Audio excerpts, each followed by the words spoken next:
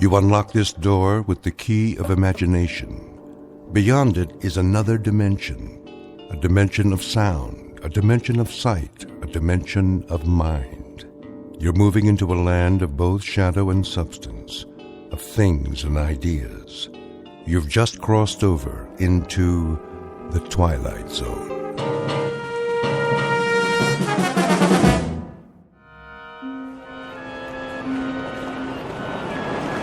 Taxi cab? Who needs a taxi? Over here. There's a cab. Tell him to wait, Wilfred. Quickly, before someone else gets it. Junior, come along. I'm coming. At least carry your mother's suitcase. Her shoulder's bothering her. I got it. Evening, folks. I got your bags. Can you take 4? What's that? There are 4 of us. Sure. 3 in the back seat, 1 in the front. Ugh, where's Paula? Don't ask me. I thought she was with you. She's back there talking to somebody. Who? Who? A guy. Who do you think? Paula, come over here right now. Yes, Daddy. Hey, can I get your number? Now, I said. I heard you. And who was that? Who's who? That young man you were talking to. A college boy. In a fraternity. Come along, Paula. You can't go around talking to absolute strangers. Get in the cab. But he was nice. Oh, you think anything in trousers is nice. Ready, folks? Seems to be very busy tonight. Yes, sir. What's the occasion? Are you serious? Well, if I weren't, I wouldn't waste my breath. I asked you a simple question. Mardi Gras, sir. Oh, no, of all the wretched timing. Mardi Gras. Can we go, Daddy? Oh, please. We most certainly cannot. This is hardly a pleasure trip. What about me? You'll stay with us. But I'm old enough. Not another word, Junior. Come down on business, did you? That's right. Family business. My father-in-law is extremely ill. Oh, I'm sorry to hear that. What's the address? 1427 Wisteria Lane. Do you know where that is? Sure do. That's in the Garden District. Some nice places around there. There are indeed. And this is one of the nicest. A very valuable piece of property. I'll bet. Can I ask a question? Ask away, son. What's the drinking age in New Orleans? Junior! I just asked. Driver, how do you turn the light on back here? Now what in the world do you need a light for? So I can see myself in the mirror? I have to fix my hair. Will you all please try to control yourselves? No one wants to be here. That's understood. But now that we are, we'll just have to make the best of it. Step on it, driver. We don't have all night. Yes, sir. Put on your seatbelts, please. I know a shortcut. Otherwise, we'll never get there. They don't call it Fat Tuesday for nothing. Meet the Harpers. Not your typical American family, perhaps, but people who belong together, like birds of a feather. First, there's Wilfred Harper, father and husband, a money-hungry, conniving sort with shifty, piggish eyes that reflect the contents of his soul. His wife, Emily, on the fading side of 45, with a petulant, mousy face and a voice to match, a thin-lipped hypochondriac. Then there's Wilfred Jr., with a face devoid of any suggestion of character. He has inherited much of his father's avarice and all of his mother's weakness. The combination gives him a half-hungry, half-cruel look that one usually finds on cornered animals. And his teenage sister, Paula, a vast desert with only one structure on it, a mirror. She is committed to her own appearance and nothing else on earth. These 4 received a phone call concerning the health of Emily's father, one Jason Foster, who lies dying in his mansion. Soon we'll meet Mr. Foster, a tired ancient who on this particular evening will leave the earth. But before departing, he has a few things to do, some services to perform, some debts to pay, and some justice to mete out. Because this is not only New Orleans at Mardi Gras time, it's also the Twilight Zone.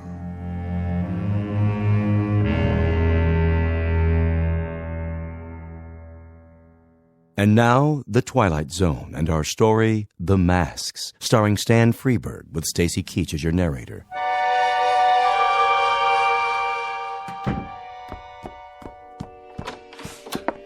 How do, Nola? Jeffrey? Give you a hand with that? Oh, thank you kindly. Crowded downtown? Yeah, the biggest Mardi Gras ever. At least that's what it looks like. I almost couldn't get a seat on the streetcar. Got everything, I see. Everything he asked for. How is he? He looks badly. And he's much weaker. Ever so much weaker. Can't say as I'm surprised. He wants to be advised when his relations arrive.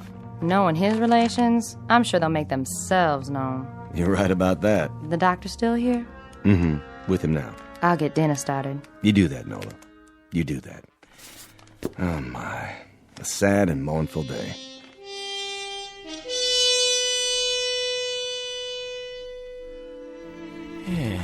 Well, Sawbones, how's the pulse?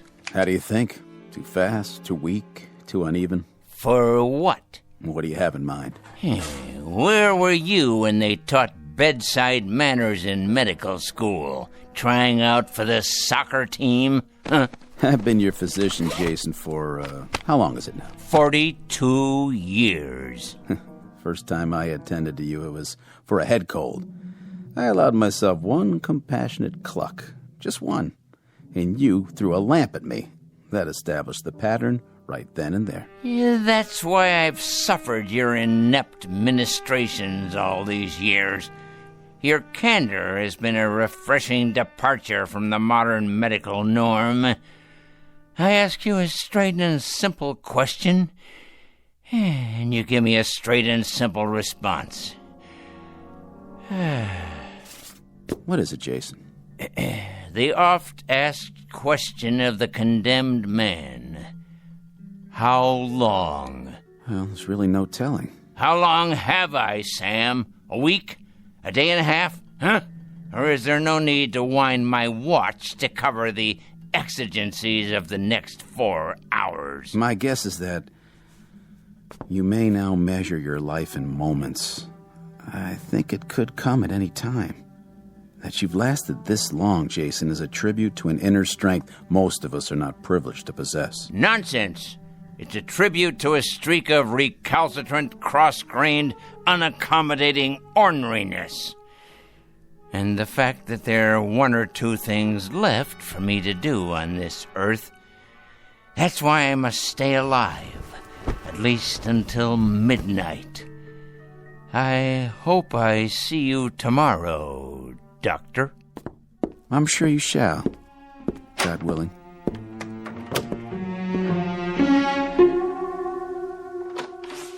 Right this way, please. Thank you, Jeffrey. And the hat box, Jeffrey, that blue thing. Yes, ma'am. Be particularly careful. It has all my medicines in it. Stand up straight, Junior. You'll get round-shouldered. Why do you still call me Junior, Pop? I'm not a kid anymore.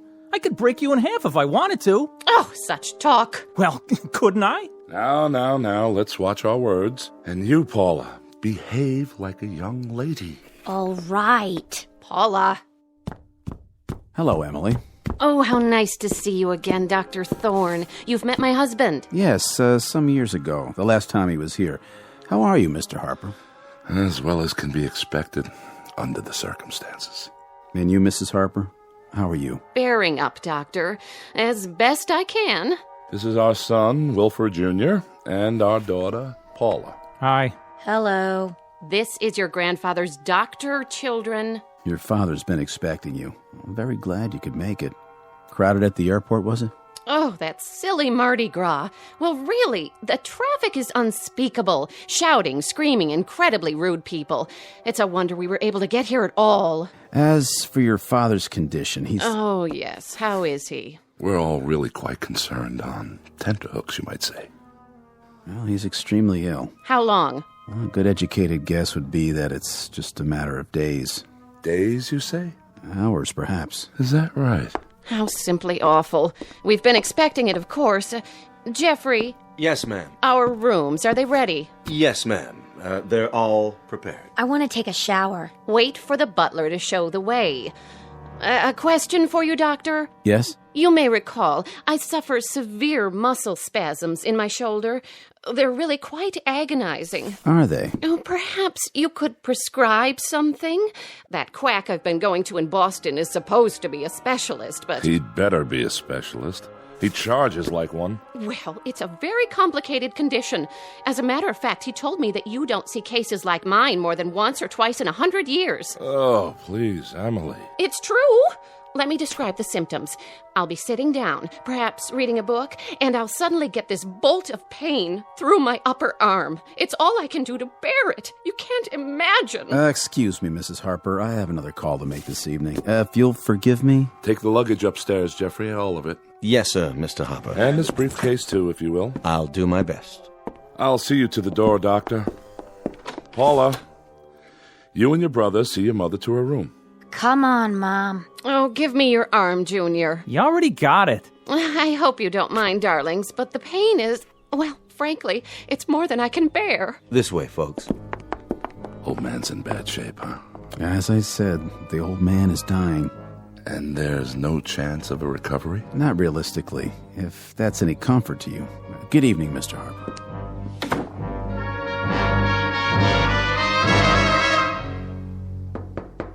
Father? Don't worry, I'm awake. Well, don't just stand there. You may as well come in, all of you. How are you, Emily? Bearing up, Father. Bearing up? Heh, you sound like Job, itemizing his calamities. What is your illness this month? Oh, never mind. I'll bully through. What are you doing there, Wilfred? Oh, just examining this piece of porcelain. Wedgwood, isn't it? Yes, and quite old. Say hello to your grandfather. Hello. Hello. I see Paula has found the mirror. It's my hair. I can't do anything with it. You are four of the most changeless people on Earth. Do you realize that? Huh? Oh, I don't like being ill, if that's what you mean, Father. Don't you? Don't you indeed, Emily? That's hard to believe. It really is. Why, what do you mean? Considering that in the past 25 years, you've been at death's door so many times, it's a wonder you haven't worn a hole in the mat. And you, Wilfred, how's business? Oh, you know how it is. Make a little, lose a little. It's a struggle, but I managed to keep my head above water somehow. Your head above water? That's a good one. I think the only book you've ever read, Wilfred, is a ledger. If someone were to cut you open, they'd find a cash register in place of a heart, a profit and loss column instead of a spine, and liquid assets running through your veins instead of blood. Really, that's not fair. Really, it is. And you there, Paula, putting on a fresh coat of lipstick before speaking further, I see? Nice to see you, Grandpa. How friendly of you to say so, considering that you haven't looked at me yet. All you've seen is yourself in the mirror, which, in the final analysis, is all you ever see. That's not true. You're being mean, Grandpa. You shouldn't, you know. We've had such a miserable long trip, and Mother hasn't stopped complaining one instant. Oh, you hear that, Father? The younger generation. He jests at scars that never felt a wound. Emily, my dear, I understand that my troubles include hardening of the arteries and a weakening heart.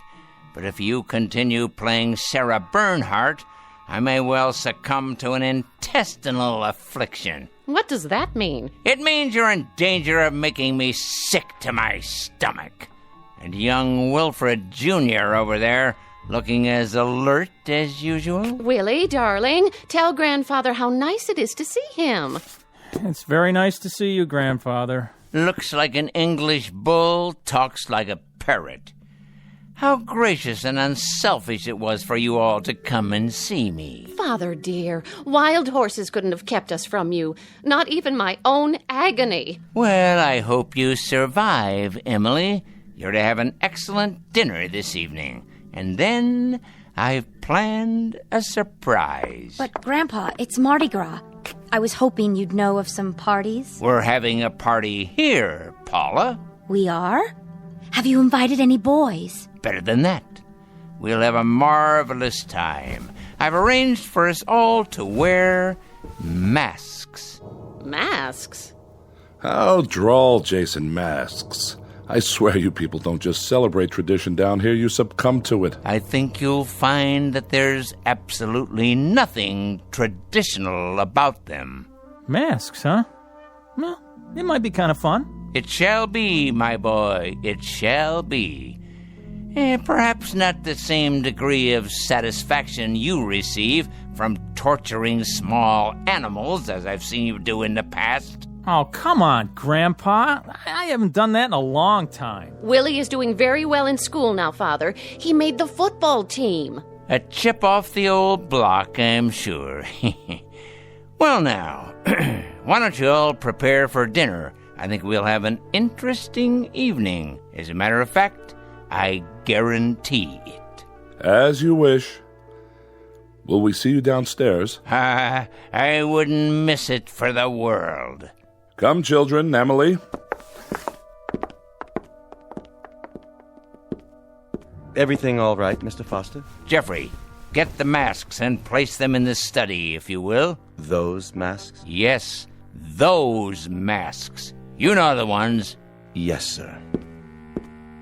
A tremendously interesting evening for all, I promise.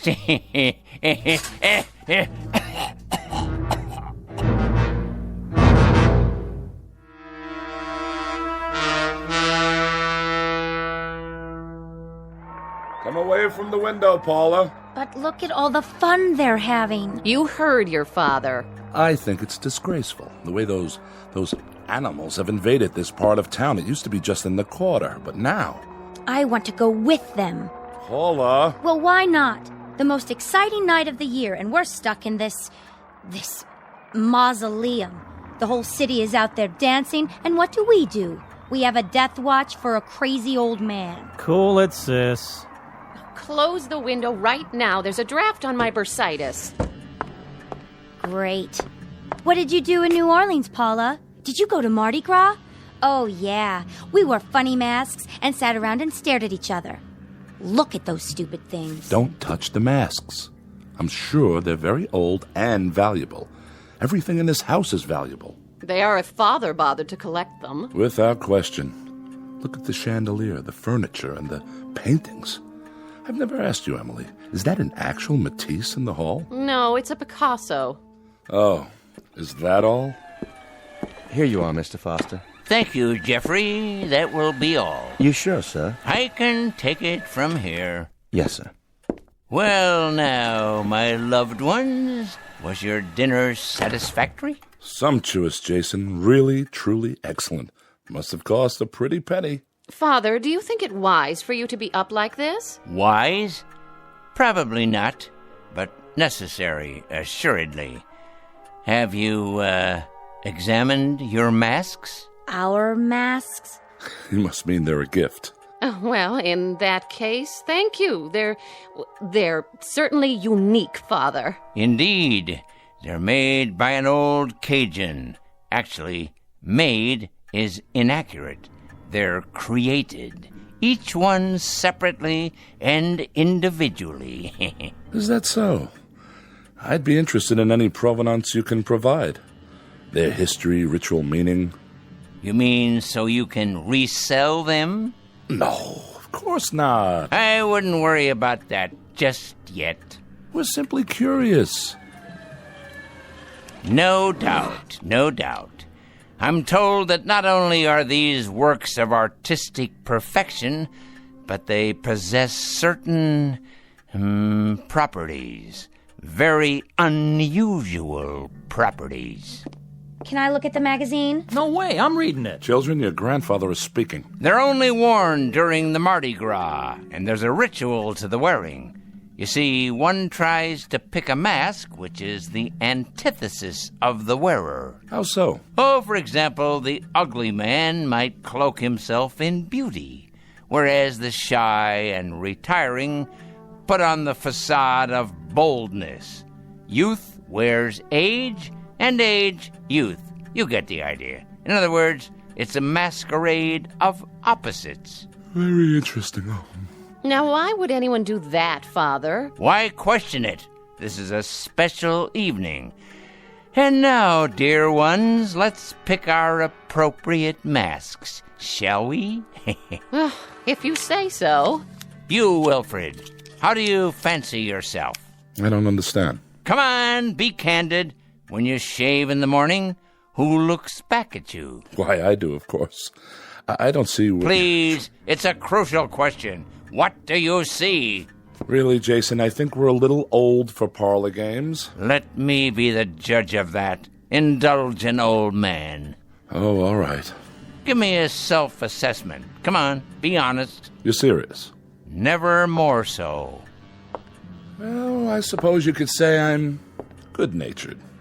Congenial. Ah, now we're getting somewhere. I've always been a congenial man. No matter what the circumstances, I try to take things in stride. Very good, Wilfred. Congenial, friendly, outgoing, even extroverted. In short, amiable. I think so. So it follows that as part of this amiability, this general goodwill, you feel a deep rapport with your fellow man. Oh, yes. Yes, indeed. Now, the opposite of your affability would be, this face here. This one? Surely not. Look at it, Wilfred. Hold it in your hands. Feel the way the wood is carved. The angry, feral lines, the gnawing, rat-like teeth. The opposite of the way you see yourself, remember? Charming. I take your point. Hardly an appealing image, though. Live with it a while. Try it on. Come on. It has great subtlety. The features reflect greed, avarice, cruelty, like a predatory animal. In short, all the character traits that you don't have. An ironic choice, wouldn't you say? Quite. And now, the brave lady on the couch. Oh, really, Father? I don't feel well. I'm not up to... Of course you are, my dear darling daughter. You're up to anything. Your courage dictates that you accommodate a relatively brief period of self-sacrifice. It should come naturally to you. How about this one? But it's hideous. Of course it is. Look at it closely, my dear. The face of a sad, sniveling, self-centered coward, flabby and without character. Fearful eyes, no chin at all, in contrast to your own bravery, your doughty, intrepid strength. Well, I suppose it does serve as a contrast. Next, the one over there, who walks in beauty like the night. What? Pay attention. Your grandfather is speaking. If you want to know, I think this whole thing is a bore. Paula! Well, it's the truth. Wear this one, just for a short while. All right. But it's horrible. Look closely. The round porcine features. It's the face of a pig, with beady eyes, puffed out jowls, and a shiny pink snout. A self-indulgent face that's never satisfied. Not like you, my dear. It has none of your heart, none of your selflessness, none of your great concern for others at the expense of yourself. Well, if you put it that way. And last but hardly least, the timid one over there, the gentle and quiet Wilfred Jr. Oh, come on, Grandfather. But you haven't seen it yet. What's this one supposed to be? You're opposite, my boy. The face of a dull-witted, stupid clown. Thanks. Notice the low brow, the bulbous nose, the slack, oversized mouth, as opposed to your own manful refinement, your courteous, deferential gentility. Yeah, I get it. And now, we're almost done. What about your mask? This one. But that's a skeleton. The face of death, because I'm alive. Understand? I'll wear the very thing that stalks me at this moment. No, you don't mean that we actually have to wear these hideous things? I believe I explained that. Only for a few hours, I should add, until the unmasking. And that's at midnight. Paula, you'll break it. I don't care. Everybody else can do what they want. I'm not wearing mine. Then I'm not either. I'm afraid, Jason, that we're somewhat at odds here. Not really, Wilfred. The four of you came here for one purpose: to see me off and yell bon voyage, to put coins on my closed eyelids, while with your free hands you start grabbing and looting. Father, that's cruel. On the contrary, that's truth. You came here to reap everything I've sown, to collect everything I've built, to covet everything I possess. And I'll not disappoint you. The will is prepared. Everything is left to the four of you. Everything.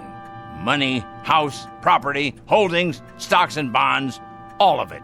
All of it. Jason, you break our hearts when you talk that way. The most touching thing you've ever dredged up, Wilfred, by way of conversation. But I must emphasize this little addendum. One small proviso: you're to wear those masks until exactly midnight. Not a moment more, not a moment less. What? I don't believe this. Really, Father? Mark my words, if you take them off, if you do, you'll each receive from my estate the equivalent of a ticket back to Boston. And that's it. That's it. That's absolutely, positively all. Never fear, we won't be spoil sports. If this is your pleasure, we'll indulge you. Quite happily, I might add. It's the least we can do. Oh, you're joking. It smells old and musty. Who knows where it's been? Here, Emily, let me help you fasten it to your head. But the germs. Don't be an idiot. Put on the miserable mask. Don't throw away a fortune because of your wretched hypochondria. Oh, all right, Jason, we're doing it, see? And now, I'm putting on mine.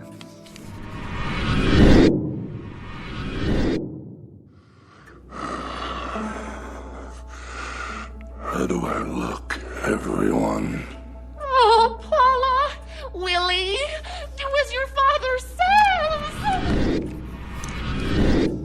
What do we do now? Dance, sing, or vote for the ugly prize?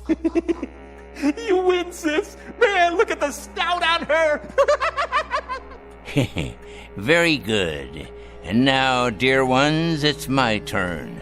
Now let's all wait for the stroke of midnight, when all things will be revealed.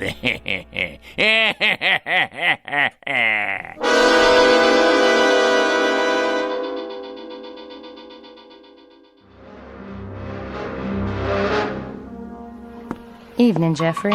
Nola? How's Mr. Foster doing? He's up and around. He is? Mm-hmm.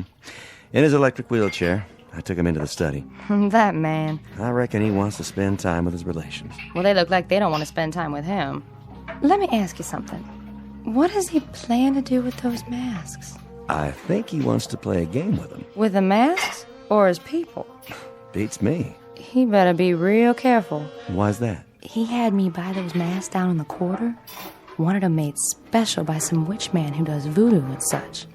I told him, Mr. Foster, don't you go messing around with that stuff. That's the devil's work. Nola, he said, don't you worry. I know what I'm doing. I surely do hope he was right. Me too. Once you go that way, there's no turning back. That's the truth. Help me put away these dishes, Jeffrey. It's getting late.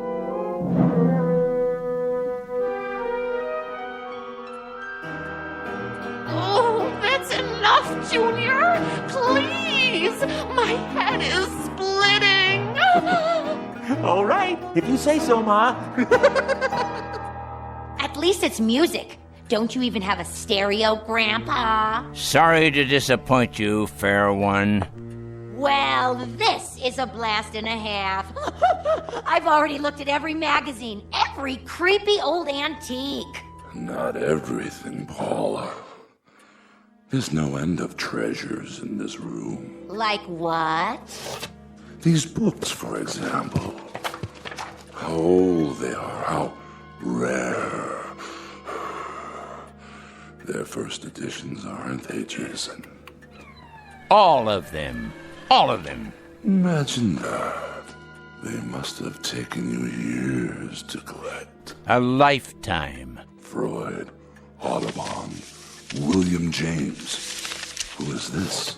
Lovecraft. I see his autograph in one. The Shadow over Innsmouth. Very rare. You should read it sometime. About people who aren't what they appear to be. Pretty valuable, I suppose. Extremely. Of course, not as valuable as the oils. You might be surprised. Although the paintings have been appraised at several $1 million. That much? Oh, Father, is it close to 12 yet? Patience, Emily. Good things come to those who wait. I can hardly breathe behind this mask. I'm suffocating.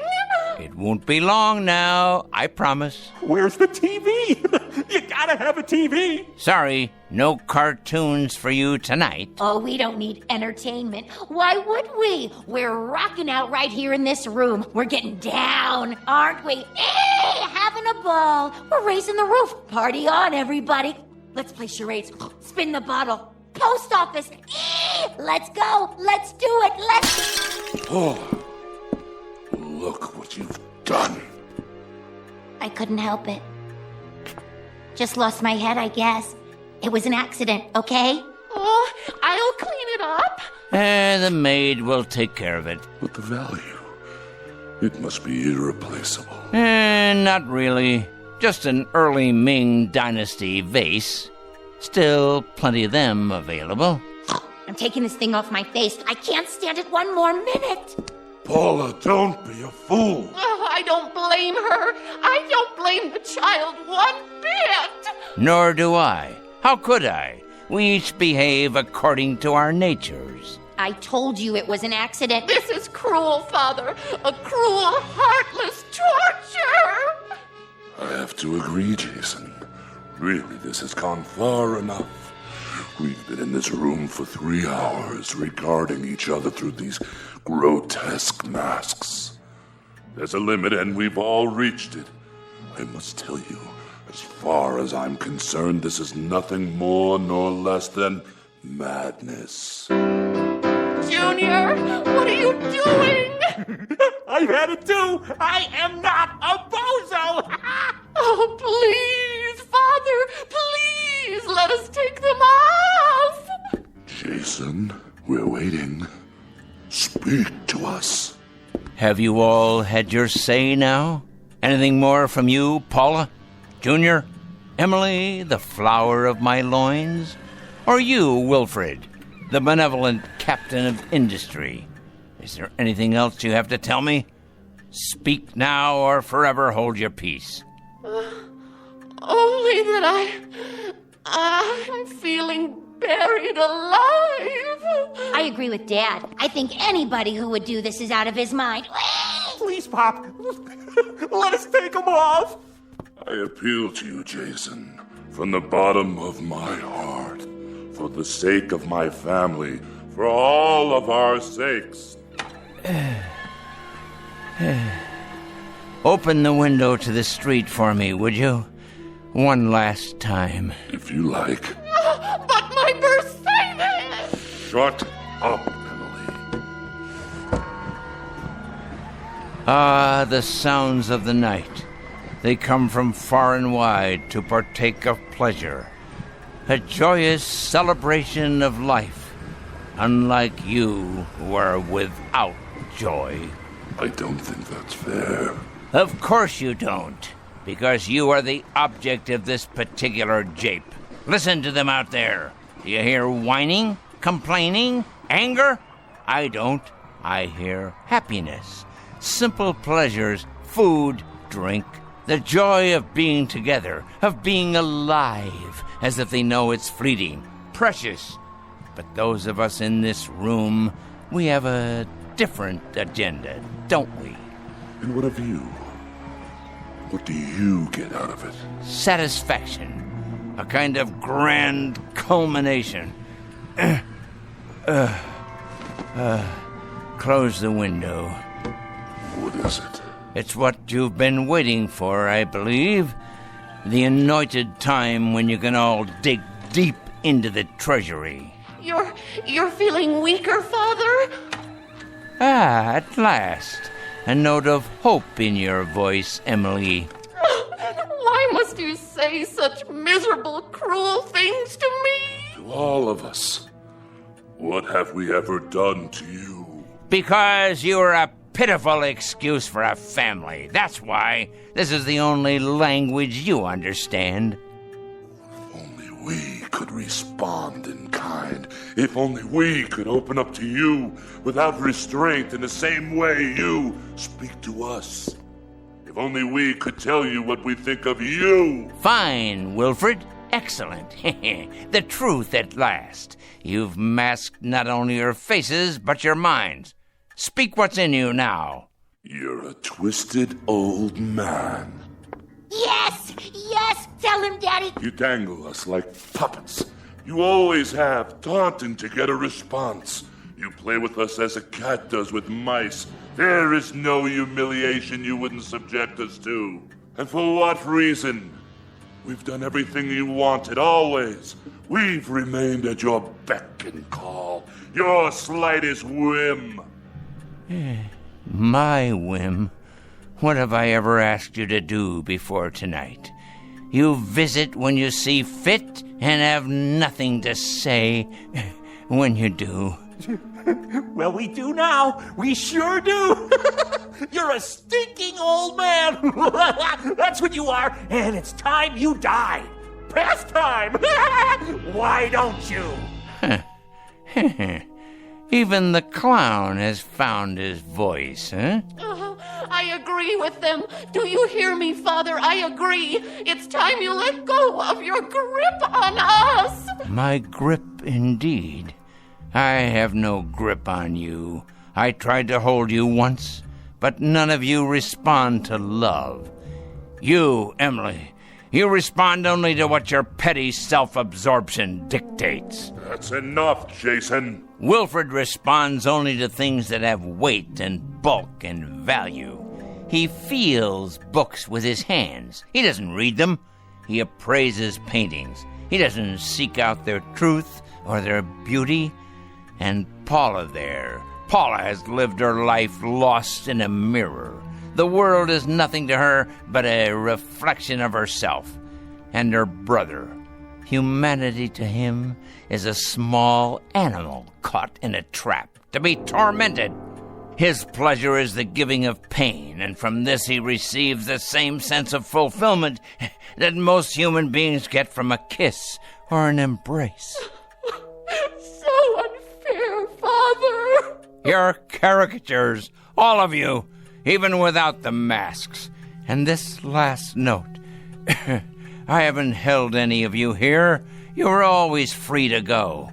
What's held you here has been my daughter's weakness, my son-in-law's greed, my granddaughter's vanity, and my grandson's cruel subhuman sadism. As soon as the clock chimes 12, you will all be very rich. It's as good as done. Now you own everything I have owned. You've kept your bargain. You've worn the masks. So now enjoy yourselves, my pretties. Live full lives. And may God have pity on you.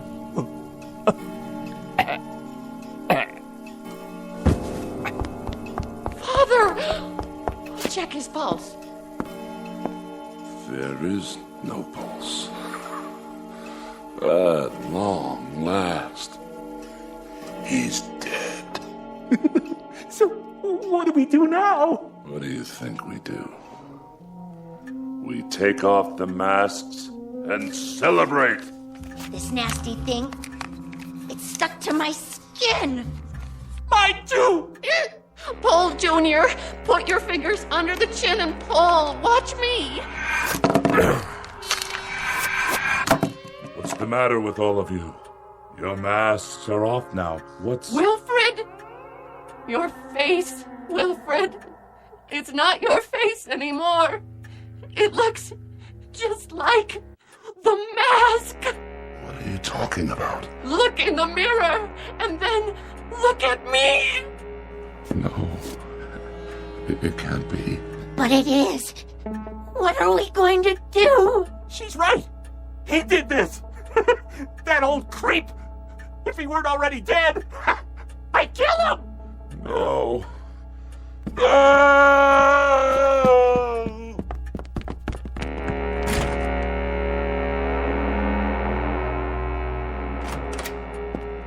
Mr. Foster, are you all...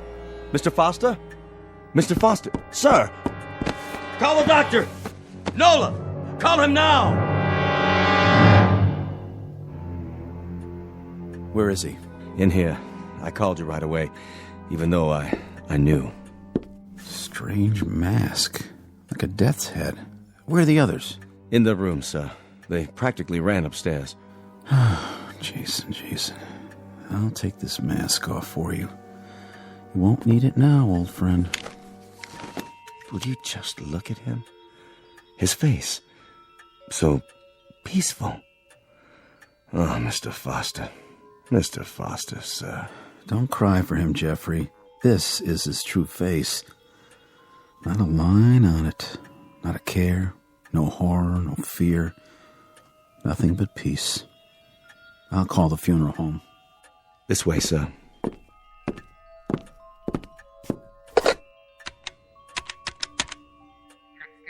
Yes, this is Dr. Sam Miller. I'm at the Foster home. Yes, that's right. Mr. Foster has passed away. Time of death, 12 midnight. Right, I'll fill out the death certificate. Someone will be here. His family.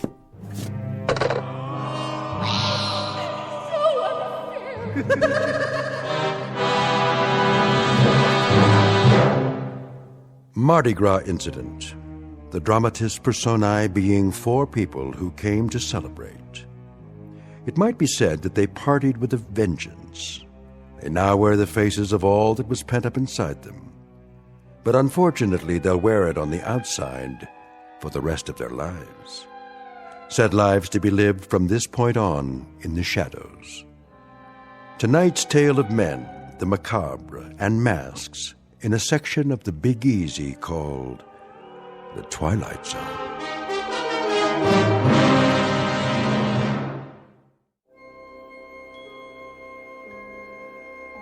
Hi, this is Carl Amari, producer of the Twilight Zone radio dramas. I'd like to take a moment to tell you about our official website at twilightzoneradio.com, where you'll get the latest news and information on these Twilight Zone radio dramas. Plus, at twilightzoneradio.com, you can digitally download 3 free episodes or any of our episodes for only $1.95 each. In this age of ever-changing technology, we've decided to make these episodes instantly available to you by making the Twilight Zone radio dramas a digital download-only series. This means that this series will no longer be offered on CD. The CD collections at our website are now being offered while supplies last at buy one, get one free. So be sure to get your favorites before they're sold out. Be sure to visit us often, and I'll see you in the zone.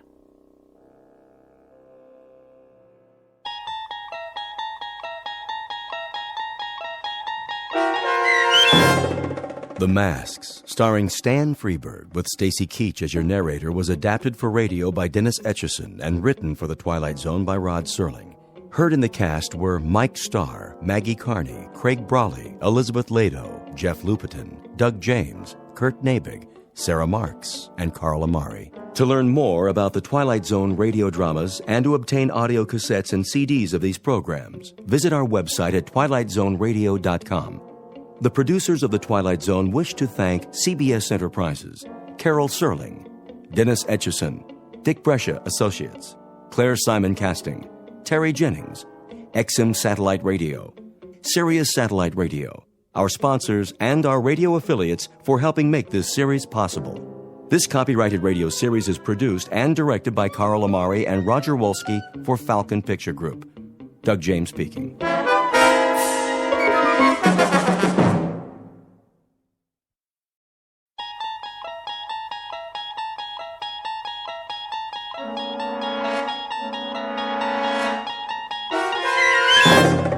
You're traveling through another dimension. A dimension not only of sight and sound, but of mind. A journey into a wondrous land whose boundaries are that of imagination. That's the signpost up ahead. Your next stop, the Twilight Zone.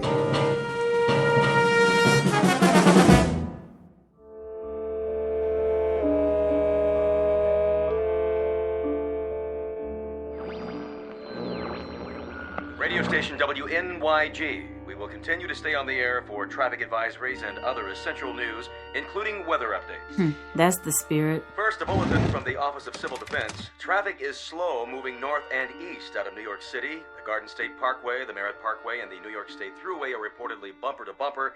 Motorists are advised to remain off the highways until further notice. It is now 11:55 Eastern Standard Time. The temperature is 104 degrees. Humidity 91%, barometer steady. Forecast for tomorrow. I got your forecast. More of the same.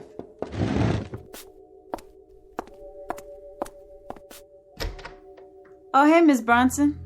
I hope you don't mind, Norma. Not in the least. Come on in. I can't stay. Of course you can.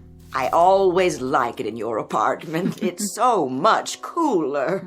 All I have is an old air conditioner and one little fan. That's more than I can say. Well, they don't do much, believe me. Go ahead and leave the door open. We need the circulation. You're painting another picture. Just something to pass the time. Oh, no, you're a real artist. I love the colors. Have you sold any lately? Nobody needs art these days, Miss Bronson. Not with all that's happening. Would you like a drink of water? I couldn't. There's a bottle in the fridge. But you need that for yourself. Nonsense. The repairman's trying to fix my refrigerator. You found a repairman? How'd you do that? It wasn't easy. Betty Ayers has a friend in the appliance business. She gave me his home number. It took him hours to get here. Well, at least he made it. It shouldn't take long to fix. If he can do anything with my old machine. I've heard there's a run on spare parts. I can understand why. In any event, I don't want to get in his way. Then you wait here with me. You sure you don't mind? I'll get the glasses and we'll both have some water. Ice water? Well, almost. At least it's cool.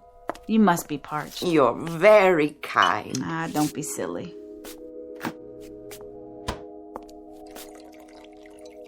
Thank you, Norma. I haven't had anything cold to drink all morning. Who's there? Well, hey, Susie. I'm thirsty. Are you, sweetie? Yes.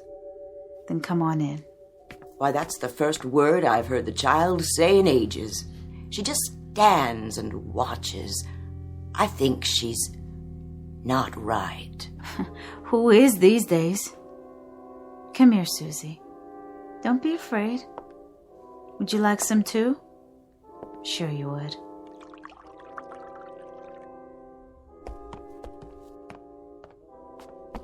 Susie? Don't take the lady's water. Oh, it's all right, Miss Schuster. I've got plenty. Nobody has plenty. Mrs. Bronson, is that you in there? We're leaving now. Did you get gas? Yeah, I got 12 gallons. I figured it'd at least take us to Buffalo. You're carrying everything with you? Yeah, just what we can fit in these suitcases. Where are you going? We're trying to get to Toronto. My husband has a cousin there. I'm not sure that's wise. The highways are still packed, bumper to bumper, the radio says. Even with the gas shortage and everything. I know that, but we gotta try anyway. Look, we wanted to say goodbye. We've enjoyed living here, Mrs. Bronson. You've been real kind. Let's go, honey. Susie? Finish your water. There. Bye now, Susie. Bye. You be good. And have a safe trip. Good luck.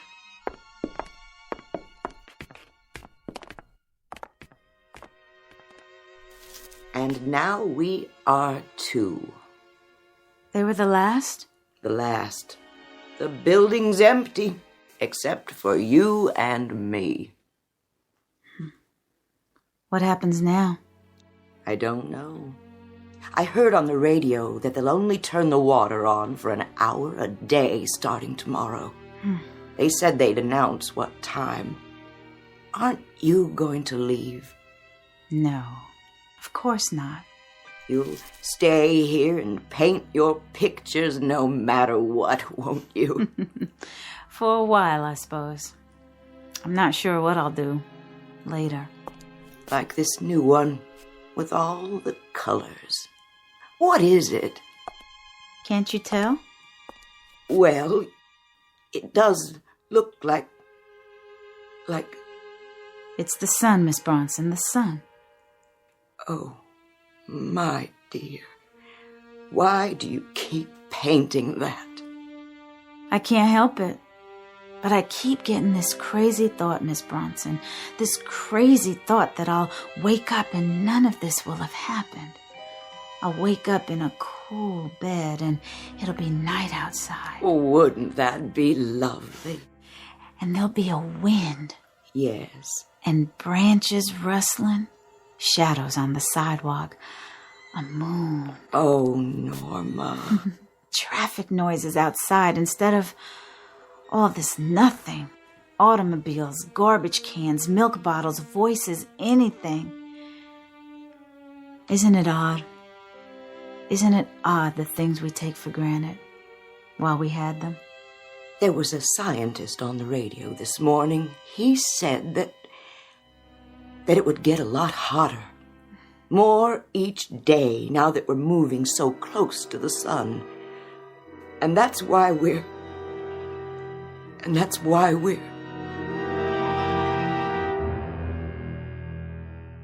The word that Mrs. Bronson is unable to put into the hot, still, sodden air is doomed, because all the people you've met have been handed a death sentence.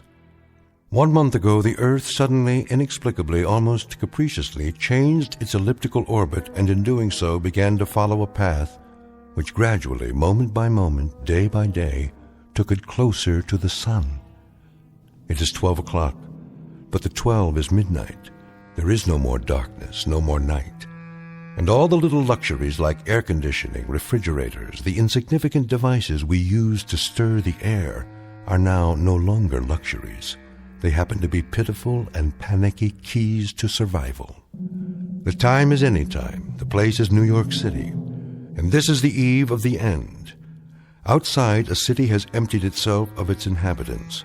They have trekked north toward Canada in a hopeless race against a sun which has already begun to overtake them. This is a world of heat, a brilliant white orb that draws closer with every tick of the clock. It is high noon, the hottest day in history, and you're about to spend it in the Twilight Zone. And now, The Twilight Zone and our story, Midnight Sun, starring Kim Fields, with Stacy Keach as your narrator.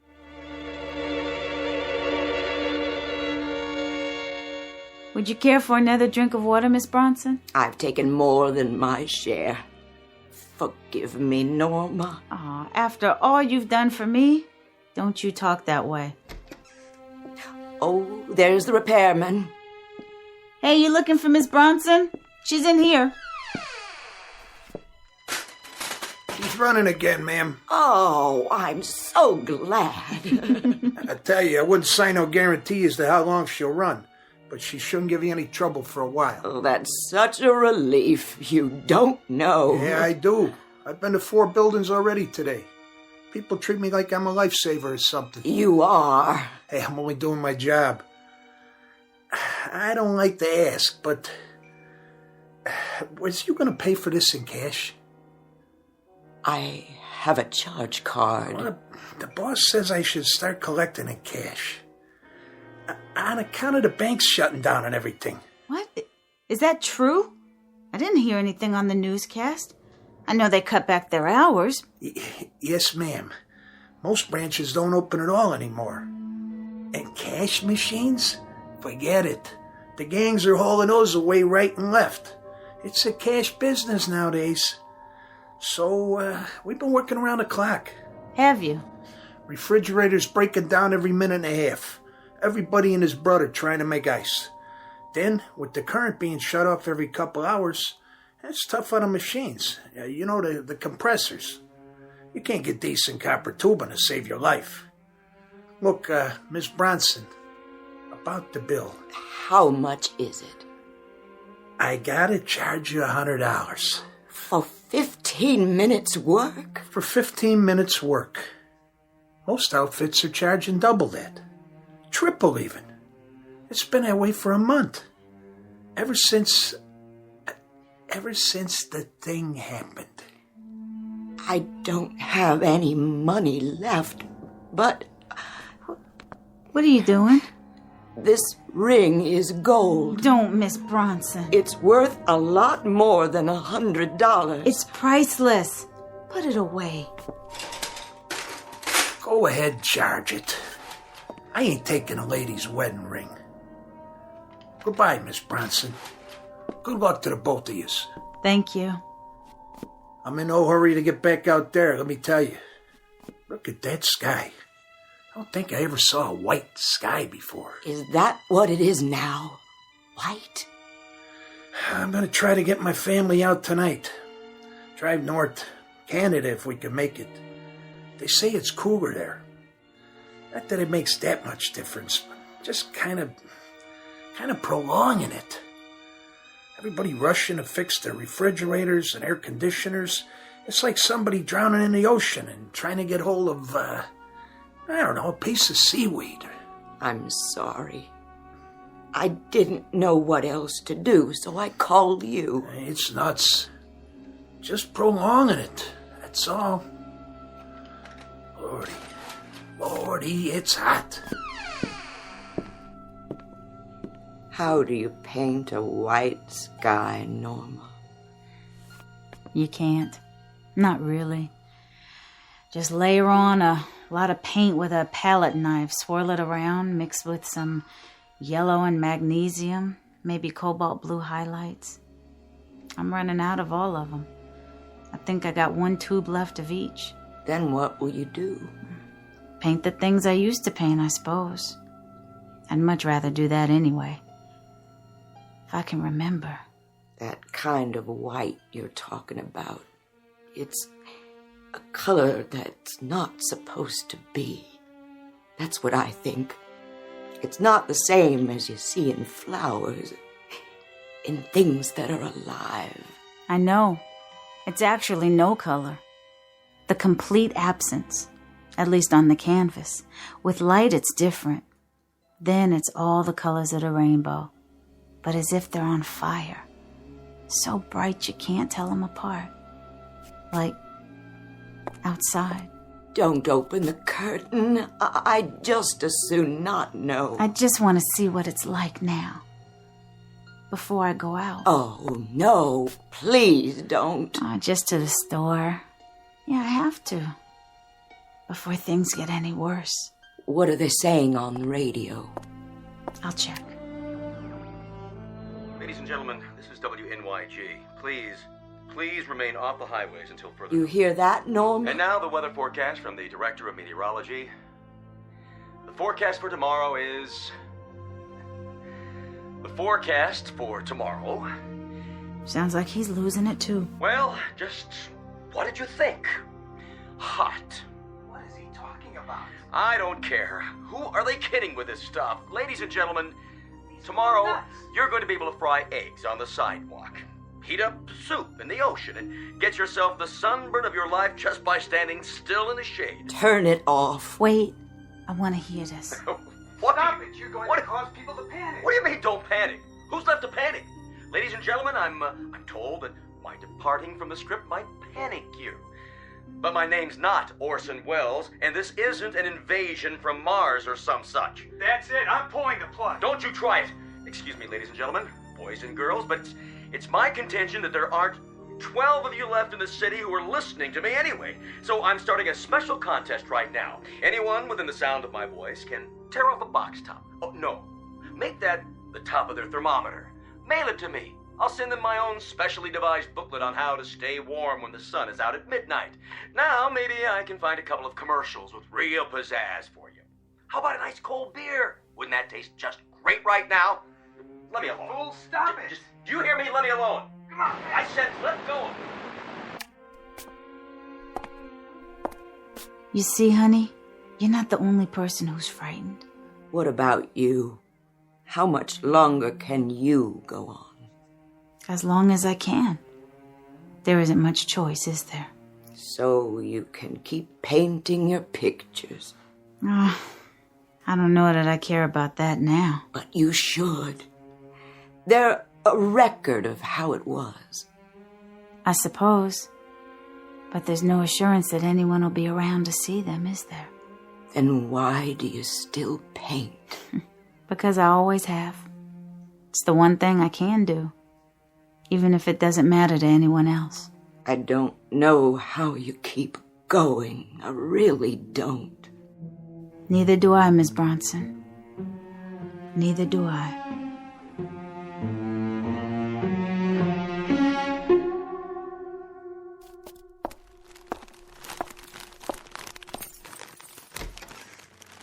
Norma, is that you, honey?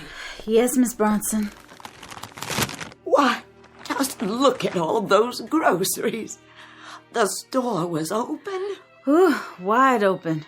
I think that's the first time in my life I was sorry I'd been born a woman. This was all I was strong enough to carry. There weren't any clerks, Miss Bronson. Just a handful of people taking all they could grab. At least we won't starve. And there are 3 cans of fruit juice in the bottom of the bag. We'll try one as soon as I turn the fan on.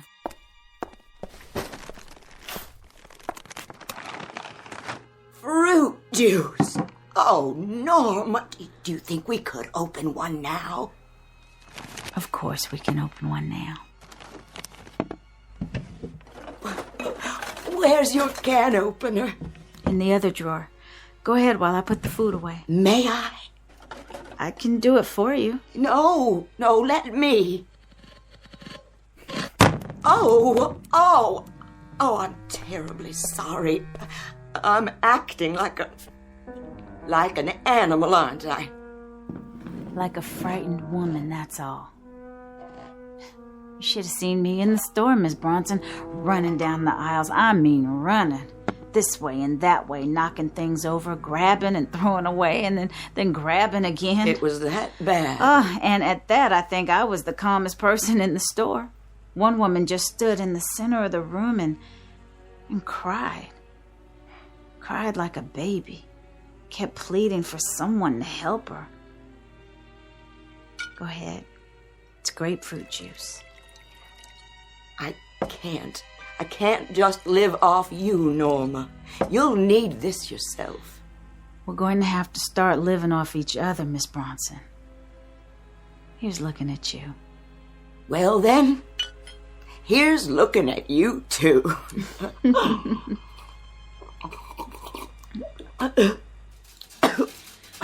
Oh no, the current's off again. Every day it stays on for a shorter time.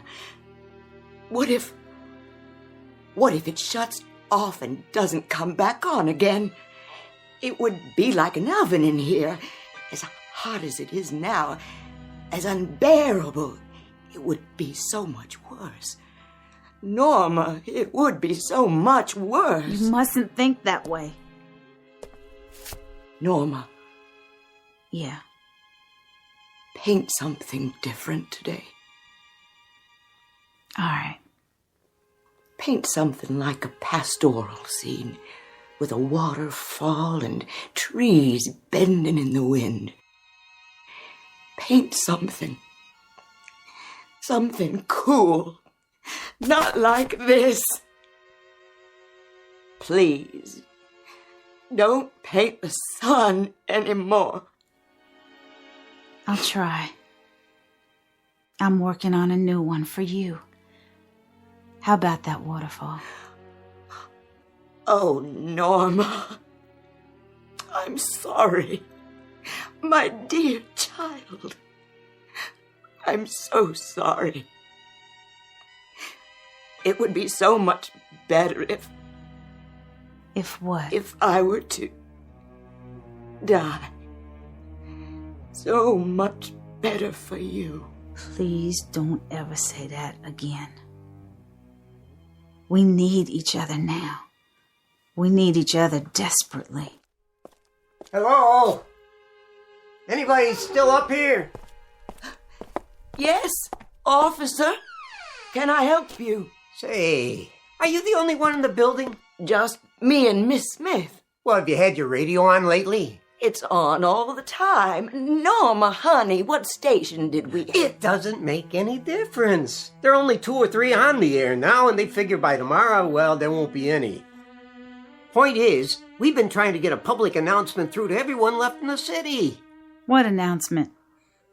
There isn't going to be a police force tomorrow. We're disbanding. Over half of them have gone already. A few of us have volunteered to stay back and tell everyone we could to keep your doors locked. Why? You don't mean... Every wild man, crank, and maniac around will be roaming the streets. It's not going to be safe, ladies. So keep your doors locked. You got any weapons in there, miss? No. No, I don't. I don't either. I wouldn't know how to shoot a gun. Well, here. You better hang on to this. It's a .45, all loaded. Safety's off. Just pull the trigger, if you need to. Officer, what's going to happen? Well, don't you know? It's just going to get hotter and hotter. Then maybe a couple of days from now, 4 or 5 at the most, it'll be too hot to stand it. Then, well, at least you got the gun. Then, you use your own judgment, ladies. Good day.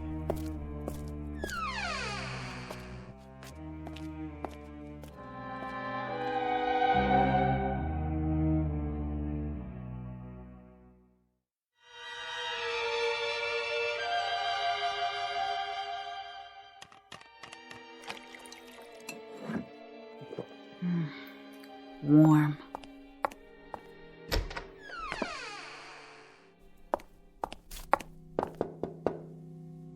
Miss Bronson? Miss Bronson? You all right? I'm all right. It's been so quiet. I haven't heard a sound. What time is it? My watch is running slow. About 3. 3 o'clock? Yeah. In the afternoon. Were you able to sleep? I laid down for a while. Good for you. I tried shutting the curtains to keep the light out. You had them open? I couldn't fight it anymore. It gets so stifling when they're closed. I guess it's psychological, isn't it? I don't think there's much difference between out there and in here. What's outside will be in here soon enough. No reason to hurry it. What was that? Something fell. Oh, no. No, it was someone. Didn't you lock the roof door? Yes. No. I don't know. I can't remember. I thought I did. Come with me. Where are we going? To my apartment. They might not bother with this floor. They might see all the empty apartments and think everyone has moved out already. Now, Miss Bronson. Norma. Shh. What are we going to do? Hey. Who's in there? Somebody in there? What should we do? Don't make a sound. Come on out, Tootsie. I know you're in there. Come out and be friendly. Hurry it up, I ain't got all day. You come out, or I'm coming in. Did you hear that? I heard something. That was a gun. A big one. Yeah? What else you got in there? You got a bottle in there by any chance? A real bottle? Vodka, whiskey, rum, anything. I'm not particular. How about a little drinky? It's a .45. I'm pointing it at the door right now. Hey, I ain't so bad once you get to know me. Get out! Just get out. Leave us alone. Go downstairs to the front door, walk outside, and keep going. Don't look up at this window, and I'll forget about it. Okay, honey. I never argue with a lady who has a gun. He's gone. Of course he is. I'm so glad. I'm gonna put the gun away. Miss Bronson, don't open the door yet. Wait a minute. You can't come in here. I said I have a gun right here. Back off.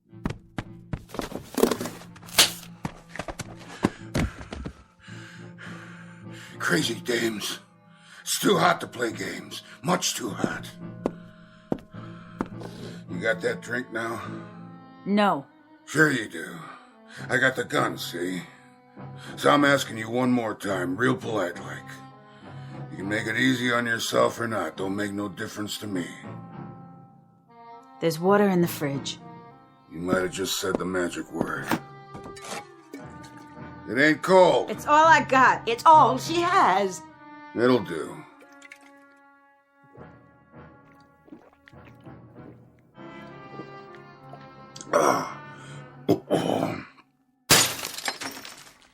Are you going now? You promised. Well, look at all the pretty pictures.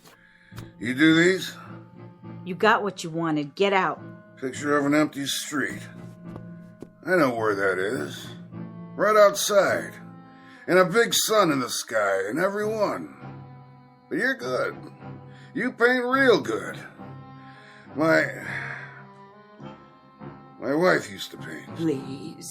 Please leave us alone. We didn't do you any harm.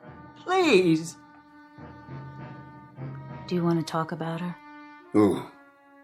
Your wife. If you want to talk, I'll listen. My wife.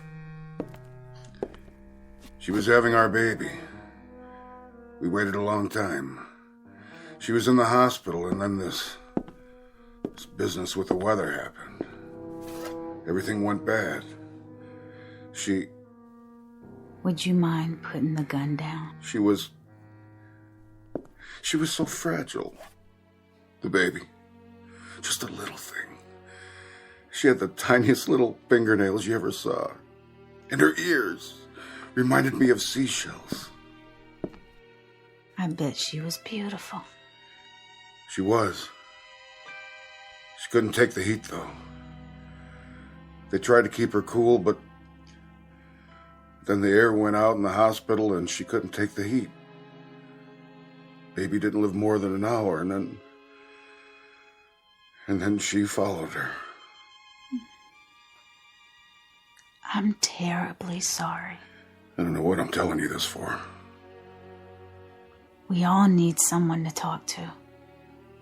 It makes it easier. And the way things are now, people don't see their friends anymore. Because it's so hard.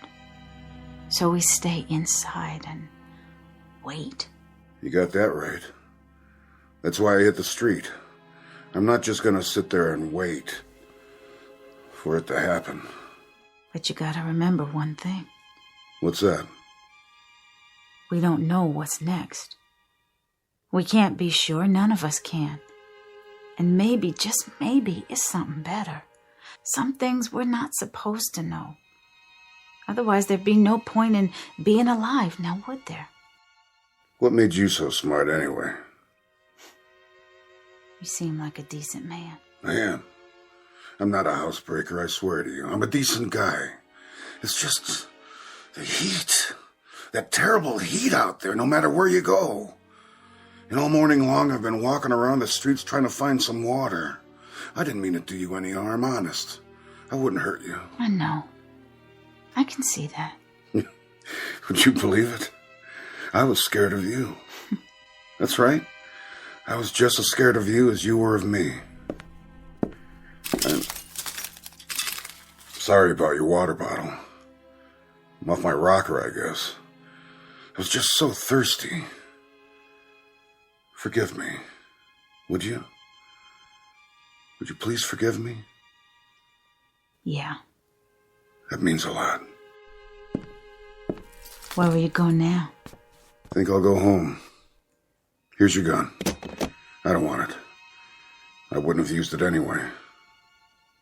I don't think I would have either. Will you tell me one thing? If I can. What I want to know is, why don't we just burn up and get it over with? That's all that's left now. Just to have it end. All of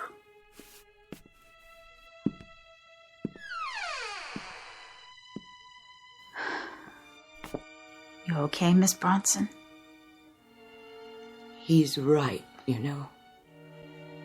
About what? About everything. All of it. I want it to be over. You don't know what you're saying. I do, Norma. I do. I want what he wants. Stop it. There's more to life than... Than what?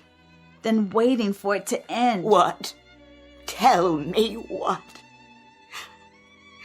I'm old, Norma. I've lived my life. There's nothing ahead of me. Only what's behind. That's not a decision any of us can make. It's not for us to... I know myself, Norma. And I know how much I hurt. My bones ache all the time now.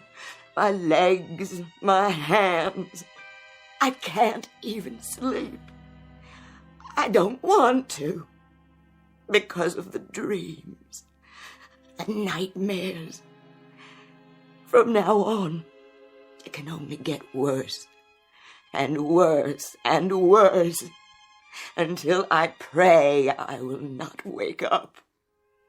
But it may change. The orbit, the ellipse, it can shift again, and then, who knows? You could have years ahead of you, wonderful years. But we don't. No one does. It's a matter of days now. Hours, that's all. That's all any of us have left. Why must we prolong it? We have to be brave. I'm not strong enough. Then I'll help you. We'll help each other. Will you help me? Of course I will. You know that. We're friends, aren't we? I can do it with your help. We can do it together. Help each other to end it. Miss Bronson. It would be so much easier. Here's the gun. Give it to me. Yes, but you have to promise. Let me be the first to go. Would you do it for me? I'm afraid I'm too weak. Then it can be your turn. Give me the gun. Only if you promise. I won't promise to anything of the sort. Put it down. You don't know what you're doing. Yes, I do. If you won't help me, I'll do it myself. I can work it. I watched you and the policeman. It's easy. Just cock the hammer. Miss Bronson, no!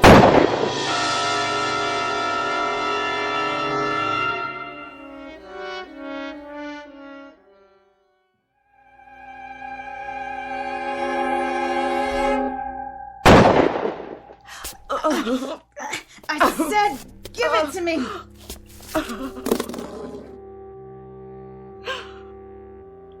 I'm sorry, Norma. So sorry.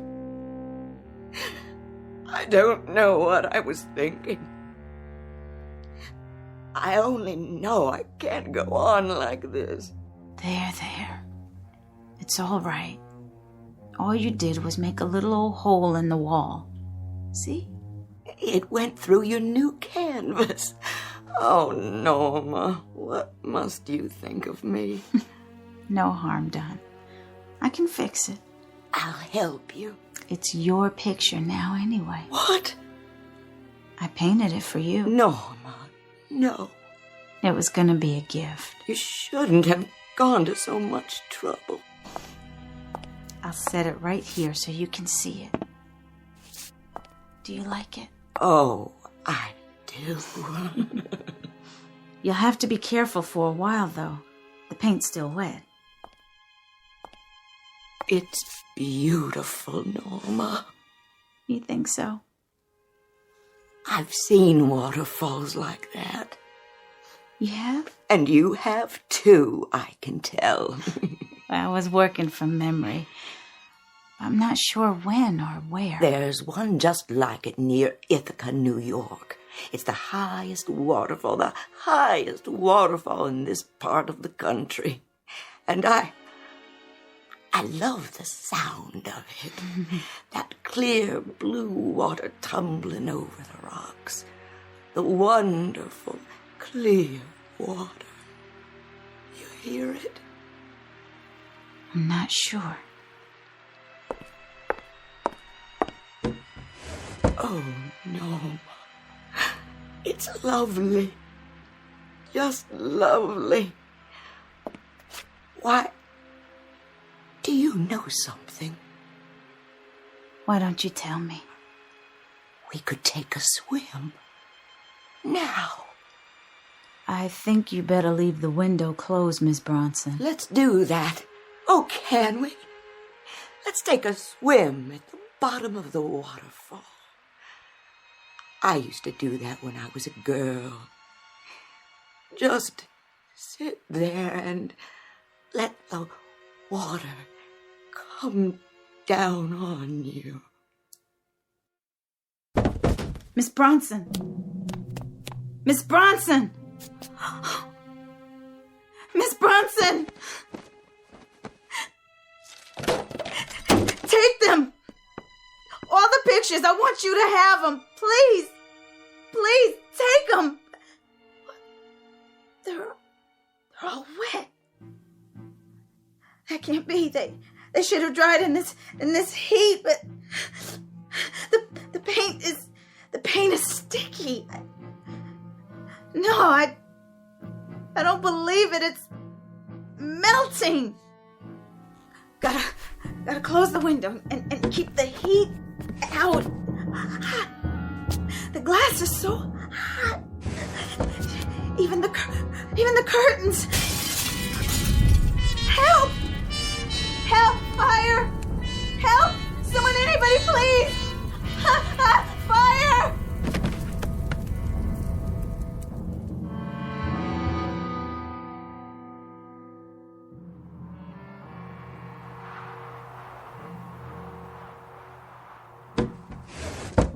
How is she, Doctor? She's coming out of it now. Should I leave the blankets on her bed? For a while longer. We don't want her to get a chill. I'll turn the heat up as soon as it comes on again. Miss Smith? Miss Smith? Yes? You've been running a very high fever, but I think it's finally broken. Fever? You gave us a start, child. You've been so ill. But you're going to be all right now. Of course. Look in on her every few minutes. Give her something hot to drink if you can. I'll do that. I hope she'll be all right. Just let her sleep as much as she can. I will. I wish I had something left to give her, but the medicine's pretty much all gone now. You've done so much already, just stopping by. I know how hard it was for you to get here. Don't thank me, Miss Bronson. I've hardly done anything. Do you have to leave right away? It's snowing so badly. I'm afraid so. When will you be back to check on her? I'm sorry, but I don't think I'll be back this way again. Oh? I'm going to try to move my family south tomorrow. Oh, dear, is that wise? Well, a friend of mine has a private plane. Otherwise, I wouldn't risk it. Of course, it's still risky with ice on the wings and all. But we've got enough fuel. If we keep it in the hangar till morning, it should start. They say on the radio when they're broadcasting that Miami is a little warmer. So they say. You know, sometimes I think we're just prolonging it. That's all we're doing. Everybody's running like scared rabbits as far south as they can get. And they say that within a week everything will be covered with snow down there, too. I only hope the heat comes back on. I can tell it's going to get worse, even here. Especially here. How many are left in the building? Well, the Schusters say they're going to move out if they can get their car running and find some gas. And then we'll be two. Just me and Norma. Radio station WNYG. We will continue to stay on the air for traffic advisories and other essential news, including weather updates. They're back on the air. Turn it up. This is a traffic advisory from the Office of Civil Defense. Motorists are advised to stay off the highways on all routes leading south and west out of New York City. We repeat this advisory: remain off the highways. Also, please conserve heating oil as government reserves are almost depleted. There was a scientist on this morning. He was trying to explain what happened. How the Earth changed its orbit and started to move away from the sun. He said that within a week or two, 3 at the most, there wouldn't be any sun in the sky. That we'd all freeze. Just like that. I know.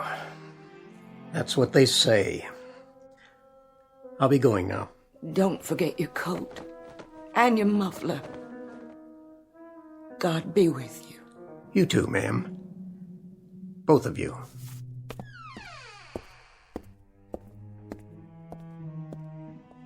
Miss Bronson.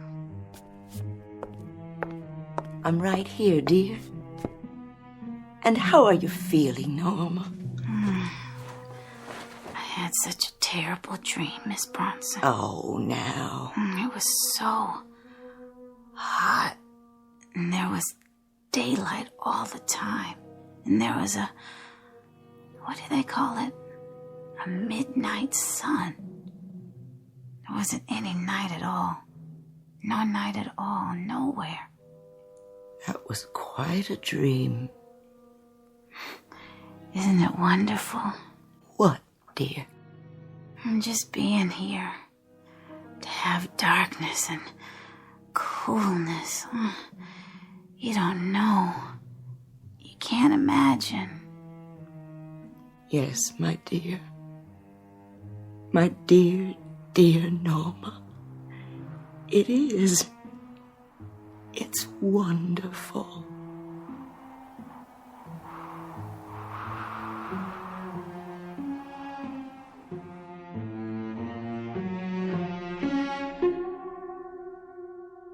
The poles of fear, the extremes of how the earth might conceivably be doomed. Some say by fire, some say ice. No one knows which, if either, it will be. But the mind remains restless, awake in the night, imagining how it will come. The truth, however, may not be ours to know except in dreams, when imagination whispers warnings to us all. And who can say what truths lie in the messages from that much maligned region, where there are no road maps to point a way out of endless darkness or endless day? But don't lose any sleep over it, not just yet. It's all a trick of the mind, that vast uncharted continent explored only by the bravest and most reckless among us, the ones we call seers and artists.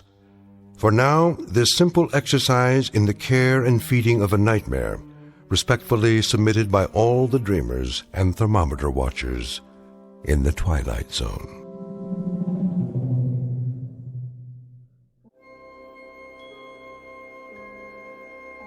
Hi, this is Carl Amari, producer of the Twilight Zone radio dramas. I'd like to take a moment to tell you about our official website at twilightzoneradio.com, where you'll get the latest news and information on these Twilight Zone radio dramas. Plus, at twilightzoneradio.com, you can digitally download 3 free episodes or any of our episodes for only $1.95 each. In this age of ever-changing technology, we've decided to make these episodes instantly available to you by making the Twilight Zone radio dramas a digital download-only series. This means that this series will no longer be offered on CD. The CD collections at our website are now being offered, while supplies last, at buy one, get one free. So be sure to get your favorites before they're sold out. Be sure to visit us often, and I'll see you in the zone.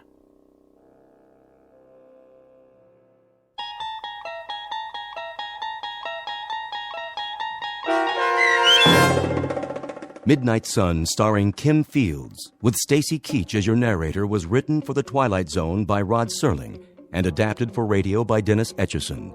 Heard in the cast were Taylor Miller, Doug James, Linda Ryder, Lauren Patton, Rich Kominick, Turk Muller, Lynn Foley, and Guy Burrell.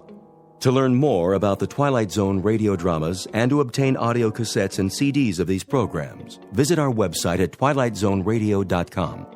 The producers of The Twilight Zone wish to thank CBS Enterprises, Carol Serling, Dennis Etchison, Dick Brescia Associates, Claire Simon Casting, Don Longo, Terry Jennings, the American Forces Radio and Television Service, our sponsors, and our radio affiliates for helping make this series possible. This copyrighted radio series is produced and directed by Carl Amari and Roger Wolski for Falcon Picture Group. Doug James speaking.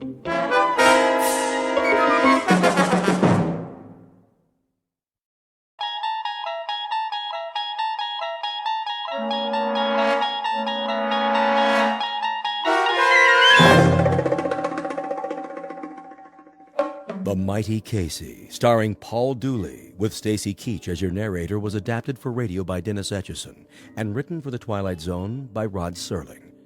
Heard in the cast were Christian Stolte, Joby Cerny, Jeff Lupetin, Alex Sopener, Kurt Nabig, Derek Purcell, Roger Mueller, Elizabeth Lido, Carl Amari, Jason Mallow, Doug James, and Vince Amari. This copyrighted radio series is produced and directed by Carl Amari for Falcon Picture Group. Doug James speaking.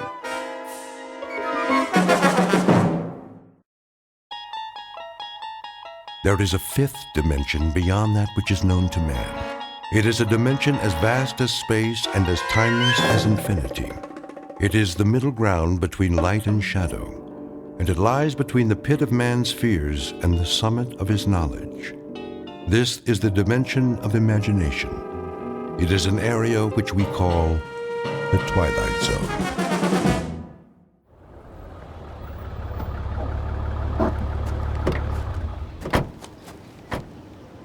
Okay, Pete, let's mark it off. Starting where? The dugout.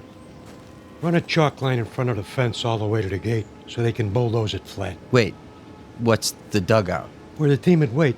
They'd sit on the bench, shoot the bull.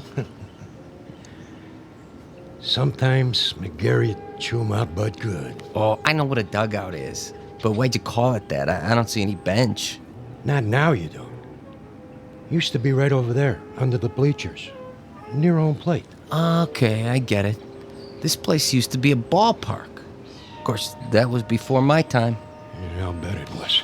I always thought this was a track for motocross and monster trucks. My old man used to take me before it was a swap meet, I mean. That right. There was this one truck, the Grave Digger. Oh, man, you should have seen it. Big old tires, rolled right over anything. How old are you, kid? Me, 22. 22? I was out of high school before you were born. You know what? You really missed a lot. Yeah, Pops, back in the day. Hey, you ever see the monster trucks? Afraid I missed that. Ever see the Zephyrs? The what? Only the greatest ball club there ever was. Sure. That's why I never heard of them. Yeah, World Series champs, huh? They could have been. Let me tell you. And they almost did. 1 year in particular. We better get back to work, Corrigan. Wait a while, kid. I want to tell you a story. You bring your lunch? Sure, I brought it in the truck. Then let's take a load off. Good time for a break. It's okay by me.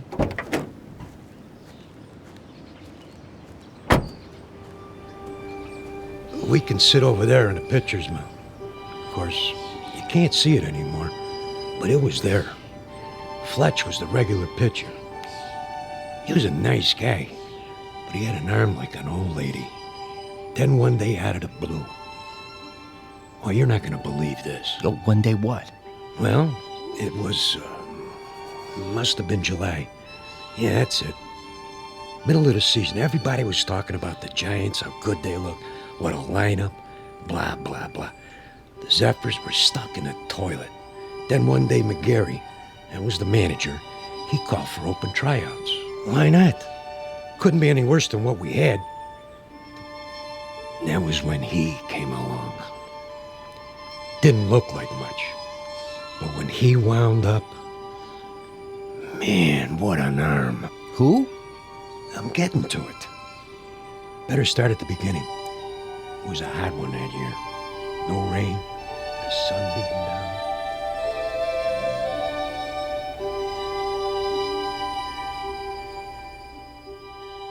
You're standing in the middle of what used to be a baseball stadium.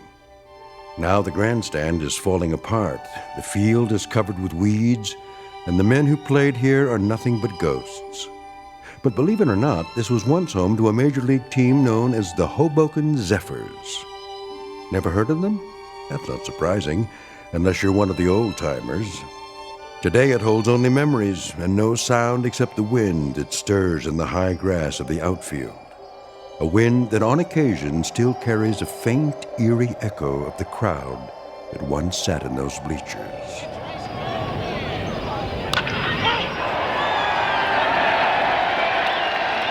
We're about to travel back in time to a day when the Hoboken Zephyrs were still a part of the National League, and this mausoleum of memories was an honest-to-Pete attraction. But since it's strictly a story of make-believe, we must begin this way. Once upon a time, in New Jersey, a most unusual event happened on the way to the ballpark. In a moment, you'll meet the cause of that event, a left-hander named Casey. Not the most original of monikers, but that's what he was called. So sit back, grab a hot dog and a bag of peanuts, and get ready for the playoffs. Because this particular broadcast is brought to you live from the Twilight Zone. And now, The Twilight Zone and our story, The Mighty Casey, starring Paul Dooley, with Stacy Keach as your narrator. All right, new guys, let me see what you got. Give me 50 jumping jacks. Make it 100. Make it 100. Then take a lap around the field. 2 laps. You got it, McGarry. Of course, if we burn them out too fast... They better learn to hustle or they're out of here. Okay, Mouth, you say so. Let me hear you count. 9, 10, 11, 12, 13, 14, 15. Morning, McGarry. Beasley. 4 great-looking boys, huh? The one with the black socks and the Florsheim's brought a note from his mother. Who are you expecting, the All-Stars? Post a sign for open tryouts in a last-place club that happens to be 31 games out of first place, and this is what shows up. You never know, I guess. Might be some talent out there. Yeah, and you might be Yogi Berra.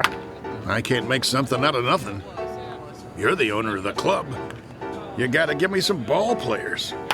Think you'd know what to do with them if I did? 20 games out of fourth place, and the only big average we've got is a manager with the widest mouth in the business. When the Zephyrs win 1 game, we gotta call it a streak. Buddy boy, when contract time comes around, you don't have to. Sure, you let me go. Who you gonna get? Now think of something. You can always manage the team yourself. One more time, Fletch. Try to get it over the plate. You okay, Monkey? I must have slept funny on my arm last night. How's the team doing? Are you kidding? Last week, Fletch pitched 4 innings and only gave up 6 runs. That makes him our most valuable player of the month. Hey! Okay, let's see some sweat out there. New guys, take a lap. We gotta do it. Jeez, it just goes on forever and ever. I get it. Dugout. What? Who? Just a minute, I'll ask him. McGarry! Yeah? You want to look at a pitcher? You mean someone besides Fletcher? Now, why would I want to do that? Send him down. New boy? Gotta warn you, he's a lefty. Lefty, schmefty. If he's got one arm that works, he's for us. Hey, Monk! Yeah? Fletch can take it easy now. I got a new boy coming in. Catch a few for him? Yeah, sure, Mouth. Yeah, okay, Fletch. Go on, shower up. Check.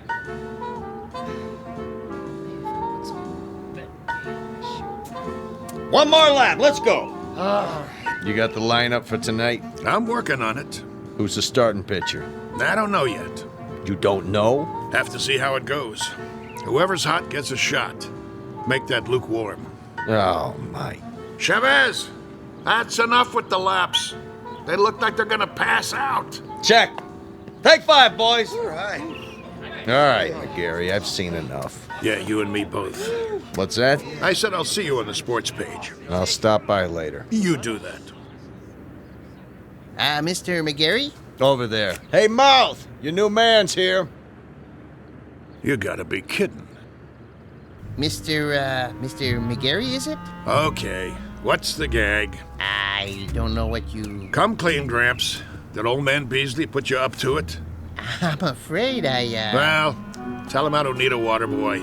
Thanks for coming by. Leave your name at the office. There must be some misunderstanding. I'm here about the pitching position. Right. Hardy har har. Oh, I'm not a pitcher, though I've thrown a few baseballs in my time. Of course, that was before the war. Yeah? Which one? The Civil War?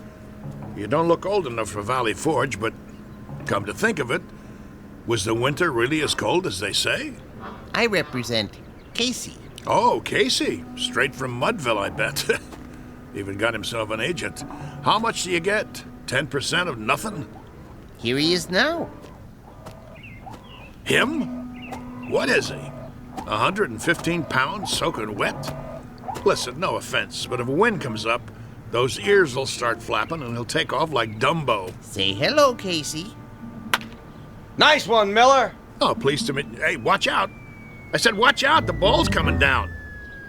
Step aside, Casey. Now, boy. I said... Ooh. Ow! Right on the old beam. That must have hurt. You okay, fella? Oh, Casey's fine. Just fine. How come he's still standing? Must be out on his feet. I'll call an ambulance. Don't go suing us now. I wouldn't think of it. Casey, as I was saying, this is Mr. McGarry. He's the manager. Hello. Pleased to meet you. Do you want to lie down? Come on in the dugout. Shake hands, Casey. That's all right. You remember how to shake hands, don't you? Yes, sir. Right hand, Casey. Your right hand. Put her there, pal. Oh, ow! You can let go, Casey. That's right. Release now. Whoa! My hand. What a grip. Sorry. Casey doesn't know his own strength sometimes. Some arm. Never would have guessed it. Well, let's see what he can do. Mind if I try him out? That's what we're here for. Right, Casey? Correct. Okay. See that guy over there with the great big mitt? Yes, we see him. He's what's known as a catcher. His name is Monk. Ah. Go out there and throw him a few. Thank you, Mr. McGarry. This I gotta see. Quite. You his father? Casey? Oh, no, he has no father. An orphan, huh? Not exactly. I guess you'd call me his creator. That a fact. It is, actually. Come from around here, does he? You might say so. Uh-huh. How old is he? Well, that's a little difficult to say. What's difficult about it? It's hard to discuss Casey's age in chronological terms. He's only been in existence for a brief time. What I mean is, he has the mind and physique of roughly a 22-year-old, but in terms of how long he's been here, the answer would be 3 weeks. Huh?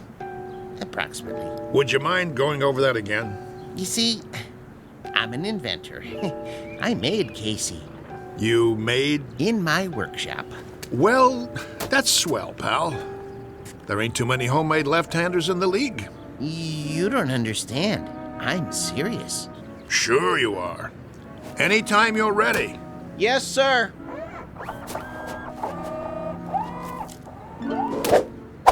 Oh, jeez Louise. That's his fastball. Try a curve now, Casey.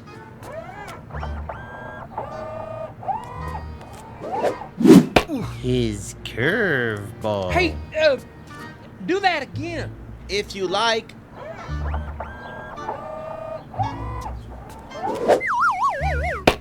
Hey! What was that?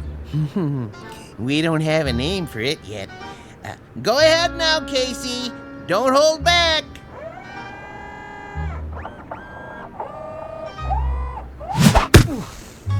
Oh, pah, enough already. Something wrong? Wrong? What, you see him? That kid, he picks up where Feller left off. He's got a fastball almost went through my glove. And a curve, and a hook, and a knuckler, or whatever you want to call it. He got control like he uses radar. Oh, it's the best pitcher I ever caught in my life. Thanks, Monk. That's enough for today. I swear, I never seen anything like it. He don't even pitch like a human being. Precisely. Well, he's still rough, Gramps. He's plenty rough, but I might give him a try.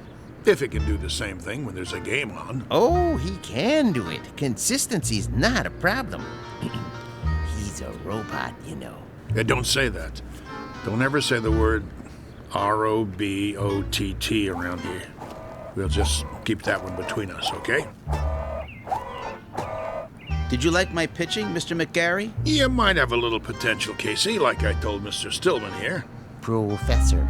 The Professor Stillman. You're awful rough around the edges, but I think maybe we could give you a shot. I like to help young ball players. Now you go on into the locker room and find a uniform that fits. He can wear a uniform, can he? Anything you like. Then go and change and come back, and we'll discuss a little contract. Just the three of us. That seems fair. Very kind of you, Mr. McGarry. Don't mention it. Go on now. Say thank you, Casey. Thank you, Casey. Thank you, sir. Come along. You're going to be a real baseball player now, just like I promised you. Isn't that wonderful? Yes. Wonderful.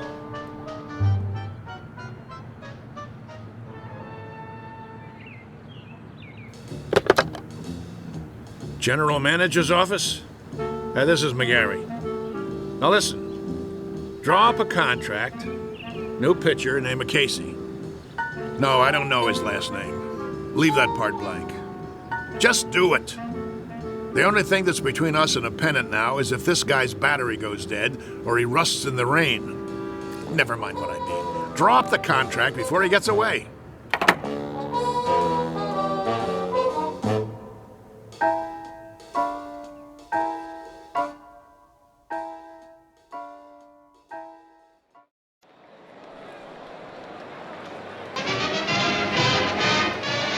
And ready in 3, 2. Good afternoon, sports fans. We're coming to you live for the last in a series of home games for the Hoboken Zephyrs. The Bullets are already on the field, warming up, but there's been a delay. The Zephyrs are still in the locker room. Now, we understand they're getting a last-minute pep talk from their manager, the colorful Mouth McGarry, and knowing him, it's an earful. Peanuts, Red Hots. Well, the Zephyrs are at the bottom of the league this season, which means this is a make-or-break situation. Now, rumor has it there's a new pitcher on the team, but that's unconfirmed. Ah, yes, a beautiful sunny day. Local fans all here, ready to root for the home team. Still, no sign of the boys from Hoboken. Well, this might be a good time for a break before the action starts, but we'll try to get word from the locker room. But till then, let's go to a commercial. And you're on. 60 seconds. How much longer do I have to fill? Beats me. What's with these losers? Well, if I was on that team, I guess I wouldn't want to show my face either. 45 seconds. Beer here, get your ice cold beer.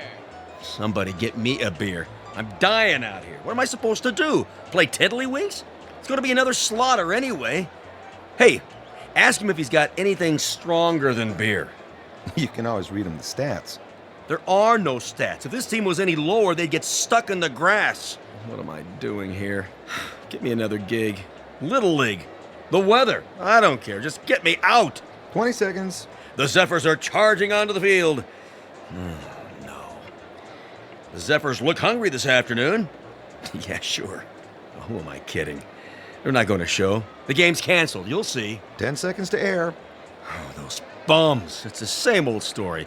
Fletcher winds up, he throws, and he drops the ball on his foot. They should send out a bunch of chimpanzees. 5, 4, 3, 2. And welcome back, ladies and gentlemen, to more thrilling baseball action.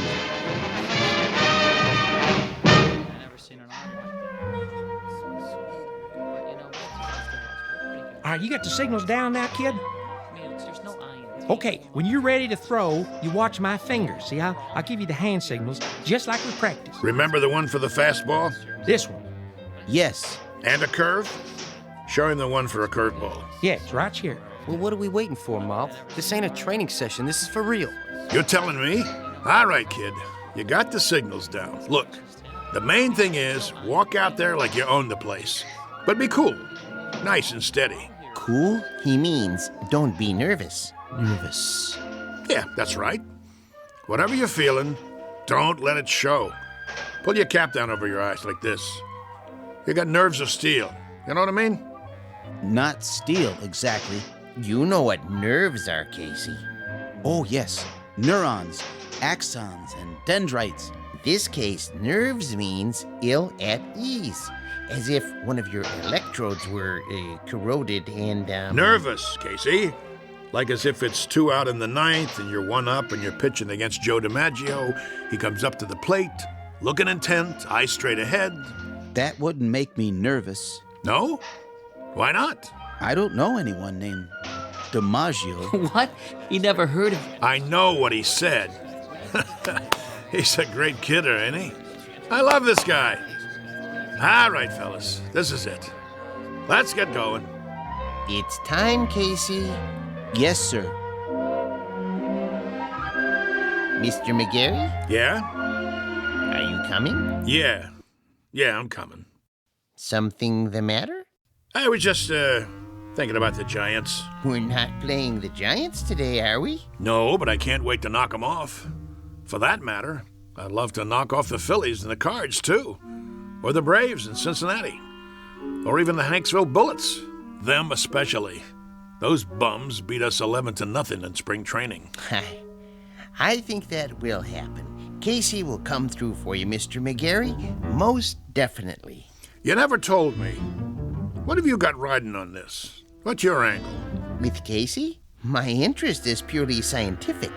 I know he's a Superman of sorts, but I need to have that proven under test conditions. You mean you can't guarantee he'll work? Oh, I have no doubts. Once I built a home economist to run my house. Marvelous cook. I gained 46 pounds before I had to, dismantle her. Now, with a model such as Casey, with his strength and accuracy, I knew he was destined to play baseball. And in order to prove my point, I had to have him pitch in competition. As an acid test, I settled on the absolute worst team I could find. Nothing personal. Nah, of course not. Very nice of you to think of us, Mr. Stillman. Professor Stillman. Professor. I really appreciate it. No kidding.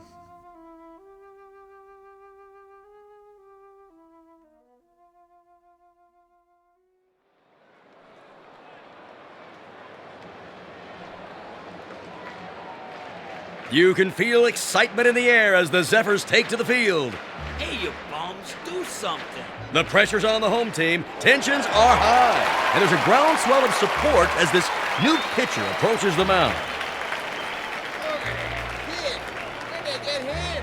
Well, it's do or die today. Fletcher's on the bench, and the new man, the only name I have is Casey, and frankly, he doesn't look like much. But his metal's about to be tested, to coin a phrase. Go home, kid. Your mother's calling you. The umpire signals for the start of the game. Hey, ball! The ball is whipped around the infield, and now the second baseman is hand-carrying it over to Casey. He rubs it off on his jersey and hands it to him. The pitcher is, yes, he finally takes it. He turns to face the batter, waiting for a signal. Here's the windup. He throws. The batter swings. Steve right. I must have missed that one, folks. It looks like the batter missed it, too. He went over the plate so fast, he swung a full 360. Good gravy, was that a fastball? Lucky pitch. Let me see you do that again. Take your best shot. Second pitch. Here's the windup. Whoa, Nelly! Halloran tries to take a bite out of it and misses. He's off his feet. Looks like he threw his back out, twisted around like a pretzel. Good golly, Miss Molly, we got ourselves a pitching machine.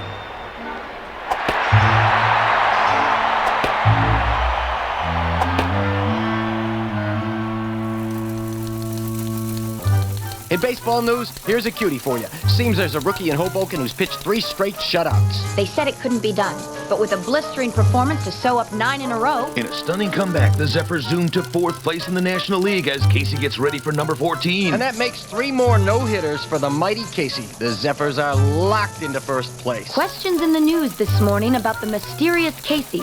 Where does he get his superhuman ability? Playoffs temporarily suspended as the Baseball Commission orders an investigation. Today's headline, the mighty Casey. Is he on steroids? Good day.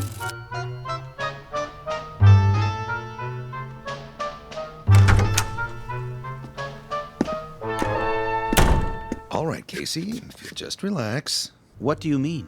He's relaxed. Let's get this over with, Doc. I'm going to sit down in front of you and strike your knee with this little rubber hammer. Why? It's a test, Casey. Nothing to get shook about. You mean shaken? Here we go. Casey, watch where you're kicking. Well, I'd say his reflexes are 100%. That it, Doctor? Not quite, Mr. Beasley. Just let me check his pulse and do a blood test. Oh, no. What's the matter? If Casey doesn't pass his physical, there goes the pennant. There goes the series. There goes my career. But why are you worried? He doesn't take anything illegal, does he? Absolutely not. You may rely on it. Then... there's something I haven't told you, Beasley. What? Now to take your pulse. Hey, Doc, you really need to do that? Oh, a mere formality. He seems to be in A1 shape. Absolute perfection, if I do say so. Quiet for a moment, gentlemen, while I listen through the stethoscope. Oh, boy. Here it comes. Breathe, please. Once more. What's wrong? Nothing. Not a thing. Everything sounds fine. It's just that... Out with it. What?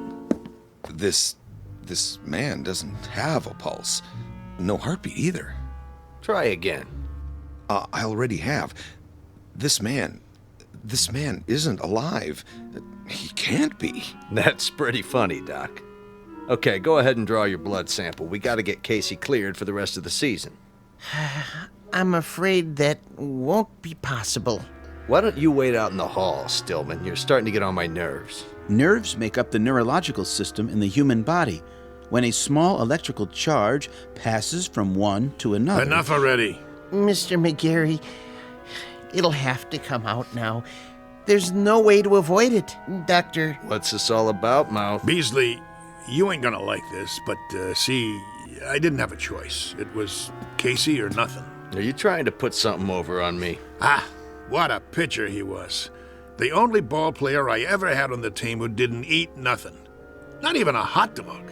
Doctor. Is there a problem? I think you should know something before you go any further. Go ahead. Give it to him. Casey doesn't have any pulse or heartbeat because he doesn't have any heart. How's that? He's a robot. A what? You heard the man. A robot, or if you prefer, an android made from lifelike materials to resemble a human being. Are you sure? Oh, I should be. I built him.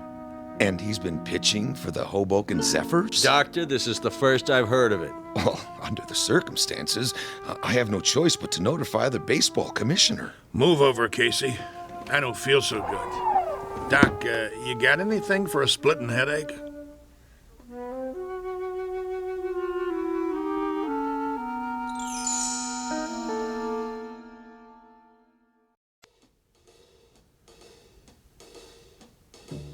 McGarry, you gave me your word. Yeah, that the team would win.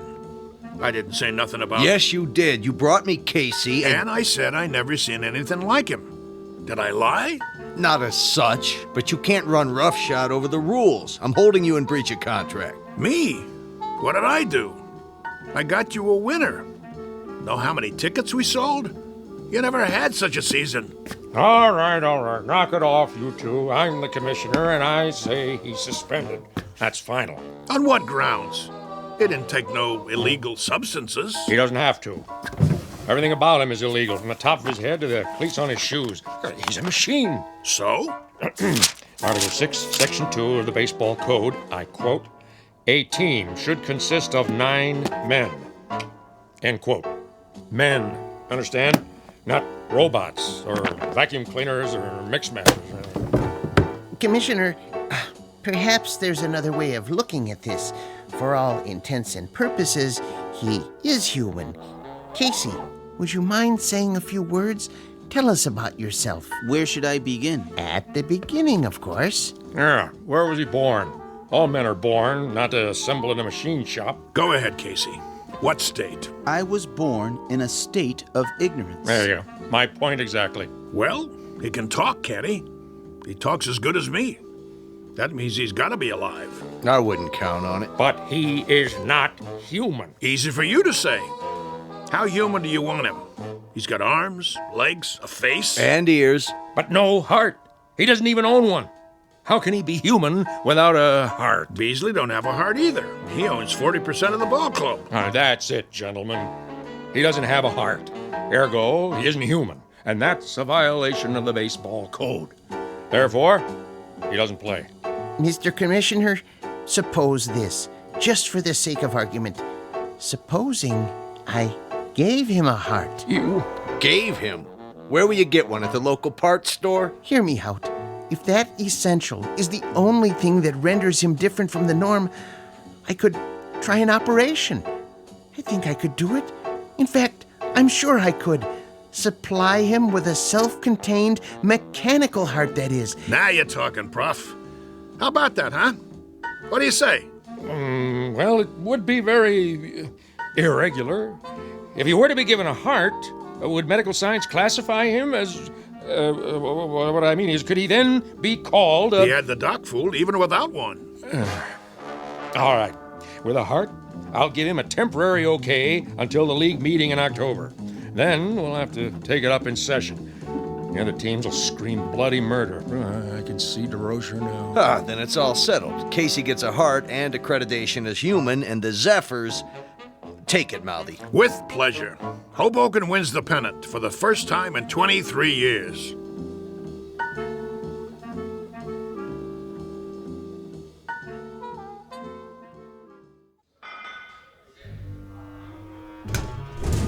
So, where's Casey? Search me.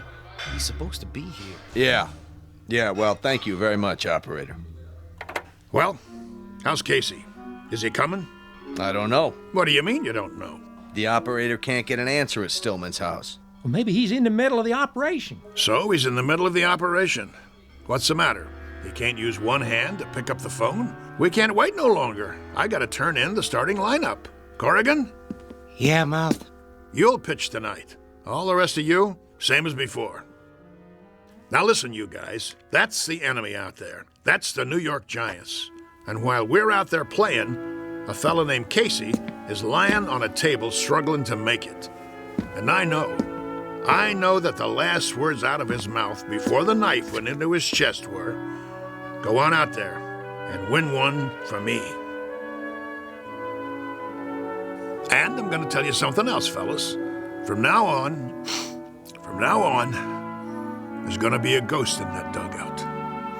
Every time you pick up a bat, look over to where Casey used to sit, because he'll be there in spirit, rooting for us, cheering for us, yelling, "Go, Zephyrs, go!" Hello. Oh, hi there, Professor. And I'm going to tell you something else about him. He has heart.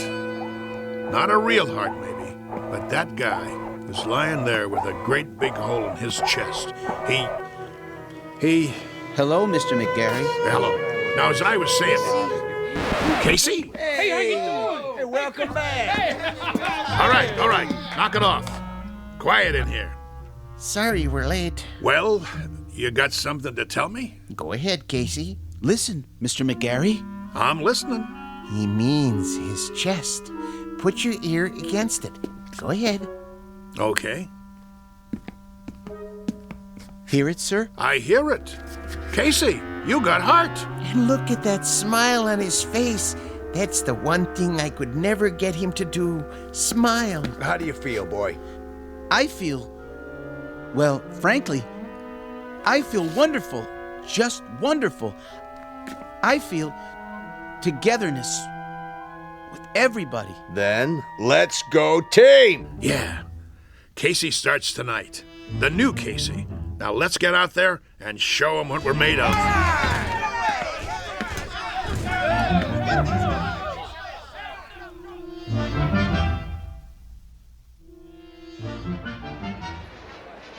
Here, get your red hot. Ladies and gentlemen, boys and girls, this is what we've all been waiting for, the big one.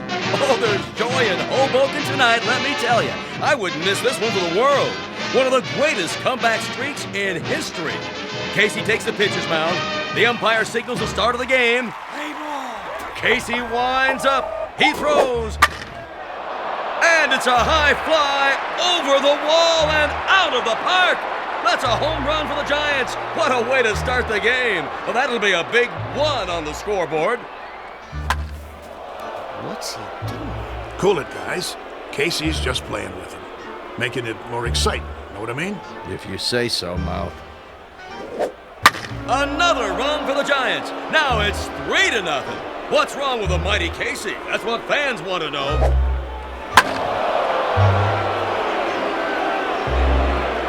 And it's all over. A shutout for the Giants. Looks like Casey's streak is history.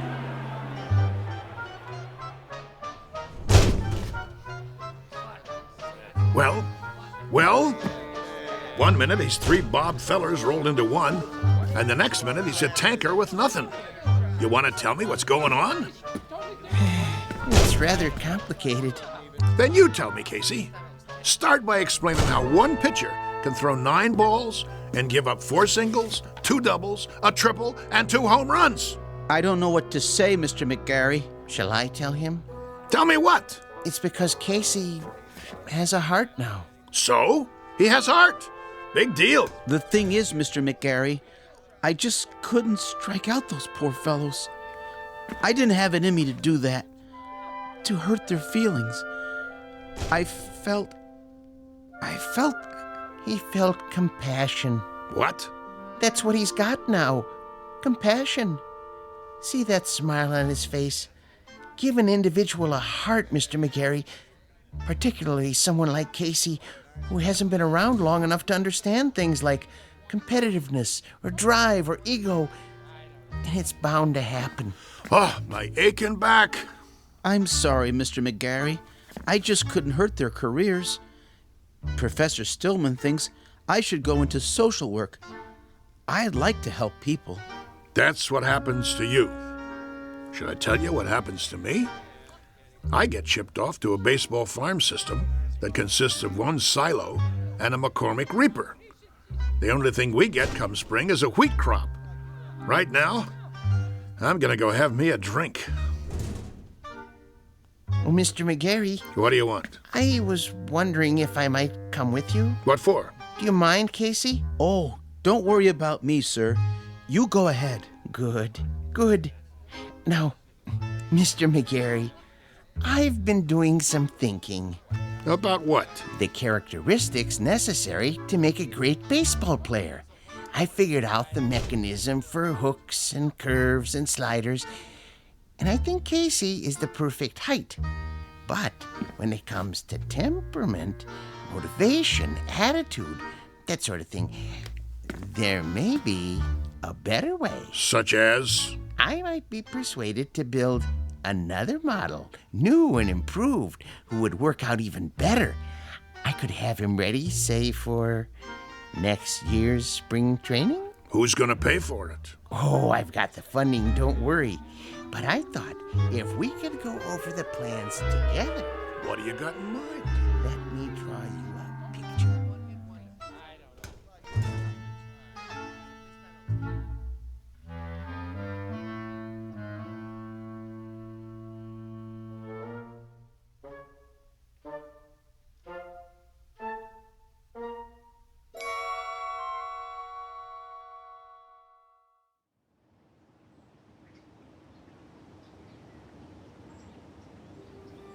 Jeez, that's a heck of a story.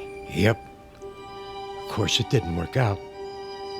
The professor didn't have the money, and he wanted certain, well, perks that old man Beasley wouldn't agree to. So it fell apart after that. But for a few weeks there, a bright, shining time it was. We didn't just have heart, we had hope. How do you know so much, Mr. Corrigan? Because I used to play with him when there still was a team called the Zephyrs. No kidding. Come on, we better get back to work. You finish your lunch? Yeah. Then let's go. They're gonna flatten this place to the ground tomorrow. We gotta get it marked off. I guess so.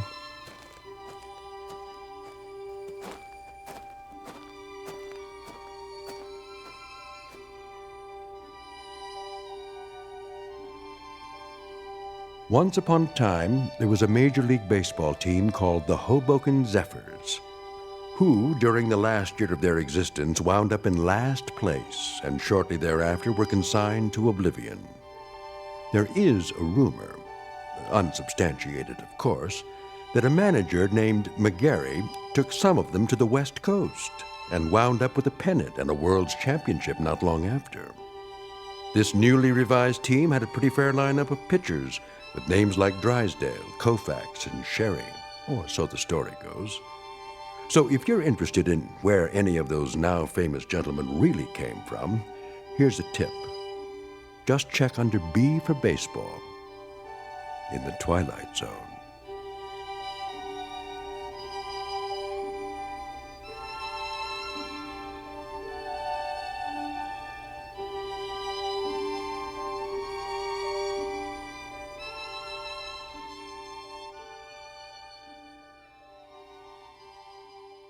We'll return to the Twilight Zone in just a moment.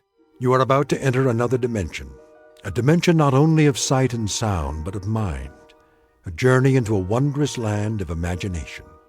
Next stop, the Twilight Zone. Hi, this is Stacy Keach. I'd like to take a moment to tell you about our Twilight Zone website at twilightzoneradio.com.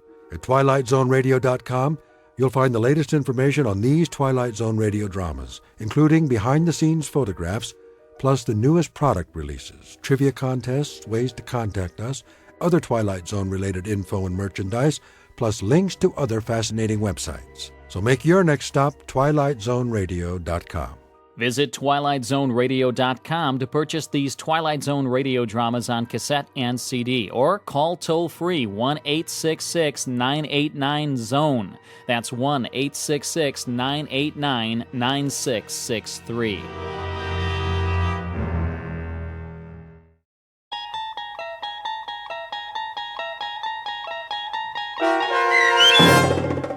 The Mind and the Matter, starring Hal Sparks, with Stacy Keach as your narrator, was adapted for radio by Dennis Etchison and written for The Twilight Zone by Rod Serling. Heard in the cast were Rich Komanek, Lisa Joyce, Jeff Lupetin, Doug James, Vince Amari, Meg Thalken, Roderick Peoples, C.J. Amari, Roger Wolski, Karen Olson, Carl Amari, and Lynn Foley. To learn more about the Twilight Zone radio dramas and to obtain audio cassettes and CDs of these programs, visit our website at twilightzoneradio.com. The producers of The Twilight Zone wish to thank CBS Enterprises, Carol Serling, Dennis Etchison, Dick Brescia Associates, Claire Simon Casting, Terry Jennings, XM Satellite Radio, Sirius Satellite Radio, our sponsors, and our radio affiliates for helping make this series possible. This copyrighted radio series is produced and directed by Carl Amari and Jason Mallow for Falcon Picture Group. Doug James speaking.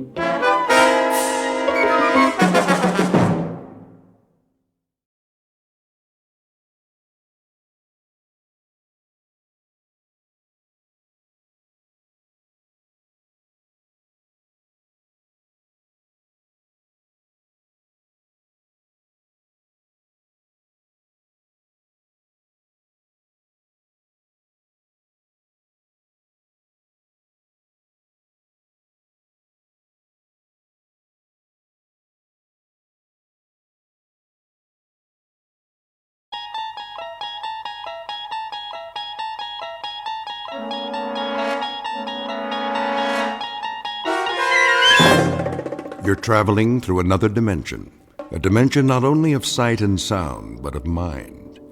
A journey into a wondrous land whose boundaries are those of imagination. Your next stop, the Twilight Zone.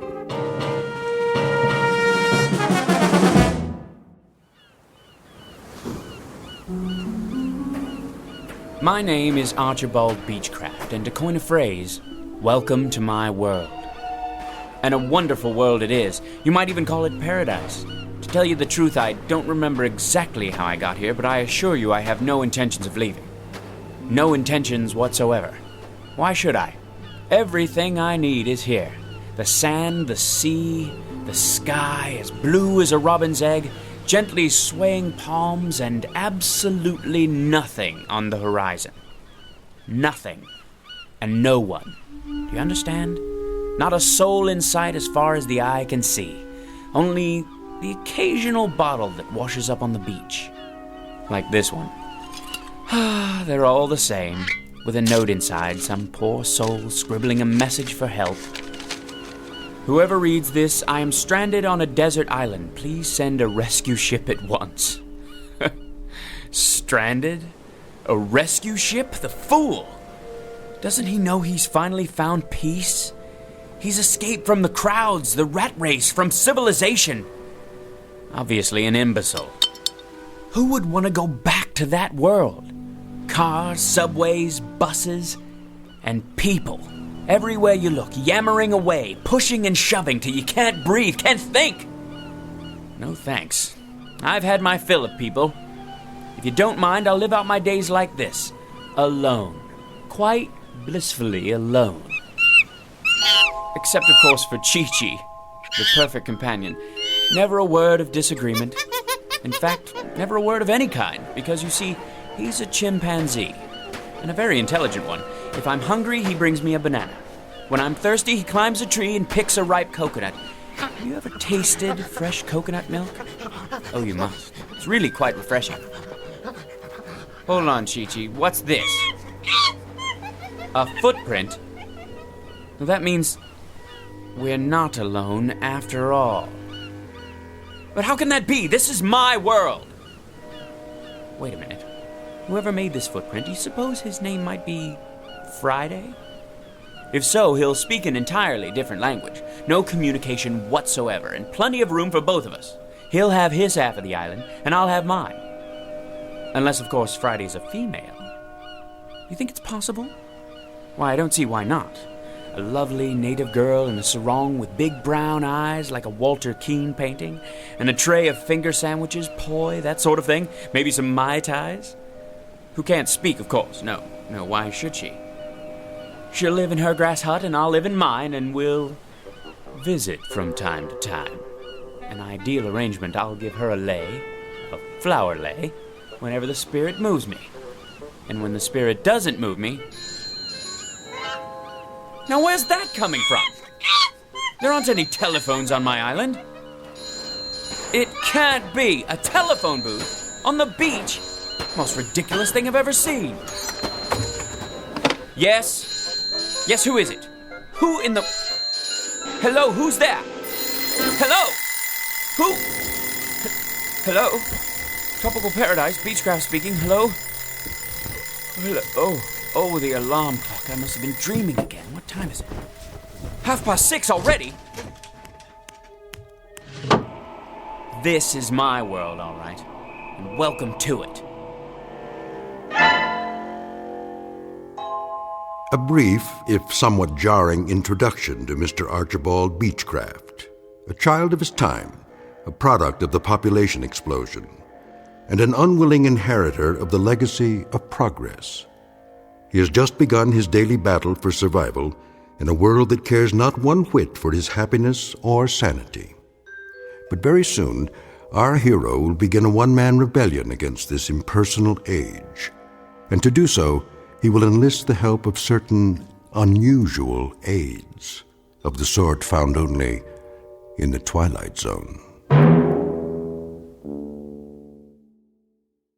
And now, The Twilight Zone and our story, The Mind and the Matter, starring Hal Sparks, with Stacy Keach as your narrator.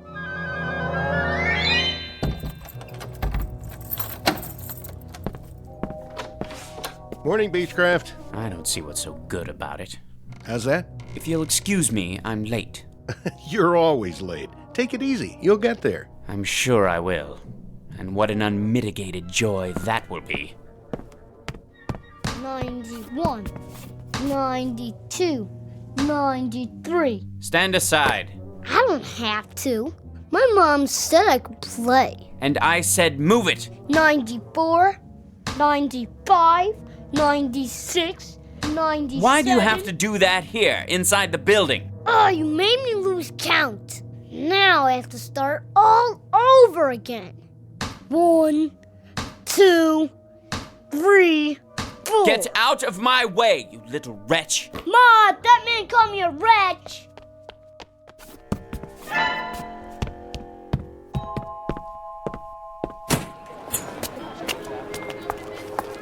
Hey, watch it, buddy. Sorry. Look where you're going. Beg your pardon. Hey, careful with the briefcase, huh? I'm late, you see. Hey, he almost knocked me down. If I miss my train... Red light, mister, red light. But I can't wait for the light to change. If I do miss my train, then they'll dock my pay, meager though it may be. And if they do that, well, there's no limit to what they can do. I'm not about to jeopardize my position just because of all the rude, inconsiderate people who are ruining this city. Positively ruining.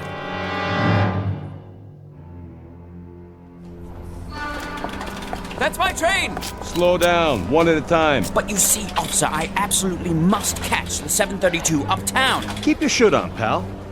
Let me through, please. Watch who you're pushing. You don't understand. This is my... Hands off, buddy. One person per token. I don't have a token. Well, then you better get one at the window. But I overslept. I'm late. One at a time, folks. Let's keep moving.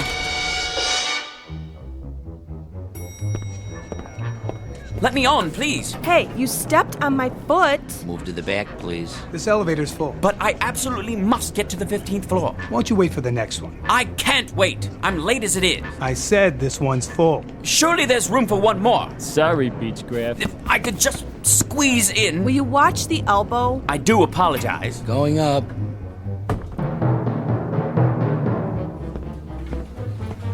There's Mr. Beechcraft. Finally decided to make it, Better late than never. Morning, Laura. What happened to you? What didn't? If you'd been through what I've been through. Did you punch in? Yes. Mr. Rogers got here 15 minutes ago. I'm sure he did. I told him you went to get coffee. Coffee. That's what I need. Not now. And my blood pressure pills. Wait till the break. Look like you're busy. You mean pretend? I don't have to pretend.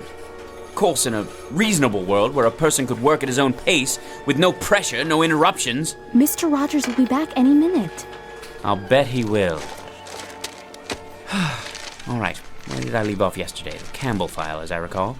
I'm finishing it for you. What? You shouldn't have done that. I'm quite capable. I know you are. I was only trying to help. Thank you, Laura. But if I could be allowed to concentrate without so many distractions, there'd be no problem. Here's your coffee, Miss Petty. Oh, thank you, Henry. You can call me Laura, you know. All right, Laura. I didn't know how you wanted it, so I got cream and sugar. Is that okay? That's fine. Kindly give it back. Hmm? The Campbell file. I'm just about to close it out. Where do you want me to set it? What? The coffee. Just a minute. If you please, Laura. Here you go. Oh, no. Why, you clumsy clod! Gosh, Mr. Beechcraft, I sure am sorry. You spilled it all over my jacket. Guess I didn't see you. That's precisely your problem. Try cold water before the stain sets. I'll get another cup. That's all right, Henry. No harm done. I ought to send you the cleaning bill.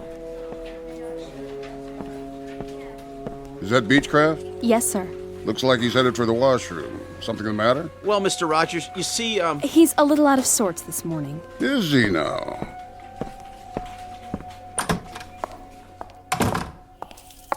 Feeling ill, Beechcraft?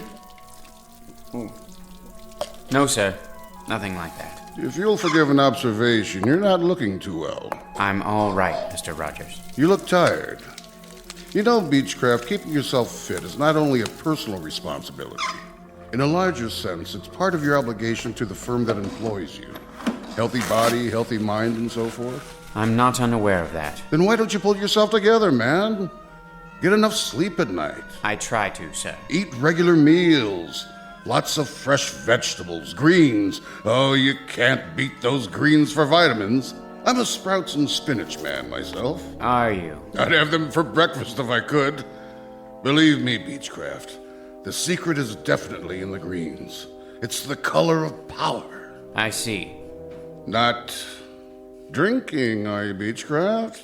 Touch of the old sauce? I don't drink, Mr. Rogers. Well, if you don't drink and you don't stay out late at night, you must not be watching your diet. From now on, see that you do.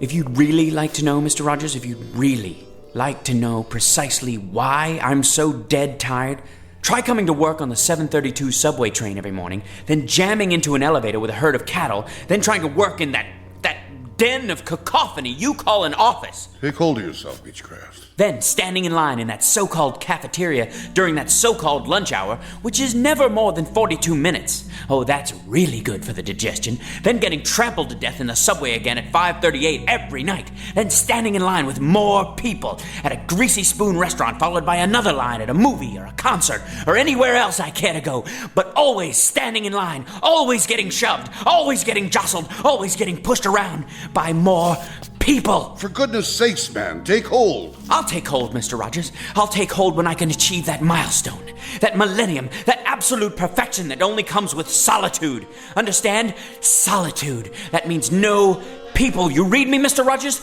They're the ultimate insult, and my problem is simply that I can't get away from them. At no time, except during the wondrous 7.5 hours I spend in my bed every night. And even then, I hear them outside. Hear what? People. Raucous, shrieking, shouting people.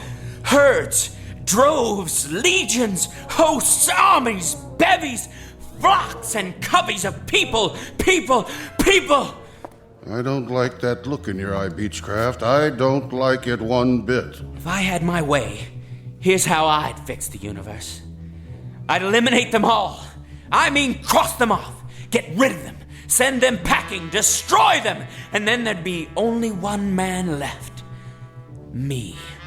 Archibald Beechcraft, Esquire. Let me out of here. You're quite mad. Do you know that, Beechcraft? You're either off or en route away from your rocker. Well, if I am, I very much prefer my madness to the so-called sanity around me. People, as far as I'm concerned, you can have them. If I had my way, I'd make them all disappear. Every last one. Well. Old Beechcraft's finally showing some gumption. Just the same, I'd best keep a close eye on him. A very close eye indeed.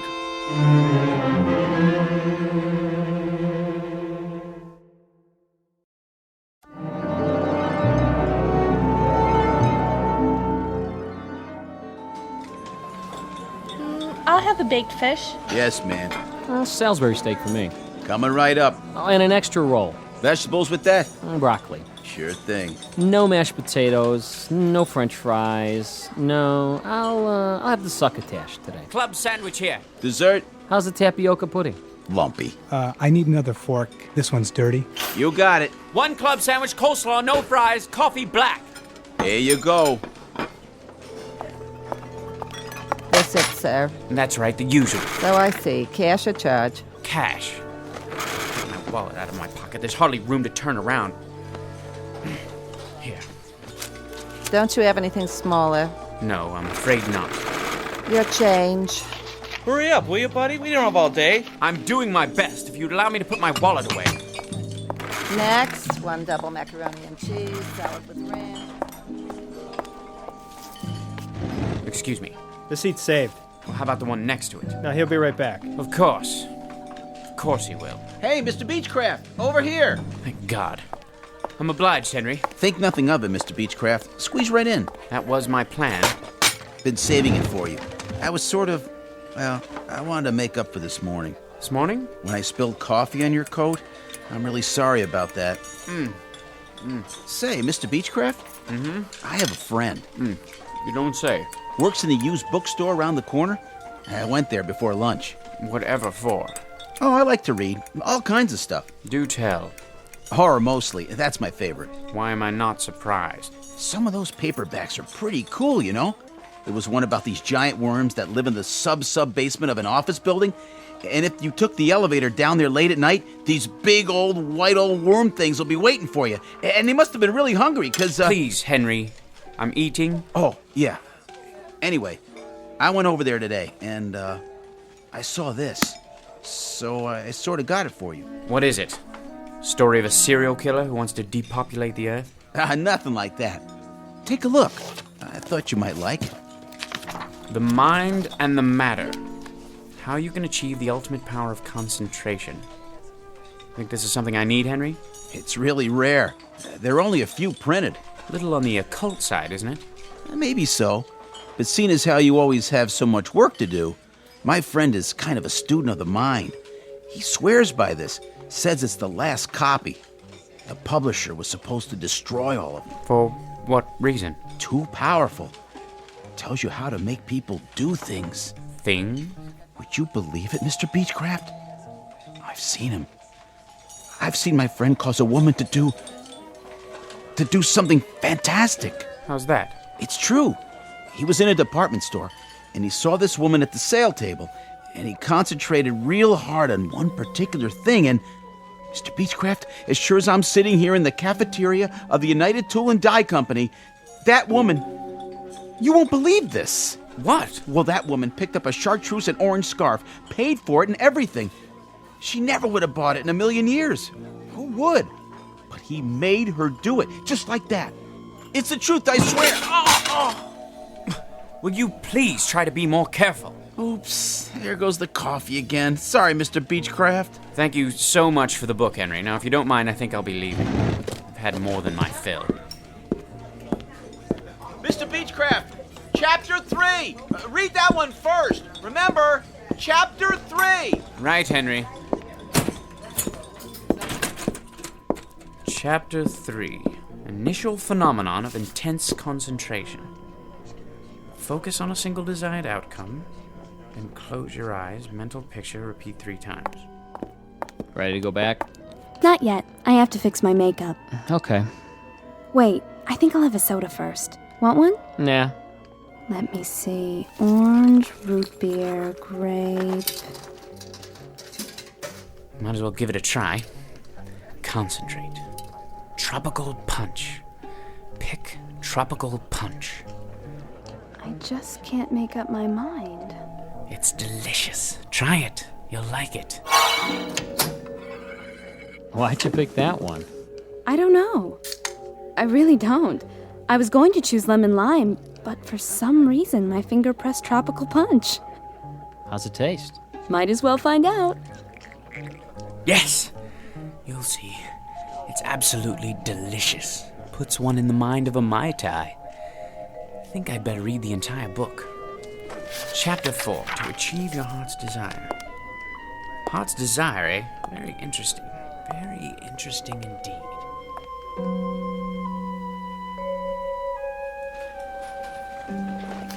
The most important element is concentration. Blot out the quotidian irrelevancies that pollute your day. Quotidian? Nice vocabulary. Mr. Beechcraft? The science of the mind requires absolute adherence to the following rules. Mr. Beechcraft? What is it, Laura? Did you turn in the Campbell file? Campbell? John R. From this morning. I don't see it. I'll get to it. Now then. The following rules of mental control over the omnipresent phenomenology of the modern environment. I really need the file before Mr. Rogers comes by again. Silence! Can't you see I'm reading? Sorry I disturbed you. Oh, Laura, how was your beverage, by the way? Beverage? In the hall, the can of soda. Tropical punch, wasn't it? Oh, yeah. Not bad, actually. Reminded me of a pina colada. Did it now? Delicious, I bet. I'll just get back to my book. A very important book. Very, very important. Distractions which divert 98% of our brain capacity from the more highly evolved regions of the cerebral cortex.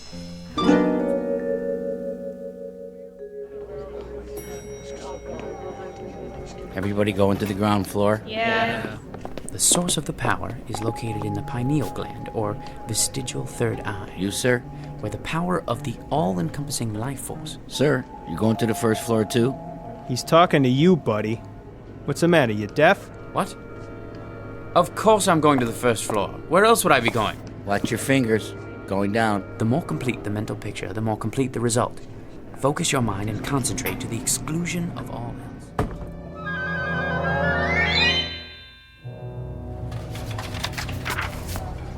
From the lower to the higher chakras until you feel the power surging. You getting on the train or what? Oh, yes. Then move along. All aboard? Please step back. The doors are closing. Mental imaging of the desired result to the exclusion of all else.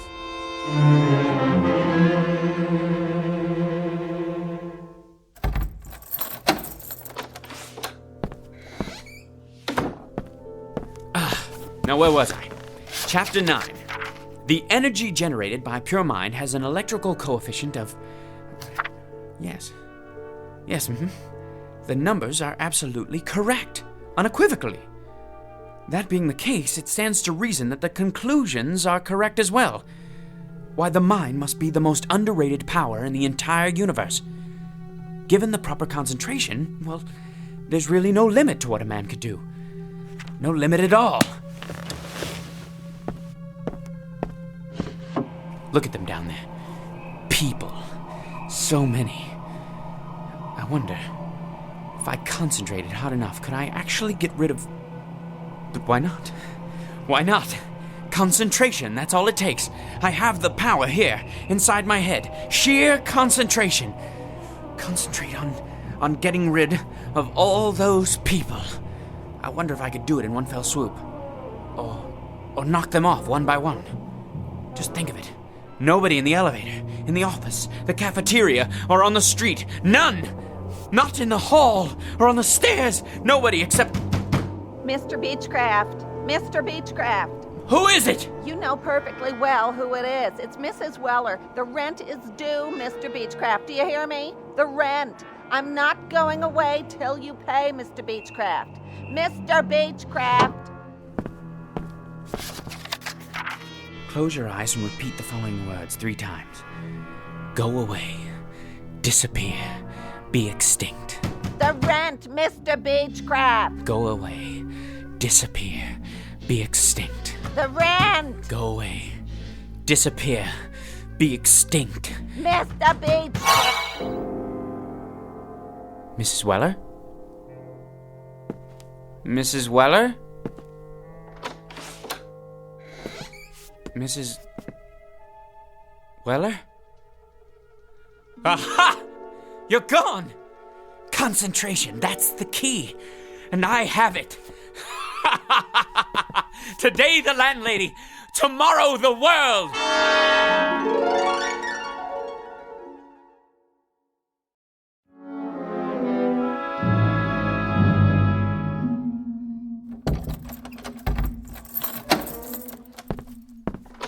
Good morning, Beechcraft. Is it? I only meant... I know perfectly well what you meant. Why don't you just keep to yourself and mind your own beeswax? Well, I don't know why I bother, Beechcraft. I was only trying to be a good neighbor. I've tried to be a good neighbor for years, and what good does it do me?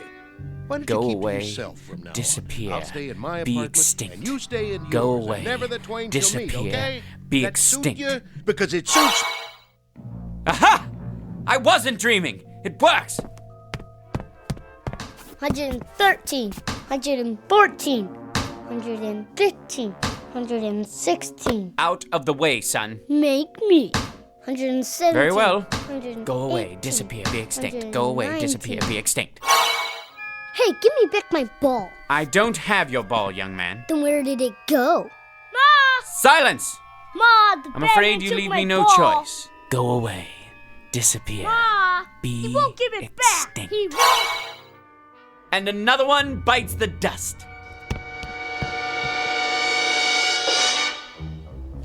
Hey, watch it. Out of the way, jerk. I was here first. Let me through, please. I need to catch the 732. Officer, that man cut in front of me. Hey, you! I said you! Surely you're not addressing me.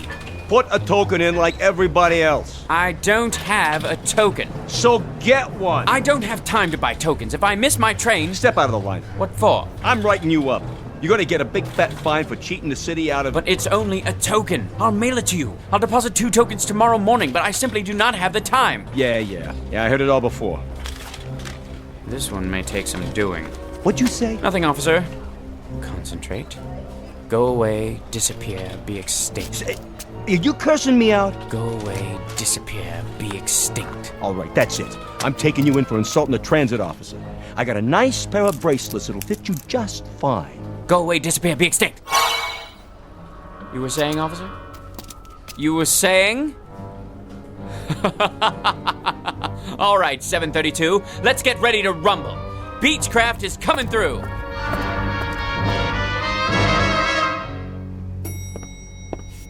What? No line for the elevator this morning? No pushing? No shoving? My, that is unusual. Anyone else? No? All right then. Going up?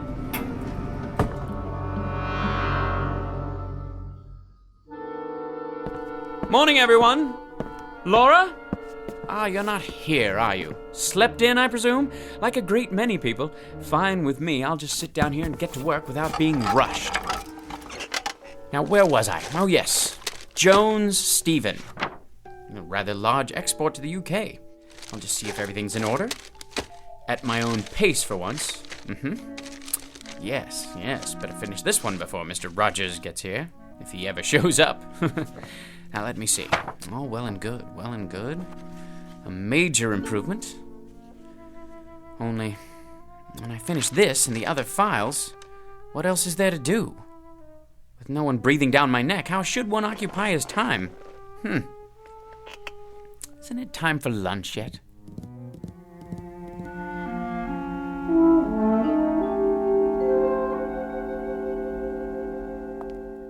I think I'll just have the salad today. Some soup to start off and crackers. No hurry, mind you. Plenty of time to digest my meal. Where to sit? Why, any table at all? The morning paper. What's new in the world today? White House. Middle East. Federal Reserve Bank. Oh, it's no use. I hate eating alone. And worse than that, I'm bored. If only I had someone to talk to. One person, that's all. Someone quiet, well-mannered, intelligent, someone like me, in other words. That's it. Concentrate, Beechcraft, concentrate. You called? It worked. Of course it worked. Don't you have any confidence in yourself? Pleased to meet you. The name's Beechcraft. I know. And your name is? Archibald. Call me Archie. You too. Call me Archie as well, if you like. I like it just fine. How's tricks, Arch, old man? Bit on the slow side this morning. Look here, Arch. This isn't working. Wouldn't you agree? Why not? Let's be frank. Too much of a good thing. Well, I wouldn't say so. But you're thinking it. Let's just say I'm temporarily accessible to suggestions about how to occupy my time. Face it, you're bored to tears. Solitude is one thing, but loneliness is quite another. Loneliness. I despise people, loathe them. And I, Archibald Beechcraft, have done away with them. For good and all, mind you, for good and all. I'm leaving. You haven't finished your lunch. I don't have much of an appetite. Thought about any alternatives? Alternatives to what? To this. It's like an empty movie set in here. I don't even want to think about what it's like outside. Look at yourself. You don't have idea one about how to fill the day. People are bad enough, but inactivity's even worse. You're talking nonsense. I'm content. I'm honestly and truly content. For the first time in my life, I have managed to rid myself of the worst scourge there is. The general populace. So what are you going to do? Splurge and buy a can of tropical fruit punch from the soft drink machine? Will that do it for you? If the truth be known, I would appreciate a little diversion of some kind. Any kind. You mean like a change in the weather? That's it. Perhaps a little unseasonal rain. Or a lot of rain. Let's make it a tropical storm with thunder and lightning. The works. That should shake things up. All I have to do is concentrate. Not that exciting, is it? Maybe we need to add something spectacular. Like an earthquake. Sure you want to do that? Why not? Here goes. You mean there it goes? I can imagine what the office looks like right now. My desk! All your files on the floor. Gonna take some sorting. Enough! No earthquake! And no storm either, forget it! So now what, Arch, old man? I've had it for the day. I'm gonna take the rest of the afternoon off. Uh-huh. And do what? Stroll down the street? Take a ride on the subway all by your lonesome? Boy, I'll bet the old apartment building's quiet as a tomb. It's starting to get to you, isn't it? The thing of it is, I don't care much for people, but it's difficult not having anyone, present company excluded. I guess it's a trade-off. That's the crux of the problem. Frankly, there isn't a breed of human being that I can stomach. Ever think of a Cocker Spaniel? I never cared much for animals either. Most of all, though, I can't stand people. Thanks. Well, except for you, naturally, but that's because you're a higher class of individual. Wait a minute. That's it! That's what? Why didn't I think of it before? People I can stand. That's what I'll do. I'll create people who are just like me. A world full of Archie Beechcrafts. Now that's a thought. You bet your sweet life it is. I'll will it. I'll concentrate, and from now on, everyone will be exactly like me. It's so simple. And when will this new era be ushered in? Tomorrow morning. I'll re-people the earth. Nothing but my kind of folks. In fact, why wait? How about right now? 15th floor, everybody off. Look at them, like sardines. Rude, thoughtless people. Worthless, every last one. Nobody has any manners nowadays. Late. Thanks to them. Listen to them. They sound just like me. You're not kidding. Take a gander at their faces. They look like us, too. A rather handsome lot, you must admit. Where are they headed? Back to work, I presume, those who chose not to dine in the cafeteria. A sight for sore eyes, eh, Archie? It certainly is. Now that I've decided to replenish the population in a kinder, gentler mold. This, I gotta see.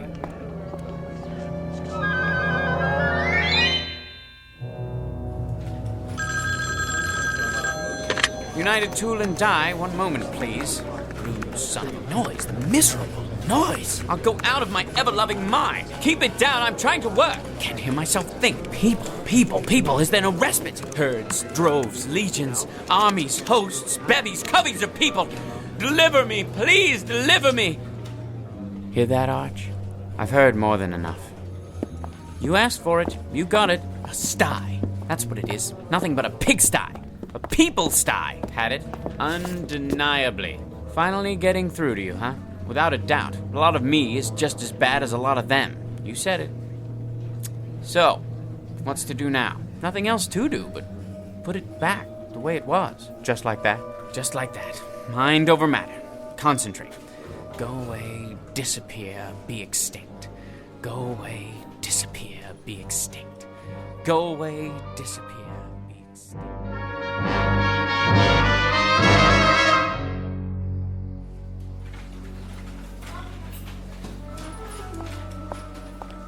Hello, Mr. Beechcraft. Why, hello, Laura. How nice to see you. What? Oh, nothing. It's just good to have you back. I haven't been anywhere. No, of course not. Hi, Mr. Beechcraft. I got your coffee. Miss Petty, Laura. You didn't have to do that, Henry. Careful now. Oh, Mr. Beechcraft, sir. Please forgive me. You should be more... Forget it, Henry. Nothing serious. It isn't? Not at all. Just another little spill on the old sleeve. I'll take care of it with my handkerchief. Gee, thanks, Mr. Beechcraft, for being so nice about it. Tut-tut, my lad, tut-tut. Something else, Henry? I was just wondering, sir. Yes? That book I gave you? Did you get anything out of it? Not really. Why don't you take it back? You sure? Frankly, it's a lot of pap. Interesting, but totally unbelievable. And now, if you'll excuse me, I think I'll get back to work.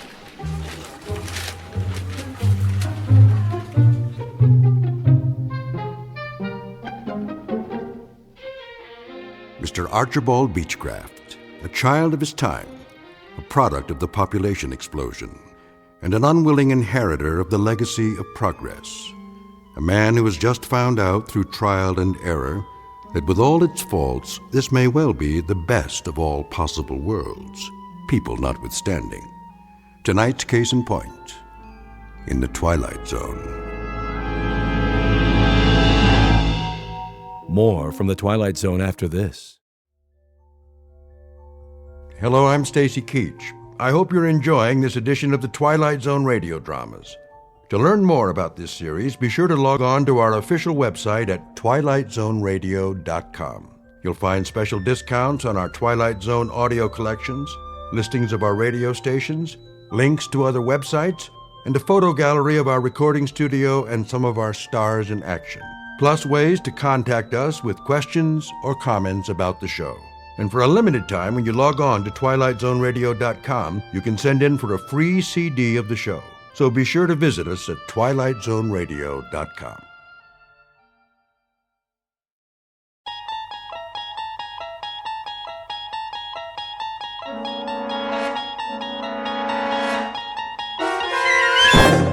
You're traveling through another dimension. A dimension not only of sight and sound, but of mind. A journey into a wondrous land whose boundaries are those of imagination. Your next stop, the Twilight Zone.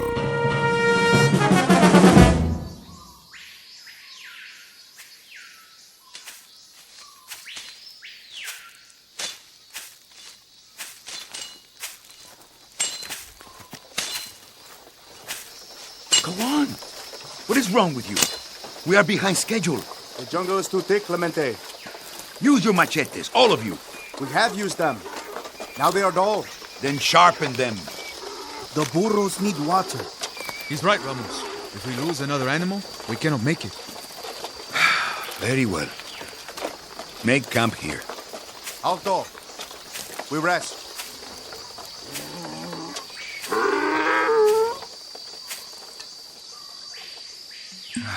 How much longer, Alessandro?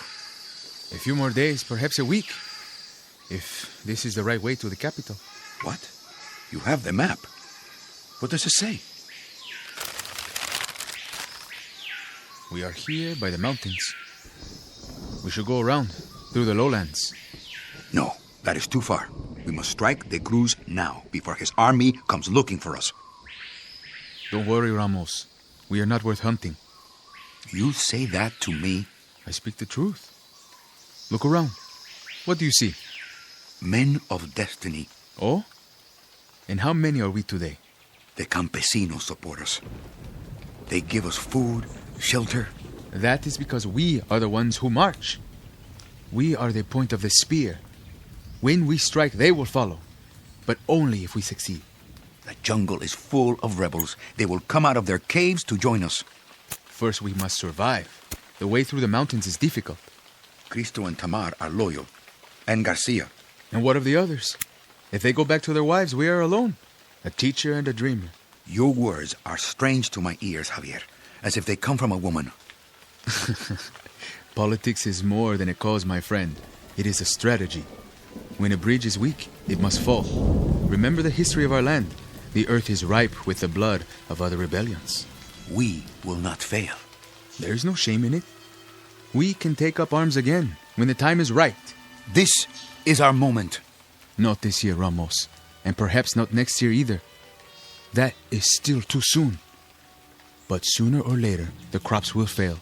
The people will rise up, and we will show them the way. Now, their bellies are full from the harvest. They are not ready. Listen to your fear. You yourself taught me that the people rally behind a leader. A brave leader who knows no fear. Only a fool is without fear. I am not a fool. I'm a man. More will come. They will leave their villages and march with us, 10,000 strong. The Cruz's guard will not fire on us. They are our brothers. And how many brothers do we have here? 11? 12? Turn back now, my friend, before it is too late. Too late? Hear me well, because this, I swear, 1 week from now, we take the capital.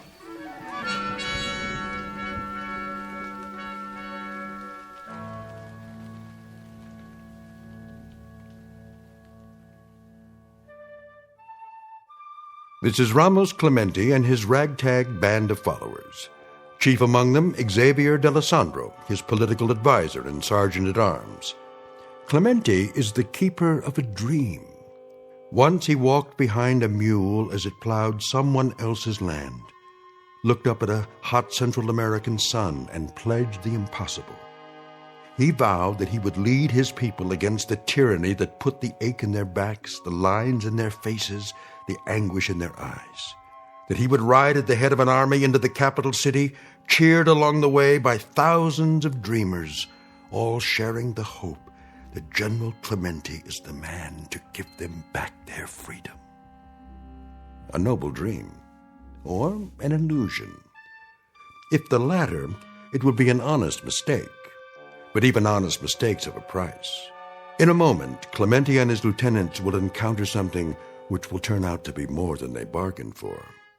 The surprising aftermath of a well-intentioned revolution. They will discover the startling truth as reflected in a very strange mirror, one that was handmade just for them, in the Twilight Zone. And now, The Twilight Zone, and our story, The Mirror, starring Tony Plana, with Stacy Keach as your narrator.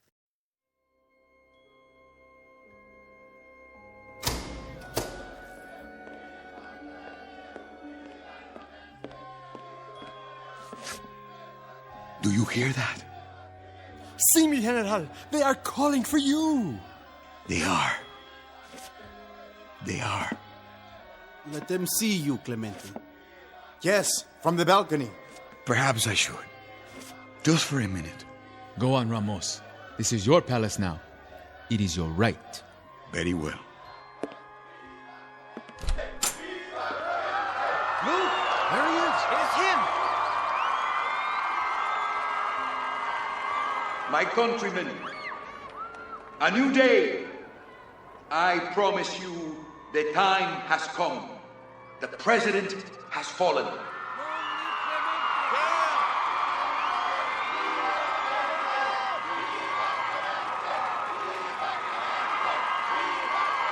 Go home to your families now and make ready for tomorrow. You shall have peace, justice, and equality.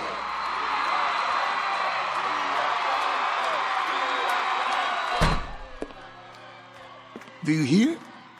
Viva Clemente! That is me. Viva, viva, viva!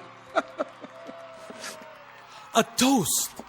Yes, with some of the Cruz's precious wine. The glasses.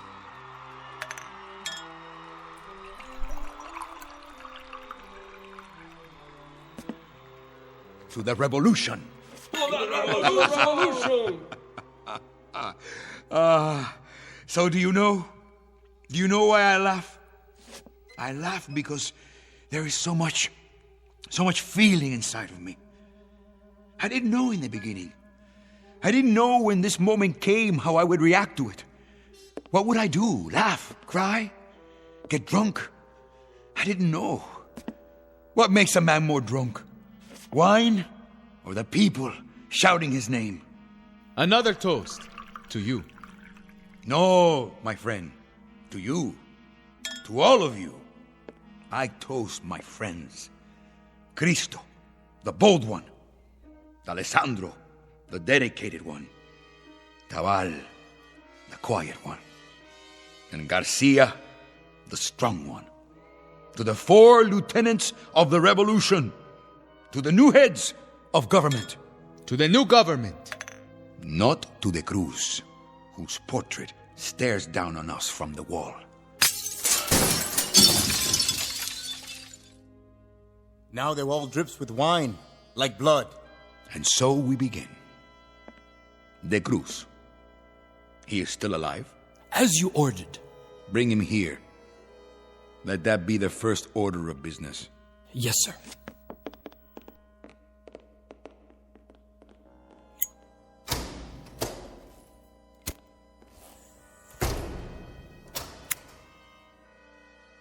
You will have to find another picture for the wall. Yes. One of yourself, perhaps? Oh, no. We will find something. There. In the corner. What is it? A mirror. Ah. To reflect the new leader. A beautiful frame, hand-carved. General de Cruz had exceptional taste, huh? You should hang it up. Very well.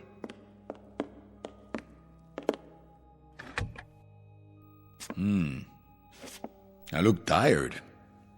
Old. It has been a long day. Do you know, Alessandro, 1 year ago, this was the face of a peasant. A beardless, nameless worker of the dirt, whose fingernails were in mourning and whose clothing stank. And now? Now it is the face of a leader, a chief of state. Yes, it is. 1 year. 1 year of starving, hiding, stealing weapons, and having the same dream every hour. And from the dream came an army, and from the army came a rebellion. And now I have liberated the masses of other nameless workers of the dirt. I have broken their shackles. And what of him? The one whose portrait you have taken down?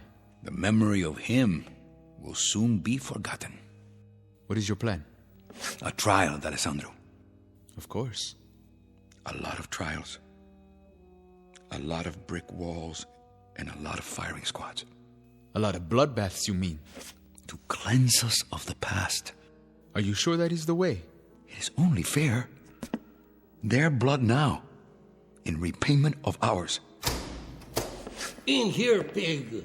The General is waiting. Take your hands off me. Now, show respect. You disappoint me, de Cruz. You are not like your portrait. Who are you to judge? I don't recognize him. The man in the picture had arrogance, a full braid on his uniform. Where is he now? I see only an old man in dirty, torn clothes. What do you want of me, Clemente? What I want? Not what I want. What they want. Look, the dictator! To the wall with him! To the wall! To the wall! To the wall! To the wall! You hear?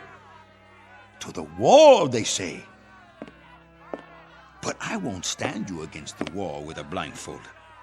That is a cheap death for underlings. Firing squads are for followers, not leaders. No. Old man, you are too good for that. You are a special case.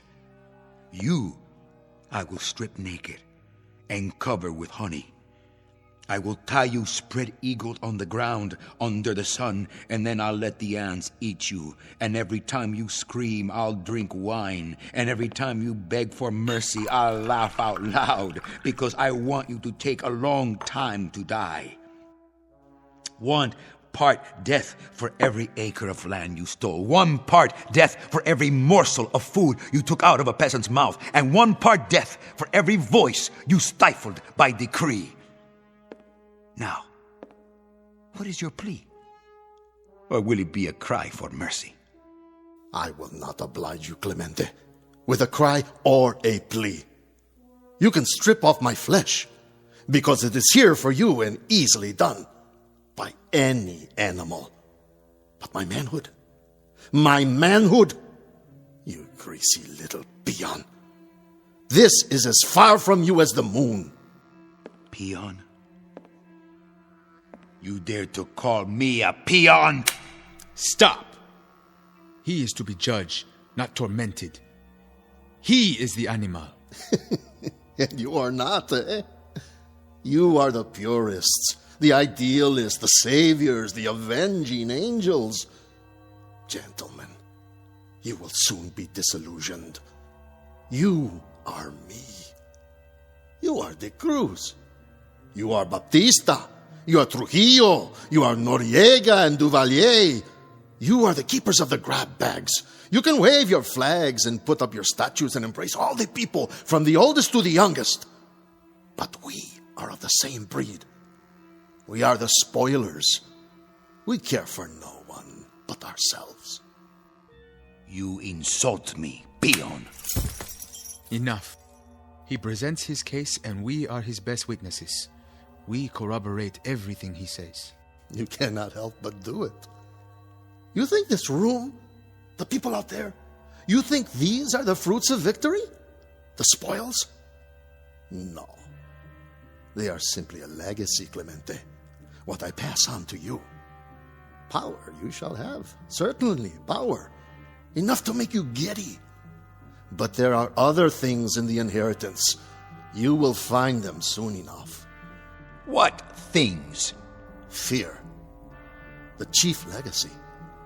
Fear of assassination. Fear of disloyalty. Fear of rebellion. Fear of another Clemente hiding in the hills. Fear even of the Norte Americanos who offer you money and supplies. God help you. God pity you. Take him away. On your feet. Guards!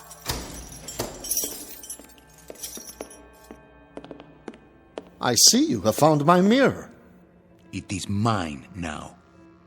Then it will serve you well. An old woman brought it to me 10 years ago when I first took power. She said it was magic. She said, by looking into it, I could see the faces of my assassins. She spoke the truth. That is why I took it down. That's right. Look deep, General Clemente. Find out who your enemies really are. You will see them there, in that mirror. You will see them in the dark corners. You will see them in the crowd. You will see them in your glasses of wine. You will see them everywhere. Out! Where shall we take him? Lock him up in the prison. I will decide what to do.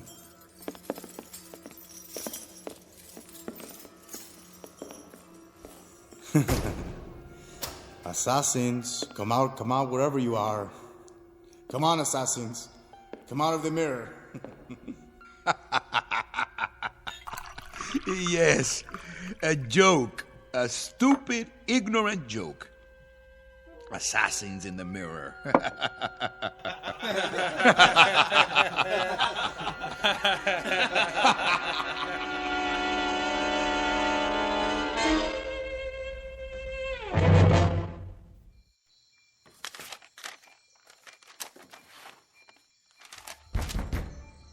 Yes? How goes it, my friend? Ah, Alessandro. I'm glad you're here. It is dark. The chandelier. Let me turn it on. No, please. I need to think. The candles, then? Only one. That is enough.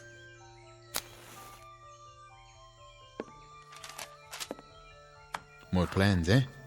For the new regime? Come to the windows, Alessandro. Look outside. What do you see? Fires in the night. Yes. Many fires. I see the old ways burning to make way for the new. The transition begins. What do you think he meant? Who? De Cruz. When he spoke of dictators. For once he spoke the truth. He is not deluded. He knows his role. But not ours. We will not make the same mistakes.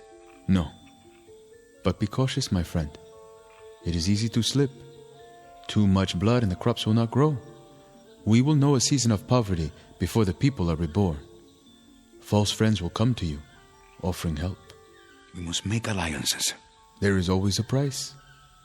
Their influence, like fish hooks to bind us to them. From our neighbors to the south and the north. From lands across the sea. I will strike a bargain. With those who are so powerful? They will bring ships filled with goods, but also gunboats and helicopters and advisors with pacts to be signed. Their ways are ruthless. Deal with them, yes, but not as a puppet. I am no man's puppet. Then take care. Take care, Ramos. Choose the path of justice, not of revenge. What? You would have me forgive De Cruz and his army? They who have kept our people under the yoke? Not forgiveness, banishment. The prison is overflowing. We do not have enough bullets to liquidate them all. So they go to another land and rebuild their army. That is stupid, Javier. They are our enemies. Where will they live? In the mirror? Cristo. Sir. How many prisoners are there? In the capital? About 1,000. Start shooting them. When? Tonight. Yes, sir. Right away. I see. There is no time for trials. But for murder, there's plenty of time? What are you? A chameleon? The ease with which you strip off one color and put on another. You turn my stomach. I thought you were with me. I am. But not with mass murder. Murderers can never be murdered. They can only be eliminated. You clean your house with a reckless hand. Go, Cristo. Give the order. Gladly. You should look in that mirror and see what face looks back at you.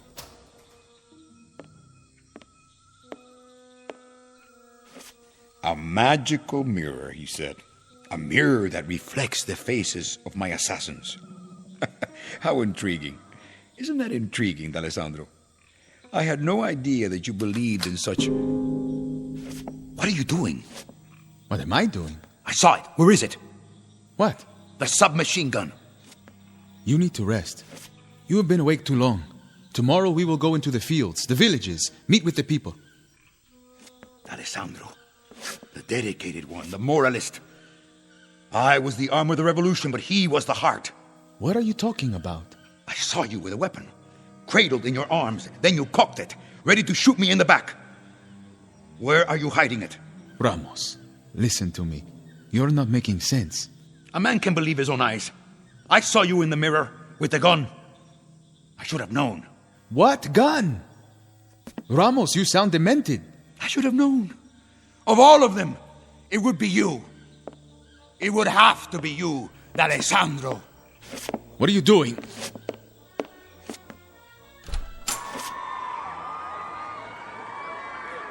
Yes, a traitor. Let go of me! See him with your own eyes. See the assassin.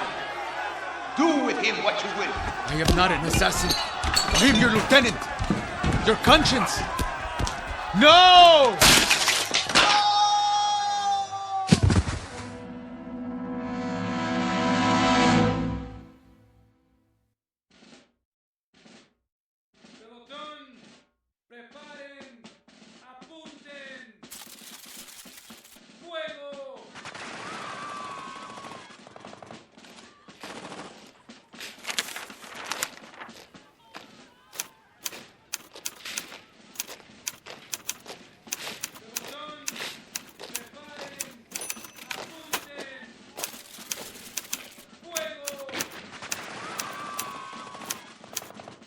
Work with that noise.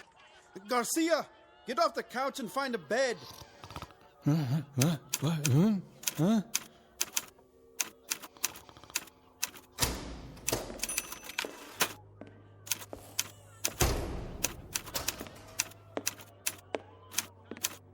Did you hear that? Here, Garcia. He had too much to drink last night. The palace is stocked with the finest brandy. Not that. Outside, in the courtyard. Ah, the firing squad. We've already killed off hundreds. That sound, better than a swig of brandy. What were you before the rebellion, Cristo? Why do you ask that? Don't tell me. Did you work in a stockyard? You seem to enjoy the butchery. It is a fiesta. And why do I not hear laughter?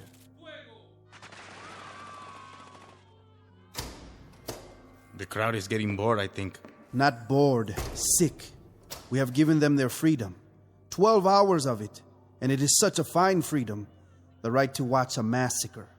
10 executions at least, every 5 minutes. You would like more? Oh, good morning, Clemente. We did not give them their freedom, Tabal. What? You said we. It was I who gave it to them. And I'm sure you'll continue to give it to them. Why are they quiet? They scream for justice, and when you give it to them, they become weary. Like an audience in 1 peso seats at a burlesque. Their entertainment must be varied, costume changes every 5 minutes, or they lose interest. New bodies every few minutes. But even that is not enough. I know them well. You fill their stomachs and it empties their brains. They have cheap tastes and short memories. Clemente. Something to say, Tabal? No. I have papers to check.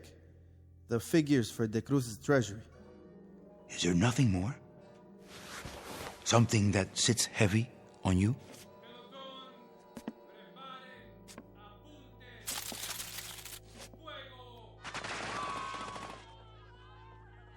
That sits heavy on me, on my ears and on my heart. Why should it? Execution is not a time of joy. But even this is not as bad as the death of a man who was my friend. That is a sword in my chest. D'Alessandro? An assassin? And that's the worst lie of all. It was no lie. He was no assassin. What? What's the matter? What's going on? Oh. Still at it out there, huh? Yes, until their work is done. Good morning to you, Senor Garcia. How handsome you look in the mirror. What do you see there? I see only a tired soldier. A man who needs a change of clothes. Is there a bathtub? Many. Take your pick. Oh, I'll go then. And that is all? You don't see any assassins in that mirror? No, I see nothing but my ugly face. Even an assassin might be better.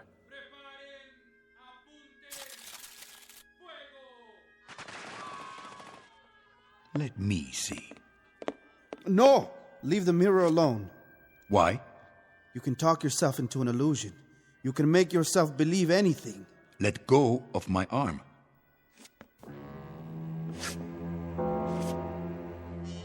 What is that? Two men. With knives. Tabal. And Garcia. What is it, Ramos? That mirror needs to be cleaned. A trick of the light? Did you think you saw something? No. I saw nothing. Sometimes, if you stare at nothing too long, it begins to stare back at you. Tabal, you and Garcia go over to the prison. Yes? Looking on the Cruz. Then report back to me. Report what? His health? Do as I tell you. See that he's properly guarded. Yes, sir. Do you have a message for De Cruz? What sort of message? Should I tell him that he was right about the fear? That there are assassins under the bed and in the shadows and all around the room? Tabal, you have both your freedom and your life. But you have them through my sufferings. Don't throw them away. Of course not, General. Cristo, get me the prison. Sir? On the phone. Here, I'll do it.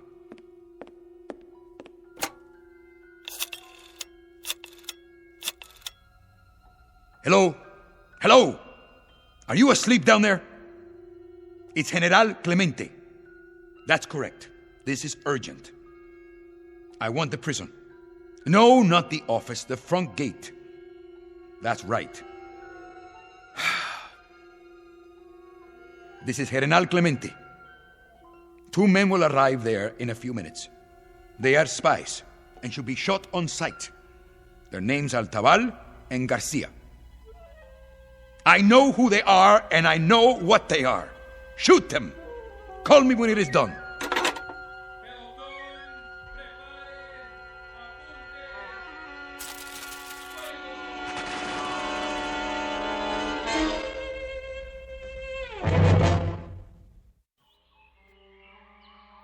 Move the bodies out.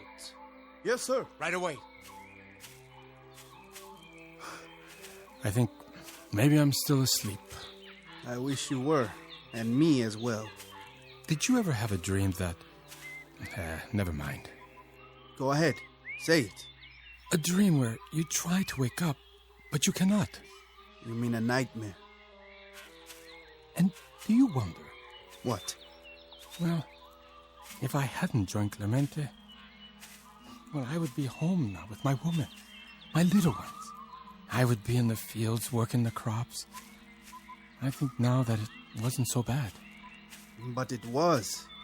Half of your vegetables, your livestock, to the state, that is no way to live.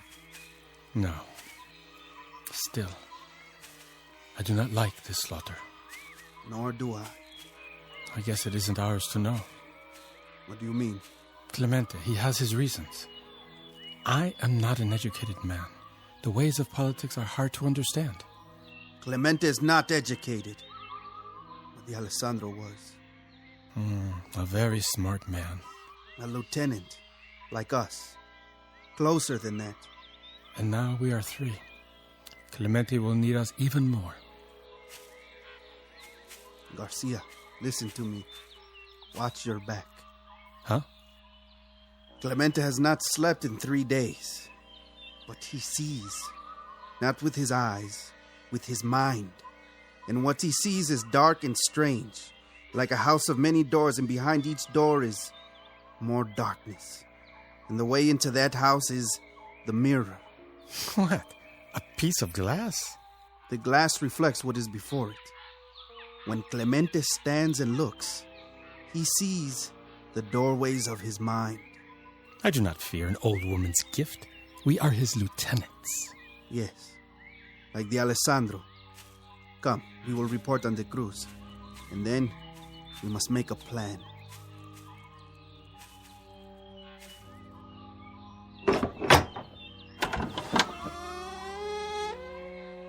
Señor Garcia, Señor Tabal. You know our names? But of course. You have come to see the prisoner. You have many prisoners, but only one of interest to the General. Ah, the General. I spoke to him not 5 minutes ago. Come in. We have been expecting you.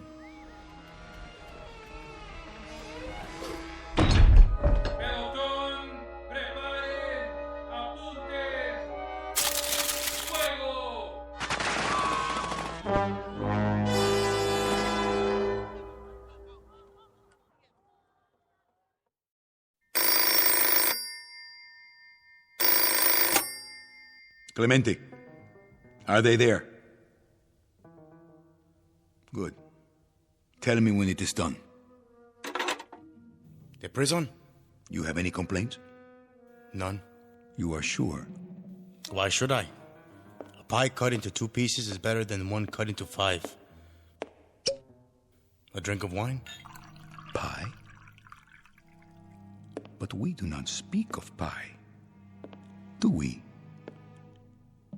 These are the lives of friends. Are you sure? They were very close to me. Very close. You know that. Alessandro, Garcia, Tabal. They were like brothers. Or so it seemed. That is what I don't understand. How is it that they can change so? And even more curious, how can I crush them underfoot like ants and feel nothing? Men cannot be brothers and assassins. No. They must choose. It is to be expected. When a man has power, he has enemies. And now, you have enemies. Enemies, yes. I understand that. But are all my friends to be my enemies? From now on, Ramos, you have no friends. You have only followers and competitors. This is the breakdown of your world. You must live with it. And how do you classify yourself, Cristo? Myself? I am a follower, General. For how long? That is a strange question. For how long will you be a follower? Until some quiet moment when my back is turned? Oh, no. Only until that moment when you prove to me that you cannot lead. Only until the moment when I think that perhaps... Perhaps what? That perhaps I am stronger than you. You'll be eaten by worms before that moment comes. Besides, if my back is turned to you, I will see you in the mirror. As I do now. What is it? What do you see? Only you. At the desk. Holding out a glass of wine? Of course. Here is a glass for you. Now you pour it. Take a drink. It will make you feel better. But you poured it before.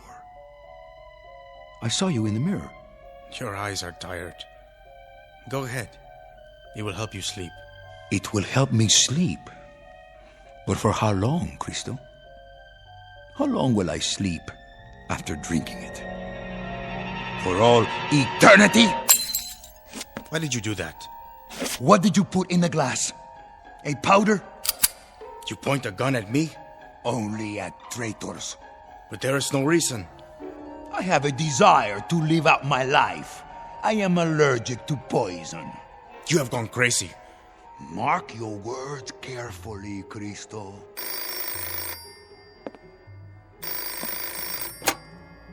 Yes? Yes, he is here. When? All right. I'll tell him. That was the gatehouse of the prison. The guards have shot Taval and Garcia. They are both dead. And what shall we do now? Mourn for them? If you wish. They were our friends, weren't they?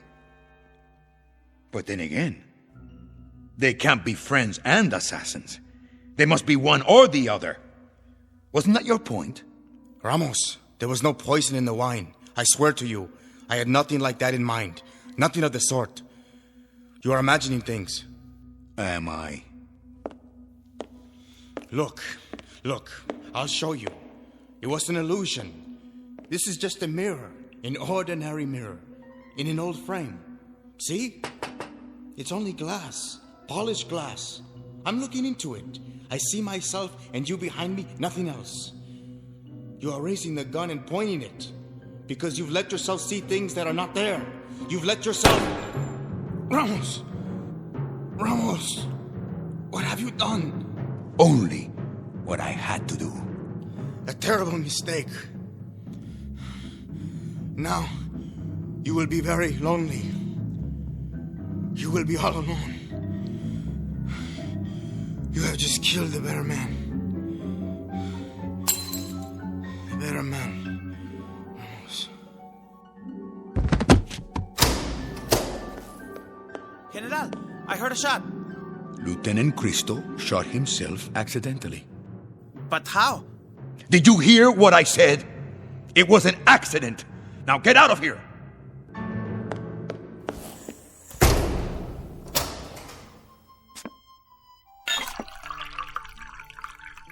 To the 4 lieutenants of the revolution, to the new heads of government, to the Alessandro, the dedicated, Taval, the quiet, Garcia, the strong one, and to Cristo,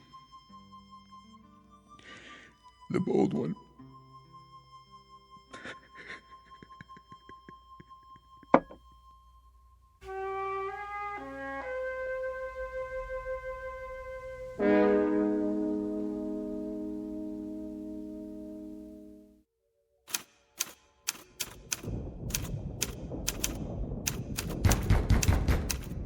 Yes? Yes! Someone to see you, sir. Who? The Holy Father. What would a priest want with me? Libos. General? It's all right. Yes, sir. I'll be outside. General Clemente. I'm Father Thomas. So? You will forgive me, General, but this must be said now. What must be said? The executions. The people are appalled. That is no concern of mine. Is this what we are to expect from the new regime? I have my enemies, Father. That is your answer? You may tell the people that as long as I have enemies, the executions will continue. They will go on 24 hours a day, 7 days a week, and if this disturbs them... Then what? Then let them do something about it. Let them starve in the mountains, as I did. Let them hide in caves. Let them raise an army out of the dirt. If there is one among them strong enough to make a new rebellion, let him try. But let him be prepared for a year of suffering, and let him learn how to lead. General Clemente, the victory is not so sweet, is it? Now you are learning. Instead of the flavor of wine, it has the taste of ashes. I had a dream, Father. I had such a dream. And they were all a part of it. Cristo and Tabal and Garcia and Alessandro. Why did they turn against me?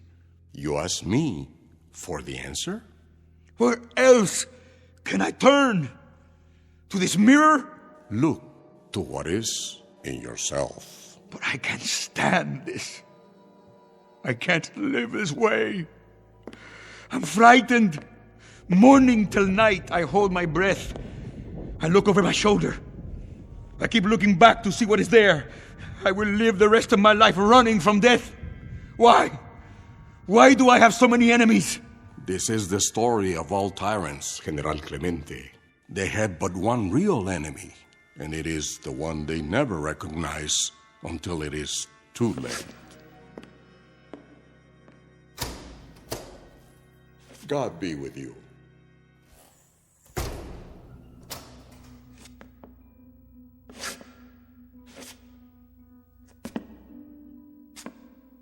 You.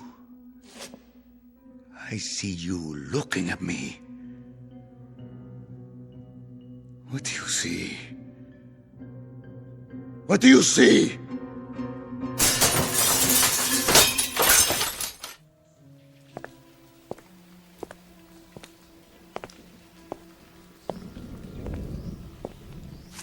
Keep an eye on him. What did you say, priest? The General. He's not well. General Clemente is a great man. He might have been. He may be yet. He needs our help. I will remember him in my prayers. God be with you, my son.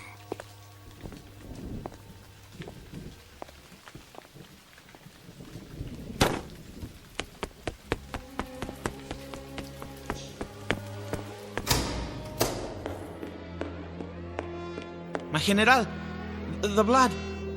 Who has done this terrible thing?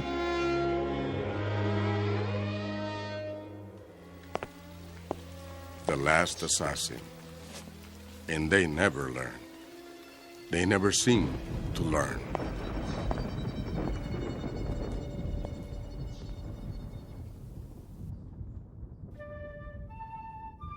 Ramos Clemente, a would-be savior in khakis, his brains blown out by an illusion. A mirage dangled before the eyes of all ambitious men, no matter how they begin. The most vulnerable are the dreamers, when they allow fear and paranoia to make them murderers. Which is not to say that ideals are an illusion, only that revolution requires more than songs and slogans. Courage helps, as does character, a touch of luck, and something along the lines of superhuman strength, whether it be found here or in the Twilight Zone.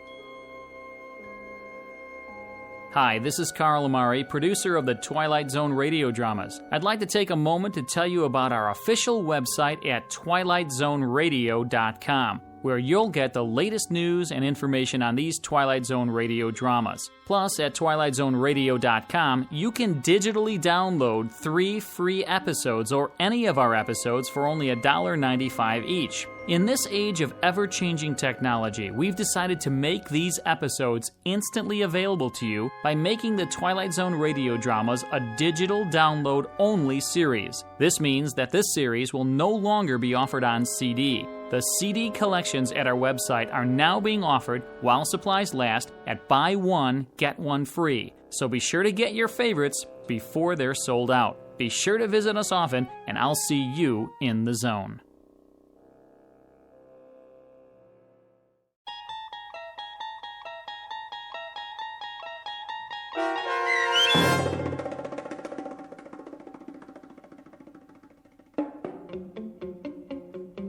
The Mirror, starring Tony Plana with Stacy Keach as your narrator, was adapted for radio by Dennis Etchison and written for The Twilight Zone by Rod Serling.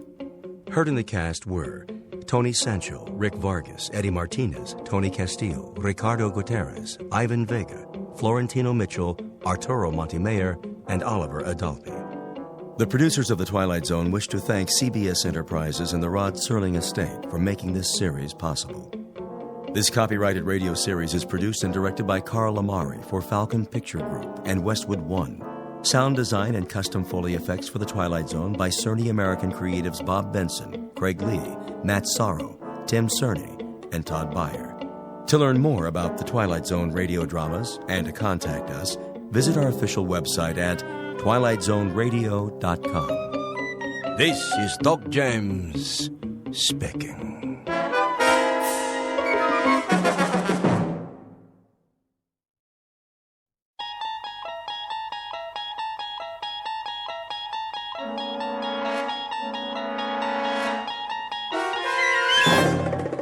There is a fifth dimension beyond that which is known to man.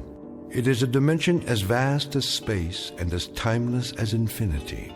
It is the middle ground between light and shadow, between science and superstition. It lies between the pit of man's fears and the summit of his knowledge. This is the dimension of imagination. It is an area which we call the Twilight Zone.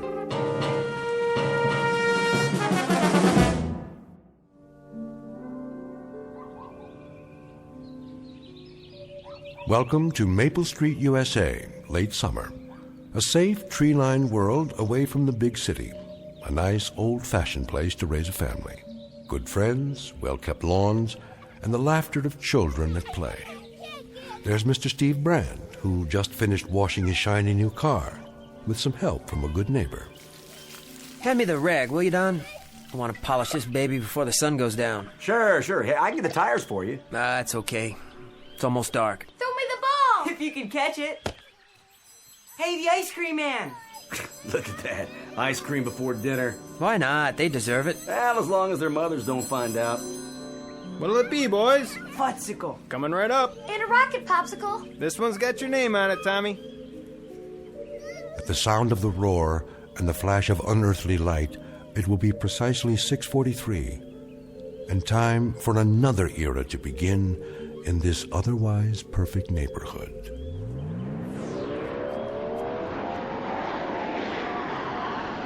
Whoa! Look at that! What was that? I don't know. What was it? Must be some kind of new jet. What was that? A meteor? That's what it looked like. I didn't hear any crash, though, did you? No, I didn't hear anything except a roar. Steve? What was that? Beats me, honey. Came awful close, didn't it? Too close to home, much too close. What the heck? A police helicopter? Did you see how fast it was going? 6:44 p.m. on a late September evening, the last calm and reflective moments before the monsters came to Maple Street.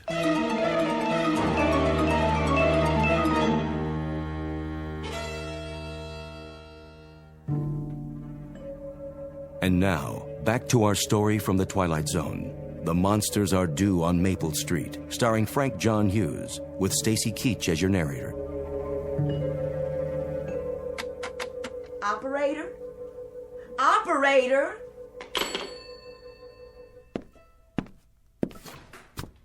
Bill, there's something wrong with the phone. What are you doing out there? Trying to start the power mower. In the dark? Well, I wanted to finish the lawn. The motor wouldn't work. Did you plug in the cord? Sure did.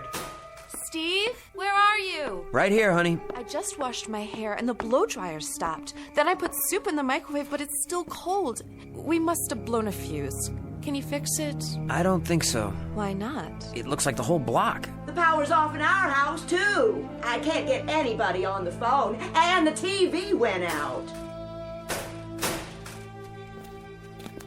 Electricity's off. Phone's I dead. tried the radio, but... Computer doesn't even work. Who's that? Who is that? I can't tell. It's too dark. Hi, neighbor. Oh, hi, Charlie. Who's that behind you? It's just me, Pete Van Horn. Still dark down the street? Yep, all the streetlights are out. Where are you going? I thought I'd check it out. That's a good idea. Yeah, I'll cut through your backyard, Steve, if you don't mind. Hey, what for? See if they got power over on Floral Street. Sure. Go ahead. You need a flashlight? Nope, I know my way around. Well, good luck.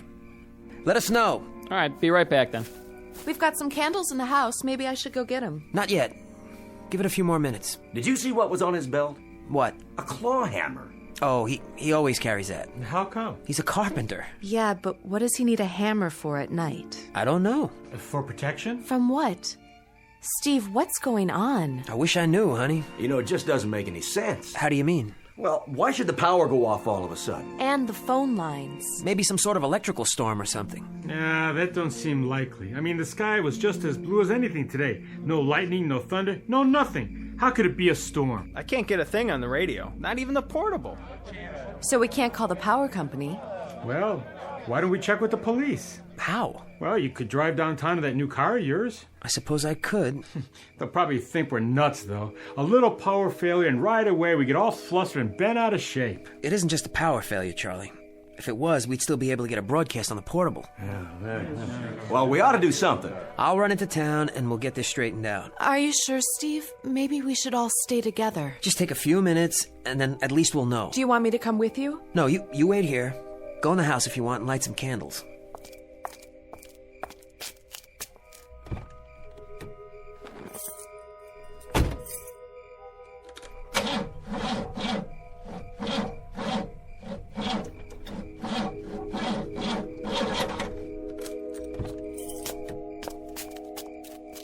What's the matter with the car? I don't understand. It was working fine this afternoon. Out of gas? I just filled up.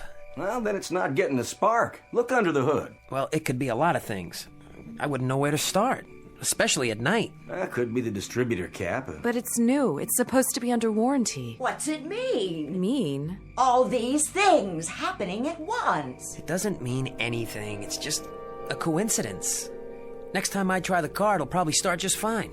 I don't know. It's as if everything flat out stopped all of a sudden. Yeah, that's pretty strange if you ask me. We better walk downtown. How many? I mean, some of us should stay here and watch the houses. The two of us can go, Charlie, you and me. You think it's the meteor? Well, you know, I really doubt it. I don't see how it could be if that's what it was. A meteor couldn't do this. Well, then we'll find out. Turn it over to the authorities. Yeah, they'll know what to do. They better. That's what we pay them for. Come on, Steve. Mr. Brand, Yes, Tommy? you better not. Better not what? Go into town. Why not? They don't want you to. Who doesn't want us to? Them. Them? Whoever was in that thing that flew over. What? Whoever was in it. I don't think they want us to leave here. Fool kid. Wait a minute. What do you mean? What are you talking about? They don't want us to. That's why they shut everything off. What makes you say that? Now, isn't that the craziest thing you ever heard? Tommy, I asked you a question. Whatever gave you that idea? It's always that way. Always? Well, when a ship lands from outer space. Oh, come on now. It's that way in every story. Which story? All of them. It could be the mothership or just, a scout. Yeah, you mean one of those smaller spaceships? Oh, sure. Yeah, a flying saucer, something like that. They watch everything we do. Why? I missed something. I don't know that either. But they're checking us out. All the way from outer space. Sure. That's where they come from. Don't you know anything? For what reason? Well, for the invasion. An invasion from space yet. Sally, you better get that boy of yours off to bed. He's been reading too many comic books or seeing too many science fiction movies or something. Tommy, come over here and stop that kind of talk. Go with your mother, Tommy. We'll be right back, and you'll see. That wasn't any kind of ship, for crying out loud. That was just a meteor or something. I guess it did have something to do with these power failures and the rest of it. Meteors can do strange things. I think I read something about it. Oh, sure. Like sunspots. That's right. Yeah, that's the kind of thing sunspots do. They raise Cain with radio reception all over the world. That part's definitely true. And this thing coming so close, why? I mean, there's no telling the sort of stuff it can do. Yeah, you go ahead, Steve. You and Charlie go into town and see if that isn't what's causing it all. All right, then. We're going. Mr. Brand, please don't. Come on. You want us just to stand right here in one spot? You might not be able to get to town. Why not? It was that way in the story. Nobody could leave.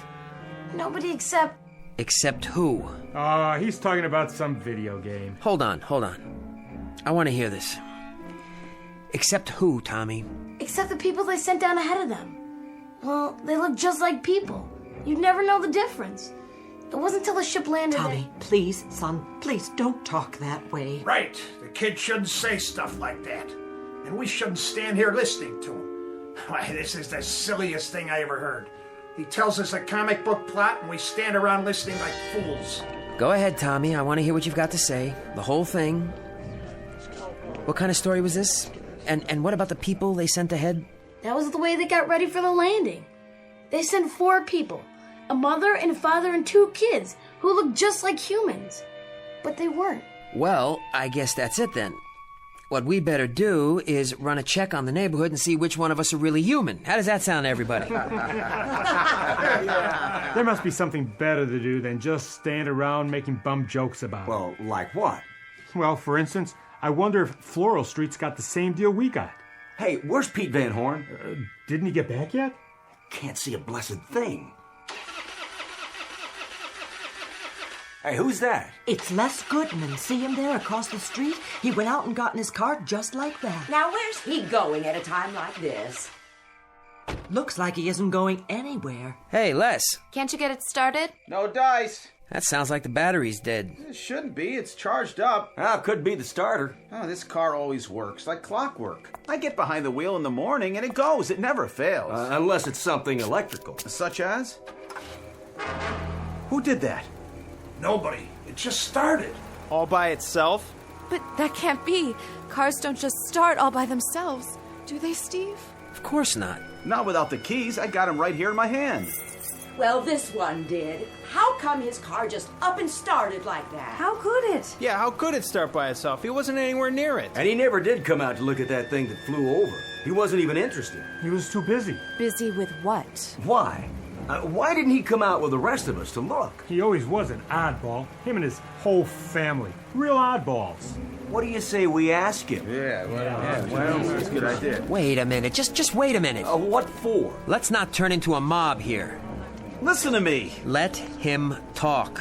I don't understand it either. I tried to start it. It wouldn't start. You saw me. All of you saw me. Sure we did. What are you telling us, Les? That there's something going on here? I'm not telling you anything. I don't understand it either. I swear I don't understand anything about tonight. What don't you understand? What's happening? Well, maybe you better tell us the whole story. What story? Well, here's the way I see it.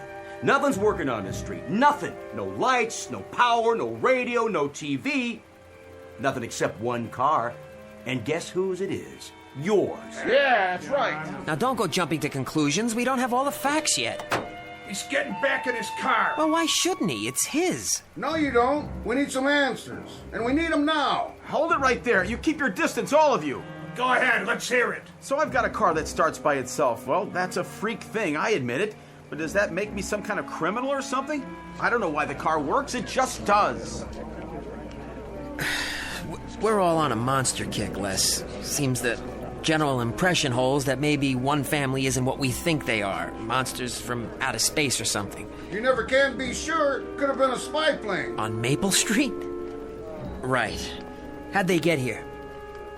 Or were they here all along? Well, that thing, it could have been a missile. You never know. A bomb, you mean? An ICBM? Did you hear it explode? Did you? Well, no. I'll tell you what's going on. You're afraid of anything that's different. Fifth columnists from the vast beyond.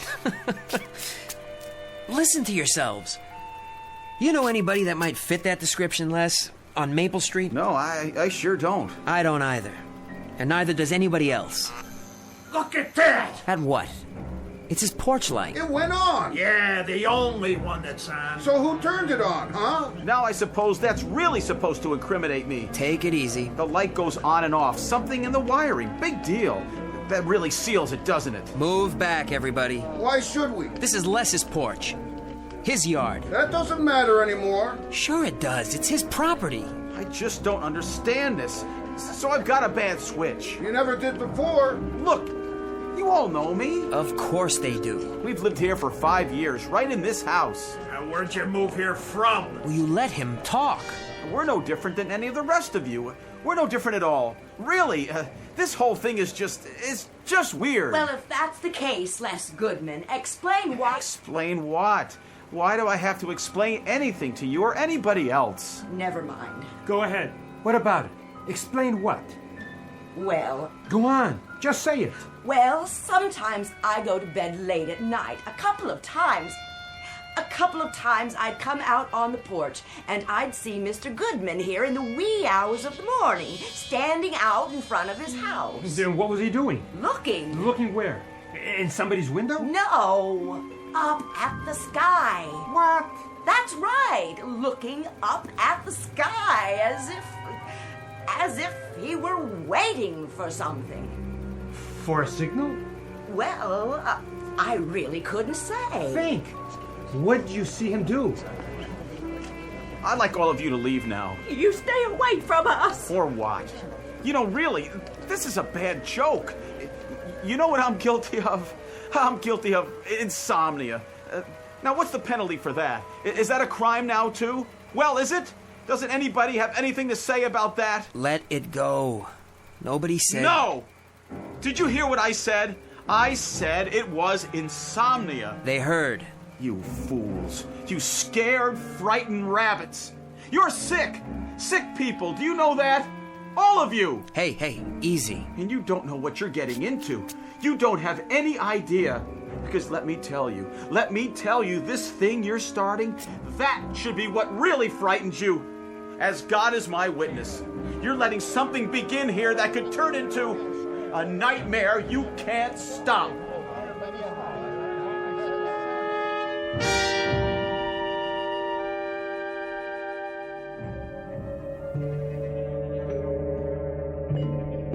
Les, I brought you a glass of milk. Refrigerator's off, but it's still cold. Put the candle out. Why? Just do it. What are all those people doing across the street? Why are they just standing there? I said put the candle out, now. Are they still watching our house? That's right. What do they expect to see? A red monkey. What? I remember a science article I read once. Which article? About an experiment. What made you think of that? It was in a laboratory. They set up a kind of zoo with all these monkeys. They made sure they were comfortable, had plenty to eat, let them go about their business. All different kinds of monkeys. And for a while, they all got along just fine. Les, what does this have to do with all And the... one day, the scientists painted one of the monkeys another color. Red or green or something, I don't remember. Just one of them. And you know what happened? All the other monkeys turned on it, and they tore the red monkey apart. Killed it right there on the spot for no reason. Oh, Les, that is a horrible story. No reason except it was a little bit too different. I suppose that was enough for the monkeys. Do we still have that gun? What? My dad's old service pistol. I had it packed in the attic. I was wondering, do you think it's still there?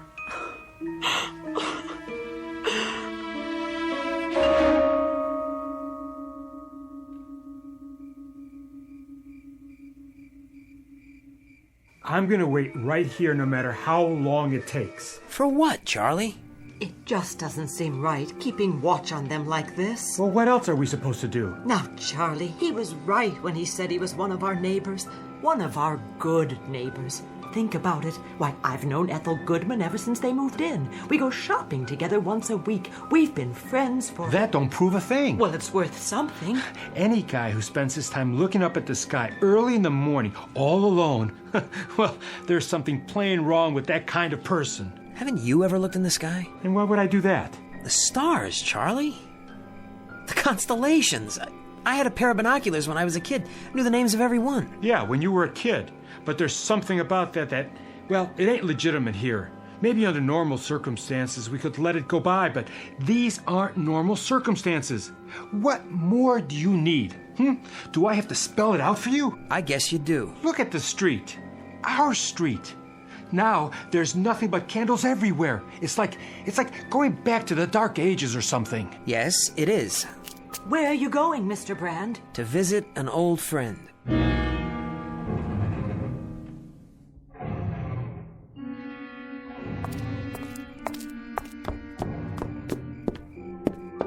Les? You don't have to knock. Anybody wants me, I'm right here. Come on, Les. Steve, is that you? Stay right where you are. We don't want any trouble. No trouble, I promise. Not if I have anything to say about it. But this time, if anybody sets foot on my porch, that's what they're going to get. Trouble. Look, Les. I've already explained to you people. You people? Is that who we are now? And I'm not going to explain again. You don't have to explain anything. I don't sleep very well at night. Sometimes I get up and take a walk, and I look up at the sky. I keep track of the meteor showers, shooting stars. They come at different times of the year, at odd hours. You can read about it in National Geographic. Don't you know that? Sure I do. That's exactly what he does. He always has. I understand. Why, this whole thing, it's been blown out of all proportion. It's ridiculous. I know. It's some kind of madness or something. That's what it is, all right. Some kind of madness. Then what can we do to stop it? At this point, that is the question. You best watch who you're seen with, Steve. Who's that? You ain't exactly above suspicion yourself. Or you, Charlie. Or any of us, it seems, from age 8 on up. Come inside, Steve. No. There's no reason to hide. What I'd like to know is, what are we going to do? Just stand around here all night? There's nothing else we can do. Till then, we stand watch. One of them will tip their hand. You'll see. They've got to. There's something you can do, Charlie. Oh, you're telling me what to do? You could go home and keep your mouth shut. Oh, yeah? You could quit strutting around like a self-appointed hanging judge and just climb into bed and forget it. You sound real anxious to have that happen, Steve. Oh, I am. In that case, I think we better keep a real close eye on you, too. You do that. I think everything might as well come out now. Good idea. Steve, your wife's done plenty of talking about you lately. She what? About your habits. You're plenty odd, too, it sounds like. And when did you talk to my wife? Go ahead. Tell us what she said. Yes, go ahead. What's my wife said? Let's get it all out. Yeah, let's. Why not? Let's pick out every idiosyncrasy about every single man, woman, and child on this street and put them under a microscope like bugs. Are you afraid of the truth, buddy? You think you know what the truth is? If you got nothing to hide... Then why don't we go all the way and set up some kind of kangaroo court? How about a firing squad at dawn, Charlie, so we can get rid of all the suspects? Narrow them down, make it easier for you. And for you too, Don, old buddy. Hey, look, there's no need getting so upset, Steve. Then why are you? Well, it's just that, well... Well, what? Myra's talked about how there's been plenty of nights when you spend hours and hours down in your basement, working on some kind of radio equipment or something. Oh, for the love of... Got a regular electronics lab down there, she says. Well, none of us have ever seen that radio, now have we? Or whatever it is. How come you never told us about it? Yeah, go ahead, Steve. What kind of radio set you working on? Shortwave or something else? I've never seen it, and neither has anyone else around here. It's a hobby, for God's sake. Who do you talk to on that radio? And who talks to you? What kind of messages you sending, huh? And receiving. I'm surprised at you, Charlie. How come you're so dense all of a sudden? What does that mean? Who do I talk to? Well, who do you think? I talk to monsters from outer space. There, he admitted it. I talk to three-headed green men who fly over in what look like meteors. That is, when I'm not talking to other enemies, other aliens. Steve, please. Go back in the house, honey. It's a ham radio, that's all. I bought him a book on it for his birthday. It's just an amateur radio set. A lot of people have them. It's good for keeping in touch with friends all over the world. Oh, yeah? What friends? In which country? Does it matter? It matters a lot. I can show it to you. Would that make you feel better? It's right down in the basement. Show them nothing. If they want to look inside our house, let them go get a search warrant. Look, you can't afford to... Charlie, don't tell me what I can afford. Stop telling me who's dangerous and who's safe and who's a menace. Come inside now. And the rest of you, you're with them too, aren't you? You're standing here all set to crucify, all set to find a scapegoat, all desperate to point your fingers at your neighbor. Well, now look, friends. The only thing that's gonna happen is that we'll all end up eating each other alive. Get your hand off me, Charlie. That's not the only thing that can happen to us. What's that? Who? Tommy, get inside and lock the door. It's the monster! It's the monster! No, Tommy! We may need this. A shotgun? Give me that. Don't try to take it away from me. Put it down. We can't even see who it is yet. It could be anybody. It don't look like anybody. At least not from around here. It looks tall, real tall and dark, and... That's because the streetlights are off. Well, whoever it is, it can go right back where it came from. Oh, it's an it now. not a who.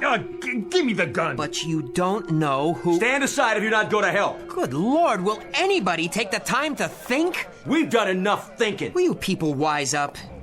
Even if it is what you say it is, what good would a gun do against something like that? Some sort of enemy? Something you don't even have a name for yet? Something that... No more words, Steve. You're gonna talk us into a grave.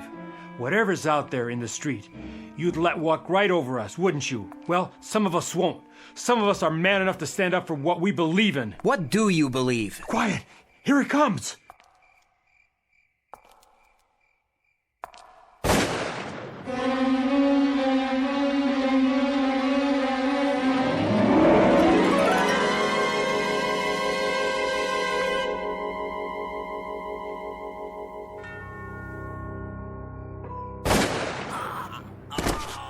You got him, Charlie! One shot. Pretty good, huh?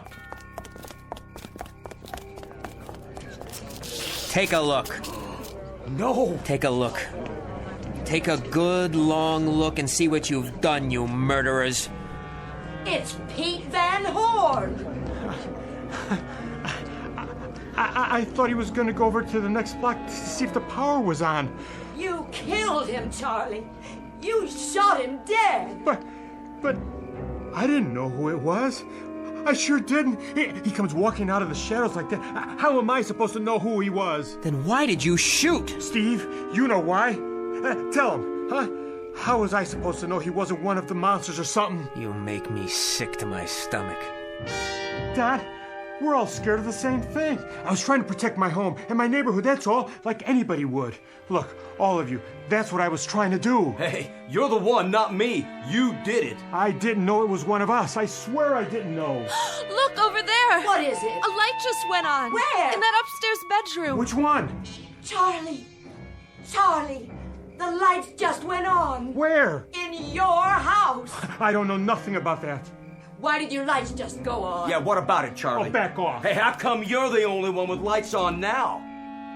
Yes. Why don't you tell us? It's something I'd certainly like to know. To be honest, I'm curious. Hey, come on. You were so quick to kill, Charlie. It was an accident. And you were so quick to tell us who we had to be careful of. Well, come to think of it, maybe you had to kill. Had to? Maybe Pete there was trying to tell us something. What do you mean? Maybe he found out something and came back to tell us who there was amongst us we should watch out for. No, it's nothing like that. I don't know why the lights are on. I swear I don't. Look, somebody's pulling a gag or something. A gag? A gag, Charlie? There's a dead man on the sidewalk and you killed him. Does this look like a gag to you? No, please! I'll get him. Charlie, over here in the house. It must have been Charlie. We gotta get him. Well, we'll take care of him. Charlie, the glass, you're cut. Get behind me. I'll get a bandage. I don't need it. Quick, they're coming. Now, all of you, listen. Listen to what? Why should we? You said plenty already. I swear to you, I swear it isn't me. Then who is it? But I know who it is. I do. Sure you do. I know who the monster is here. Who is it? I know who it is. It doesn't belong. I give you my word. I know. What are you waiting for then? Oh, please, Les, come away. Not yet. What are you waiting for? A flash of red? What are you talking about? The monkeys, Les. Remember, you told me about it. The monkeys. I want to hear this. Go in the house and wait for me. I'll go in the house, but I may not be there when you come home. If you just hear me out. Come on, Charlie, come on. Who is it, Charlie? Tell us. All right, quit stalling. Let's hear it. It's... Go ahead. Give us a name. It's the kid. It's Tommy. He's the one. No. How can it be? It has to be. Mom? That's crazy. Crazy. He's a child. He's my little boy. But he knew. He was the only one who knew. He told us all about it, every little detail. Well, how did he know? How could he have known? Can you tell us that, Sally? Yeah, that's right. How could he? Make the kid talk. What about Goodman's car, though? Well, it was Charlie who killed Old Man Horn. Nobody can argue with that. Just shut him up. But it was the kid who knew what was going to happen the whole time. He was the one who knew. Have you all gone crazy? Stop it, every one of you, now! You better shut up, Brad. Or what? This! Charlie has to be the one. He's just lying to save his own skin. It all adds up now. Where's my shotgun? I'll get the hammer off Old Man Horn. Maybe Les Goodman is the one. His car started. Let's wreck it before he gets away. What about Brand's radio? He's the one who called them. Smash the radio. Les! Give me the hammer. Something. I got a 22. Stop. Stop. Stop. Steve, we gotta get out of here. Too late. It's too late. Get Steve and Charlie. They're working together. You better listen to me. It's our only chance. Where's the kid? No, you stay away from us. Mom! Let's go, Tommy. Stay with me. We're going home now. Hey, he's getting away. Leave us be. I could get a shot. You missed. Give me that thing. You gotta aim. Here. What's that? Where? The light over there in that house. It just went on. That's Bob Weaver's place. Then it isn't the kid. That isn't the Weaver's house. It's Don Martin's place. I tell you, it's the kid. It's Charlie. He's the one. Hold on, there's lights in the house next door to it, going off and on. And that one. And that one. Which one is it? It's all of them. It can't be everybody. It is. Look. Blinking on and off. Up and down the block like a Christmas tree about to blow.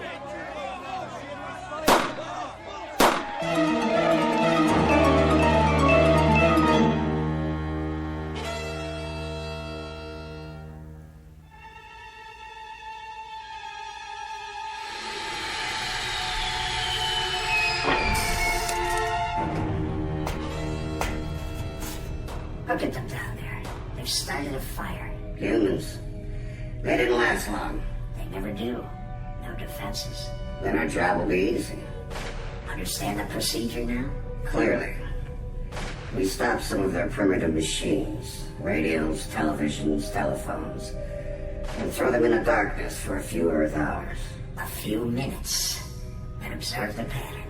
This pattern is always the same. With subtle variations. They pick the most dangerous enemy they can find. Their own kind. All we need to do is watch and wait. And I take it this place, this Maple Street, is not unique. By no means. Their world is full of Maple Streets. And we'll go from one to another, and let them destroy themselves. One by one by one. Time to return to the ship. For now. Tell the fleet we're ready. If we even need them.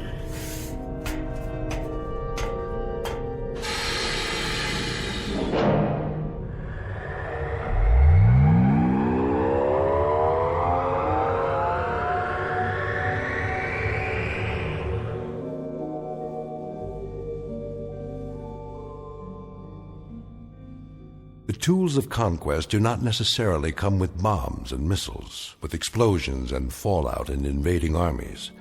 The most dangerous weapons are simply thoughts, attitudes, prejudices, to be found only in the minds of men.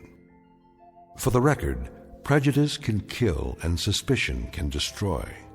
And a thoughtless, frightened search for a scapegoat has a fallout and a contamination all its own. For the children, our children, and those yet to be born. And the vast universal pity of it is that such things cannot be safely confined to the Twilight Zone.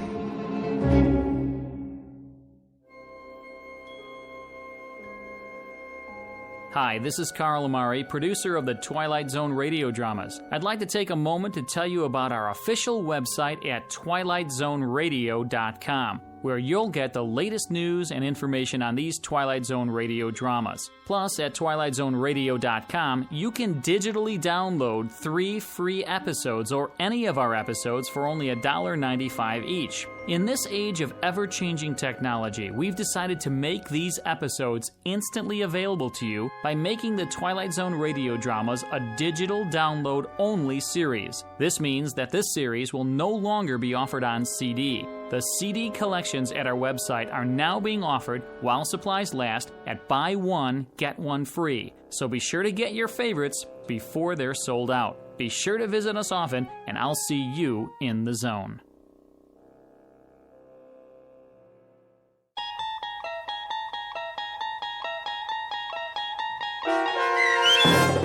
Monsters Are Due on Maple Street, starring Frank John Hughes with Stacy Keach as your narrator, was adapted for radio by Dennis Etchison and based on a script by Rod Serling. Heard in the cast were Adam Tangway, Mike Aljadeff, Tony Castillo, Laura Russell, Linda Ryder, Turk Moeller, Rick Komanik, Peggy Roeder, Heather Ann Preet, Sammy Giampapa, Anthony Giampapa, Jeff Lubiton, Don Longo, Carl Amari, Roger Wolski, and Doug James. To learn more about the Twilight Zone radio dramas and to obtain audio cassettes and CDs of these programs, visit our website at twilightzoneradio.com. This copyrighted radio series is produced and directed by Carl Amari and Roger Wolski for Falcon Picture Group. Doug James speaking.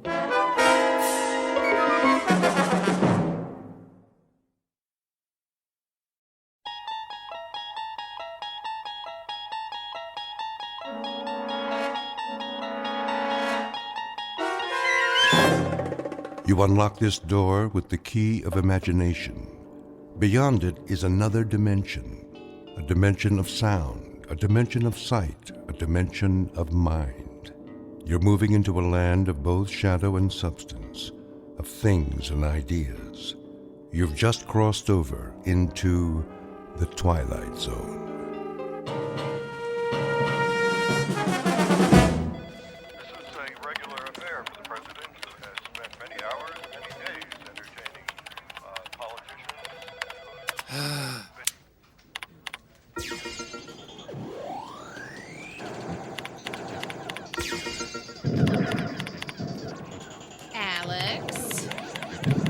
Yeah.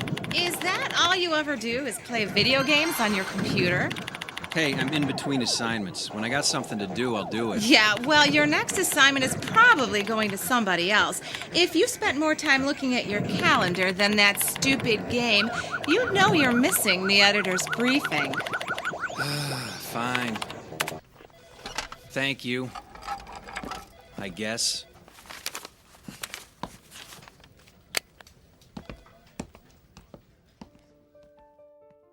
Yeah, I know politicians. Politicians never point fingers at voters. If anything goes wrong, it's either their opponent's fault or sunspots.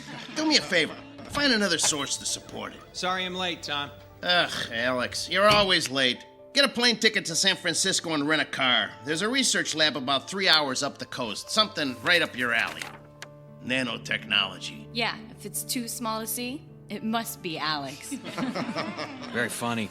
Maybe folks can find some new nano humor before I get back. Speaking of which, why am I going to Northern California? There's a guy named Thompson, a researcher, has a PhD in inorganic chemistry. Rumor has it he's found a way to use microscopic robots to clean up oil spills.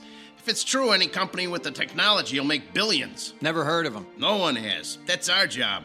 You do know that. That's not my point.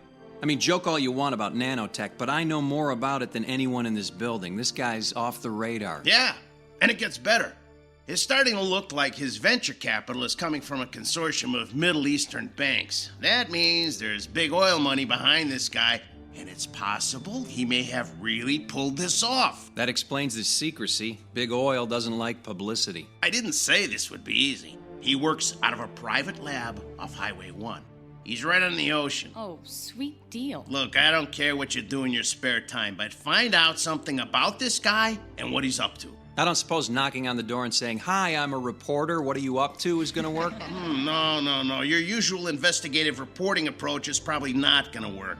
That's why we got you hired to work as a graduate assistant on his project. I'm doing what? His lab is crawling with graduate students. We created a fake resume for you and got you hired. You start in 3 days, so you better get packed. How long am I supposed to work there? Till you have the story. Now, get out of here.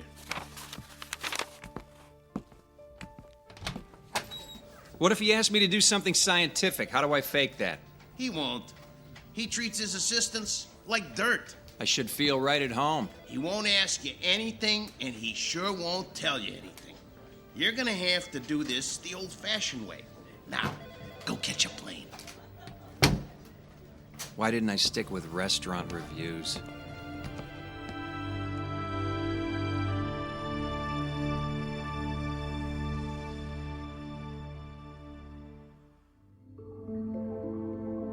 Meet Alex Harrington, a hack reporter with little talent whose career is defined by things as small as his ability.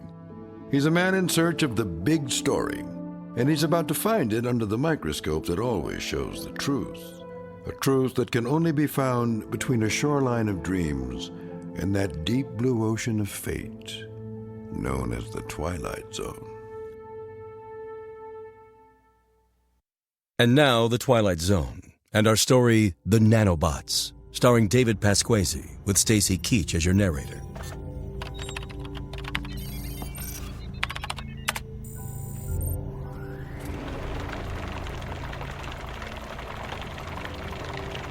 That's good enough for now. Alex, can you shut off the agitation?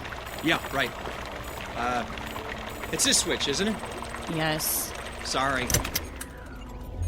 What's in there today? A blend of motor oil, axle grease, and kerosene. Ah, the sludge du jour. Very funny. Tim, ready for release? All ready.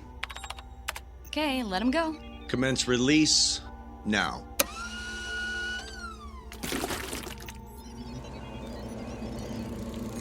Why do they make that sound? We don't know. They just do. It usually starts after they start eating. And what exactly are they eating? We're not real sure, but if it's got petroleum in it, they eat it.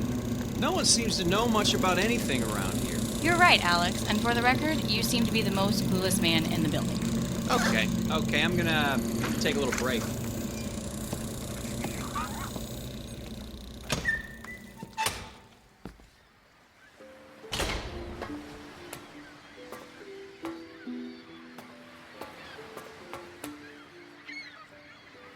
Beautiful view, isn't it? Oh, sorry, I didn't see you coming. Yeah, I could stare at the ocean for hours. Excuse me, can I bum a smoke off of you? You smoke? I wouldn't have expected that. I thought all of you environmentalists were against things like cigarettes. Yeah, well, don't tell anybody.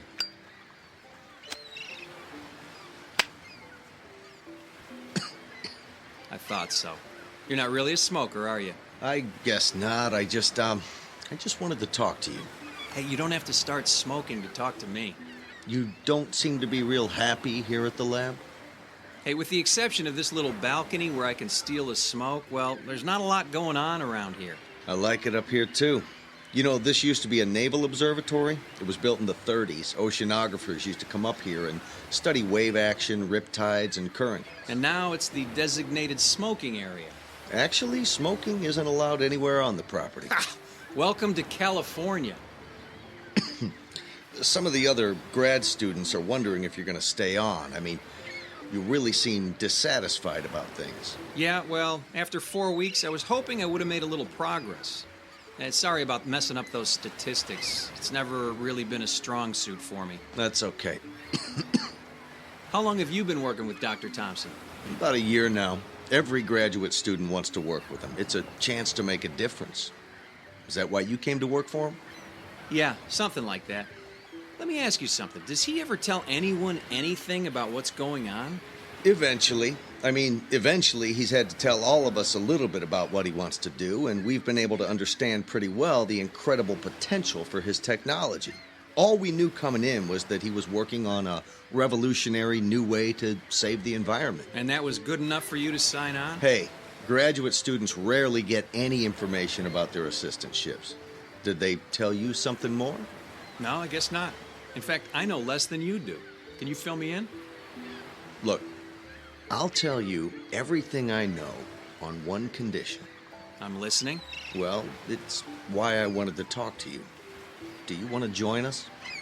Hey, in case you haven't noticed, I joined you a month ago. That's not what I mean. There's a group of us. We know what's going on here, and we've decided to take action. So you want to blow the lid off this operation? What are you talking about? All right, maybe I should slow down. What kind of action are you looking for? Okay. Maybe you should lose the cigarette. Right. I'll just hold it. Look, Dr. Thompson's a specialist in something called nanotechnology. It's small, microscopic robots that perform certain functions on a molecular level. Believe me, I'm familiar with it. Sorry, of course. That's why we're all here. Anyway, he's successfully developed microscopic robots that will consume oil in the ocean from oil spills.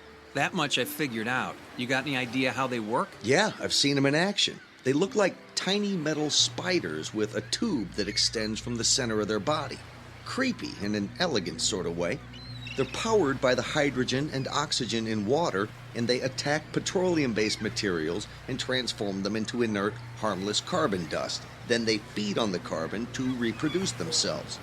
Every nanobot reproduces itself by a factor of 2, and then those two move on to repeat the process. Yikes, that means they reproduce exponentially. Yeah, toss a handful of them on an oil spill, and in no time there are billions of them cleaning it up.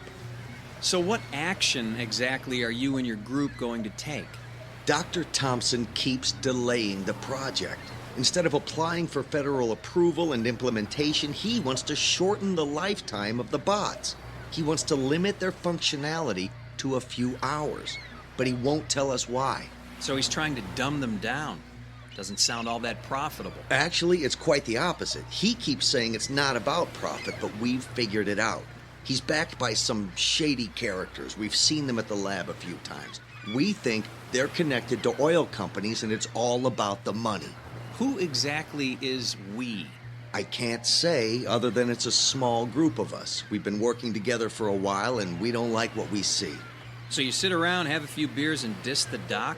That could affect your grade. It's not about graduate school anymore.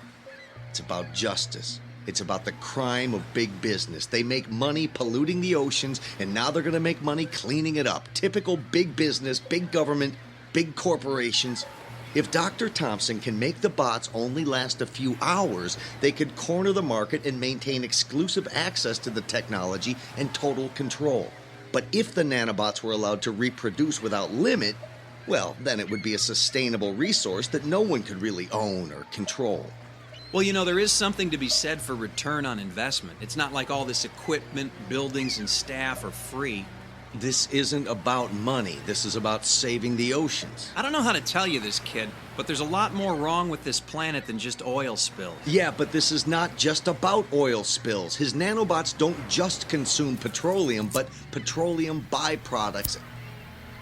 What did you just do? I flicked my cigarette off the cliff. Hey, don't worry about a fire. That's the ocean down there. That's just the point. That's the ocean. You're no different than the rest of them. Do you realize the importance of that current down there?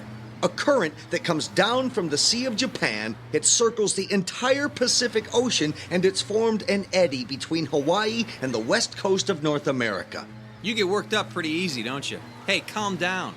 It's just a cigarette butt, and that's a big ocean. A big ocean with a big current that's going to take the petroleum-based fiber in your cigarette filter to a large and growing continent of garbage at the center of that eddy in the Pacific. You know, I heard about that. A magazine did a piece on it. Miles and miles wide and 300 meters deep, an island of garbage. A floating raft of plastic bottles, old fishing nets, thick slicks of oil, and probably more than a few of your cigarette butts. So one more is not gonna hurt, right? No. In fact, look, I'll flick the cigarette out there too. That's not gonna hurt either. Not today, not anymore, not after what's gonna happen in the next few hours. Why is it I don't like the sound of that? You will. In fact, it'll make you wish you had joined us. What exactly did you want me to join? Right now, there's a group headed for that garbage continent. They took the lab's research boat in the middle of the night, and they're less than half a day away from Garbage Island. Just a few hours away from a new world, a clean ocean, and a solution that won't be controlled by robber barons and oil men. What did you do? The nanobots are about to have their first meal.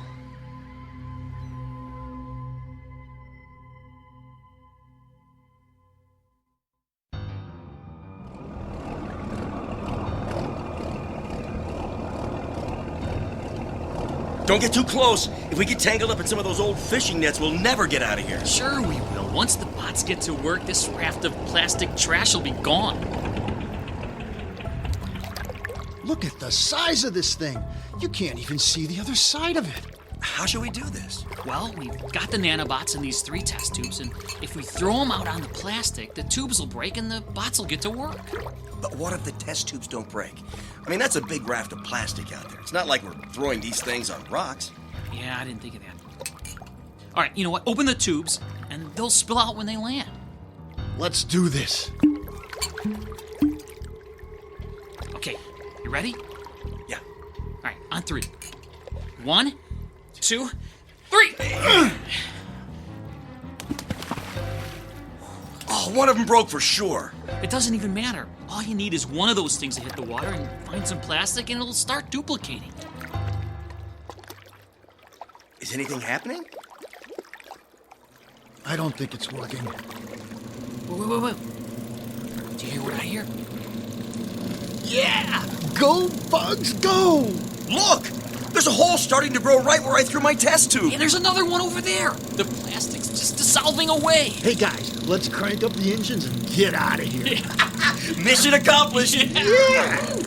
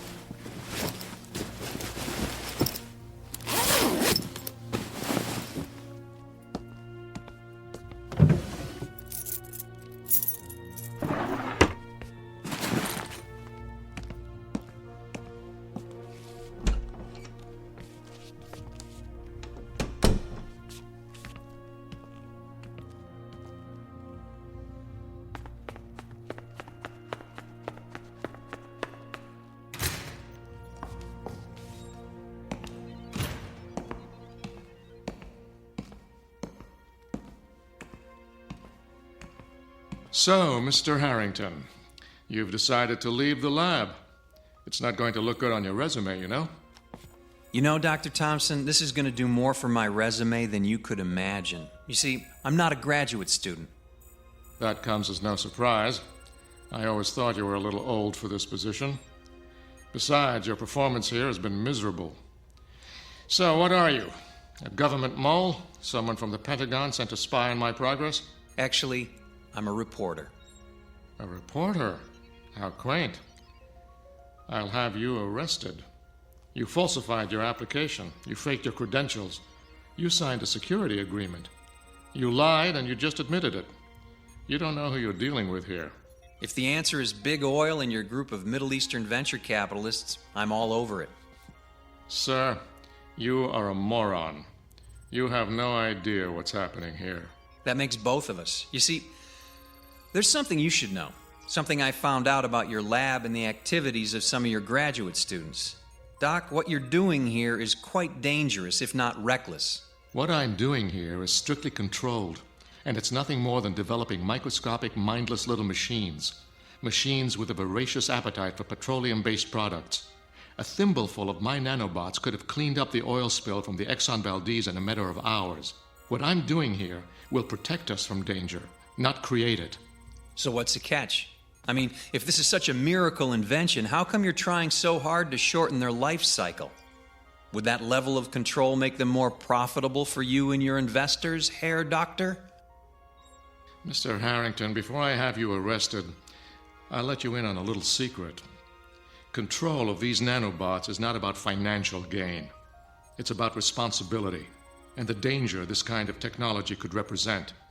It's the indiscriminate nature of the little beasts. They'll do a great job on an oil slick, but once that's gone, they could turn their attention elsewhere, such as the fuel tanks of a ship. Wait a minute, they can't tell the difference? How could they? They're microscopic oil-eating insect machines. You want them to have a brain as well? Maybe in 30 to 50 years, but we're just beginning here. I think you got a problem, Doc. Oh, I know. But in a few years, I think we'll be able to shorten the life of the bots so they only live for a few hours. That way, we clear the area and cut them loose. When they finish the job, they die. The control will be built in. Control that everyone can manage. That's what this is all about. The nanobots you developed and are testing right now, how long does this current batch live? Potentially forever. That's my biggest problem right now. I wouldn't be so sure. Do your graduate students know about this? Some do, some don't. I only tell them what they need to know. You see, Mr. Harrington, this is a Pentagon project. This is about national security, not big oil. My assistants only know what they need to know. Anything beyond that is top secret. And you are about to be placed under arrest. Well, secret or no, I want some answers. Of which you will get none. Now, if you'll excuse me, Mr. Harrington, I'm going to call security. Okay, you do that. But there's one question you're going to have to answer whether you like it or not. And the question is? If I told you some of your graduate students are on a boat and about to release your oil-eating nanobots into the Pacific Ocean, what would your response be?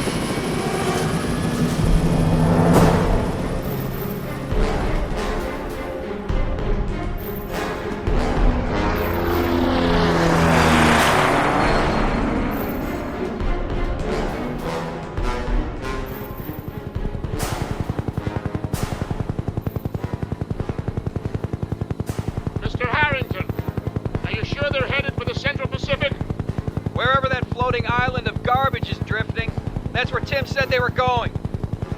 The Navy has dispatched a destroyer. I'm afraid they may blow the boat out of the water unless we reach them first. What exactly do you plan to do? Tell them the truth.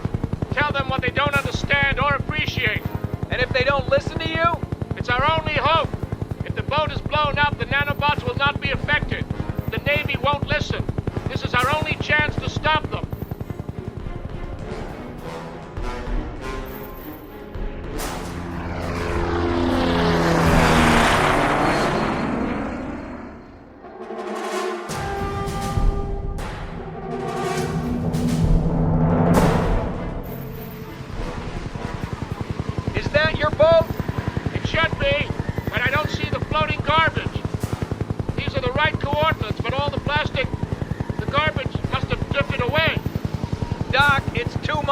Wide, and it'd be hard to miss. Maybe they ran out of fuel. Or worse, maybe your little spiders got into the fuel tank. It's possible. They seem to be drifting without power. Wait a minute. Look at the ocean. Is that the sea bottom we're looking at? Good God! The water is more than 1,000 feet deep in this location, and you can see the bottom. It looks like your little inventions worked. Something's not right. The clarity of the water, I don't understand it. CG Base, we have a ship in distress. Pilot, what did you say? Look below. Your research vessel's taking on water. We're going to have to go in for a rescue. How many did you say were on board? Three young men. It's going down fast. It looks like they scuttled the boat. I don't think they like you, Doc. It's not about me, and they didn't scuttle the boat. It's about the nanobots. Look! The hull of the boat is disintegrating. What's going on? This is exactly what I feared. The hull of the boat is fiberglass, a petroleum derivative. The nanobots don't know the difference. They consumed the plastic garbage until the island was gone, and now they've turned their attention to the fiberglass hull of the boat. That's gonna put a real dent in the boating industry. Mace, this is CG-14. The ship has sunk, and the 3 people on board are in the water. CG-14, initiate rescue. Roger that. Oh my God, what's happening down there? Oh, wait. Mace, CG-14. The boat sank, and the 3 survivors... they just disappeared. We can see no survivors. The boat went down fast. It must have sucked them down with it. The water's so clear. Oh my God. This can't be happening.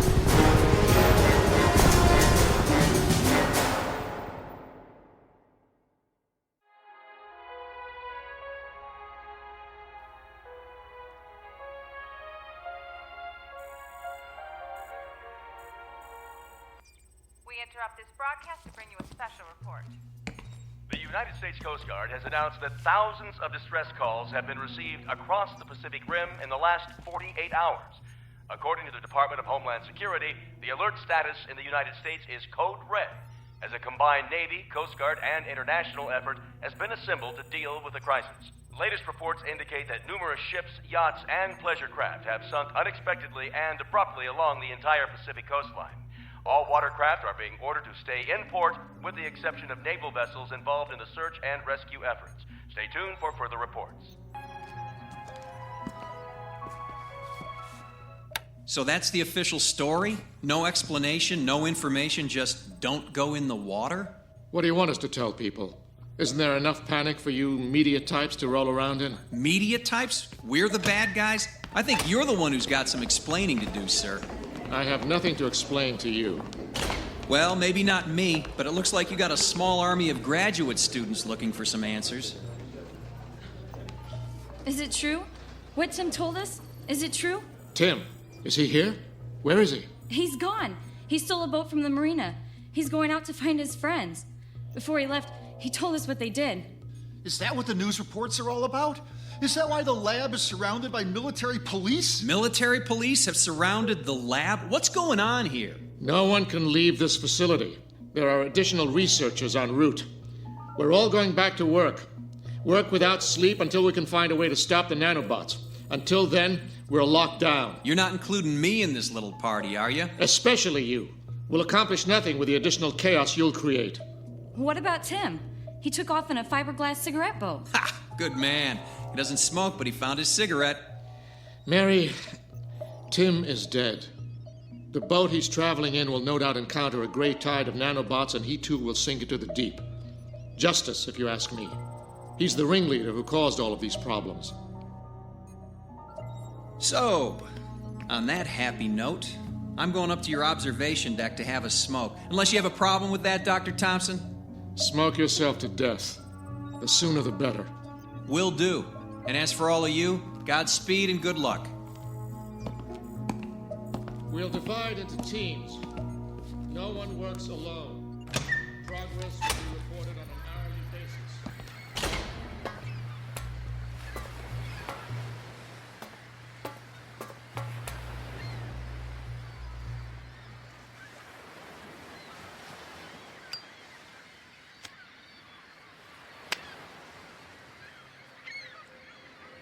Excuse me. Can I bum a smoke off you? Hello, Tim. I heard you were dead. Sounds like Mary did her job. She's one of us, you know. I figured if Thompson thought I was dead, I'd have a better chance. It's one way of looking at it. But a better chance at what? Sounds like you and your friends have done enough. Getting away. Oh, nice. You and your beer-drinking buddies caused thousands of boats to sink, and all you want to do is get away. Yeah, that's saving the Earth for you. We didn't know. Thompson told us nothing. We thought the same thing you did, that he was trying to make a world-saving technology. And then we found out it was nothing more than a profit center for the companies and governments destroying the Earth. That may be true, but I gotta tell you, Timmy, there's a big target on your back these days. That's why I'm getting out of here. You staying or coming with me? So you're just gonna run away? Do you know what happened to your friends out there? They're dead, you know. I heard the boat sank. There's more to it than that, Timmy boy. Your nanobots can't seem to tell the difference between a plastic bottle and the plastic hull of a boat. If it means the end of plastic on the planet, who cares? You know, you need to work on that attitude. They knew what they were doing was dangerous. Oh, really? Did you tell them that before they left? Did you tell them they might find themselves in the water 1,000 or so miles out in the ocean? Why didn't you save them? Was that their punishment? Punishment? You want to hear about punishment? Listen, you hear that out there? That's the sound of billions of your little bugs out in the ocean. But hey, what are they eating? There's no oil slick, no boats out there, but the sound of them. More and more eating and duplicating.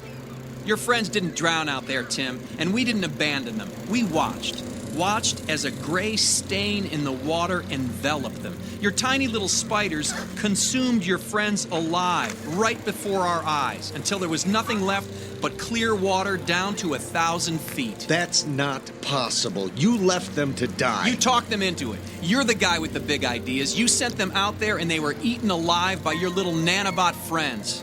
I didn't know. Thompson never tells us anything. We tested them in the lab. All they ever consumed was petroleum-based products. They only consumed what you fed them. You had them in sealed glass tanks and tested for what you wanted to see. Too bad you didn't stick your hand in there just once. Things might be a little different now. Things don't sound like they're getting any better. We gotta get out of here. We? Aren't you confusing me with your co-conspirators down there in the lab? You stay if you want, but you're gonna die. Look. What the hell? The nanobots. They're crawling up on land. They're consuming the plant life and the bacteria in the sand on the beaches. Anything organic, anything that's carbon-based. They don't know the difference. Tim, we have to get out of here. Let's go. No, we can't go that way. They've invaded the lab. You! What are you doing here? Marine! What? Close the hatch. Maybe we can keep those things off the deck. Do you realize what you've all done? Look! They're spreading! Those people, the soldiers, the bots are all over them. They're approaching the foundation of the lab. Thompson, how do we get out of here? Unless you can fly, Mr. Harrington, I'm afraid you have no options. They won't get up here. They can't. Can they? No. The foundation and walls of the building are composed of stone, concrete, and steel. They need carbon and water to spread. So it's over? No, Mr. Harrington. I'm afraid it's just beginning. Do you see that creek over there? They're moving upstream. Like the veins and arteries in an organism. Consuming every carbon-based life form in their path across every continent, no doubt. We have to get out of here. We can't stay here. When Mr. Harrington sprouts wings, maybe he'll take you with him. Thompson, what are we supposed to do here? We wait, Mr. Harrington.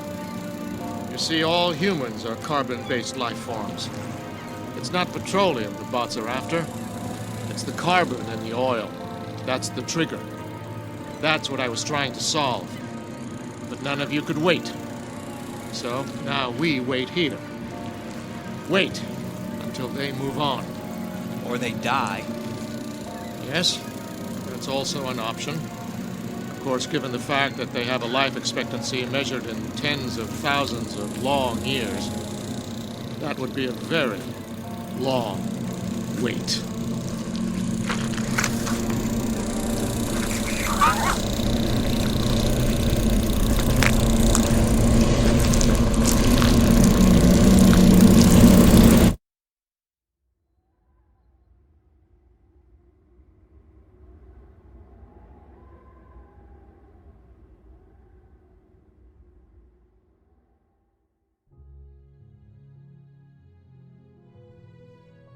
The planet must be saved, and a small group has found the answer.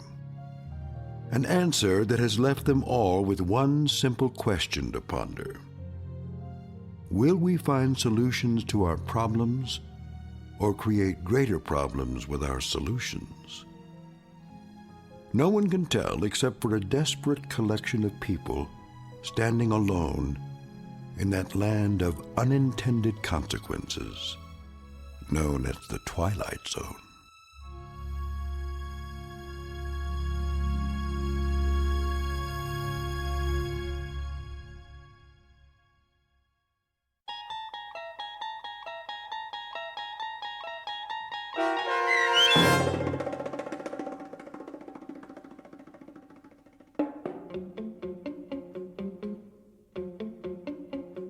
The Nanobots, starring David Pasquesi with Stacy Keach as your narrator, was written for The Twilight Zone by Steve Newby.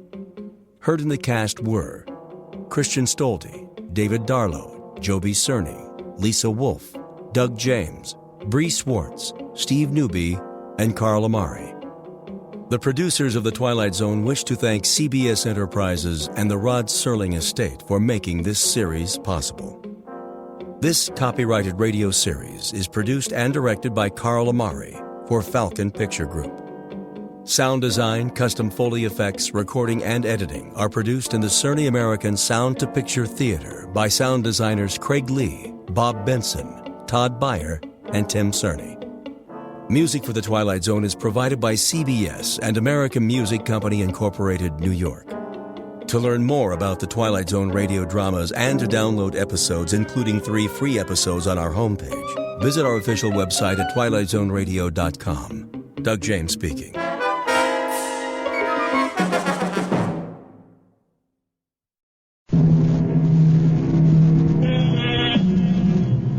And now here's Act One of The Old Ones Are Hard to Kill.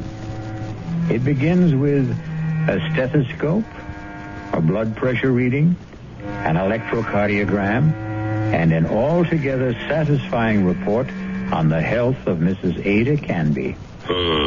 Well, can't see a thing to complain about, Ada. That little congestion you had last time is all cleared up. All in all, I'd say you're doing fine. For a woman my age, you mean? The older the chicken, the tougher it is to kill. That's what my grandmother used to tell me, and she lived to be 98. Speaking of relatives, you see much of Walter. My grandson? Oh, the usual once-a-year visit. And he always comes up with the same complaint. What's that? That I shouldn't be living all alone. That big house of yours must get pretty lonely sometimes. Well, the truth is, Dr. George, I'm not alone there. You're not? I decided to take in the boarder last month. Really? I haven't written Walter about it. I'm sure he'd object to my taking in a stranger, but there's really nothing wrong with Mr. Paulson, except his health, maybe. His health? What's wrong with him? Oh, the poor man's had a terrible cold for the past 2 weeks. Won't let me do a thing for him, though. Well, where did you meet this Mr. Paulson? He answered the ad I ran. He's just back from South America. Been living in Brazil for years. He's a very nice gentleman, really. He keeps himself and tends his birds. He has the loveliest blue parakeets. You can hear them chirping all over the house. Oh, it's the friendliest sound. Well, I don't see anything wrong with what you're doing, Ada. Just make sure you don't go and catch the man's cold. There's not much chance of that. The poor man hardly ever leaves his room. Well, how much do I owe you? I'll send you the bill. I'm sure you'll forget all about it. Promise me you'll send it.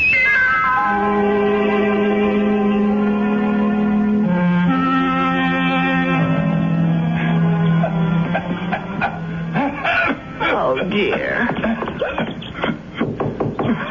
Mr. Paulson? Are you all right? Yes, Mrs. Canby. I'm all right. That cough sounds worse than ever to me. Why don't you let me fix you a little hot milk and honey? No, thank you, Mrs. Canby. Thanks very much. I'm going to try to get some sleep. Well, all right, if you say so. I guess it's time I was in bed myself.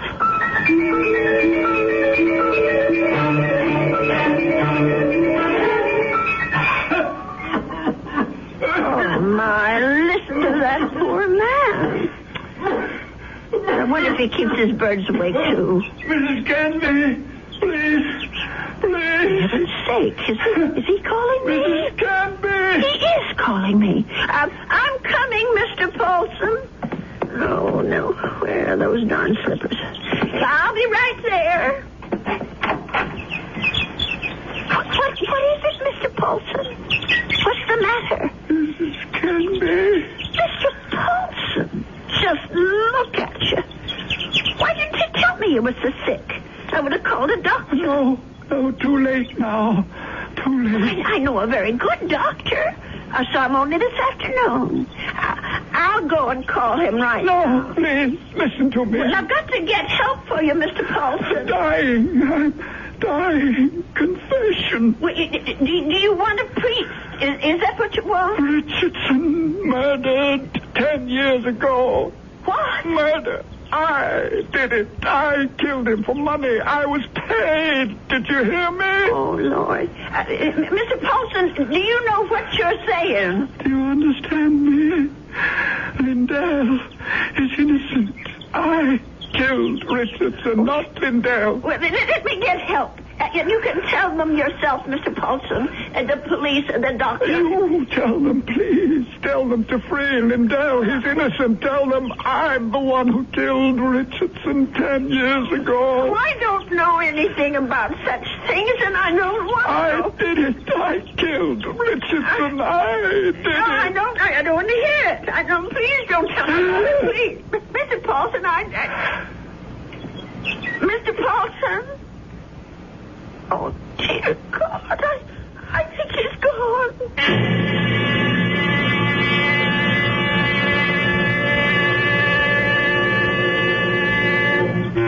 Listen to those poor little birdies. I suppose they miss poor Mr. Paulson. I'll lay them in his room. Well, let's see about this letter now. Dear Walter, I hope you don't mind my turning to you for advice, but I really don't know what to do. It's been 3 days since my boarder, Mr. Paulson, passed away, and I still haven't told the police what the man said to me. I just can't bring myself to get mixed up in anything like this. Dear, what's the use of writing Walter? He'll probably think I've dreamed it all up. No, I'll just forget it. How do you forget such a thing? Those names, I keep hearing them. Richardson, Lindell. Lindell is innocent. Oh, dear God, what if it's all true? If Mr. Paulson actually murdered this Richardson, and Lindell is innocent, only, well, who are they? I wonder if the telephone book, well, why not? Let's see, Richard, all right, C-H-A-R. Yes, here it is. Oh, Lord, there's dozens of them.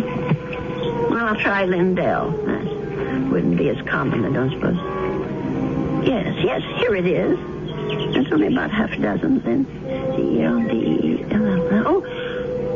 Oh, my heavens, Lindell and Richardson. Both names together, Lindell and Richardson Investments. 9 Concourse 4153132. I wonder if...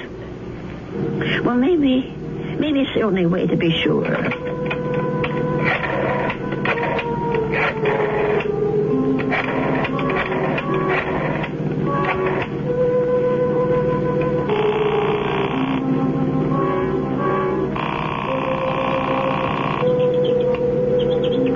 Oh, hello?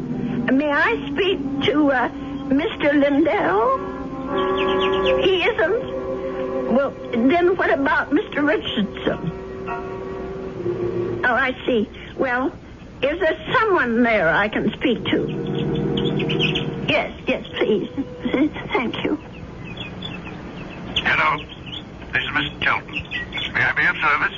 Well, maybe you can. I want to know about your Mr. Richardson, about when he died. I think I did business with him once, a long time ago. Well, it's 10 years, madam, just about. But if you're interested in investment advice... Well, I'll think about it. Thank you very much. 10 years. Well, it could be a coincidence. I guess it all depends on how he died.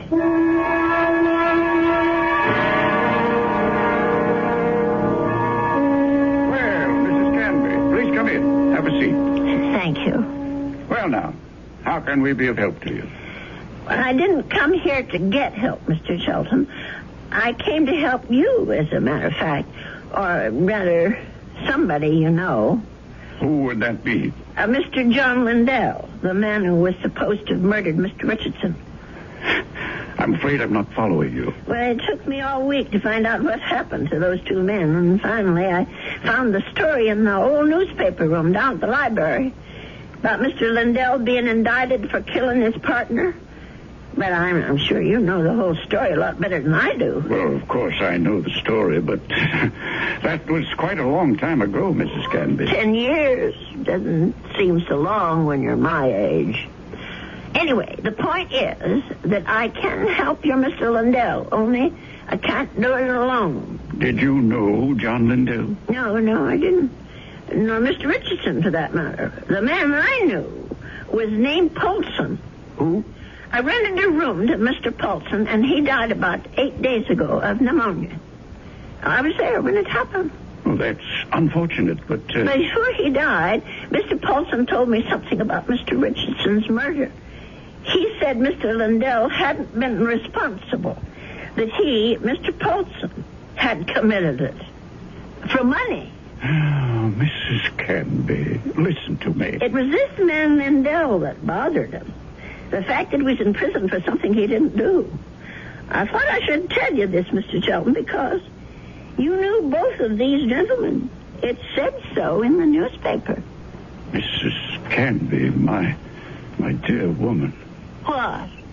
I don't know what silly story you heard, but it's completely wrong. There wasn't any question about what happened. This boarder of yours, whatever his name is, merely had an obsession. Well, just the same, I thought you could follow through on this business. Yeah. Tell the police, because if it is true, Mr. Lindell should be freed. On evidence like that? I don't know anything about evidence. I'm just telling you what I heard. Well, never mind. I suppose I should have told the police myself. Oh, wait, Mrs. Canby. Let me put your mind at rest. John Lindell is no longer in prison. He isn't?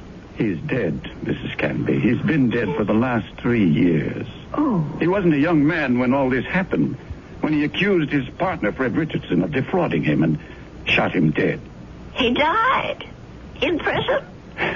Even if all you say is true, that this man was Richardson's murderer, you can't help John Lindell any longer. He's beyond that. But his name, don't you want to clear his name?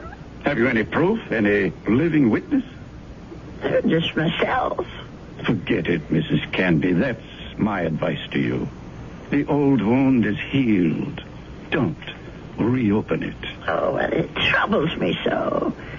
I haven't thought of anything else since it happened. Perhaps if I saw a minister, if I had some advice from a man of God. Mrs. Canby, now you said something. Now you've shown me the way. That's where our answer lies, dear woman, in prayer. Mm-hmm. In the forgiveness of our dear Lord. Will you pray with me, Mrs. Canby? Pray? Here? Why not? God is everywhere. Please, join me. Dear Lord, tell us what to do. Give us your divine guidance. Show us the path to righteousness. Mr. Shelton, Help us, O Lord. Help us to understand. Teach us to forgive the sins of others and to forget them. To forget. I feel much better now, Mrs. Canby. Do you? I'm not sure. Let us turn this matter over to God, Mrs. Canby. Not to the police, but to the Lord. It's in His hands now. Don't you agree? Well, in a way, that's true. Since they're dead now. All of them.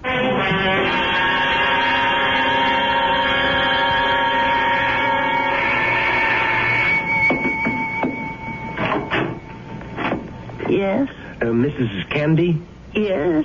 My name's Stuart Winfield, Mrs. Canby. I understand you have a room for rent? Yes, I do. Well, I'm new in town. I just arrived from Philadelphia. I've been staying at a hotel, but I'd like something homier. Well, the room I have is $35 a week. I can't offer you any meals, but you can use the kitchen all you want. Well, that sounds good to me. Would you like to see the room? Yes, ma'am, I sure would. Well, come on in then. Thank you. By the way, How did you know I had a room for rent? I was going to place an ad this weekend. Oh, I guess someone at the hotel mentioned it. I forget just who. Say, this is a real fine old house, Mrs. Canby. I can see that I'm going to like this place. Just fine.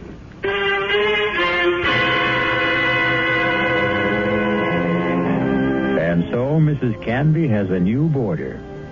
He's a very personable young man with a great deal more charm than old Mr. Paulson had. Perhaps in a little while, Mrs. Canby will be able to forget her former boarder and the shocking confession he made on his deathbed. I'll be back shortly with Act 2. I want that.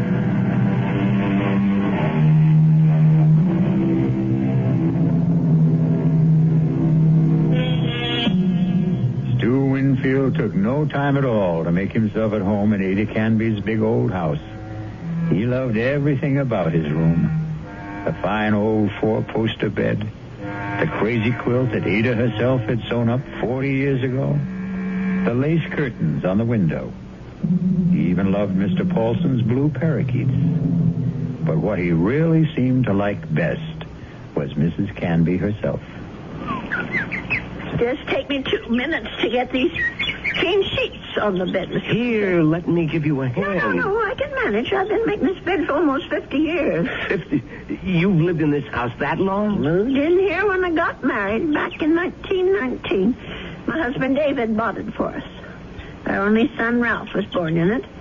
And you've lost them both? Yes, they're both dead, but I haven't lost them. Oh, yes, I understand, Mrs. Canby.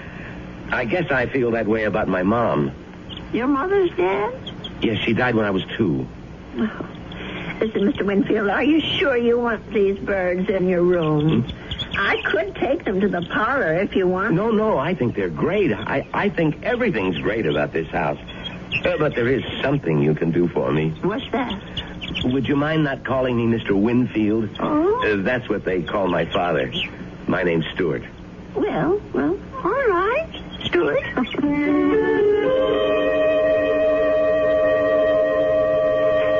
Dear Walter, I think it's about time I told you that I have a boarder in my house. Mr. Winfield is the nicest young man you could want to meet. He's a great deal friendlier than my first gentleman, Mr. Paulson, and he seems to like nothing better than to sit around evenings and talk. We talk about his home and his parents and his plans for the future. I think the poor boy misses his home and family, and I'm sort of a substitute for all that. You know, it isn't really fair, Mrs. Canby. You said I had kitchen privileges, but that doesn't mean you have to cook for me. Well, it's a pleasure, Stuart. I haven't had anyone to cook for in years. You're kidding. You mean to say you cook this good without practice? Oh, you're just being nice. I'm sure that stew is just plain ordinary. It's terrific, no kidding. It tastes like, well, it tastes like home, if you know what I mean. It depends on whose home you mean. Well, my mom cooks stews like this. That's what I meant. Your mom? Well, but she died when you were only 2. Oh, well, I guess I didn't mean my mom exactly. I was thinking of my Aunt Martha. I mean, she's the one who sort of took over the cooking and stuff after my mother died. And my father's sister, you know? I see. Well, that was lucky that you had someone to take her place. Yeah, that's right. Excuse me. My Stuart, you're not coming down with anything, are you? No, I'm fine. Just a little case of the sniffles. Listen, if your room isn't warm enough, I have an extra book. No, the room's just fine. Don't worry about it. Oh, you be sure now. I know I felt a little guilty about poor Mr. Paulson when he got sick. Maybe I didn't take good enough care of him. Paulson? Mm-hmm. Was that your former boarder, the bird lover? Yes, that was his name, the poor man. Tell me about him. Well, I don't really know that much about him. He lived here less than 2 months. Well, what sort of a guy was he? Very quiet. He kept to himself. Did you say he was from South America? I don't remember if I did or not. Well, you must have said it. Yes, of course. He was American, but he'd been living in Brazil. I don't know why exactly. Although, come to think of it, maybe I do. What do you mean? Well, it just occurred to me that Brazil might be just the place for someone who came into a lot of money and wanted to leave the country. I don't understand this. Oh, my. I really think you are getting a cold, Stuart. I'm getting that blanket out this minute. Now, wait, Mrs. Candy. I'd rather hear about... Never mind. I don't want to take any chances. I'll be right back. Yes, Mrs. Candy. Don't take any chances.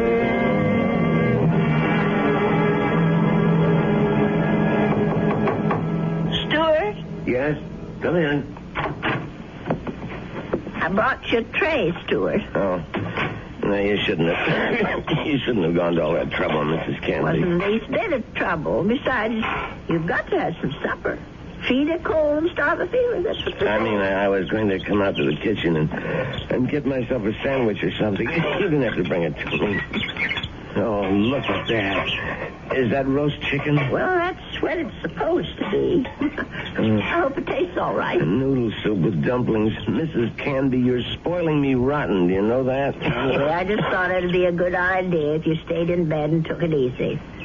You weren't planning to go out tonight, were you? No, I was just going to stay in and read for a while. Maybe watch television. Oh, that's good. Here, I'll just set this tray down. Oh, the service here is just too good. Oh, we never finished our talk the other day about that boarder of yours, Mr. Paulson. Well, there's not much to say about him, really. Well, you said something about his living in South America. You said you thought you understood why he was living there. Sounded real interesting. Well, the truth is, Stuart, there is something to tell about Mr. Paulson. Maybe you can help me feel better about it all. About what? Now, I'm not going to tell you if you don't eat. All right, Mrs. Canby, I'll eat. Well, it happened just about 3 weeks ago.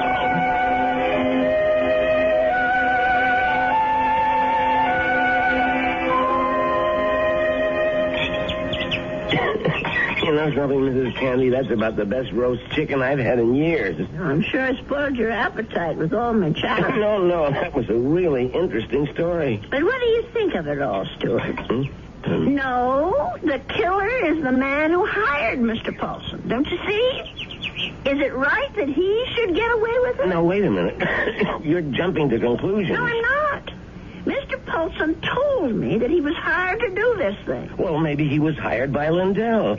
Maybe Lindell hired him, and then Paulson got cold feet, and Lindell did the shooting himself. No, I'm sure that isn't true. You see, I read the newspaper article all about it. Well, you really were thorough about this, weren't you, Mrs. Candy? You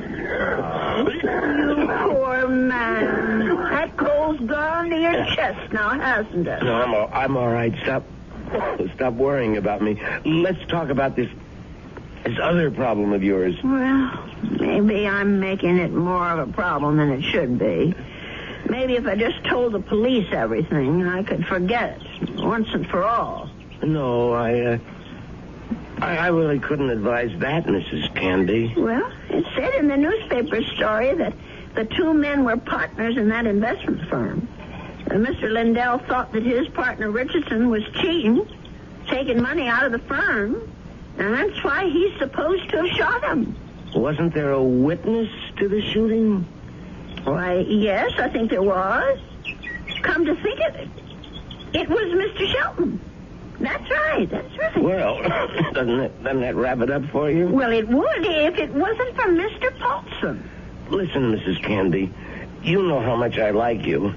Why, in just a few days, you're more like family to me than my Aunt Martha ever was. Well, it's nice of you to say, Stuart. And that's why I want you to listen to me about this. That's why I want you to forget about this whole foolish thing. And listen to you. You sound awful, Stuart. Just terrible. No, I'm all right. No, you're not all right. I'm going to get you some cough medicine right this minute.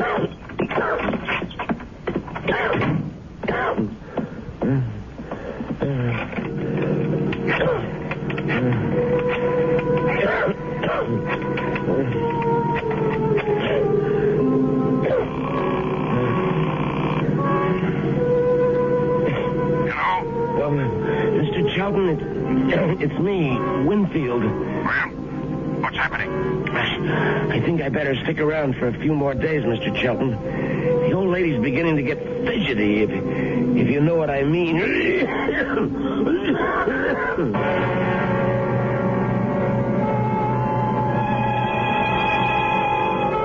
Well, something tells me that Stuart Winfield isn't such a nice young man after all. Could it be that he wasn't telling Mrs. Canby the truth about his dear mother and his Aunt Martha?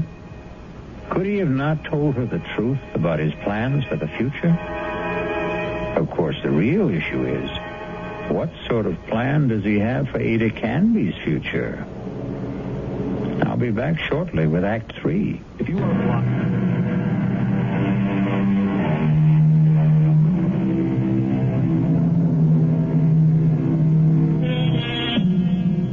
Poor Mrs. Canby. She isn't sleeping well tonight.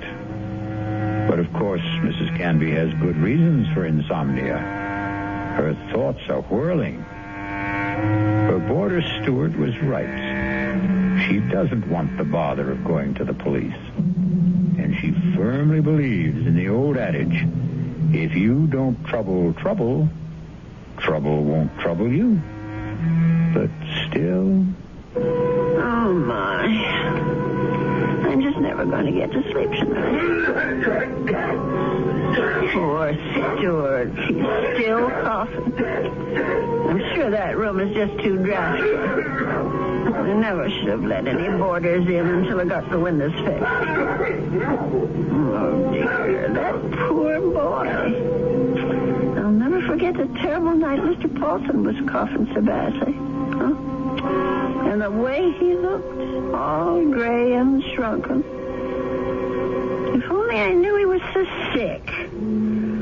No, if only he'd never even come to this house. Mrs. Canby, I killed Richardson. I did it. Do I ever forget the sound of that man's voice? Lindell is innocent. Lindell is innocent. That poor man. All the years he spent in jail for something he didn't do. Let sleeping dogs lie, Mrs. Canby. My Aunt Martha always said, let sleeping dogs lie. Oh, if only I could get some sleep. Let us turn this matter over to God, Mrs. Canby. Not to the police. Not to the police. Not to the police. What a strange man he is, Mr. Shelton. The way he talked about God, praying at his desk. Of course, God is everywhere, but his desk. I killed Richardson. I murdered him for money. I was paid. Paid? Someone had to pay him. Mr. Paulson wasn't the only guilty one. Someone else was, too. Forget. Oh, dear Lord. Mr. Shelton.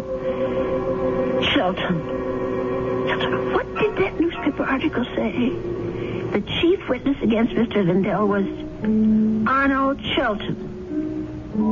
But how could he be a witness to something that never happened? How could he be? I'll have to tell someone. I'll have to talk to someone. Yes, I'll tell Stuart about it. In the morning.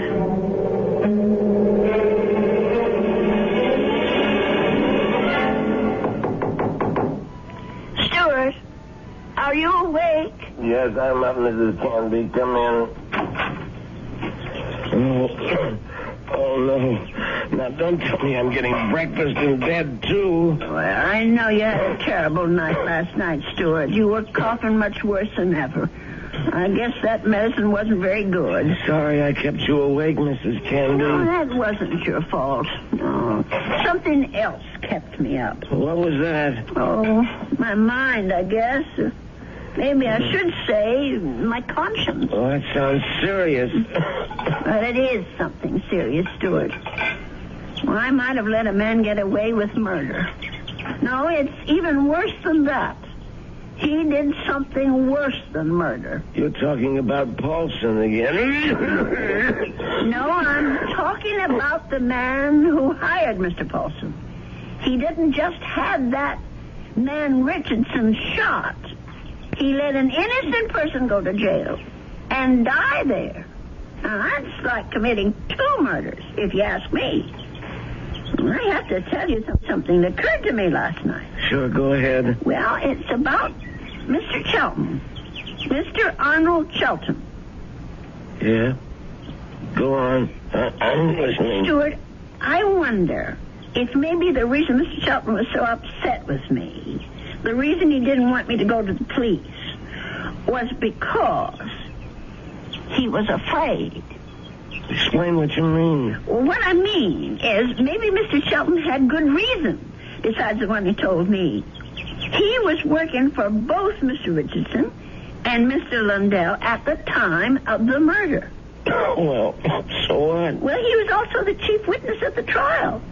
A witness for the prosecution. But he saw the shooting, didn't he? But that's just the point.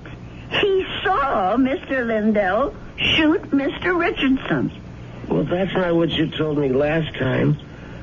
I mean that he was an eyewitness. No, that's right. He didn't actually see the shooting. He was miles away when it happened. I don't quite remember the details. There was something about a phone call, maybe? Yes, that's what it was. He claimed that Mr. Richardson was talking to him on the phone when Mr. Lundell showed up at his apartment. He said that Richardson cried out something about Lundell having a gun. And then he heard the shot. But how could that have happened if the gun was fired by Mr. Paulson? If, Mrs. Canby, that's the big little word, isn't it? If. But don't you see what I'm saying, Stuart? Arnold Sheldon had the most to gain. Gain? From what? From both these men leaving the firm. That'll leave the whole thing to him. All those customers, all the investments he handles, all the commissions, or whatever they call it. Are you accusing this guy Shelton of being the killer? Yes. It's the only answer, Stuart. Look, if that was the case, the police would have figured it out. But they didn't. There was nothing in the stories I read that pointed any suspicion at Mr. Shelton. I don't suppose it even occurred to them. And now, the company is all his. You don't call that evidence, do you? Well, then why didn't he let me go to the police? Why did he try so hard to talk me out of it? That man was praying to it. He was taking the name of the Lord in vain. Oh, I'm sorry, Stuart. I'm so sorry. I won't bother you anymore. I know what I have to do anyway. Mrs. Candy. I won't be gone long, Stuart. No, wait. But the minute I get back, I'm going to call Dr. George and ask him to come over. You're sick. Never mind the doctor. You're calling the police. No, I won't call them. You're right. I don't want them tracking mud in my parlor. I'm going down to the station house and talk to them. I'll get dressed now and go straight there. Please think about what you're doing. I'll tell them what I know, and they can do the rest. Now, you try to eat something, Stuart. Please. Mrs. Candy.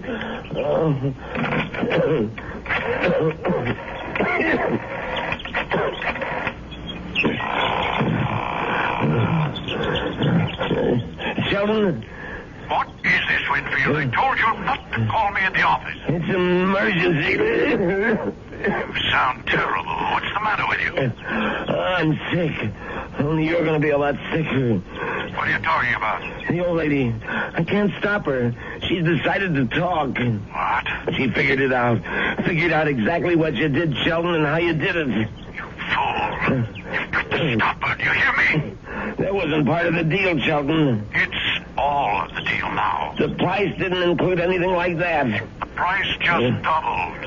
Old ladies are always having accidents. Make her have one. Make her have one now, Winfield. All right. She's She's gonna have a fall down the cellar steps. Right now. I gotta get my robe on and my slippers. I gotta hurry.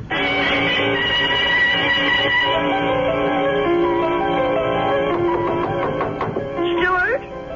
Is that you? Open up, Mrs. Canby. Stuart Winfield, what are you doing out of bed? Now, you go right back there this second. I gotta talk to you, Mrs. Canby, before you go to the police. Just listen to you. You're all winded. You can hardly talk, Stuart. Now, go back to bed before you catch pneumonia, too. Now, don't go, Mrs. Canby. It would be better if you never went to the police. Better for you. Better for me. For you? I don't understand. Well, then I wouldn't have to hurt you, Mrs. Canby. That's what I mean. I wouldn't have to do anything bad to you. Stuart, what in the world are you talking about? Come on, old lady. Stuart! You're smart, all right. You really think things through. So now think a little harder. You knew? Stuart, you knew about Mr. Paulson. That's right. That's how you knew my room was so rented, because Mr. Shelton told you. Now you're getting there, Mrs. Canby. And that's why you rented it. That's why you were sent here. Just to watch you, Mrs. Canby. Just to see that you stayed sensible. Mr. Shelton did. I was hoping you'd never change your mind about calling the police. I didn't want this part of it. This isn't the part I like. Let me go. Just relax, Mrs. Canby. Just take it easy. Please, why, you're as light as a feather, Mrs. Canby. Just like my Aunt Martha would have been if I had an Aunt Martha. Please, let me down. Please. We've got a date now, Mrs. Canby. Let me go. Don't put up such a fight, Mrs. Canby. I'm sick, remember? Just shut your eyes. Please, shut your eyes and don't look down. Oh, God. Stuart, don't stare. Just shut your eyes, old lady. They'll all be over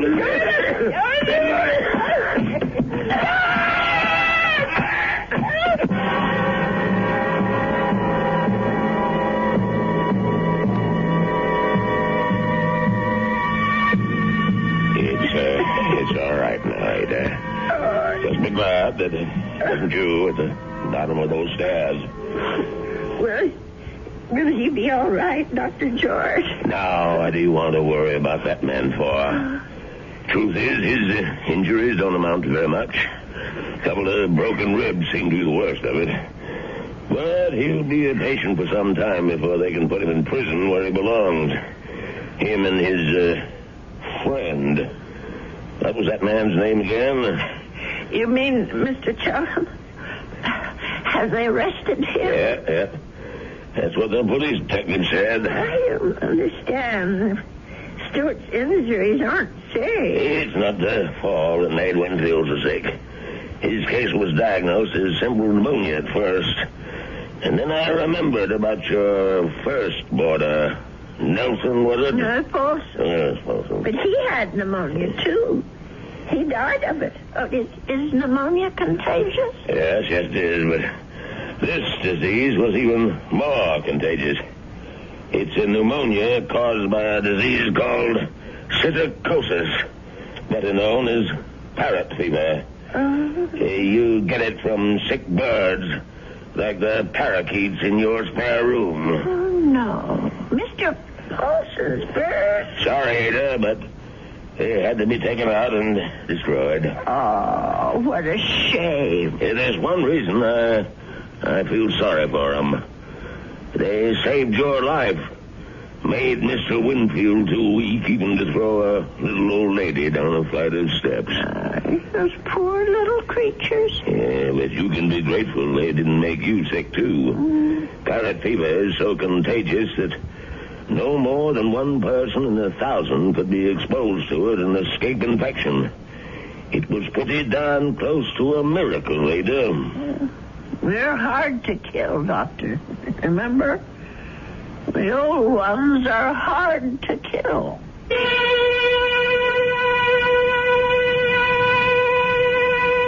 say that people are living longer than ever before. And when we look at Ada Canby, we can understand why. She's a tough old lady. So tough she could withstand the threats of man, beasts, and bird. So let that be a warning to all those who think that our senior citizens are easy prey for crime. Watch out. They may turn the tables on you. Or the stairs. I'll be back shortly.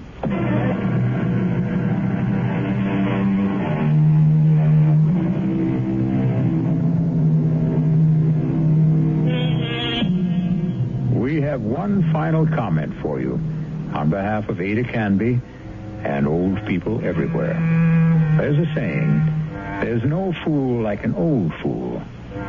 But it's also true that there's no wisdom and strength like old wisdom and strength. There. Does that make you feel better about your next birthday?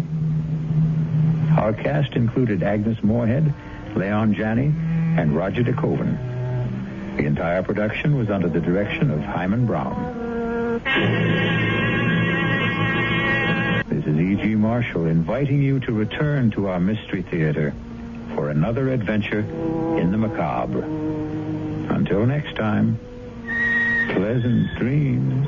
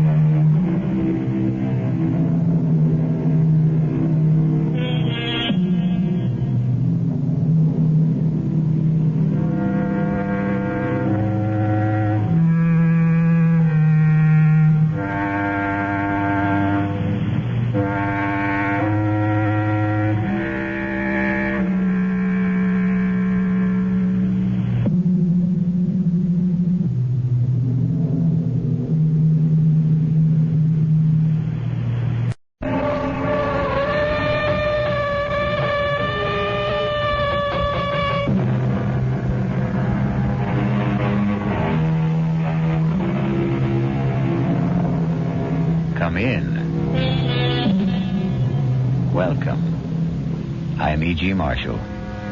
Welcome to the sound of suspense, the fear you can hear. For the next 52 minutes, we're going to take you into the world of mystery, into the world of terrifying imagination. The story you are going to hear concerns a question which has been asked since the first men on Earth were born and died. Is there a life after death? Is there a way to return from the grave? And if there is, can we come back in the body of a living creature? Even one that has claws instead of fingernails? Here is one chilling answer. Dr. Singh, you have to tell me. Could my wife have come back as a bird, a sparrow, something like that? Well, your wife was a rather big woman, Mr. Moresby, in a physical sense. How about a snake? A seagull? How about a cat? A great, big, fat cat? A cat?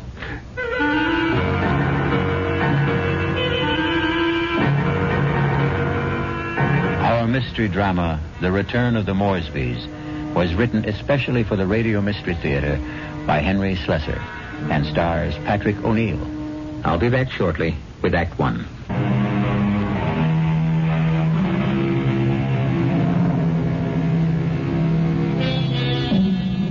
Now here is Act One. Like all murder stories, sooner or later, it reaches the office of a daily newspaper. You wanted to see me, Chief? You bet I want to see you, Prouty. Come in and shut that door. I bet I know what it's about. That story I filed on Richard Moresby, right? I got a flash for you, Prouty. This is a newspaper office, not a fiction magazine. You take this story of yours and see if you can sell it to Weirdo Digest or something. But get it off my desk. Now, wait a while, Max. I know it's offbeat, but I thought I handled it with a kind of a light touch. Stories about murder can't be handled with a light touch, not on this paper. But it's accurate. I mean, this is exactly what the guy Moresby told me, just before he died. Well, he must have been out of his head. He asked for somebody to hear his story. That's how I got to meet him. I was at the hospital covering that subway accident. Now, that story made sense to me. Nothing but nice, clear facts. But this nonsense... Please, let me tell you about this guy. Maybe you'll change your mind. All right, what about him? Well, for one thing, he was a real distinguished-looking guy. The only thing peculiar about him was his eyes. His eyes? Yeah. They were the palest blue eyes I ever saw on a man. They weren't really blue at all. They're like silver. Big deal. So he had silver eyes. And when he started to tell me about himself, well, I just had to hear the whole story, Chief. Yes, I was born in London, but my family moved to the States when I was young. They didn't improve much on the climate when they did. We lived in Vermont. I don't think I was ever warm enough until the age of 24 when I moved to Southern California. I lived on beaches. A superb swimmer, a superior surfboarder, and a terrible bum. It was on the beach at Malibu that I met the woman who was to become my wife. Her name was Una. She was as pale as a gardenia with bones. Una had more bones than any other woman I've ever met. Lovely day, isn't it? I beg your pardon? I said it's a beautiful day. I don't think I've ever seen the ocean look prettier. Frankly, the Pacific always looked a little muddy to me. I wonder if that's what Balboa said when he first saw it. Well, he probably said, what a great place for surfing. Ah, I see you have a surfboard. Yes, as a matter of fact, I think I see a wave that I like. Will you excuse me? Oh, I wish I had the nerve to try it. Yeah, you really should. Well, bye now. Maybe I'll ask my chauffeur to teach me. I'm sorry. What did you say? Charles, my chauffeur. He's very good at sports. Come to think of it, that wave doesn't look so good after all.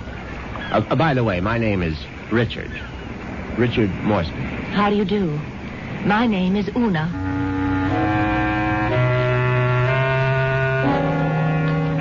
Una Vandermeyer. That was her name. As soon as I realized that she was from the Vandermeyer family, she didn't seem half as bony as she did before. In fact, not only did I become accustomed to Una's appearance, I was even able to tolerate her inane conversation. Can't you just feel the mystery of the stars, Richard? Sometimes I feel their vibrations as if they're trying to communicate with me. Do you ever feel that? Well, sometimes, I suppose. I really think we must be one with the universe, don't you? I really believe there's just one great universal soul, and we're all part of it. Don't you think so, too? Yes, of course. Right on, as they say.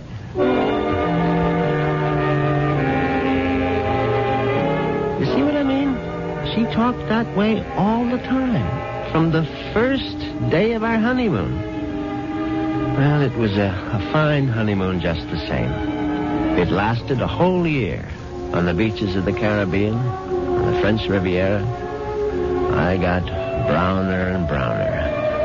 Una got freckles.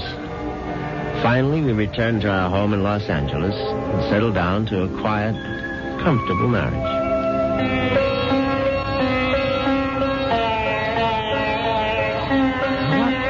Earth is that you're playing? It's sitar music, darling. Oh, it's just so spiritual. What made you buy the record? No, Dr. Singh recommended it. Who? Dr. Singh, at the Temple of Metapsychosis, you know. The Temple of what? Metapsychosis. I told you about joining the temple last week. Oh, Richard, sometimes I think you don't listen to me. Now, as you may know, Southern California abounds in quasi-religious organizations. And she'd gone through a number of them without discovering the universal soul at any of their altars. Darling, please come to one of Dr. Singh's lectures. He's such a magnificent speaker. He emits such vibrations.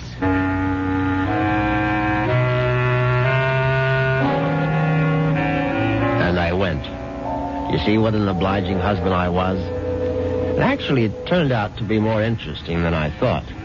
The temple itself was unpretentious, and Dr. Singh was an impressive man. And when he spoke, I realized why his message had such appeal for Una, because he preached a doctrine that combined eternal life with a love of small animals. The soul is immortal. The soul cannot die. The soul, upon leaving the body, must make its passage elsewhere. There is a science called eschatology, which deals with the last four things: death, judgment, heaven, and hell. It is the most ancient of all sciences, and from its wisdom has come the inescapable certainty of the transmigration of souls. Yeah, I know it's a bit weird, but stay with it. And where does the soul go? According to the wise men of all generations past, the soul departs from the mouth of the dying. It is consequently a small thing. A bird, a snake, a mouse, a dove, or a hawk, a dog, a cat, an insect. For these small creations of God are empty vessels placed upon earth for only one purpose: to house the departing souls of humanity, so that they need not wander forever in a trackless eternity. Yeah, it's pure rot, of course. But that's what the man said, and Una sat there and believed every single word. Oh, wasn't he marvelous, Richard? Isn't it wonderful that the soul never dies? That we can all come back as little animals? I'm not sure I want to come back as an animal. But you'd still be you, Richard. Oh, don't you see? Well, by the way, what was that envelope you handed Dr. Singh after the meeting? The envelope? Oh, that was my donation, of course. Your donation to the temple? Yes, to support the work of Dr. Singh, to open other temples around the world. Well, how much money was in the envelope? Now, what does it matter, Richard? I'm just curious. $2,000. Una, you go to that temple once a week. Do you always give that kind of donation? Oh, it's all in a very good cause, Richard. Well, in an equally good cause, that of finding out exactly how much of my wife's money was supporting this nonsense, I sneaked a look at Una's checkbook. The answer astonished me. Not only had my wife put more than $30,000 into Dr. Singh's collection plate, she had also donated some $20,000 more to various institutions for the care and feeding of cats, dogs, and birds. It was so kind of you to honor us with a visit, Dr. Singh. I know how terribly busy you are. On the contrary, you were kind to invite me to your lovely home. Oh. Now tell me, Dr. Singh, what determines the kind of animal one becomes when the soul escapes after death? Mrs. Moresby, that is a question which has baffled wise men for countless generations. But isn't it possible to do, well, research? Yes, Mrs. Moresby. I don't doubt that we could find the answer to such great questions if only we had the proper resources. But, unfortunately, that would require money. A great deal more money than the movement has at present. Well, it seems to me you don't do badly.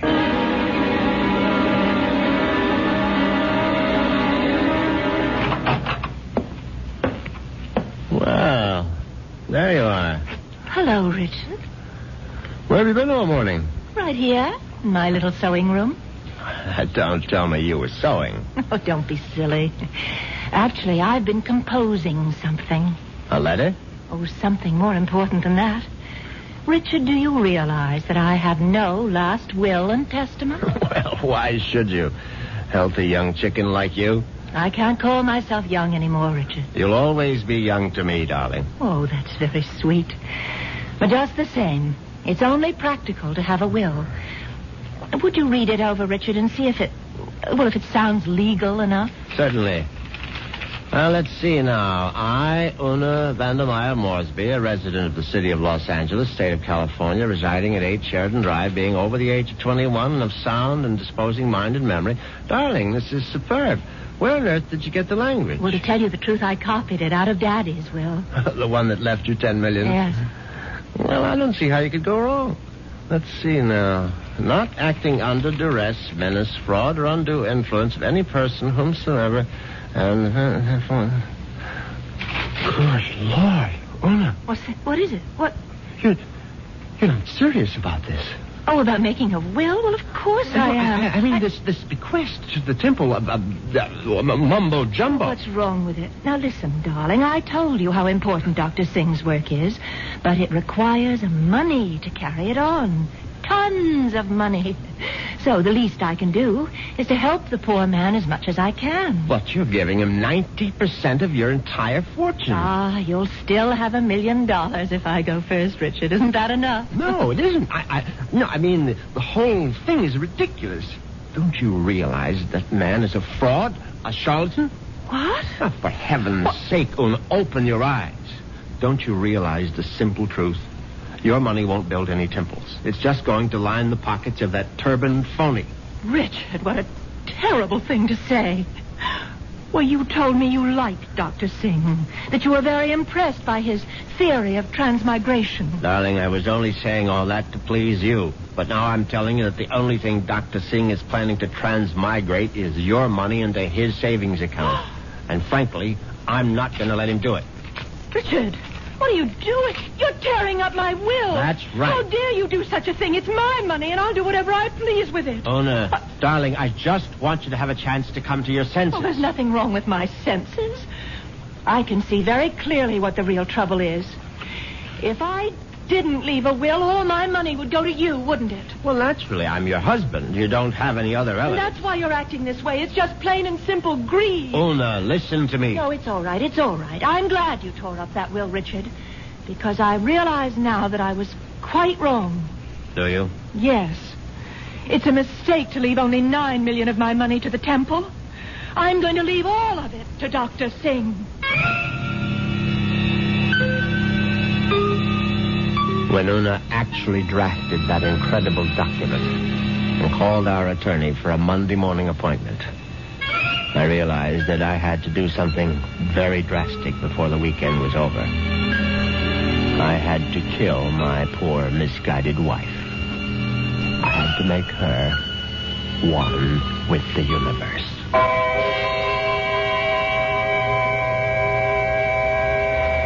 It's obvious that Mr. Moresby is going to be a very reluctant murderer. The question is, will his reluctance get in the way of his efficiency? We'll get the details when we return shortly with Act 2.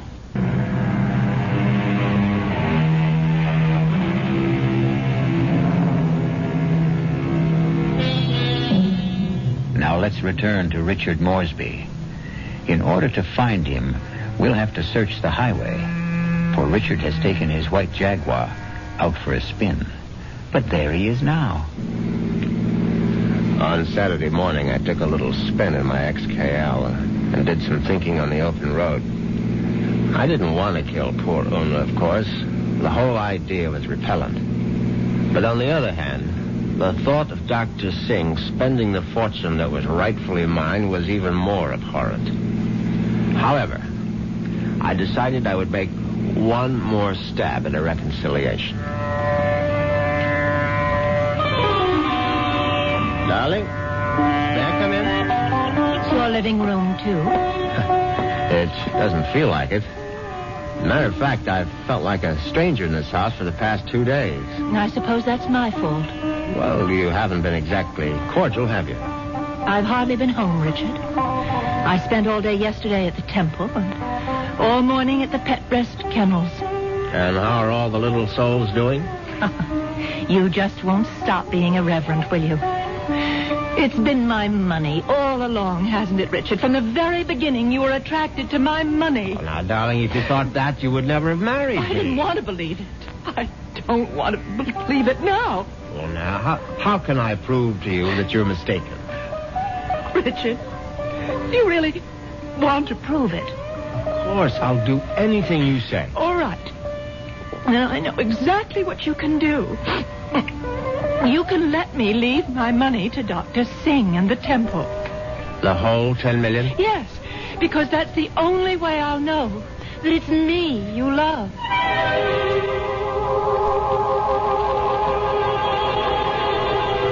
Well, you can't say I didn't try.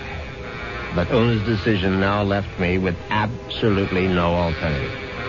I was still deeply unhappy about the necessity of taking her life.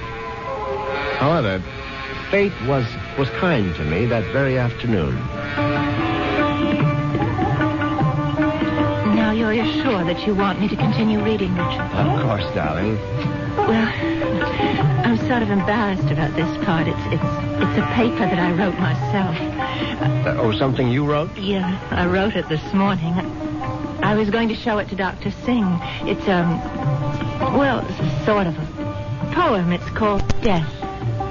Snappy title. Hope I can read my own handwriting. Death has become nothing to me. Death holds no fear for me. Come, death, I welcome you. Lead me to the woods, the waters, the air above the earth. Come, take me, death. Your touch is kind. Richard? Oh, Richard, why do you look like that? Is it really that terrible? Oh, terrible. Oh, no, my darling, it's beautiful. Do you mean it? You must give it to me, Una. I must have it. You like it that much? Yes, I certainly do. Oh, well, I'll type it up for you, Richard. No, I must have the original. Now, just the way you wrote it. Oh, darling, I'm so flattered. What will you do with it? Oh, I'm going to put it in a frame, of course. And I know just where I'm going to hang it.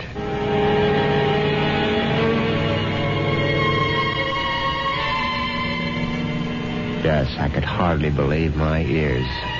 Una had written her own suicide note in her own handwriting. It was truly karma at work. Now there was no question of failure, and no longer any need for delay. Oh, what a lovely idea this was, Richard. Candlelight dinner for two. Yes, I thought you'd enjoy it. So sweet of you to handle the whole menu with Cook. You spoil me shamefully.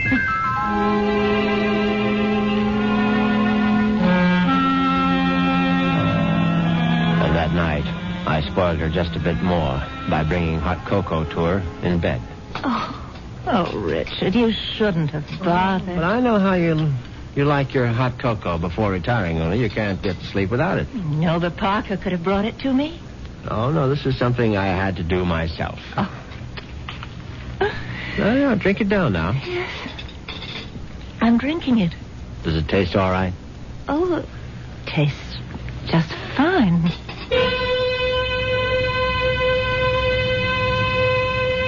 Now, that was very good news, because I'd prepared the hot cocoa myself, and I had no idea whether 25 melted sleeping pills would seriously affect the flavor. Finally, Una was all tucked in for the night. I went into my study, picked up the poem she had written for Dr. Singh, and brought it to the bedroom. I placed it carefully on the night table beside her. Then I bent over my sleeping darling to see if she was getting along all right. She was very, very quiet. And then a dreadful thing happened. Una opened her eyes. Richard. Oh, Richard. Hush, darling. Now go back to sleep. Richard, I'm sick. No, my love. No, you're only sleepy. Cocoa tasted so strange. I didn't want to upset you, Richard, but I'm sick. No, you'll feel much better in the morning, Una. I promise you. Tomorrow morning, you'll be one with the universe. Richard, that paper. What paper, darling? My poem. My poem for Dr. Singh. What's it doing? I was just reading it over, darling. That's all. And that bottle, my sleeping pills. Oh, it's empty. The bottle is empty. Oh, Richard. What have you done? Nothing, darling. Nothing. Now, just go to sleep. Cocoa. You put sleeping pills in it. All of them. Don't try to get up, Una. Please. Now, don't. Trying to kill me. You're trying to murder. No, for heaven's sake, Una. Now, stop saying things like that. Do you want the servants to hear? Help. Oh, somebody. Help. Now, come on, lie down. Lie down, Una, for heaven's sake. Come on now, lie down. Lie down. There. That's better. You won't get away with it. You won't get away with it, Richard. I promise you. Anything you say, darling. I'll come back, Richard. You know I'll be back. Yes, of course. Just welcome death, Una. The way you wrote in your little poem. I'll be back. I swear it. Oh.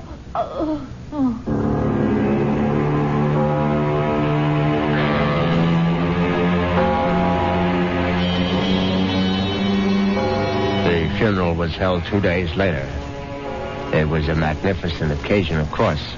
I gave Una a farewell that was consistent with her vast fortune. Everything was the best. Coffin, flowers, preacher, everything. Her burial place was one of the choicest bits of real estate at Forest Lawn. The only discordant note was the fact that Dr. Singh insisted on saying a few words at the service. They were familiar words, but frankly, they gave me a slight bit of a chill. The body of Una Moresby is dead, but her soul lives on. The soul cannot die. The soul is immortal. It has left the earthly remains of this woman and has sought the body of a small living thing. There it will abide until the Almighty is ready to choose its next home. Mourn not the end of Una Moresby, for there is no end. I couldn't help congratulating myself on how well everything had gone. When I called for medical attention the night of Una's death, the physician was only too ready to declare her a suicide. The police had to be informed, naturally, and they, too, agreed with the doctor's verdict. Una had died by her own hand, and she had died without a will. There was simply no question that the matter would be probated in my favor. Suddenly I realized I was not only rich, but a rich widower. What vistas opened for me? The devil. Look out, you stupid mongrel! Dog trying to get run over. I admit I was shaken up by it. It was sort of a coincidence, you know? Right after the funeral and all that.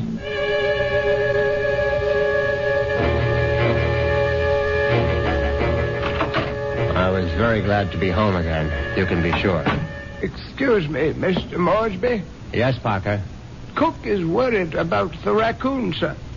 The what? There's been a raccoon at the kitchen door all morning, and Cook is badly alarmed, I'm afraid. I've tried to scare it away, but it keeps returning.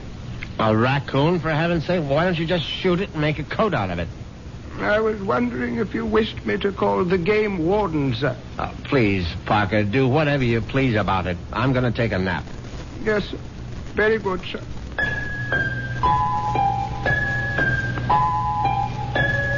I went upstairs at once, undressed, and got into bed. It was a warm day, and yet I found myself cold. I got out the electric blanket and soon felt very cozy indeed. In fact, I felt so much better that I made a phone call.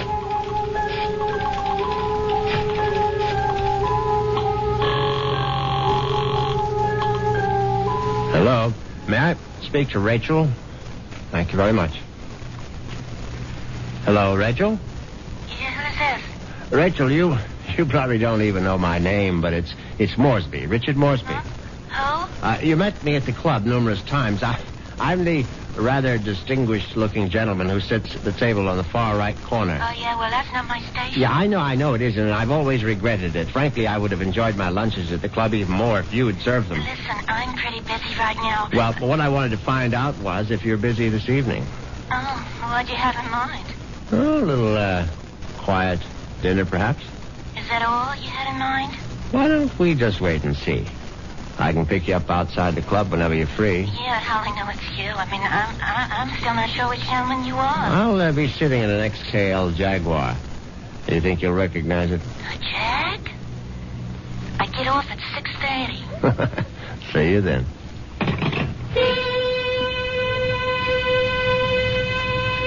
Yes, I was feeling very good now. Very good indeed. I would have drifted off into a pleasant sleep except for one thing. For a moment I thought a bomb had gone off in the room. Then I realized it was nothing more than a bird. A foolish sparrow had dived in headfirst into the plate glass window of the bedroom and now lay stunned on the carpet. I looked at the thing's fluttering little heart, and suddenly I was struck by a terrifying palpitation of my own. The dog, the raccoon, the bird. Good Lord. Could one of them have been Una?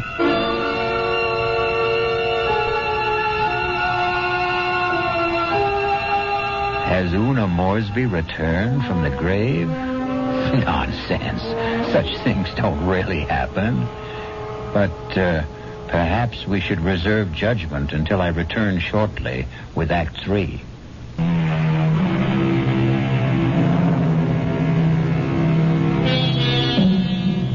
Now let's see if common sense has returned to our hero. He's doing a sensible thing right now. He's taking a good, refreshing shower.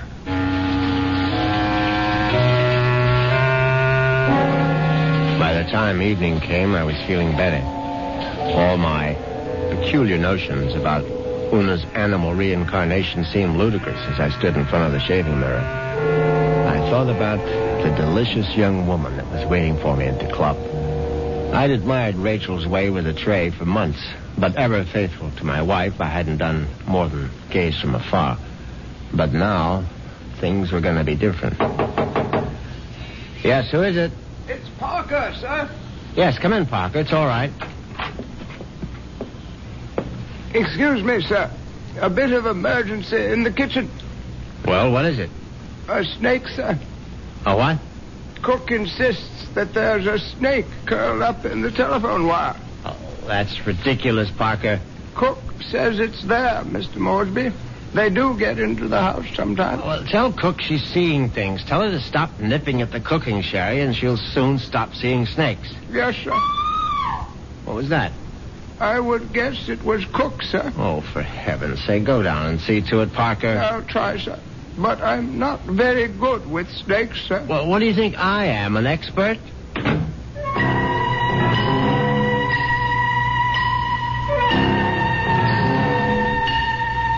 But that wasn't the end of it.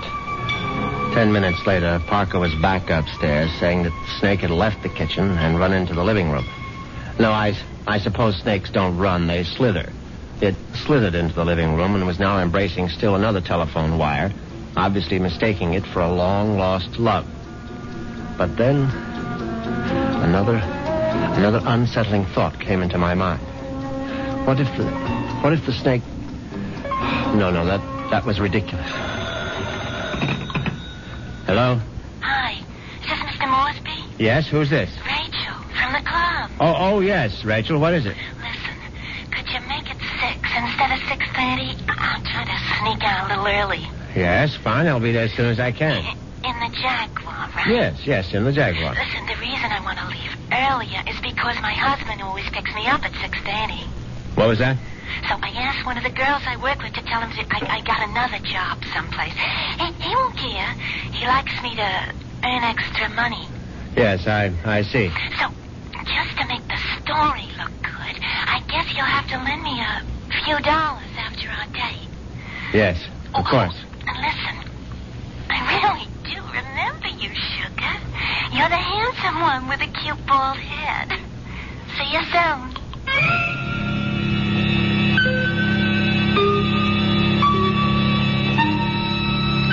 As it happens, I have a very full head of hair.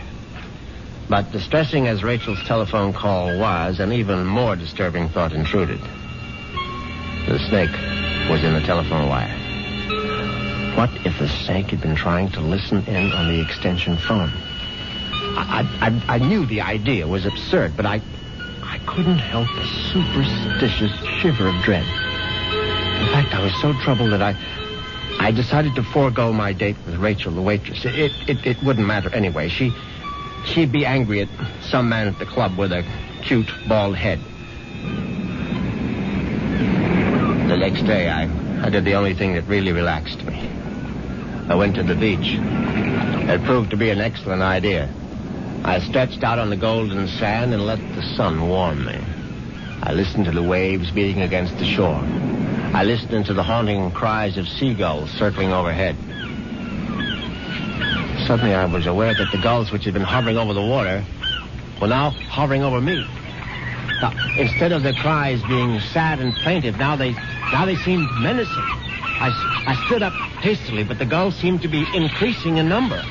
I saw their sharp, pointed beaks, their raking claws. They were predators, of course. How many times had I seen them swoop into a dive and snatch up some poor fish out of the sea? And there was one seagull in particular. Its beady eyes seemed to be staring at me. No, it was my imagination, of course. I wasn't a fish. I was a man, but just the same, I found myself running down the beach. Running for dear life. And that's when I knew it was time to see a doctor.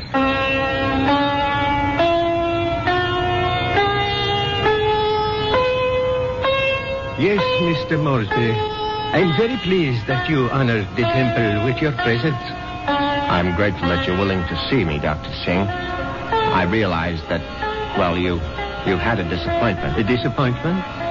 I'm afraid I don't understand. I know my wife made certain promises to you concerning her will. I believe she mentioned some modest donation. She wasn't in her right mind, of course. I mean, when she took those sleeping pills. Yes, it was very sad. I trust that she has found the peace and happiness that she sought. Frankly, that's what I wanted to talk to you about. I mean, about whether you really believe that my wife is, well, that she's some kind of animal right now. But of course I believe it, Mr. Moresby. I don't merely believe. I'm positive. When your wife passed from this world into the next, her soul made its escape.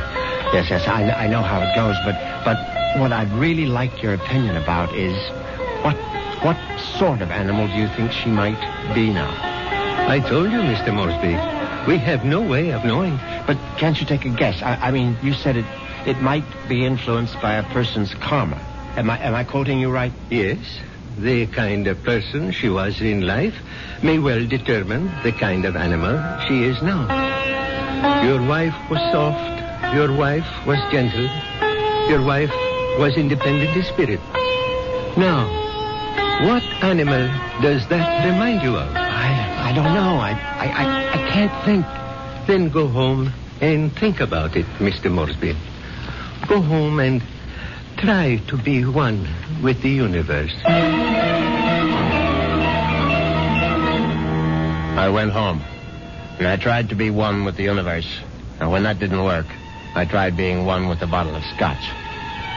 I was still in the library, asleep in the big leather chair, when I heard the noise in the cellar.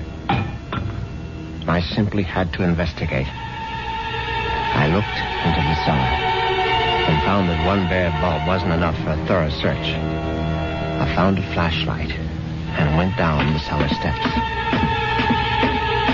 At first there was nothing I could see. But then, there's an empty oil can. Swiftly, my flashlight picked out the culprit.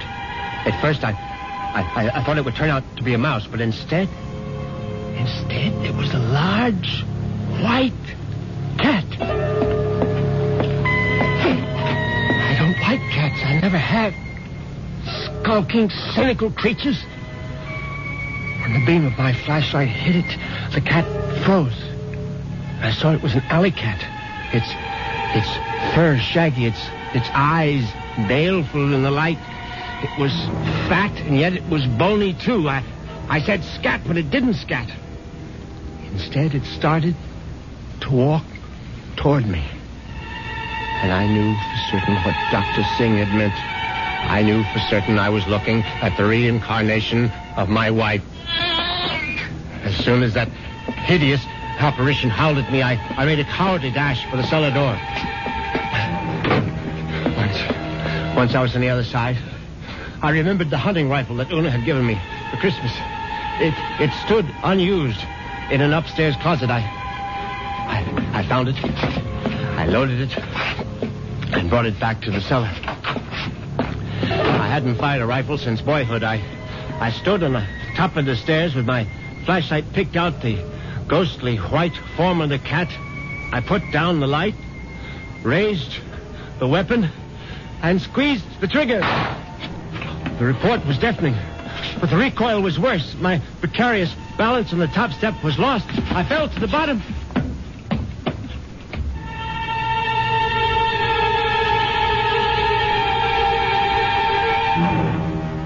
I tried to get up again, but the pain in my right leg was agonizing. I found out later that it was broken.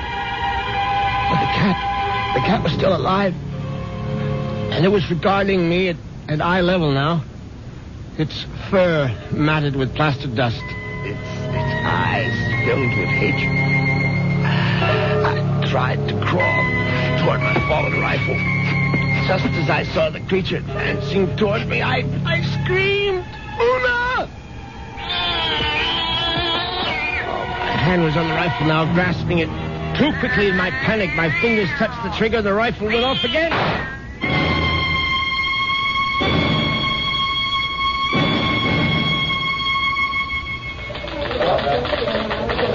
Well, that's how Moresby ended up in the hospital, Chief, with a broken leg and a bullet in his hip. And then he died. But I think he was telling the truth. You could see it in his eyes. His silver eyes, right? Yeah, his silver eyes. And you really believe that the guy's wife came back as a cat to get her revenge? What does it matter? It's still a good story. Sorry, Prouty, I can't okay it. Well, what if I got more details? What if I talked to this Dr. Singh? If I went to the Moresby cellar and found that cat? And what would you do then?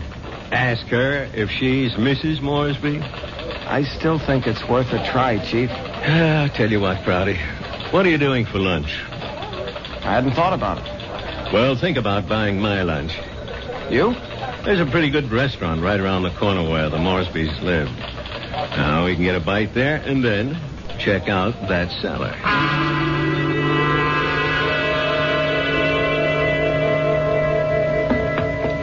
So, this is where it happened, huh? Moresby fell from these steps when he fired that rifle. Hey, you can still see the plaster dust where the bullet hit. Yeah, I see it. But I don't see any white cat. It might be hiding someplace. Or it might be a figment of his imagination. Maybe so. Hold it. Did you hear something? No. Listen. There it is. Look. It's a cat, all right. And it looks like it just found its supper. Oh, that mouse is still alive. Yeah, but not for long. Look at it squirm. He's eating it. Yep. And there goes your mouse. Oh, my God. What's the matter, Prouty? Never see a cat eat a mouse before? Chief, did you see that mouse? Sure, I saw it. But didn't you notice something? Like what? Its eyes. Chief, did you ever see a mouse with eyes like that? They were so pale blue, they were almost silver.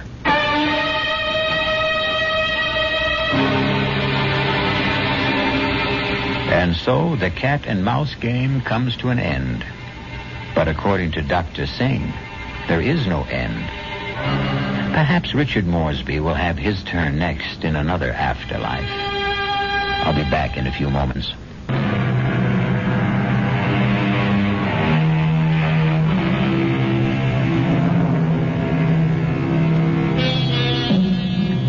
Do you believe in reincarnation? Do you believe the dead return? We have to believe it, because here we are, the reincarnation of radio drama. We hope you'll keep us alive by listening again to the Radio Mystery Theater. Our cast included Patrick O'Neill, Marion Seldes, Nick Pryor, and Dan Ocko. The entire production was under the direction of Hyman Brown. The Bullet was written especially for the CBS Radio Mystery Theater by Sam Dan and stars Larry Haynes. I shall be back shortly with Act One.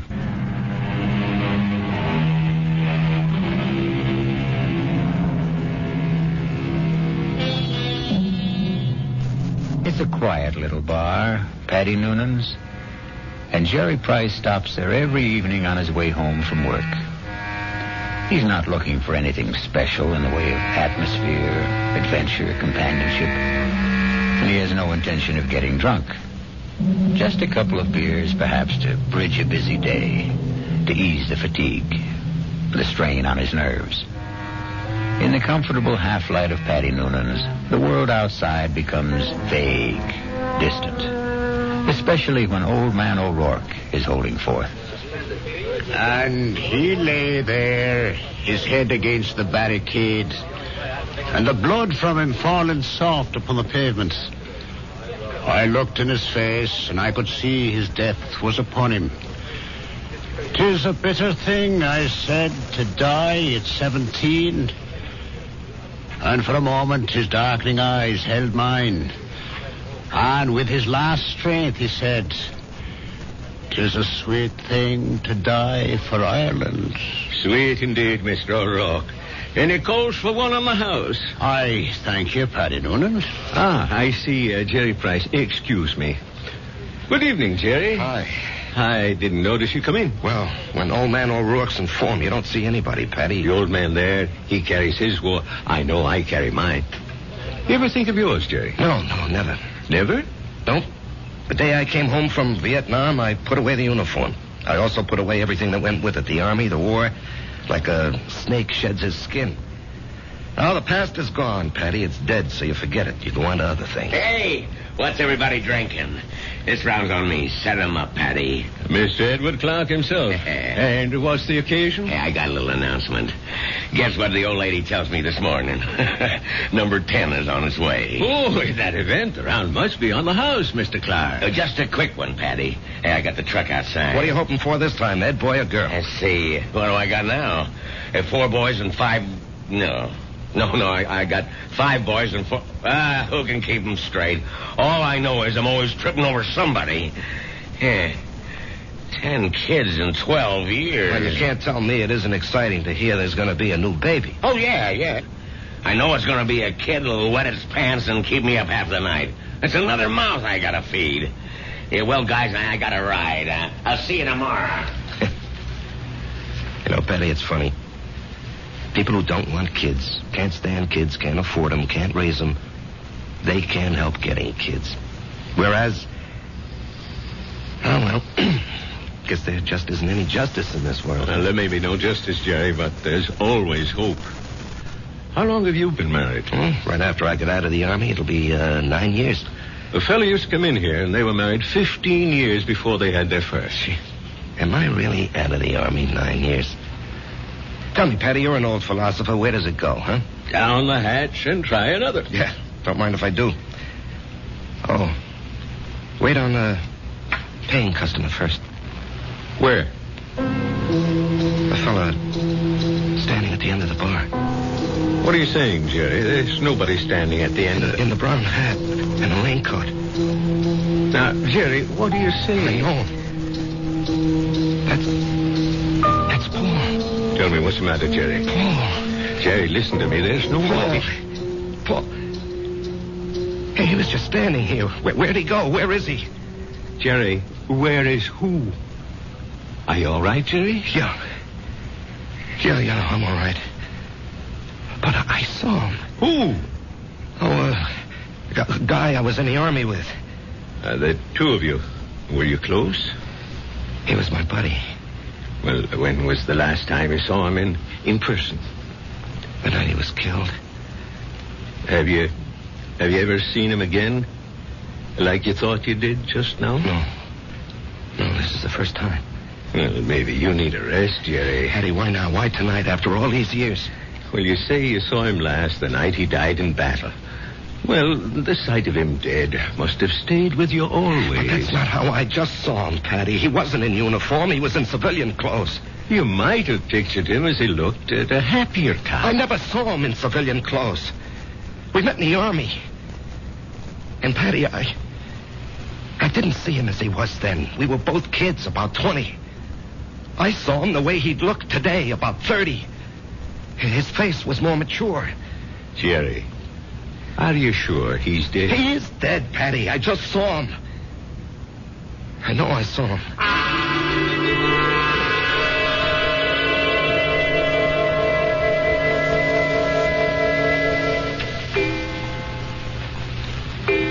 Jerry, it's after midnight. Oh, I'm not finished, honey. I have to clean up these reports, Marge. Honey, a new rule has just been passed in this house. All paperwork shall be done in the daytime. Marge, I have to call on customers. Be reasonable, huh? Am I the kind of wife who makes idle criticism? No, indeed. Constructive suggestions, that's my motto. Northeast Distributors can solve all your paperwork problems by hiring a girl. Honey, I'm lucky to have the job. No, Jerry. You're not lucky. They're lucky. Well, everybody knows you're a terrific salesman. Well, you could get another job tomorrow. More money, less headache. Honey, I couldn't walk out on Joe Keller. Why not? Well, I'll never forget what that man did for me. I came home from the Army, a kid with no experience. I needed a job. He took a chance with me. Now he needs me. Oh. Well, I'm just worried about you, Jerry. You look so tired all the time. No, I'm in great shape. Will you go see Doc Steiner? I did, today.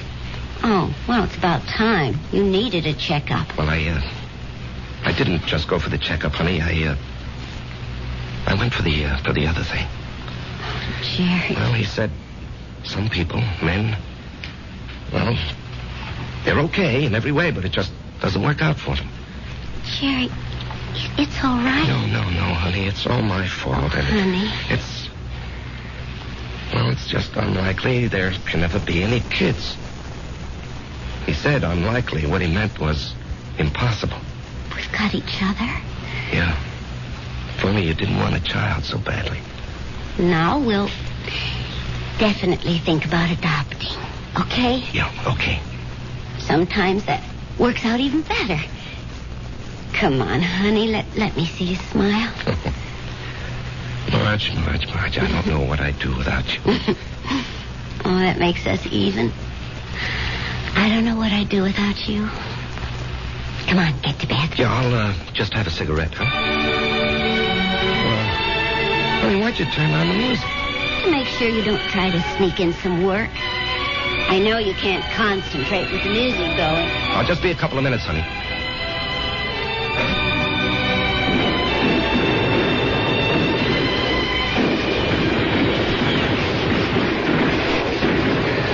Halt! Let's hear that password. Paul, is that you? Jerry. Hey, climb down the hole, make yourself at home. Man, I'm so beat I can't even remember the password. That's all right. I don't even know what it is. Got a cigarette? What'd they want back at the CP, Jerry? Patrol. You going? Yep. But you went out yesterday. Well, maybe I better write to my congressman, huh? I don't have any more cigarettes. Here, finish this one. Paul, I don't know if I can go out again. We're being relieved tomorrow. We were promised a rest. I just don't know if I can go out again. But you ain't going out, Jerry. Didn't you hear? I'm going. Oh, no. I'll say you and I made a trade. No, Paul, I can't let some other guy but do... I'm not some other guy. I'm your buddy. What's the matter, Jerry? You never did it for me.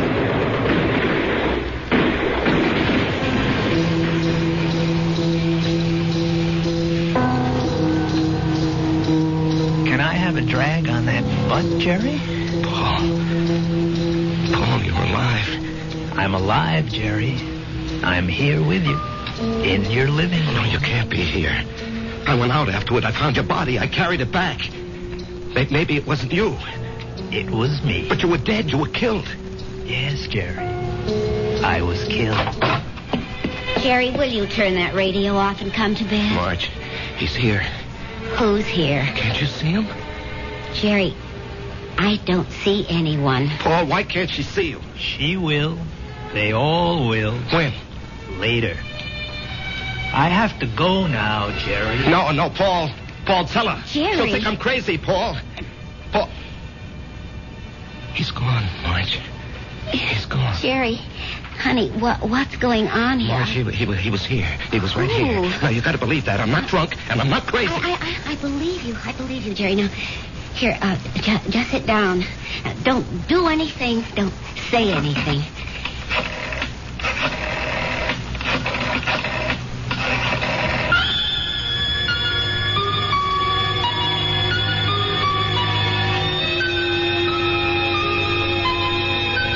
And we know who she's calling. But can a doctor help what ails Jerry?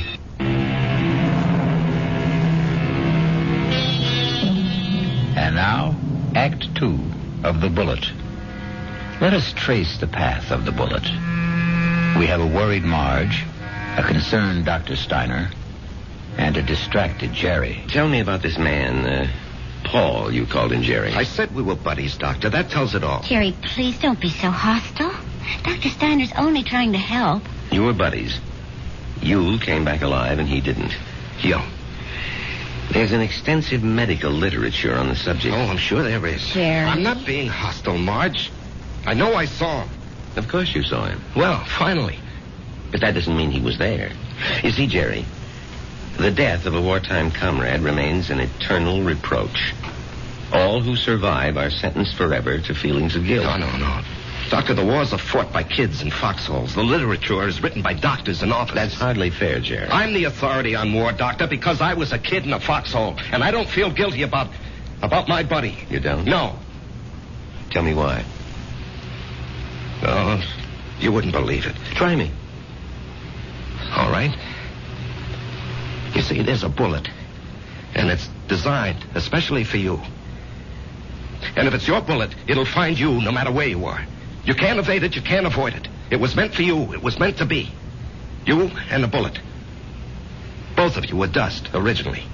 You were dust because the Bible says so. And the bullet was also just dust in the ground. Well, that bullet was mined and refined and cast into metal. It was shaped into a slug and joined with a shell. It was one of billions of bullets, but it was yours, all yours. And at the right time, there'd be a tremendous explosion of gases in a narrow chamber. And the bullet would be torn loose from the shell case and spun around the grooves of a gun barrel and hurled through space. This is the bullet you don't hear. You don't hear it, Doctor. You don't hear it whine past your ear or ping off a rock or thwack against a tree. That's because it's your very own bullet. It's coming to meet you, or you're going to meet it. It's been arranged. You see? It's an appointment that can never be broken. The dust that had become the bullet would encounter the dust that had become you. And after a while, both of you would become dust once again and return to the ground. Your original home.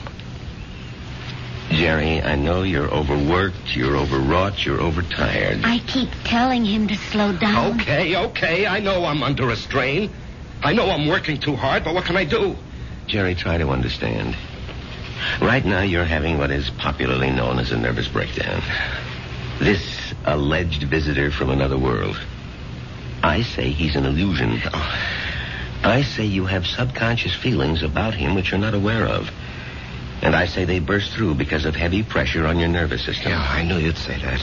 Prove me wrong. How? Go away. Get out from under. Rest a while. Relax.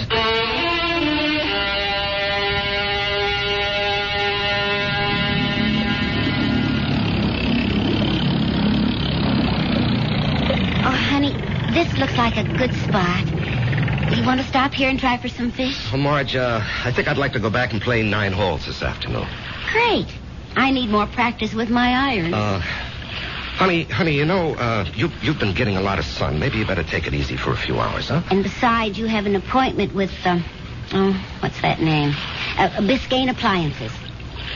See, Jerry, I wasn't sleeping when you called that number this morning. Now, Marge, I've been good all month. I was just getting restless, that's all. Look, they're a big chain down here. If I can open them up, I'll justify the trip. Justify? To whom? Why do you have to justify anything? Isn't your health important enough? Honey, Joe Keller was very nice about it. Joe Keller had no choice. Marge. Honey, Steiner was right. I was beat. I don't know how I managed to drag myself along. So I did the right thing. I chucked it all. Now I'm fit, see? I never felt better in my life, and I'm raring to go. Great. In a month or two, we may think about going back. I'm not used to being idle, honey. Neither am I. But I am learning to love it. Oh, Marge. Why didn't I meet you when I was young? Young? Jerry, you weren't even 21. No, I was already made when we met. I had already become what I was going to be. You know, I've got a certain amount of ability. A tremendous amount, Jerry. But I'm not confident, honey. I doubt myself. I guess I didn't have very much encouragement when I was a kid. You know, my brother was a great athlete. My sister was a great beauty. I was kind of clumsy and funny looking. Anyway, Frank and Alice were sent to college. When my turn came, the money had run out. Or maybe they thought I wasn't worth the effort. That's why I enlisted when I was 18. I had to get away from the house and my father. There was no place else to go. You never told me this, honey. I decided if I ever had a kid, I'd never make jokes at his expense or tear him down in any way. I know how these things cut inside where it doesn't show. I would do everything to build him up and give him confidence. I will never have any real confidence, Marge. Oh, yes, you will. No, baby. You won't get it from a pep talk. I think we can go back home now, Marge. All right, on one condition. You'll just have to slow down. Mm-hmm. I promise. And, honey, there's only one way you can really slow down. And that's to get a partnership from Joe Keller. Now, Marge. Don't you deserve it? Of course I do. Well, we're going to adopt a child. Which means I'll quit my job, and you're not going to spend time on the road. That kid'll need both of us, won't he? Yes, honey, he will. Then we need that partnership, don't we?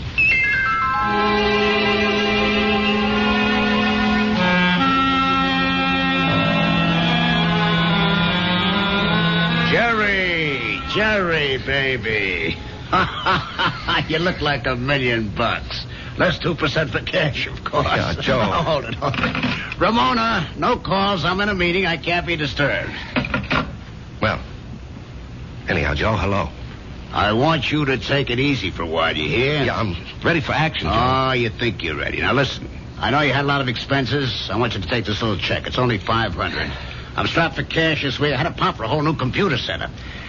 But anyway, I decided to increase your bonus to 5%. That'll amount to a pretty sweet raise, huh? Now, Joe... Don't thank me, kid. You're entitled to it. We got to make sure you don't get sick again. Joe, I have to talk with you. Well, sure, kid. What about? Well, it's, personal and important. Well, let me buy you lunch.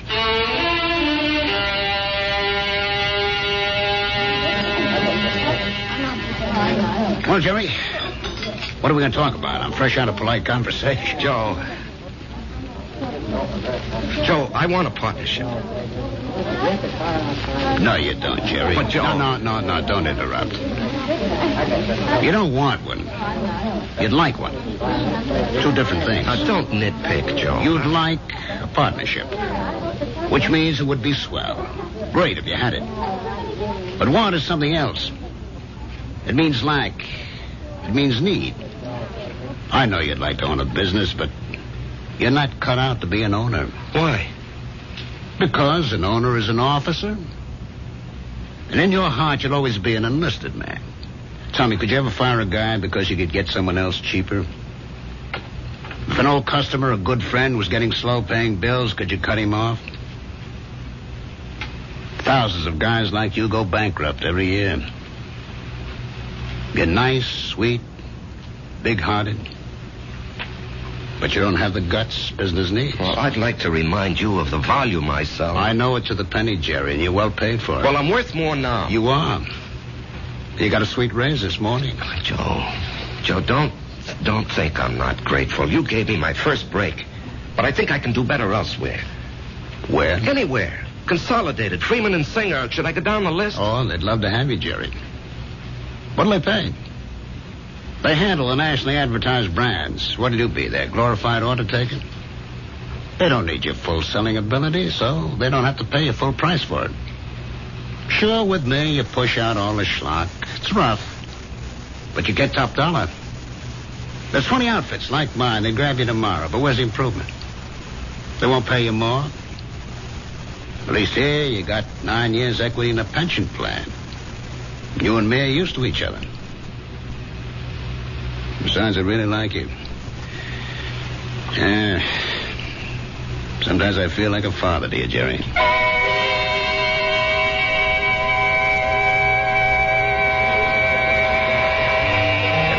fiasco, Patty, a fiasco.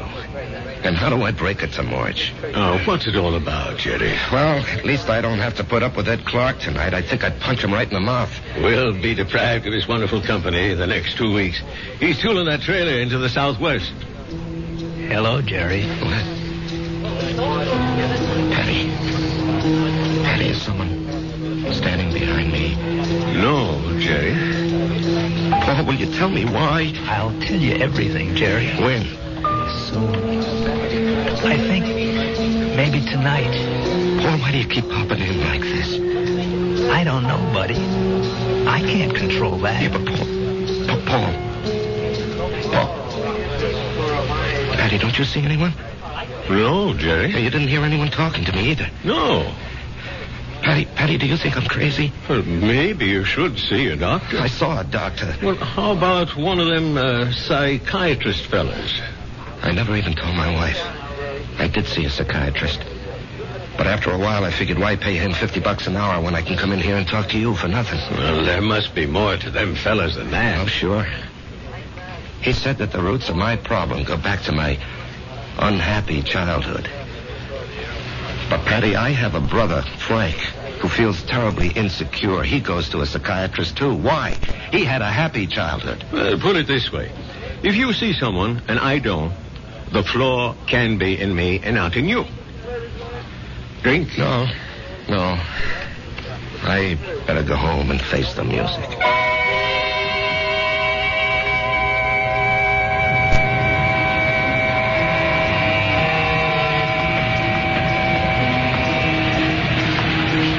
Jerry? What?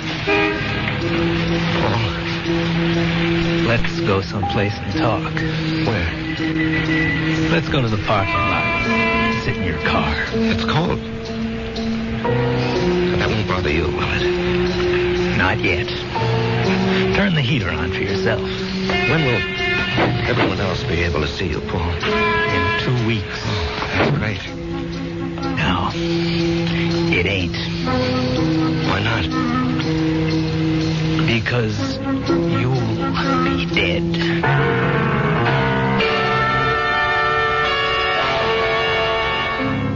Because you'll be dead. Cold words from a warm friend. The chill inside the car becomes intense.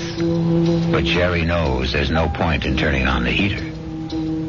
We'll rejoin these two friends when I...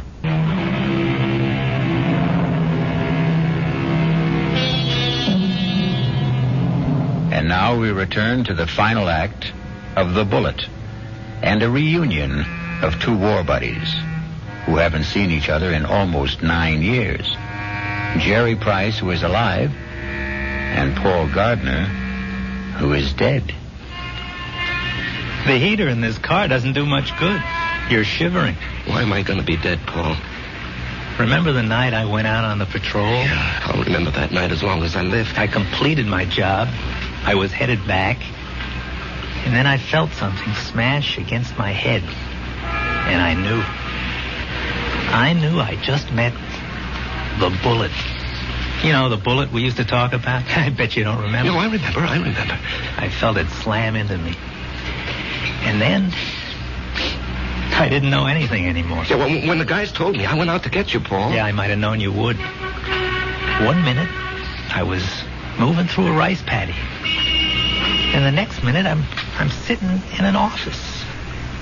And I knew a lot of time had gone by. Don't ask me how. I knew, that's all. A man was talking to me. What kind of man? You know the type that's a clerk in the government or a big corporation, fussy, self-important. Everything's got to be in the right place. He doesn't even look at me. He's got a piece of paper. He says, Paul Gardner, you're going back. You should not have died that night. The computation was for you to survive. The plan was for you to marry a girl named Marjorie Stone. I married Marjorie Stone? Yeah. I told the guy, I want no part of it.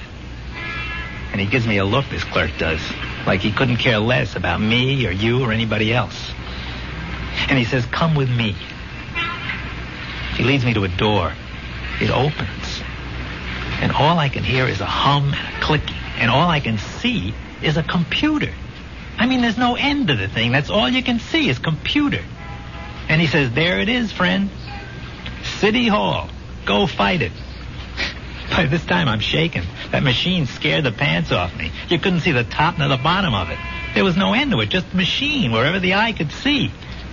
Well, then what happened? This clerk, he tells me there's a plan.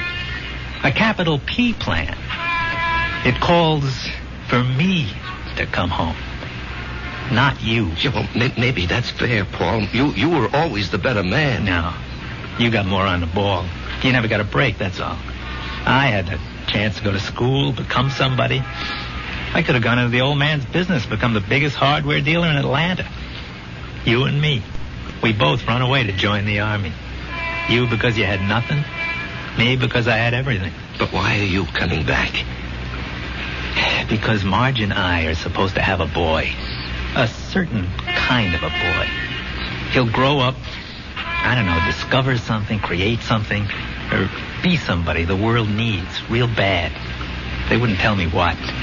Anyhow, 40, 50 years from now, he has to be here. And of all the millions of men and women, he could only be born to me and Marge. When am I leaving? I told you. In 2 weeks. How? 9 o'clock at night. A trailer truck will go past Patty Noonan's saloon. Just as you're crossing the street. And why does it have to be like that? Because you don't know how careful these things are figured. You could get killed a million ways. But the plan calls for a truck driven by a guy named Ed Clark. Oh, yeah, I know Ed Clark. He doesn't have a good record, so it'll be easy to prove he's a careless driver. He works for a big outfit, so Marge will have a good settlement. But why? I still don't understand. She'll need the money. You see, I won't be a good father.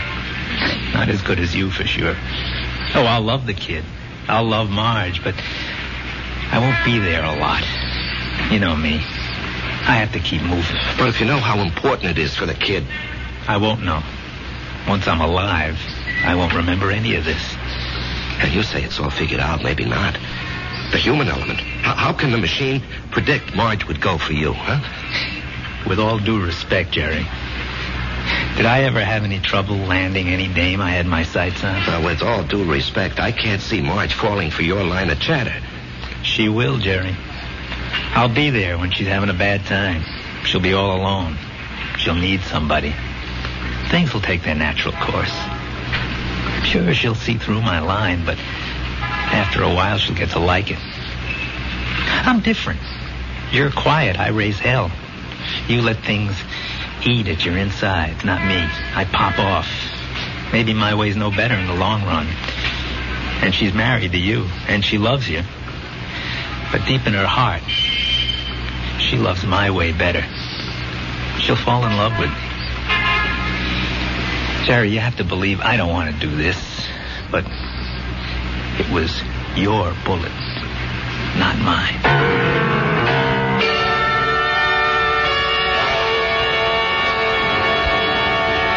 Jerry? What are you thinking about? Oh, a guy downstate wants to cancel a carload of refrigerators, so I'm figuring an approach. Didn't we agree we'll work at home? Yeah, well, honey, this is just thinking. Did you talk to Joe Keller about the partnership? Yeah. And? He said no. Did you give him notice? No, he gave me a raise. Oh. Okay. Marge.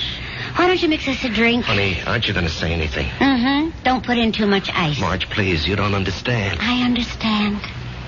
I married a certain kind of man. And you're stuck with him? No. I'll stick by him. Because I love him. Would you have wanted a guy who'd barge into Joe Keller's office and say, Joe, either give me half the joint or I'll open up across the street and run you out of business? Oh, come on, Answer me, Marge. I have to know. Well, maybe I did. Why didn't you marry him? He never showed up. So you settled for me? That's what's known as falling in love. Come on, honey, take me to the movies. No, I don't want to take you to the movies. Let's go downtown and see a play. But that's a lot of money. Are you going to worry about money? Now, and look, this weekend, would you like to fly out to, say, Snow Valley and ski? Yeah, or how about Las Vegas, huh? Jerry, what's gotten into you? Honey, we're going to have 2 weeks of the most fantastic fun. Why 2 weeks? Oh, what's so special? You? Me? I just want to spend the rest of my life having a ball with you.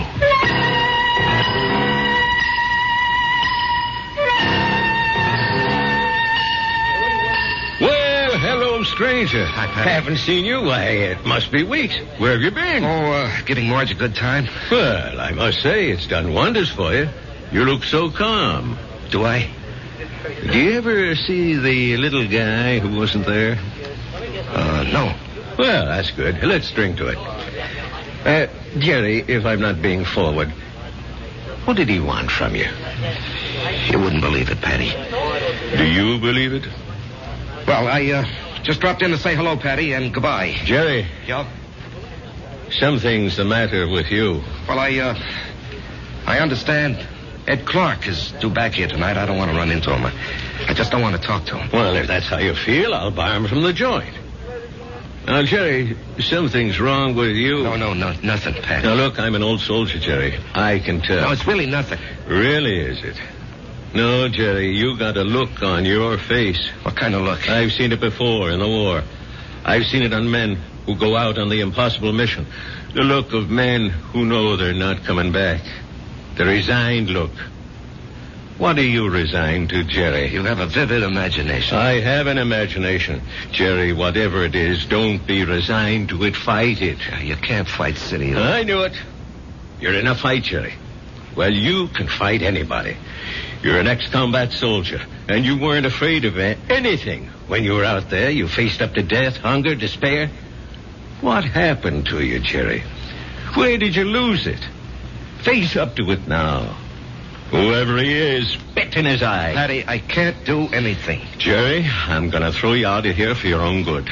Now leave town. Go far away for a while. Fight it, Jerry, fight it. Patty, wherever I go. Listen to old Patty, just take off. Don't you see there's a plan? Who cares? Put up a fight. Why are you so upset, Patty, huh? I don't know. But listen to me. Fight now. Now get out of here.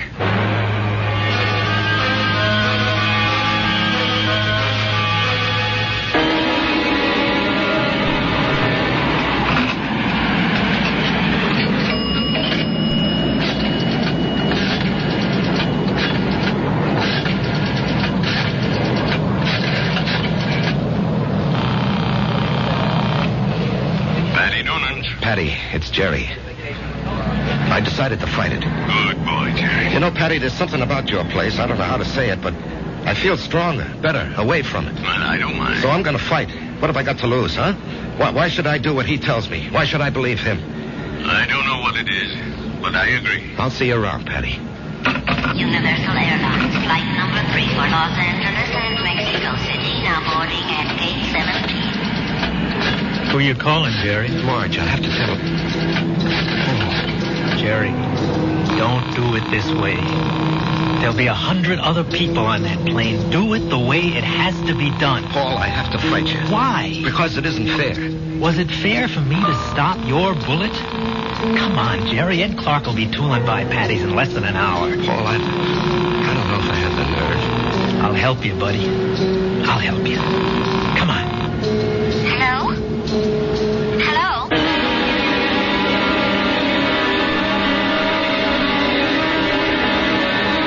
What is it, Mr. Noonan? I called you, and I hope it wasn't out of turn, Mrs. Price. It's about Jerry. What about Jerry? He's sitting back there in a booth. Now, wait. Don't go to him yet. He's in trouble. Well, it can't be. We've had such a glorious 2 weeks. He's in trouble. Well, what kind of trouble? I don't know. We have to help him somehow. Is it that Buddy? I think so. Well, the time has come to lay that nonsense to rest once and for all. And I'm going to... That won't work. Agree with him. Show him anything he wants is okay with you. Don't fight him. Or we can give him his love. Hi, honey. Hi. Buy me a drink? Oh, sure. You know, I never knew you had those little gold highlights in your hair. Oh, I'm using a different bottle this week. I love you. I love you, too. And I want you to be with me always. Come on, Jerry. Let's start. No, not yet. Are you talking to me? The plan calls for it. How do I know there is a plan? Ask anybody. Ask Marge. Jerry, what are you talking about? Marge, do you believe there's a plan that determines the actions of everybody in the whole world? No. You sure? I'm sure. Well, then how do you think things work out? Well, every which way. Come on, Jerry. It's time. No, I won't go. Where won't you go? Then, Marge, as far as you're concerned, there isn't any plan. Oh, well, what do you think, Jerry? No, that's not important. What do you think? Well, yes. Yes, there is a plan. I can prove it. You can? Yes, but you started me thinking there has to be a plan.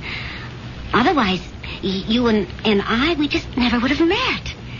Remember that day? Yeah. You were taking cash at Ryman's drugstore. That's the only reason I walked in there. Well, I'd already given notice. I was going to leave. And then you walked in and asked Doc if you could open a charge. Then and there, I decided to stay. And where were you going? Oh, away. Pull up stakes. Why?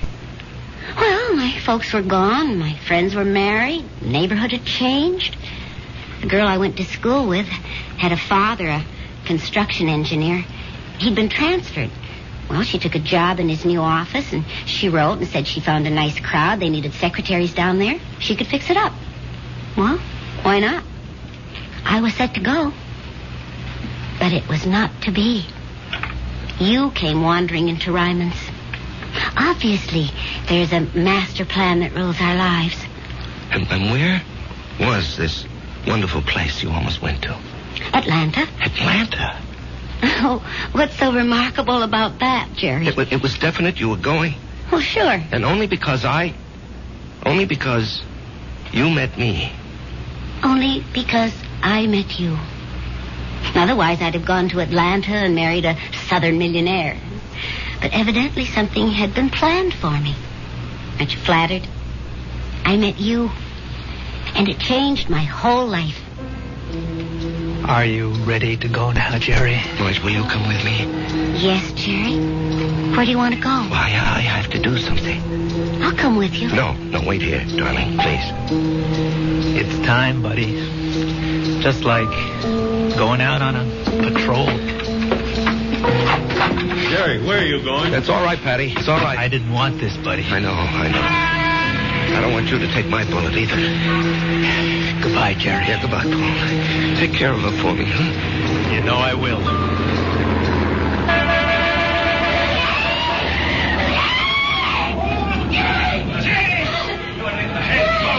Call the police! Get an ambulance! Oh, Jerry!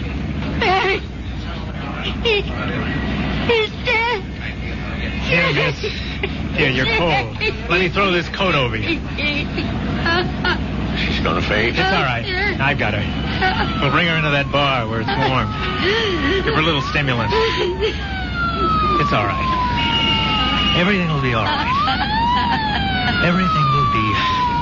It'll be all right.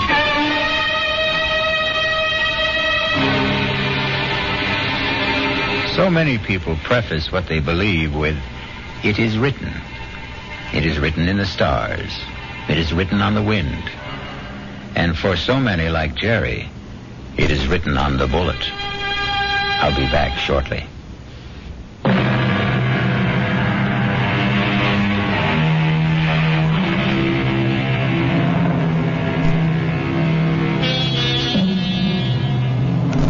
I remember an old soldier once told me he wasn't worried about the bullet that had his name on it.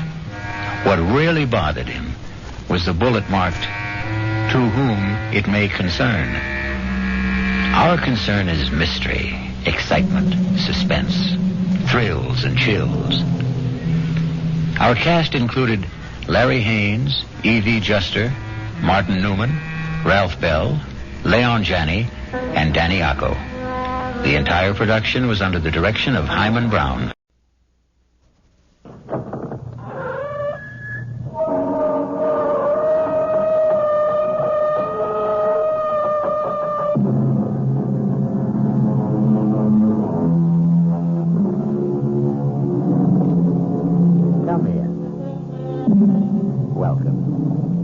I'm E.G. Marshall.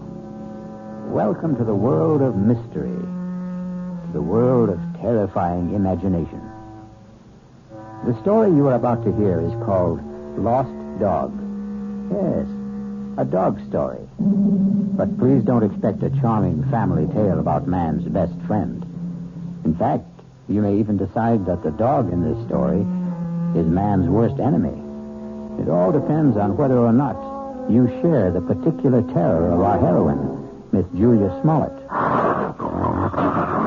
it out! Get it out of here, please! Please, George, take him away! Give me a dog, for Pete's sake. It's not going to hurt you. Get it out! George! Please!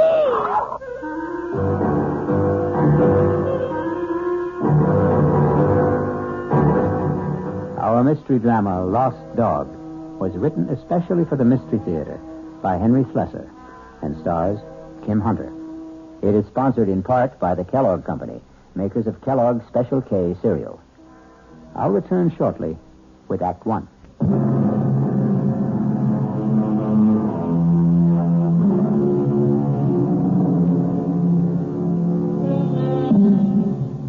Our story begins in the quiet parlor of a small suburban house at the end of Elm Street.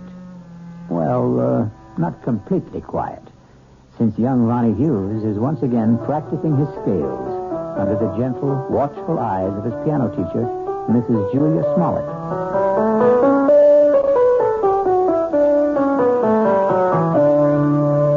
Well, that was very good, Ronnie. It was much better than last time. I still wish we could skip this scale stuff, Mrs. Smollett. I mean, I'm not saying that I'm ready to play concertos yet, but just the same... Why does it bother you so much, Ronnie? Well, playing scales makes me feel like a little kid, I guess. Oh, that's silly. All the finest pianists had to learn their scales before they could play any composition. I guess it's my fault for starting to learn to play so late in life. Ronnie, 19 years old isn't very late in life. I'm 20, Mrs. Smollett. Are you? Already? Oh, now, that don't tell me you've been coming here a full year. No, just about 4 months. But my birthday was last week. It was on Thursday. You weren't well last Thursday. Oh, yes, that's right. You still don't look well. Listen, why don't we see how well you know the chromatics? Your cheek, it's swollen. It's still swollen. Does it hurt? No, it doesn't hurt at all. It was silly of me to stumble and fall that way. I know that your husband hit you, Mrs. Smollett. Now, that's a very silly thing to say. You can't tell me it isn't the truth. I remember the first time he did it. At least the first time I knew anything about it. Now, I'm going to have to put a stop to this. Yes. I wish you would. I wish you'd call the police or something the next time it happens. Now, listen to me, young man. You've been listening to a lot of foolish town gossip. Then tell me it isn't true. What I'm telling you is that it isn't any of your business. Yeah, I guess that's right. It's none of my business. I should never open my big mouth. I'll just keep it shut from now on. Ronnie. Yeah? All right, my husband and I had a quarrel. He was drunk, wasn't he? George is in a very difficult occupation. The competition is very keen, and, well, the people he has to deal with aren't always very gentle. I don't know anything about the trucking business, Mrs. Smollett. I just hate the idea of anybody hurting you. That's all. I just can't understand why he'd do such a thing. What did you do to him?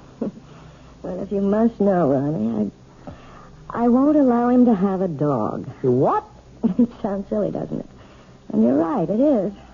It's silly on my part. But I'm absolutely terrified of dogs. And unfortunately, my husband wants one. He wants one very much. And that's why he hit you? Well, the argument goes back a very long ways, almost since George and I were married 7 years ago. Well, it wasn't much of a problem when we lived in the city. George didn't have his trucking company then. He was just a driver. But when he got the chance to buy into a firm out here, well, we bought this house. And I guess having a house in the country made George think about dogs and things. But I just don't see what's so important about it. Well, some things become important in marriage. Oh, now, just look what all this talk has done to the time. It's after 6:30. My husband's going to be home in half an hour, and I haven't even started dinner. Will he beat you for that, too? Ronnie, if you keep talking this way, well, I just don't think it would be wise to continue giving you lessons. You don't mean that. I'll see you on Thursday, Ronnie. Yeah. Sure. Bye, Mrs. Smollett. Goodbye, Ronnie. And happy birthday, Ronnie.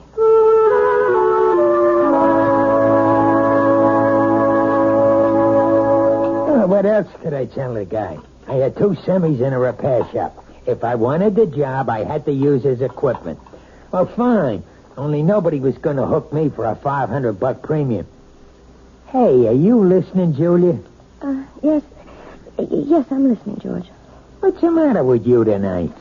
I'm a little tired, I suppose. Tired? You? From what? Lifting the piano cover? Nah, you make me sick, you know that? You weren't listening to a word I said. You don't care about what happens in my business. You never cared. Well, I never understood much about it. You always talk to me as if I'm one of your associates.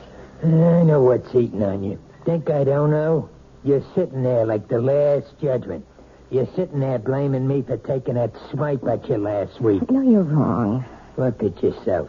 You didn't even bother putting makeup on that cheek of yours.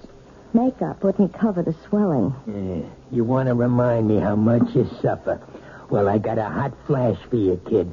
The one who suffers around this house is me. I could enjoy this house plenty. I could have a great time if you weren't so sick in the head.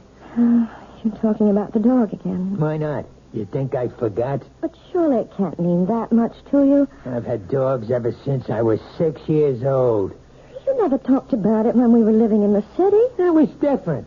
Who put a dog in that air-conditioned chicken coop? But now we've got a house. A real, honest-to-God house, Julia. A house needs a dog. Oh, George, you know I feel terrible about saying no, but I can't help myself. It's just something in me. It's a phobia, I guess, but dogs terrify me. Even small dogs, tiny, harmless little dogs. I go to pieces when one comes near me. That's all in your mind. Yes, but isn't that enough? No, not for me it isn't.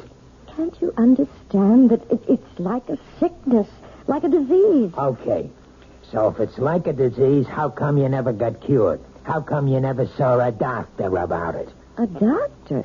Yeah, that's right. You're telling me you're sick? We'll just find out. Where are you going? I'm going to get you an appointment, a doctor's appointment. I'm calling Dr. McCann right now. At this hour? I'll call him at home and make an appointment for tomorrow. We're going to settle this thing once and for all.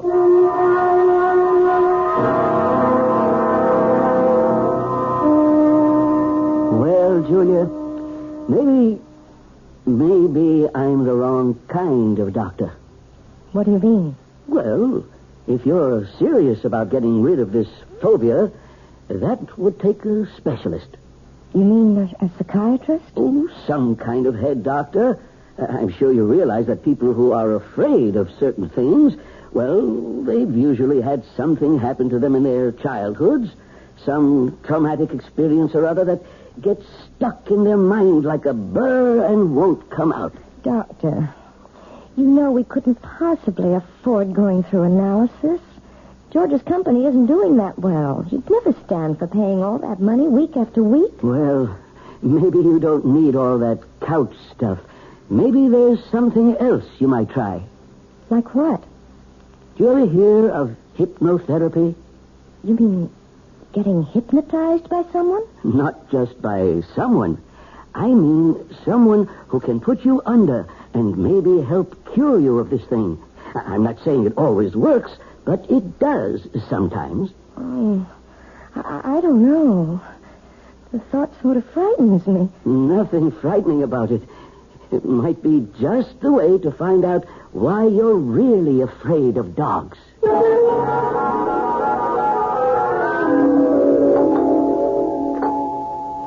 1 minute. What'd you do? Forget your key? Yes, George, I'm sorry. Why you been so late? It's almost 7:15. I went to a movie after I saw Dr. McCann. I was just so nervous. I had to get out of myself, so I went to this movie, and it lasted longer than I thought it would. Oh, that's great. Just great. Now what happens to my dinner, huh? Dinner's all ready. All I have to do is heat it. That's a fine thing. I come home early to surprise you. You're not even here. I'm sorry, George. Do you think you should have more to drink now? I mean, it won't take me more than 10 minutes to get dinner on the table. Never mind how much I drink. Besides, I'm in no hurry for dinner. I want to know what the doctor said. Well, it's just as I told you, George. There's nothing Dr. McCann can do for me. It's not something that can be cured with a pill. There's gotta be some way. Well, he suggested that maybe a different kind of doctor, a hypnotherapist. A what? Someone who hypnotizes you, who tries to make you go back into your past. Sounds like a lot of junk to me. Well, it might do some good. I really don't know. I'll tell you what would do some good. A little direct action. That's what you need. What are you talking about, George? The only way to learn how to swim is to jump in the water, right? Well, that's what you need, Julia. I simply can't make you understand, can I? Well, maybe I can make you understand. Forget it. You want to get that dinner ready? I'm hungry. Yes, I'm going now. Look, why don't you change first? Change? Yeah, your clothes. Get more comfortable. Well, yes, I think I'd like to do that, George. I won't be long.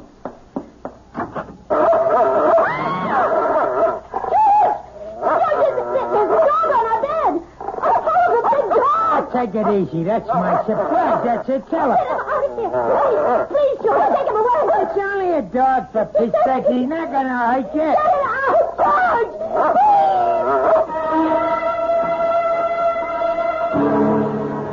It only goes to prove that there are more terrors in this world of ours than anyone imagines. But the question in the Smollett house is, which one is the real terror? Attila the dog or George the husband? We'll learn more about both of them when we return shortly with Act 2. This is WOR New York, your station for the Mystery Theater.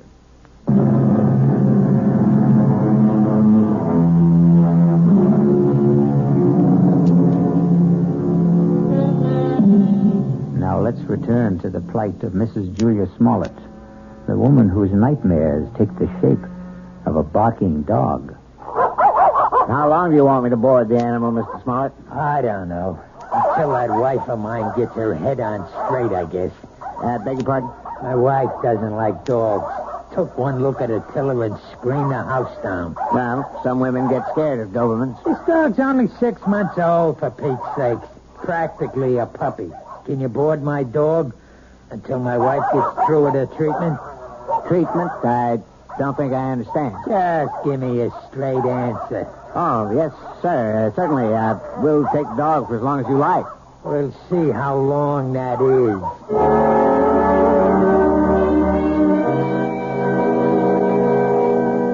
Please sit down, Mrs. Smollett. Thank you. Right here, Mr. Smollett? Yeah, thanks. You both seem a little nervous. I'm sorry, Dr. Froelich, but I suppose I am. I know. Dr. McCann explained to me. He said that hypnotherapy was an accepted kind of treatment. For some cases, yes. Not all of them. All I want to know is, will it work? Well, frankly, I don't know much about your wife or her problem. I'm not going to say I can help her get over this particular phobia until I do. Please, George, let me tell the doctor about it. I can tell him in one sentence. My wife's afraid of dogs. All dogs. Big ones, little ones. Falls apart when she just looks at one. No, that isn't true. I don't fall apart, as my husband said, unless I'm close to them. Animal phobias are one of the most common types I deal with, Mrs. Smollett, and I might say that I have a great deal of success with them. But how do you do it? I use a technique called hyperamnesia. Amnesia? Actually, it's the opposite of amnesia. After placing the subject in a trance state and making her completely willing to free herself from critical judgments about her past... Wait a minute. I'm not following you. What we do is get the subject to remember long-forgotten, very, very deeply repressed experiences. Sometimes they remember them in great detail, even though they still maintain amnesia at the conscious level. And you see... I'm not sure I do. Do you mean you can find something in my mind that I don't even know is there? Possibly. It may take some time. We might need several visits to establish a rapport between us. But if all goes well, we should soon be able to find out if anything in your past is causing this problem. And, of course, that something will most likely concern a dog.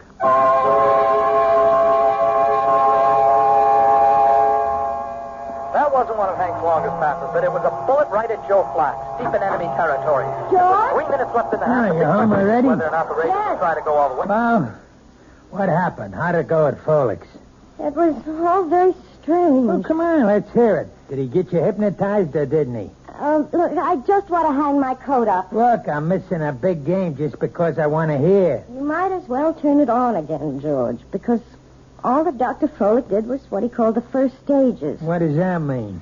I mean, well, he put me under all right. There wasn't any problem about that. Yeah, I figured that. Tell me what he said about the dog. He didn't say anything, George. Oh, what do you mean? Just that. He didn't start talking about my problem. That's going to have to wait until I'm more receptive. What's he trying to do? Keep stringing you along until he bleeds me dry?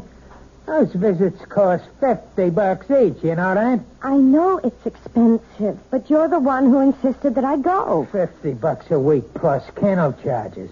A couple of months of that, and I'll be hocking half of my trucks. Look, you tell that guy to get down to business. It's only my second visit, George. Well, we better start seeing some results on number 3, understand? I'm not waiting any longer. There doesn't have to be a number 3. As far as I'm concerned, we can stop right now. What are you talking about? George, I don't want to do this thing. I hate being put under. I hate anybody poking around in my subconscious for something that isn't even important to me. You mean you want to be sick? I think I'll lie down for a while. Don't you walk out on me. I'm sure you'd rather watch a football game. Oh, tell me what to do. I know. You think I'm Mr. Lowbrow. But let me tell you something, kid. You're no fairy princess anymore. Maybe that's what you used to think you were back in the old days. But the only fairy around this house is that piano student of yours. I don't like to talk to you when you're like this. That's what you always say when I'm drinking. Well, I'm not drinking now. And you better listen to what I'm saying. Oh, please, George, don't touch me. Yeah, I knew that was coming next. Don't touch. That's your favorite phrase, night and day. Don't touch, George. You're hurting me. That's the only thing you understand. The only touch that means a thing to you. Let go of me. Stop being such an animal. I'll show you what animals do. No, George, please, don't. I'll show you what kind of an animal I am. I'll show you. Don't, George, please don't. Please.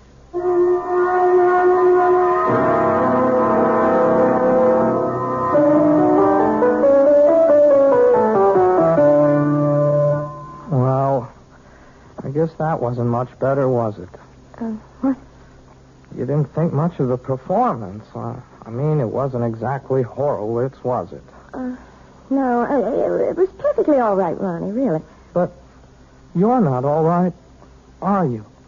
Oh, yes, I'm fine. You look awful. No, I didn't mean that. You never look awful. But you're acting so funny today. I'm sorry. I guess I have something on my mind. Can I take a guess? No. What you can take is the next page of this lesson. Listen, Mrs. Smoke. Look. Can I call you Julia? Oh, really, Ronnie? I know. You're going to give me all that stuff about teacher-student relationship. Only I'm sick of calling you Mrs. Smollett. I I hate it. I hate it because it's his name. Ronnie. No. You're the most important thing in my whole life. Please, Ronnie. I don't want you to say things like that. They're not true, and they're just making it impossible for me to teach you. You know how I feel about you. I'm sure you do. You're just too smart not to have seen it. I know that you're 20 years old. Is that why you don't want me to talk about it? Because I'm younger than you are? It's flattering that you feel that way, Ronnie, but I know it's just a little crush you have. Boys go through that sort of thing all the time. Boys? Crush? Look, you're treating me like a kid. If you ask me, that's why you keep me on those damn scale exercises all the time, so you won't have to think that I'm any more of a man than those 10-year-old kids that you teach all the time. No, Ronnie. I know you're a man. Of course I do. Well, and if you think that, treat me like one. Just once. Please. Please. Let me kiss you, Julia. Just once. Ronnie. Please, Julia. What is it? What's the matter? It's nothing. I just bruised my neck a little, and when you touched it... Your neck? Yes, it's nothing. Is that why you're wearing the scarf today?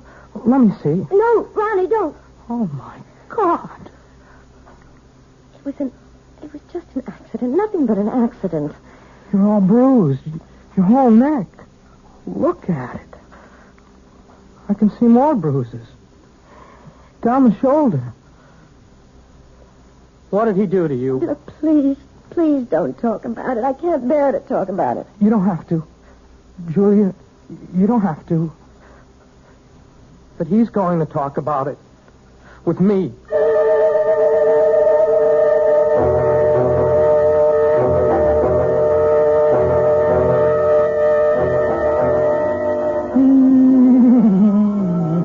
Hannah, sit down, will you? Doesn't that bring back memories? Hey, Julia. What? That song. We used to dance to it, remember? In a girl room, first year we were married. Hey, you want a drink? No, thanks. You're drinking enough for both of us. Makes me feel good. Yes, I know. That's the thing about wives. They ought to do what their husbands do. A man needs a pal, not just a wife. I'm sorry that I'm not a pal, George. That's why I need a dog, you understand? A man's got to have a friend.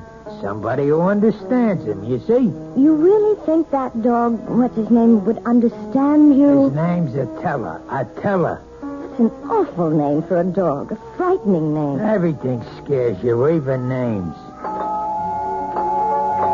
Oh, who the heck is that? I don't know. Hello, Mr. Smollett. Hey, what is this?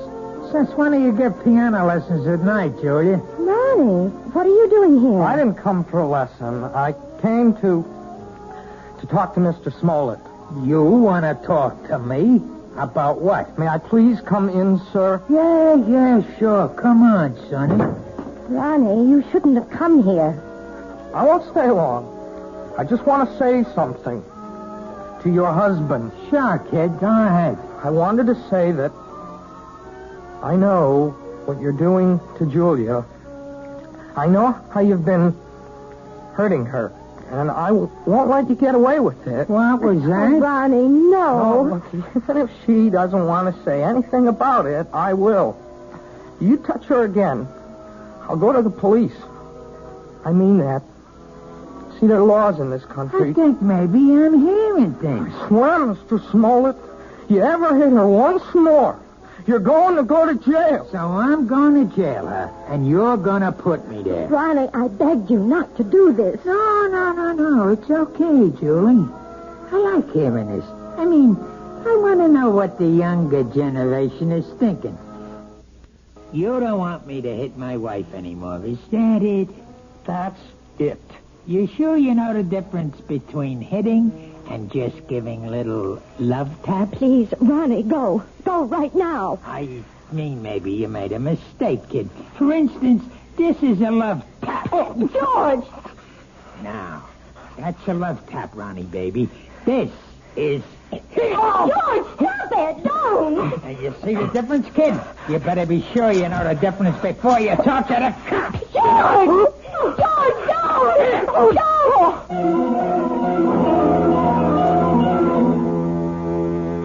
Yes, it's sad to realize that all men who love dogs aren't necessarily lovable themselves. But obviously George Smollett is a man who believes that brute force trains people as well as animals. He may be right in some respects, but perhaps he should be aware of the old saying that every dog has his day. I'll be back shortly with Act 3.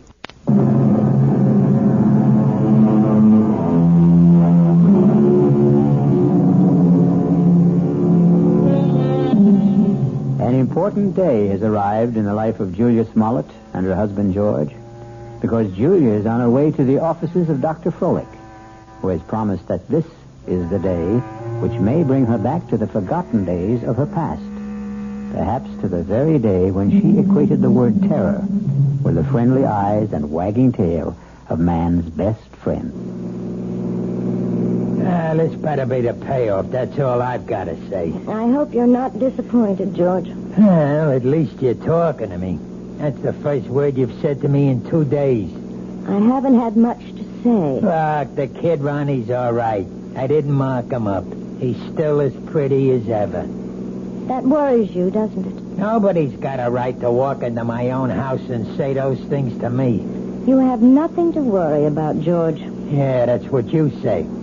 $50 a visit is something to worry me, and $40 a week for the dog, and a lot of other things. We've also lost a piano pupil. I suppose you realize that. Who cares about that? Ronnie paid $20 a week for his lessons, George. I won't miss it. Not as much as you'll miss your little Prince Charming. Well, what about it? About what? You're going to miss him, right? You're not going to have any shoulder to cry on, are you?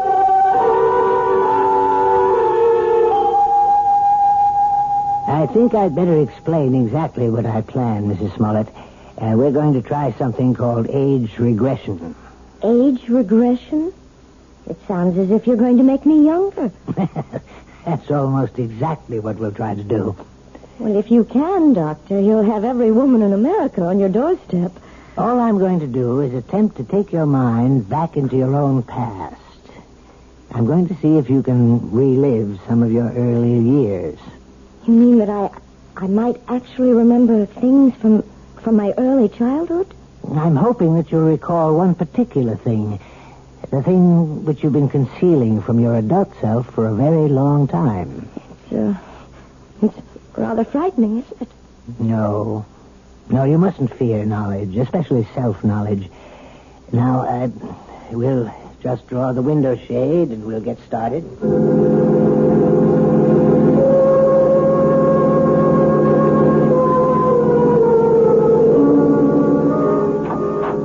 Mr. Smollett, would you like to come inside? Me? You mean you're all through so fast? No, we're not through, but your wife is in a deep trance, and I thought you might want to be here when we begin the age regression attempt. Well, sure, if you want me in there. Hey, she looks like she's asleep. But she isn't. Hypnosis only resembles the sleep state, but it's not. Mrs. Smollett is very much awake. Yeah? Mrs. Smollett. Julia, you may open your eyes now. Ah, that's fine. Now, tell me, do you know what day it is today? Yes. Wednesday. No, you're wrong. It's Friday, Julia. Is that right? Yes, Friday. No, Julia, it isn't Friday either. Do you know what day it is now? No. I don't know what day it is. In fact, right now you don't know the day or the month or even the year, Julia, do you? No. You see, Mr. Smollett, I'm purposely doing this to dislocate your wife in time. Oh, yeah, I understand. Julia, you're going to be a child all over again. You're going to see and hear and feel everything you did since you were a baby. And you're going to tell me everything I want to know about what you see, hear, and feel. You're going to answer all my questions starting right now. You understand? Yes. Julia, you are 1 year old. Do you hear me? You're an infant, only 1 year old. Tell me what you know, Julia. Tell me if you're afraid of dogs.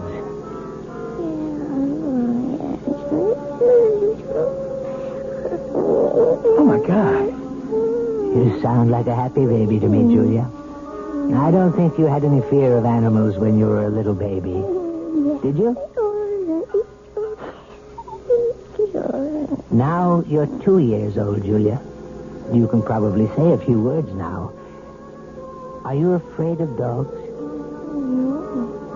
No. And now you're 3, Julia.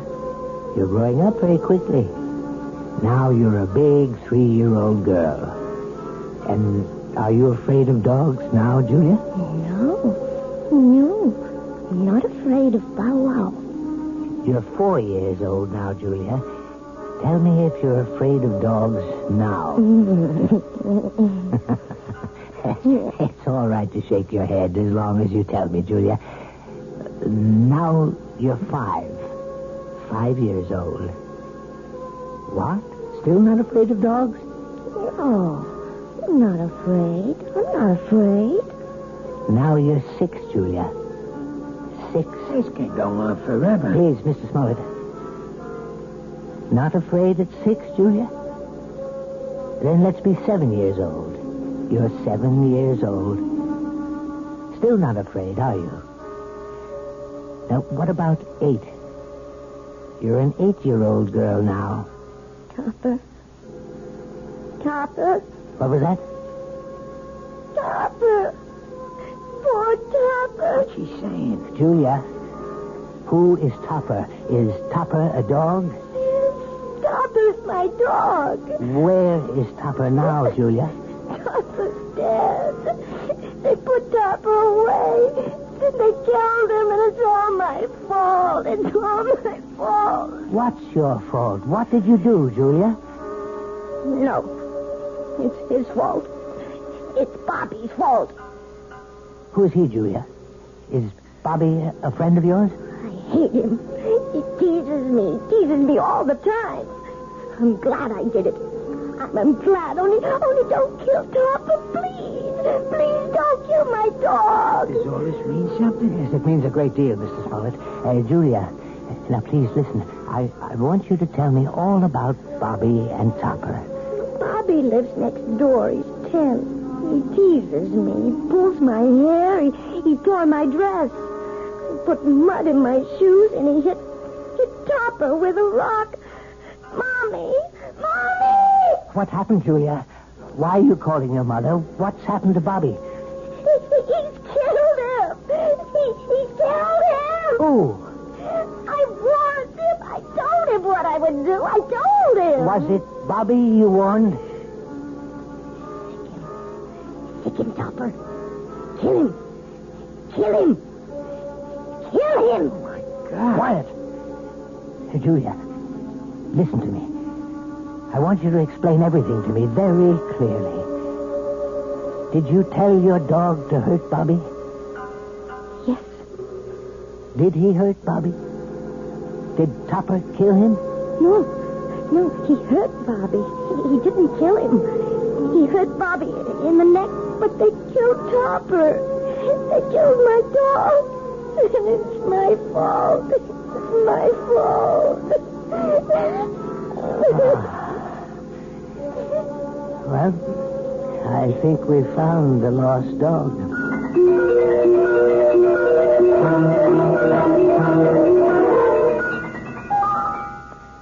So, now you know, Mrs. Smollett. Now you may be able to understand. It was this one incident in your childhood, this one tragedy of your past innocence, which is responsible for your phobia. More than anything, you have a strong feeling of guilt. You blame yourself for what happened to little Bobby, when in all likelihood you were not in any way at fault. No, Dr. Froelich. You're wrong about that part. It was my fault. I remember it all now. You probably just wished that Topper would turn on the little boy, and you saw your wish become a reality. So you accused yourself of a crime. I didn't wish it.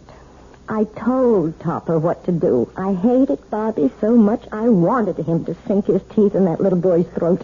Well, at least you've brought it all into the light, Mrs. Smollett. And something tells me that it won't be long before you'll willingly accept the love and friendship of a dog again.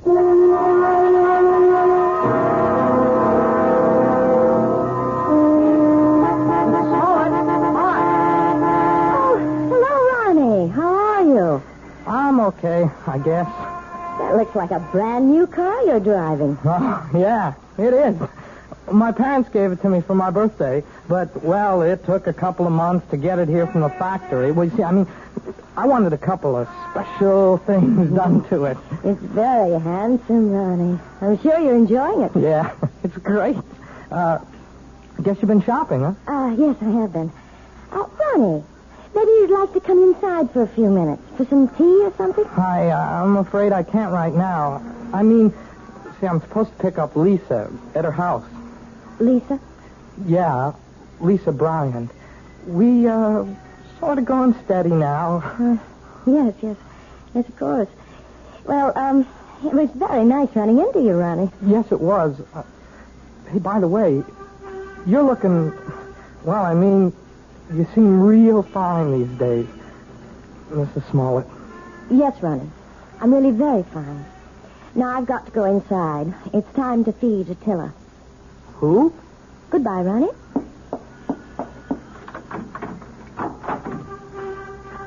Attila! Where are you? Attila? Here, boy. Oh, now where's that animal? Oh, well, I suppose he's playing in the yard or something. Oh, or maybe he's in the bedroom. Attila? No, not in there. Oh, I see George's jacket's back from the cleaners. I hope they haven't taken all the smell out of it. No, they couldn't do that. Nothing will ever take the smell of George out of anything. Now to find that animal. Attila! Where are you? Attila? Are you here? Oh, there you are. Oh, for heaven's sake. Are you still tied up, you poor thing? Well, don't worry. I'll have you out of that in a minute. We can't have you tied up, can we, boy? We can't play our little game if you're tied up. Yes, that's a good dog. Good boy, Attila. Now, let's play our little game. See the jacket, Attila? See? Smell the jacket, boy. Go on, smell it. That's a good boy. Now, stick him, Attila. That's it. Stick him, Attila. Stick him.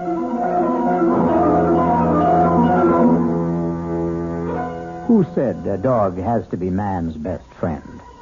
Why not woman's best friend? Especially a woman like Julia, who is just learning how really helpful a dog can be. Or rather, she's remembering how helpful. And one day soon, George Smollett will come home to a very surprising greeting from his own pet. I'll be back shortly.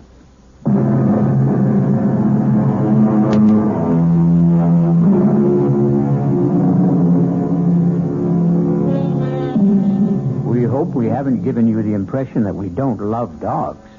We love them very much, especially since dogs are descended from wolves. And the wolf is not only a fascinating creature, he also does something wonderful for all lovers of mystery stories. He makes this chilling sound. Our cast included Kim Hunter, George Matthews, Robert Dryden, Gil Mack, and Mandy Patinkin. The entire production was under the direction of Hyman Brown.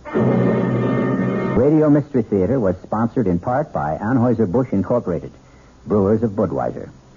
This is E.G. Marshall inviting you to return to our Mystery Theater for another adventure in the macabre. Until next time, pleasant dreams.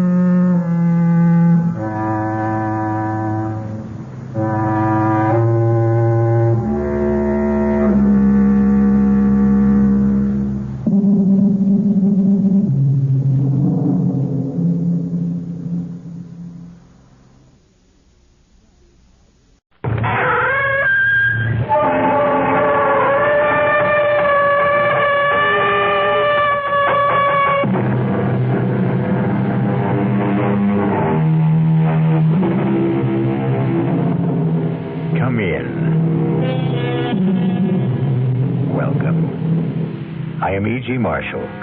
Welcome to the world of terrifying imagination. Our story deals with fate. Some call it luck. Whatever it is, it works in the strangest ways to reward us or defeat us. Fate walked into Charles Powell's life in the person of Clint Livitz. Now, look, Clint, or whatever your name is, I don't like you, and I don't like your insinuations. Now, if you don't get out of my office and leave these premises immediately, I'll have you put out. You must be putting on an act, Mr. Charles Powell. Maybe this will jolt your memory. 3541063. What? Yeah. I thought that would do it, Charlie. I thought that might help you remember.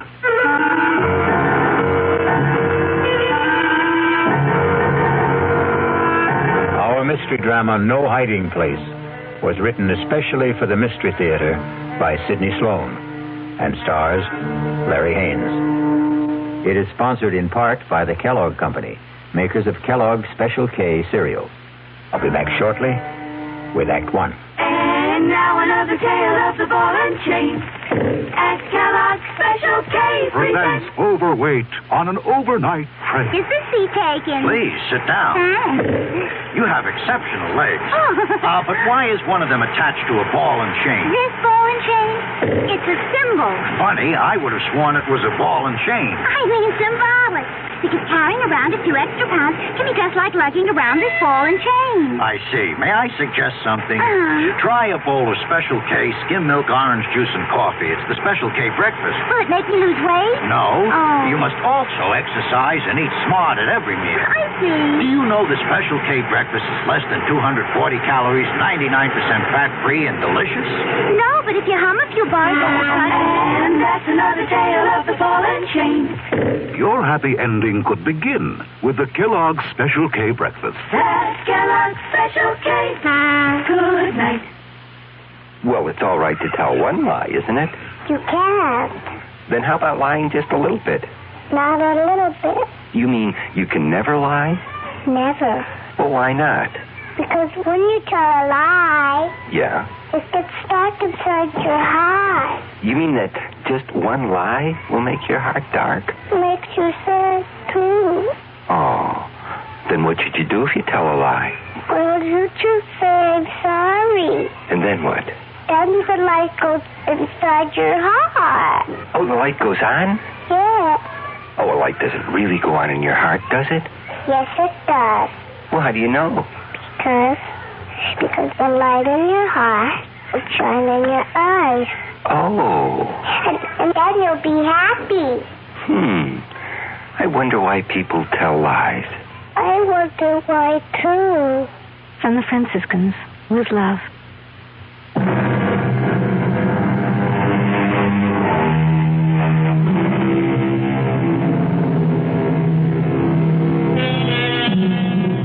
Everything looked right to Charles Powell that crisp September morning when he walked into his executive office at the J.P. McCready Company.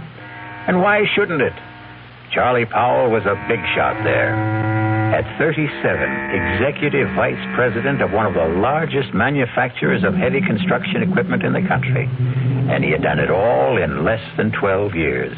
It was a real-life Horatio Alger story, even to his being engaged to J.P. McCready's daughter, Allison. How could anything go wrong? But it did, the moment he walked into his private office. Yes, Elsie. There's someone to see you. Appointment? No, sir, but he says that you'll see him. Mr. Powell, maybe I'd better come in and explain. Yes, all right, come in. Sorry if I sound strange, but really, Mr. Powell, that man is kind of frightening. Frightening? Well, he just sits there and grins at me. I told him he didn't see people without an appointment. He said, oh, he'll see me. Just tell him it's an old friend, Clint. You know anybody by that name? Clint? No, it doesn't ring a bell. All right, send him in. I'll get rid of him. Okay. Don't say I didn't warn you. Mr. Powell will see you.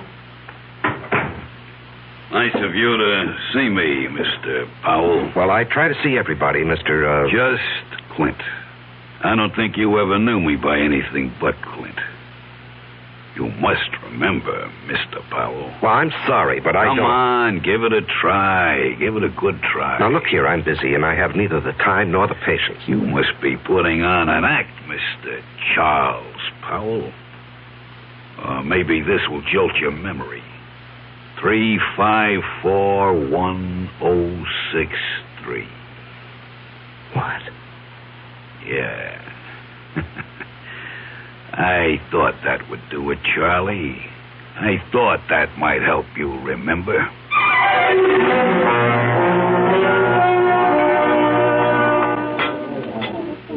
Charles? Oh, I'm sorry, Mr. McCready. I guess I was daydreaming. Something bothering you, young man? Oh, no. I hope not. Here I take you to the best French restaurant in town. You pick at your food, gaze into space, send your dinner away hardly touched. Oh, did I send all that good food back without eating it? You did? I particularly wanted to see you alone, Charles, because I have a little news for you. News? What kind of news, Mr. McCready? And that's another thing. You're so damned formal with me, Mr. McCready. Do you realize that in exactly 5 weeks you're going to be one of the family? Yes, of course I realize. How could I overlook it when Allison keeps reminding me regularly? Very well, then. Do you think it proper to call your father-in-law to be Mr. McCready? If you don't start calling me John... Okay. John, it'll be. I'm going to leak a little information to you. Yes? As you know, I've been thinking of stepping down from the presidency of the company. Yes, well, it has been rumored, but I wish you'd reconsider. Now, sincerely, the place wouldn't be the same without you. Oh, I'll still be there, Charlie. I'm not giving up my stock. The name of the company will still be J.P. McCready Company. The only difference will be that you will be sitting at my desk. Sitting at your desk? Well, I thought Hedges was slated to take over when you stepped down. No. Well, Tom was seriously considered, but he's a bit too old for the job. No, the company needs young blood. Well, I'm really bowled over. I've watched you grow. Come up on merit, ability. You're going to go far, my boy. Of course, the board will have to vote on your appointment, but... that, as the saying goes, is in the bag. Well, there's something you've omitted, John. You haven't asked me if I wanted the job. Is it necessary to ask? I remember another lunch with you several years ago. We got talking about ambitions, and you said that you would never be satisfied with second best. It had to be the top job, or you'd move on. Yes. But that was before this morning. What? Nothing. Just mumbling. I'd like to know how you feel about it, Charles. Well, even to be considered for the position is an honor, Mr. John. And your answer? Let me think it over. I must think it over.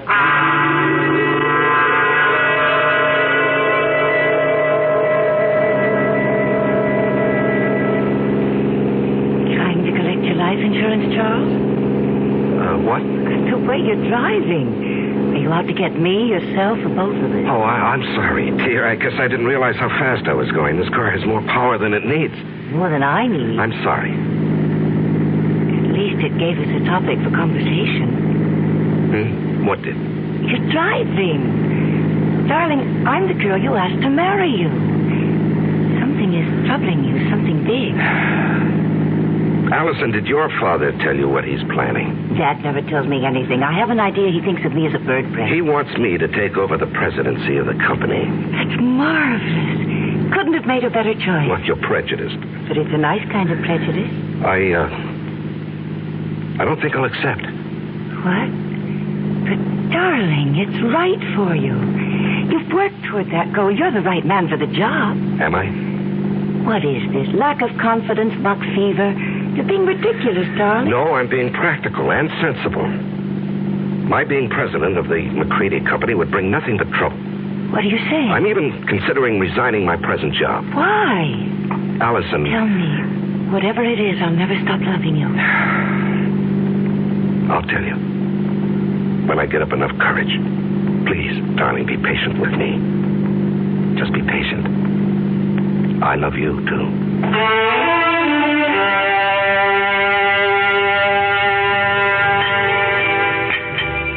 So you finally got here.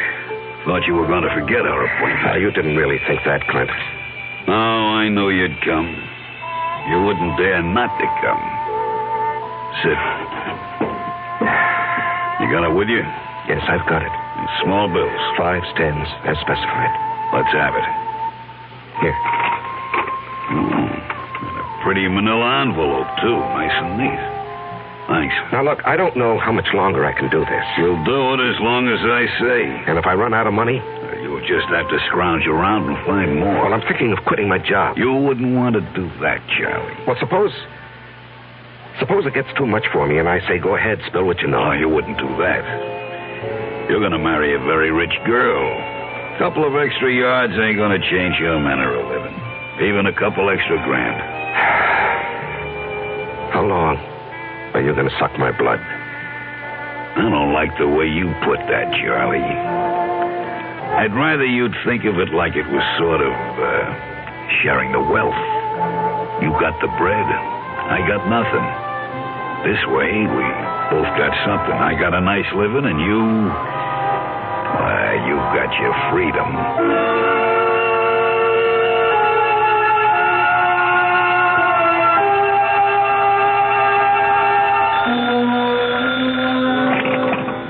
Hello?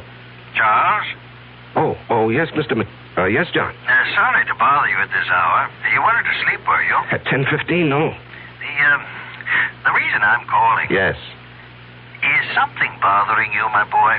Well, I've had some things on my mind lately. I'm sorry it was so noticeable. Well, it occurred to me that a young man gets a bit absent-minded as the day of his wedding approaches. Perhaps a bit frightened. No, it isn't that, J.P. Oh, excuse me, John. Someone's at my door. Hold on. Just a moment. Forgive me for coming here. I've got your father on the phone. Come in, darling. Hello, John. It was just the porter with a package. What were you saying? Oh, nothing really. I'm just concerned. Whatever's troubling you can be taken care of. I'm backing you all the way. Well, I appreciate your feelings, J.P., but there really is no cause for concern. I'll snap out of this in a day or so. Good. It's reassuring to hear you say that. Now, forgive me for disturbing you. No, I wasn't disturbed. Thanks for calling. Good night. Good night, J.P. Even Dad notices that something is wrong. Yeah. I haven't seen you in 3 days. You trying to tell me something? All I want to tell you is that I love you very much. From a distance. I called you at your office twice this afternoon. Allison, I can't keep this from you. I thought I could, but every day, every hour, it grows bigger. Until now it feels as though it's going to engulf me. And you, our life, everything that has meaning for me. Darling. No, hear me out.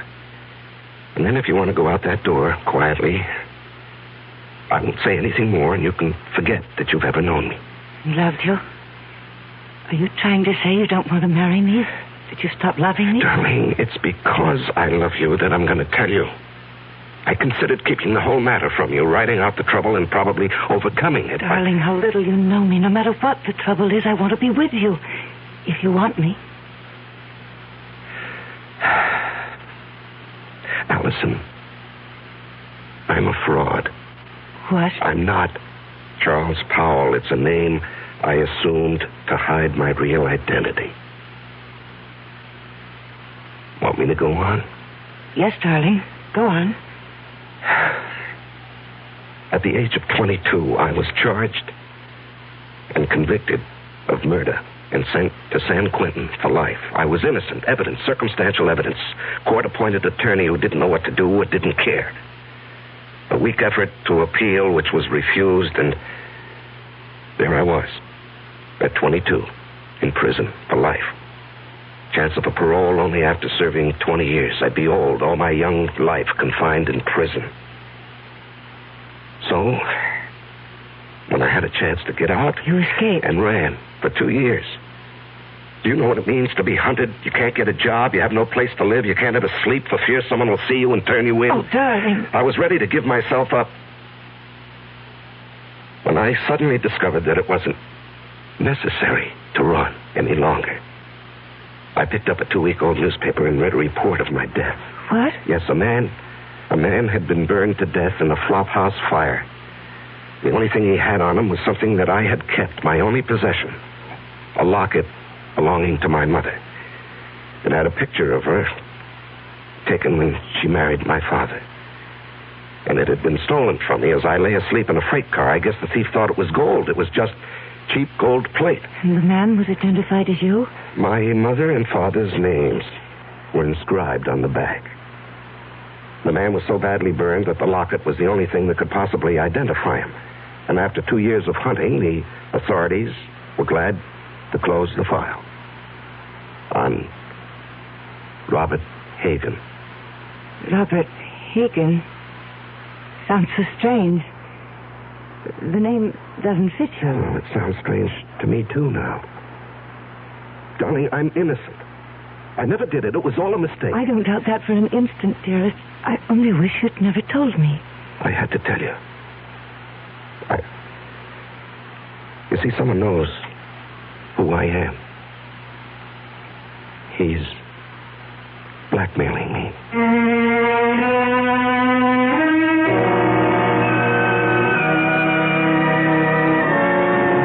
When you're being blackmailed, you don't have many alternatives. Charles Powell's whole life, his future, the happiness of the woman he loves, all hang by a very thin, flimsy thread. I'll be back shortly with Act 2. I'm Hy Brown, producer of Radio Mystery Theater. And as you may imagine, I'm excited about this new adventure in modern radio, this new statement of radio's marvelous power to stir the imagination. Now, we're wondering about your reaction, about who you are and how you like what we're doing. So to encourage you to get in touch with us, we're holding a drawing for 3 weeks. 50 prizes a week, 2 AM/FM stereophonos, 2 travel clock radios, and 46 anthologies of modern suspense. Just mail us your name and address, and you're eligible. Of course, we'd like knowing whether your glad radio drama is back, but name and address will do it. To Mystery Theater, Box 50, Radio City Station, New York, 119. That's Box 50, Radio City Station, New York, 119. All for good everywhere, unless locally prohibited. It's always a pleasure to add beautiful new furniture to your home. And it's even more a pleasure when you can save substantially on its purchase. You can do both this week at Adele Hunt's, 7015 Snyder Plaza during Adele Hunt's great winter furniture clearance sale. Take advantage of Adele Hunt's staff of professional interior designers at no extra cost, of course, and save on such famous brands as Henriden, Drexel, Thomasville, Lazy Boy, and many others. For instance, there are exciting accent pieces on sale from Baker, Tomlinson, and Irwin Lambert. The hundreds of fine values in bedroom, dining room, living room, and occasional furniture may not be equaled again. Even a large selected group of lamps and pictures are as much as 60% off the regular price. So shop early while selections are good during Adele Hunt's great winter sale. Adele Hunt's, 7015 Snyder Plaza, near the corner of Lovers Lane and Hillcrest in University Park, where Dallas buys with confidence. Open tonight till 9 p.m.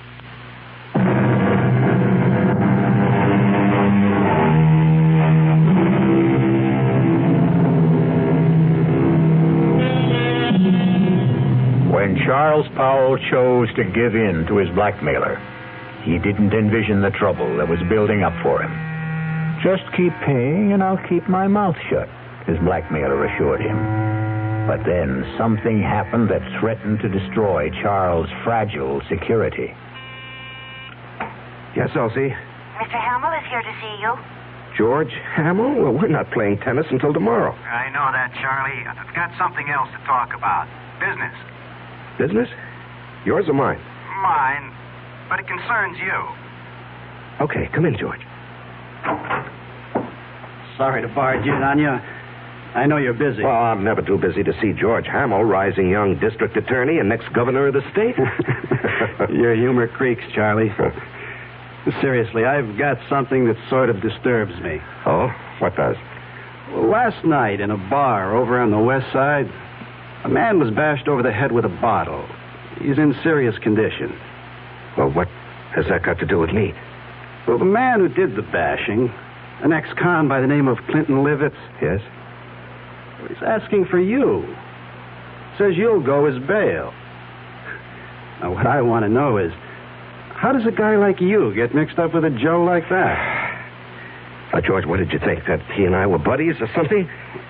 I didn't know what to think. Well, I do know the man. He applied for a job with the company a week or so ago. The foreman who interviewed him discovered he was an ex-con, and he refused to hire him. It was brought to my attention when one of the societies that helps ex-cons called me.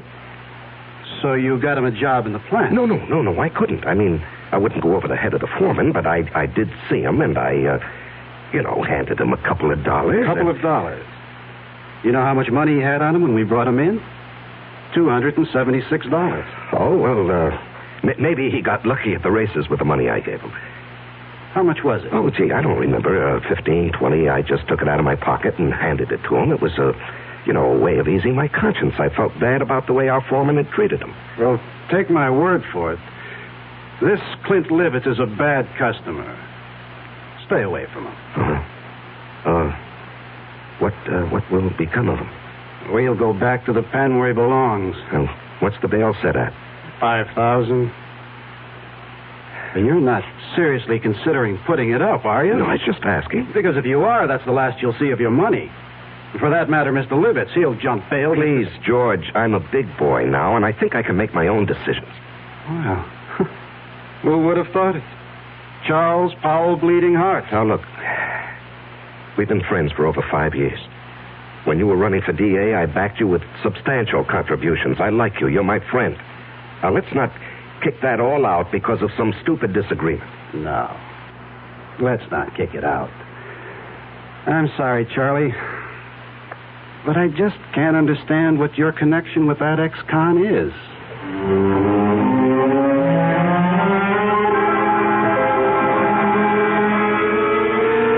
Now, Mr. Powell, I hope you'll understand. I accept Clinton Livitz's case with strong reservations. Yes, I understand, Mr. As an Hargrave. attorney, well, how shall I put it? You don't like your client. Exactly.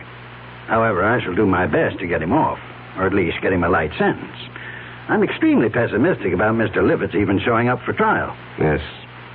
George Hamill also said he expected that Livitz would jump his bail. And you would forfeit $5,000. Yes, I know. And that doesn't disturb you? No, I don't believe he'll run. I see. You want to speak with him? He's been released. He's waiting in the other office. Not particularly. He says he wants to see you. Oh. Well, in that case, yes, I'll see him. Send Mr. Livitz in. I'll leave you alone. If you need me, I'll be in the other office. Now, come in, Mr. Livitz. Mr. Powell will speak to you. Thanks. I'll be back when you call. Just flip the switch on the intercom. Yes, I will. You sure know how to complicate things, Clint. Story of my life. Do you realize you could go up for 1 to 5 years for what you've done? No, it couldn't happen. What do you mean it couldn't happen? Because you wouldn't let it happen, Charlie. Look, even with the best lawyer defending you, he can't guarantee he'll win the case. You won't let me go to prison, Charlie. I'm doing my best for you, but... No buts. I'm not going back to the pen. Okay, you're not going back. Now, just suppose, during the trial, if things look bad... Yeah? We get you out of town and let you run for it. Forfeit your bail. Oh, you'd like that, wouldn't you? I'd be out of your hair, and all it would cost you would be the 5 G's for the bail. No. I'd give you a substantial sum. Oh, Mr. Powell. No sale. I'm too old to run. Well, suppose I got you out of the country. With a good hunk of bread stashed away for me? Swiss bank account. I don't know. Why don't we, play it by ear?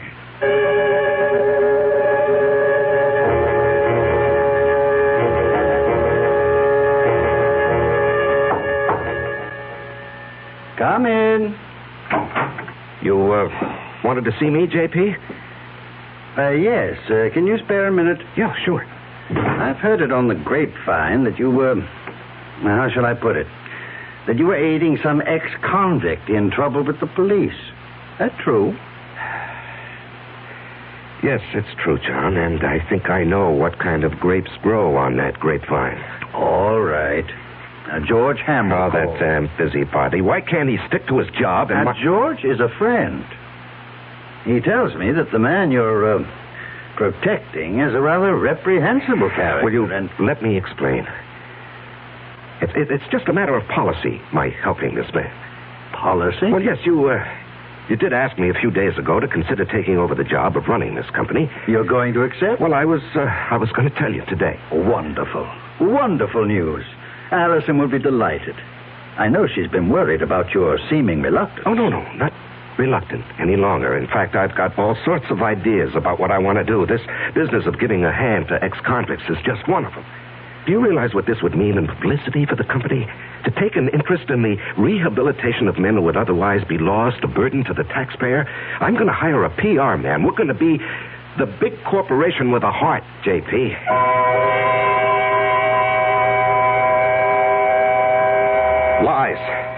Lies, and more lies. How can I keep all these phony stories straight, Allison? It's like a long, dark tunnel with no ending. It will end, and it will all turn out all right. Don't lose your courage. No, I love you and need you. We'll worry this out together. You know what I've considered? What? Going to the authorities and saying, look, I'm Robert Hagen, the man you think died 13 years ago. No, darling, they'd throw you back into prison. Well, I'd hire the best lawyers. No, don't. Please don't take such a chance. What would I do without you? Darling, I don't know how much longer I can stand this pressure. I've got to do something to free myself. Why not give him a lot of money and ask him to go away? Promise to stay away forever. In Hargrave's office, I suggested that he jump bail and get out of the country. What did he say? Well, when I mentioned a big sum, I didn't exactly say how much. A Swiss bank account. He was interested. Did he say he would accept? Well, we were interrupted, and he didn't say definitely. Offer him anything. Just get him to go. Well, how would I get a large sum of money together? I have some small investments, a fair bank account, but what he might want would be beyond me. You forget you're marrying a very rich girl. Oh, no, I wouldn't think of that. Don't give me that male ego business. I've got money. Dad was nice enough to give me a big hunk when I was 21. Now, look, Allison. With all my earthly goods, I thee endow. We're not married yet. You're not going to back out now, not after I've endowed you with all my earthly... Or is it worldly goods? You are the nuttiest woman I've ever known. See, I've got you laughing. Darling, all our troubles are going to evaporate, vanish. No. It won't work, Allison. It'll never work. But you said... No. Clint Livitz will never stick to any bargain. He'll want more, and he'll want more. He'll never be satisfied. If we got him out of the country. What's to keep him from coming back when he's broke or even threatening us from abroad? I gave him $1,000 in cash only a few days ago. When he was picked up in the bar, he had only about $270-some left. In a matter of 2 days, he'd squandered over $700. But if he were made to understand that the sum agreed on was all he was going to get... Can't I make you understand? We're not dealing with a rational, honest man. He'll agree to anything. And then when his money runs out or he decides he wants more, he'll be right back. What can you do? There are only two things one can do about a blackmailer. Keep on paying and paying forever. And the other? And the other? Kill him.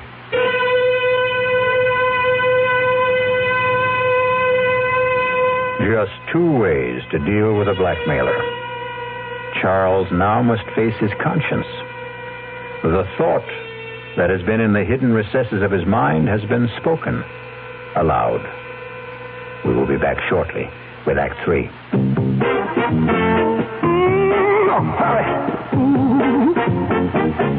When you say bud, you said a lot of things nobody else can say, yeah. When you say bud, you've gone as far as you can go to get the very best. Think about it and decide for yourself. Well, sure, the Budweiser people really do believe that brewing beer right does make a difference. But even that's up to you.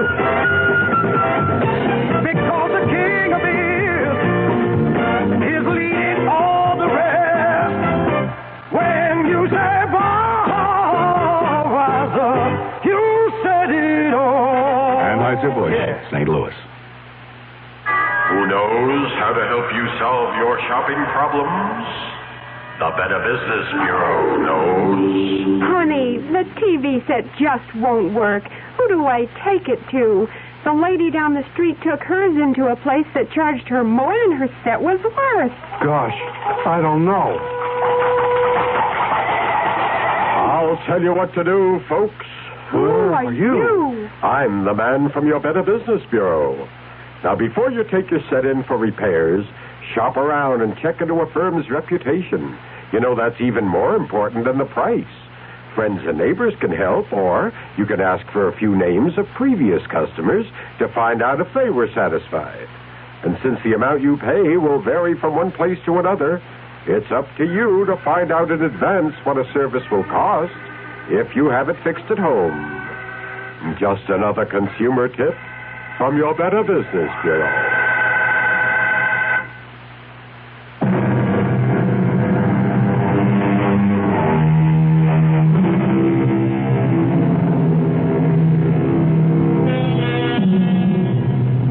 Charles Powell's life has reached a climax. He must make a decision to rid himself forever of his blackmailer. And perhaps that very decision will destroy his life and the life of the woman he loves. The alternative is to keep paying and paying, never feeling safe.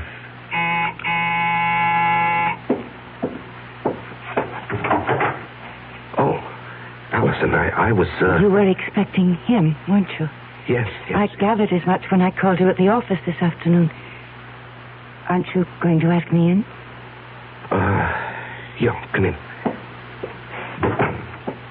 You were so evasive. Well, he, wanted to see me this evening. He, wants more money. And you're going to give it to him? Well, I haven't many choices, have I? You mentioned one. No, Allison, I'm sorry I let that slip out. I didn't mean it. I couldn't go through with that if I wanted to. I could. What? Honey, you don't know what you're saying. I know very well what I'm saying.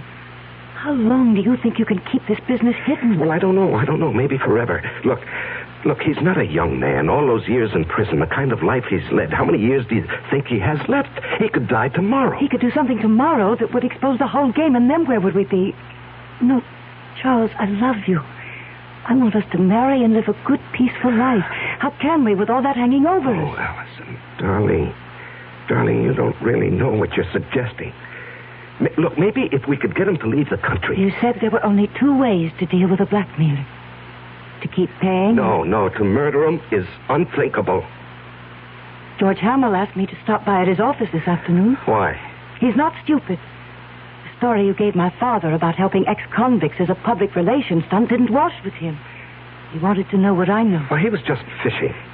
The best way would be to make it look like an accident. Allison, we... Hear me out. A car accident. How? If I cracked up with Clint in the car, I might be the one who gets it. And what guarantee do we have that he would die? No, you can't be in the same car. If he were in another car and you were following him, and if you raced ahead of him and cut him off and forced him to crash off the road... Oh, if. It's too iffy. It's so impossible. It's so dreamlike. It was a dream. Last night I dreamt you were in a car with me. We saw Clint up ahead of us. I said, there's Clint ahead of us. Cut him off and make him crash. Faster, faster. We've nearly caught him. Now we're alongside him. Push him over. Cut in front of him. Then I woke up. I was calling out. I was afraid someone had hurt me. Oh, my darling. It was all so real. That's Clint now. Honey, you go out the back door. I'll phone you later. I'm going to stay and meet him. No. I'm staying. I've got something to say to him. He won't like your being here. Well, it sure took long enough. What's the idea, Powell? This is my fiancée, Allison McCready. What's she doing here? Will you come in and stop being childish? I ain't saying a thing. You got nothing on me. And remember, Mr. Powell, you got a lot more to lose than I have. I'm not going to lose anything, Mr. Livitz. You're going to gain by my being here. Yeah?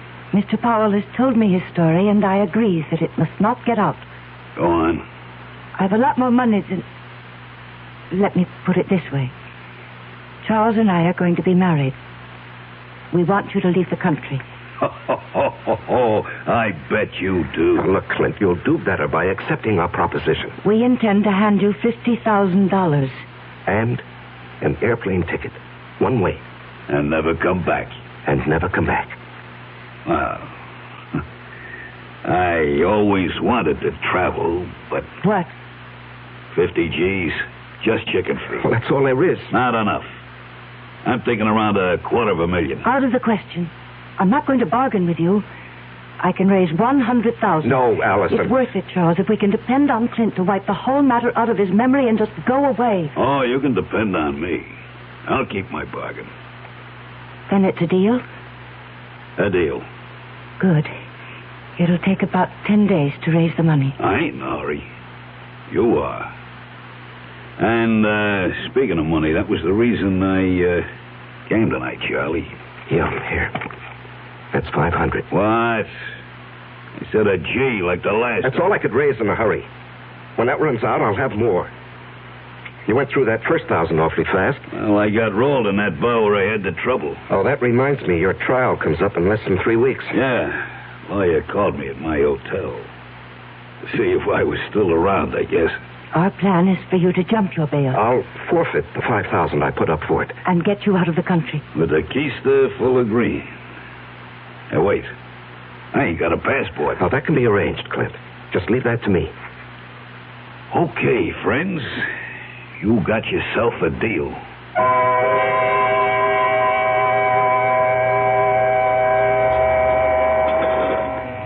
Say, Charlie. You're going to put this meal on your expense account, I hope. Too rich for your blood, George? Too rich for my pocketbook. That's JP's favorite French restaurant. Oh, yeah. Nice to have wealthy, high-paid executives for friends. I'm a simple man. I like simple things. And I like simple answers. Meaning?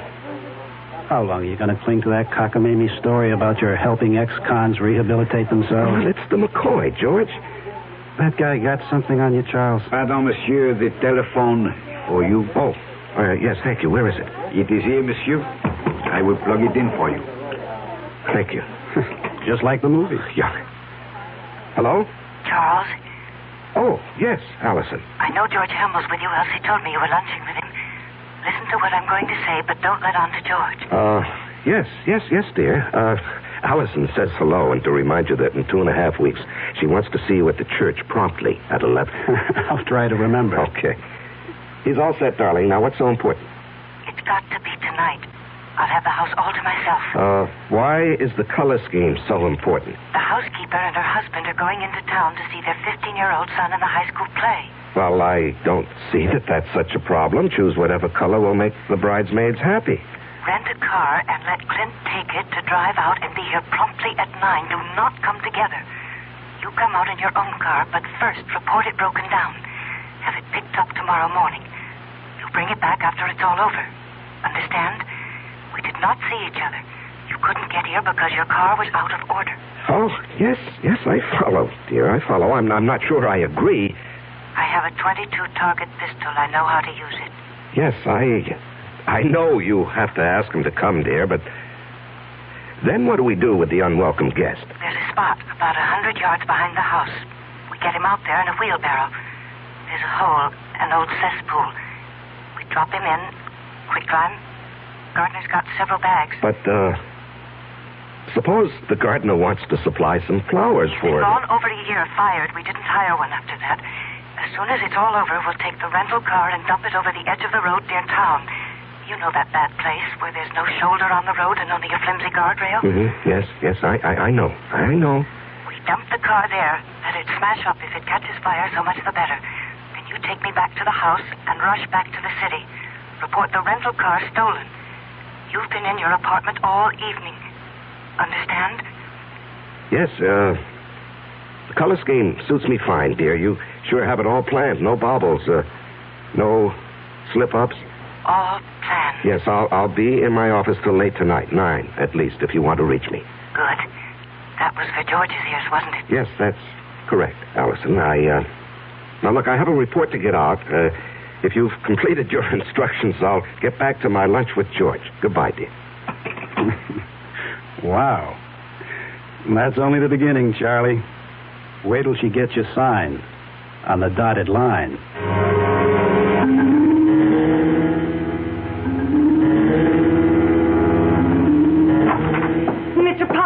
Mr. Powell, something terrible's happened. What is it, Elsie? There's been a terrible accident on the late shift. Man's caught in a machine. The big press, they said. Oh, good Lord. Has the hospital been called? I don't know. Well, call him on your phone. I've got to use this one. Yes, sir. I'll call. And then call down to the plant and tell him I'm coming down. If it's what I think it is, the machine will have to be partially dismantled. Yes, sir.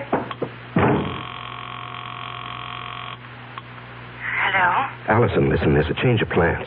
Charles, where are you? I'm still at the office. Something's... It's 8:30. He'll be here at 9. Yes, I know. He has the rental car. I got it for him. When will you be here? Well, there's been a bad accident on the night shift. A man's caught in the big metal press. I've got to help get him out. But us? What about us? Well, when he comes, stall him. Just tell him what happened, why I'm delayed. I haven't got the money, Charles. Tell him I'm bringing the money, the airplane ticket, and the passport. Just stall him. I'll do my best, but hurry. He scares me.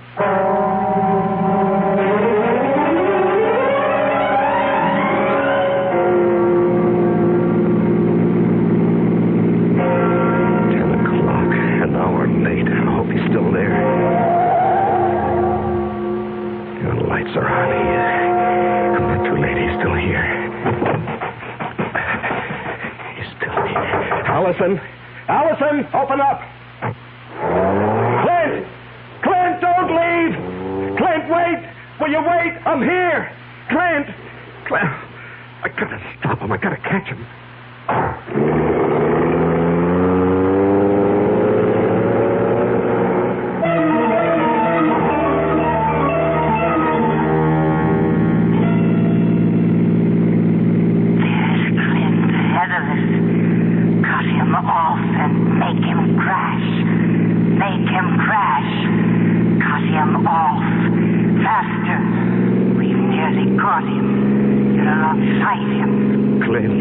Clint, will you stop? I'll run you off the road. Force him over. Force him over. You've got him off. You've done it. Crashed and burning. Let him burn.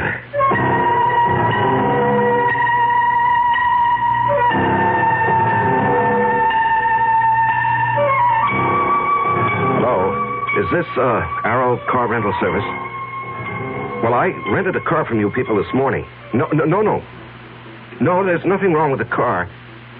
I just want to report it stolen.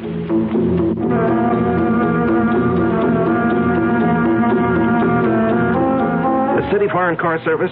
Look, I asked for my car to be picked up in my driveway. It's still here, and I called, or rather, my secretary called at 10 this morning.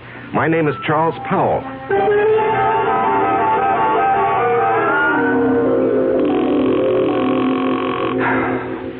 Come on. Just answer the phone. Oh.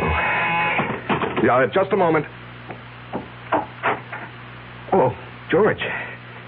George, it's kind of late for a visit. Come in. Thanks. I was just trying to phone Allison. Well, what a night this has been. There was an accident at the plant. Peterson. I hope they don't have to agitate. I heard. Yes, and then when I got outside, I had a date with Allison. The car that I had rented this morning was missing. It was stolen. What happened to that great, big, powerful foreign job of yours? Oh, it wouldn't start this morning. Had Elsie call the service people, but they haven't picked it up yet. I just called them. They have a night answering service. You've had a busy evening. Yeah, very. Well, I think I can clear up one of your puzzles, Charlie. Your rental car was found with a thief in it. You, caught him? Dead. Burned to a cinder. Oh. Must have been going at a terrific speed. Tire marks on the road as he went off. Cracked up and burned. Yeah. Some kid? No. This may surprise you.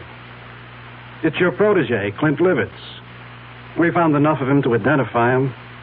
And a slightly burnt, but still usable bankroll of sizable proportions. Well, that closes his case, doesn't it? And opens up several others. Incidentally, where were you all evening?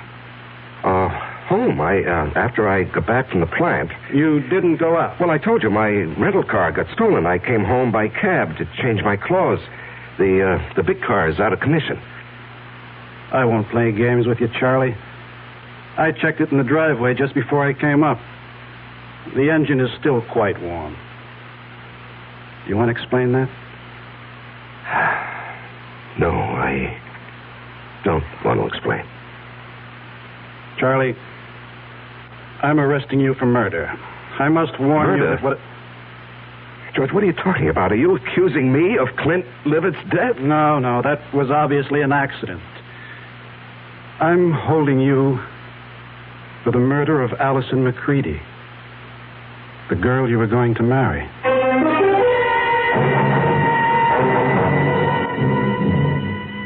And in conclusion, ladies and gentlemen of the jury, my prosecution of Charles Powell, or Robert Hagan, has been a painful task. I was his best friend. It was difficult to believe that he would kill the woman he loved, but the evidence is conclusive. Charles killed his lovely fiancée because she discovered his real identity, an escaped convict, a killer sentenced to life for another murder. The testimony of the housekeeper, Mrs. Francis, cannot be doubted. She did not leave the house as he thought. She saw him run from the house, jump into his car, and race away. And then she discovered the body of Allison McCready shot through the head.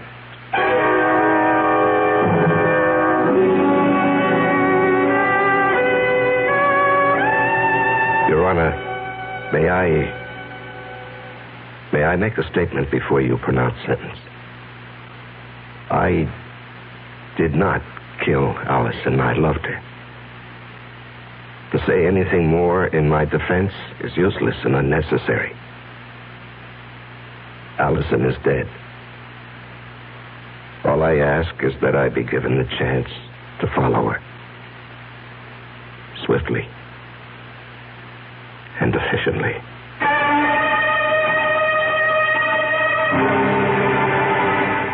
And so a man is twice accused of murder and twice sentenced for the crime. A weary man who asks only to be allowed to follow the woman he loved. I'll be back shortly. Take the time to listen. Take the time to care. If I know you understand me, then my mind is yours to share. Listen with your heart. Listen with your mind.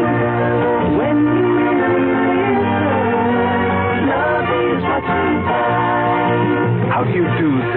My grandmother just died. I'm so happy for you. Meet Mrs. McNulty. How do you do? Did you know you have spinach on your teeth? Oh, that's wonderful. This is Mr. Jackson. Nice to meet you. I have bubonic plague. Oh, yes, Mr. Plague. Meet Miss... Reception lines aren't the only places people don't listen. When you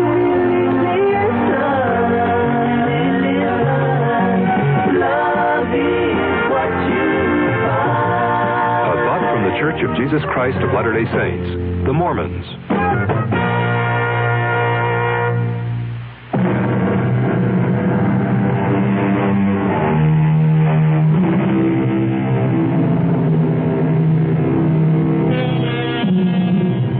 And there we have it.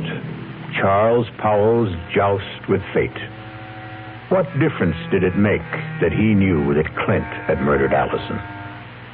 They didn't believe him, and he was too weary to try to make them believe. Our cast included Larry Haynes, Ann Meacham, Jackson Beck, Sidney Walker, and Tom Keena. The entire production was under the direction of Hyman Brown. Now, a preview of our next tale. I don't understand it. Tub's bone dry, ma'am. Hasn't been used. No, not tonight, anyway. His clothes. Howard's clothes. He'd empty his suitcases and put his clothes in the closet. Here's his suitcases, too. Just ladies' clothes. Yours, ma'am? Yes. Hey, look, this dream you had. It was no dream. Okay, so maybe you imagined... I didn't imagine anything. Do you imagine a husband? Do you imagine a month-long honeymoon? Do you imagine a man in a chair with a knife in his chest? Radio Mystery Theater was sponsored in part by Anheuser-Busch Incorporated, brewers of Budweiser. This is E.G. Marshall inviting you to return to our Mystery Theater for another adventure in the macabre.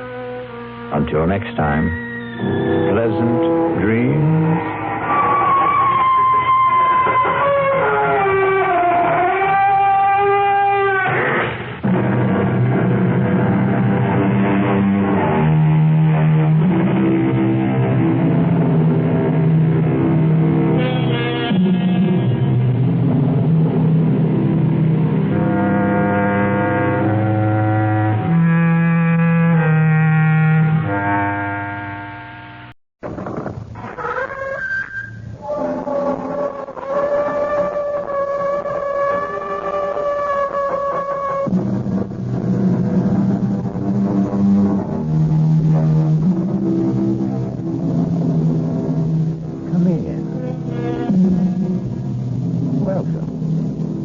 I'm E.G. Marshall.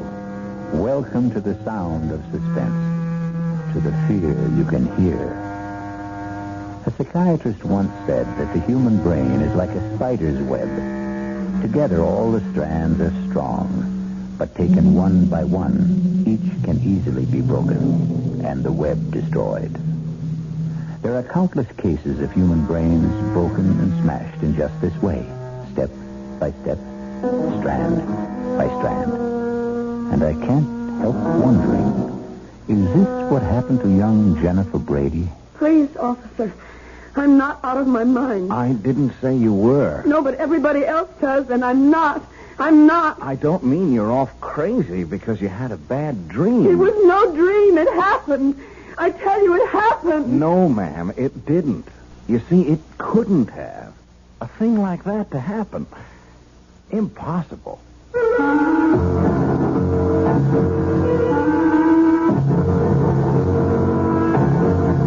Our mystery drama, Honeymoon with Death, was written especially for the Radio Mystery Theater by George Lothar and stars Lois Nettleton. It is sponsored in part by Anheuser-Busch Incorporated, brewers of Budweiser, and by the Kellogg Company, makers of Kellogg's Special K cereal. I'll be back shortly with Act One.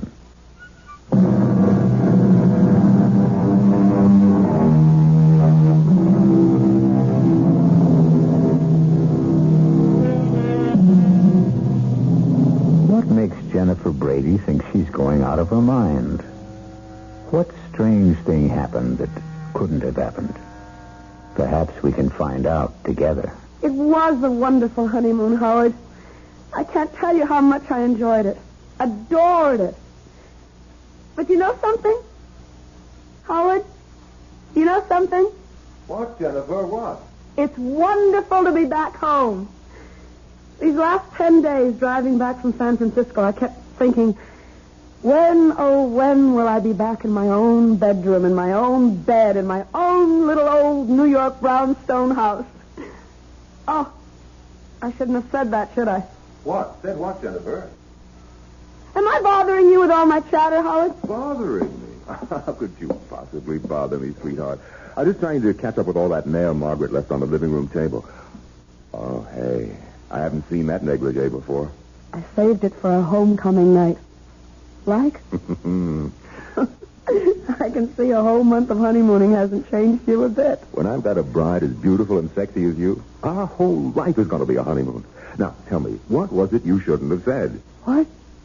Oh, I've forgotten. Something about your own little old New York brownstone house. Oh, well, what I meant, it's not just mine anymore. It's yours now, too. And your sister Maggie's. You both inherited this old brownstone from your father. Though I must say I think that we, have the better of the bargain. What do you mean? I much prefer this top floor apartment, don't you? Oh, yes. Luckily, Maggie always preferred the downstairs part.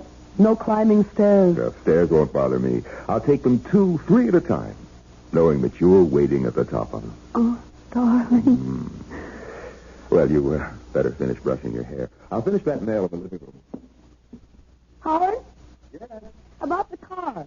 Well, what about it? Do you think it's safe parked out in the street? One night won't hurt. I'd feel awful if anything happened to us.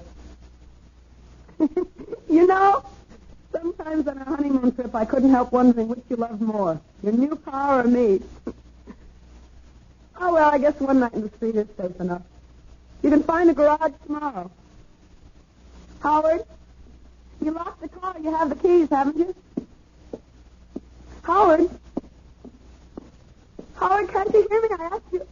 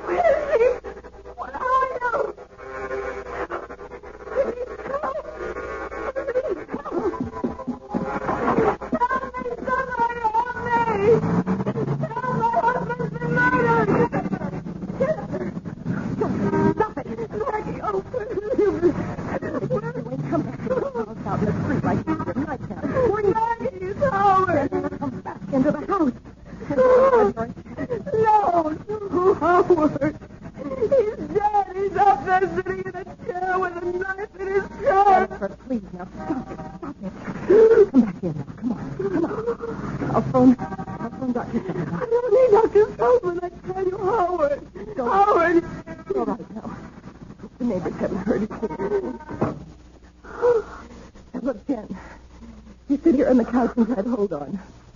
I'll phone Dr. Sullivan. Maggie! Howard is dead. He's up there in our apartment. Dead. Jennifer, please, now try to control yourself. There's no one named Howard here. What do you mean? No one named Howard? You know Howard Lansing, my husband, the man I've been on a honeymoon with for a whole month and home just a few hours ago. Stop looking at me like that. All right. All right. Now, look, Jennifer, I'll tell you what I'm going to do. I'll go upstairs, and I'll see if anybody's there. Oh, what's that? All right. If this Howard is there, and if he's dead, then I'll phone the police. All right? Yeah. But if he isn't, then I'm going to phone Dr. Sullivan and have him come right over. Now, that agreed? What's that? It's just the front door bell. Oh, Yes, officer? Officer Helmet, ma'am. Ed Helmet. Anything wrong? No. What do you mean, no? My husband's been murdered. He's upstairs dead, a knife in his chest. Jennifer, please. Officer, there is no one upstairs, dead or alive. Well, then what was all the screaming about? I'm walking the beat just up at the corner, and I hear all this screaming. It's nothing. Believe me, it's nothing. Officer, will you do me a favor? Oh, sure, if I can. Would you go upstairs, please, and see for yourself? Officer, my sister is a highly emotional woman. Please? Would you please? Sure. Make you feel any better? Sure. Oh, Jen, what am I going to do with you? You know what Dr. Sullivan said. Dr. He Sullivan? said if you had another one of these attacks, you were going to have to be... I am not having an attack. I am as sane as you are. Don't look at me like that, Maggie. I am. Well, officer. Well, there's nobody up there, ma'am. Nobody. But there is somebody. My husband, Howard. He's sitting in a chair with a knife in his chest, blood all over. No, ma'am. But that's impossible. Impossible, I tell you. It's impossible. I couldn't. Maybe you want to see for yourself, huh? I'll go up with you. Officer, thank you very much, but there's no... I do want to see for myself, will you? Sure. I'll come with you. Well, no, on second thought, what's the use? I mean, I'm really very tired of this sort of thing. What sort of thing? Never mind, officer. Just, you go ahead. Now, is this the room where you, thought that, huh? I can't believe it. It's impossible. You can see for yourself. 5 minutes ago. 5 minutes ago, I tell you. In this chair. He was sitting back in this chair, and there was a knife sticking out of his chest. The mail was scattered all over the floor. Mail? We'd just come back from our honeymoon. We'd only been in the house a few hours, and Maggie had left all the mail that had collected for a month on the table, on this table. Well, you can see, ma'am, no mail. And blood. There was blood on the carpet, some of the mail. Well, no mail, no blood. You don't mind me saying so. I think you... Well, maybe you had a dream, a nightmare, huh? Please. I'm not out of my mind. I didn't say you were. No, but everybody else does, and I'm not. I'm not. It don't mean you're out of your mind because you had a bad dream. It was no dream. It happened. I tell you, it happened. Howard was here in the living room reading the mail. I was talking to him from the bedroom. I had just taken a bath, and I was brushing my hair. Wait. I know. I hadn't emptied the tub. The water's still there. It must be. I'll show you. I don't understand it. Tub's bone dry, ma'am. Hasn't been used. No, not tonight, anyway. His clothes. Howard's clothes. He'd empty his suitcases and put his clothes in the closet. Here's his suitcases, too. Just ladies' clothes. Yours, ma'am? Yes. Now, hey. Look, don't cry. Hey, look, this dream you had. It was no dream. Okay. So maybe you imagined... I didn't imagine anything. Do you imagine a husband? You imagine a month-long honeymoon? You imagine a man in a chair with a knife in his chest? Oh, I got to admit, you'd have to have a darn strong imagination. But they tell me that's what artists got. Artist? Oh, you are an artist, aren't you? That painting there on the easel? Oh, that's just a hobby. I haven't touched that since I left for my honeymoon. No? What do you mean? How long does it take paint to dry? Oh, a day, thereabouts. Well, this paint's still wet. Plenty wet. Look at my finger. Oh, now, don't start crying again. A woman crying, it makes me feel awful. I'm sorry. Look, whether you dreamed it or imagined it. I didn't. Yeah. I didn't. Oh, yeah, well, I know I've had spells. Spells? What kind of spells? Oh, I've always been high-strung, nervous, you know. No, I don't know if I know. I mean, me, well, I'm the other way. I haven't got a nerve in my whole body. I envy you. You've never been to a psychiatrist. A shrink? No, me. You ask me, anybody who goes to a shrink ought to have his head examined. That's a joke. You get it? Yes. Well, then laugh a little bit. Come on, do you good. I can't. No, of course you can't. I'm sorry. I should have known better than to even try and make a joke. You go to a psychiatrist, huh? Yes. Not regularly. Sometimes. What time?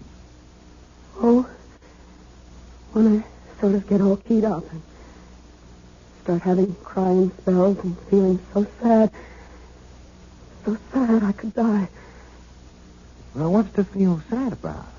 Chick like, excuse me, a pretty girl like you with everything in life to live for. What's to be sad? I don't know.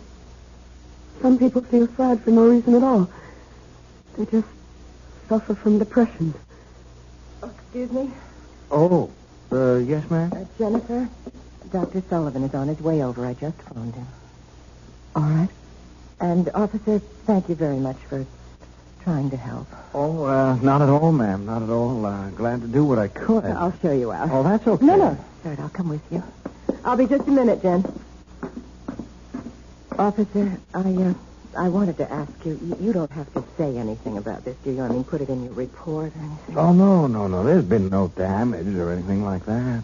Does she get this way often, your sister? Well, often enough. She hallucinates, you see. Huh?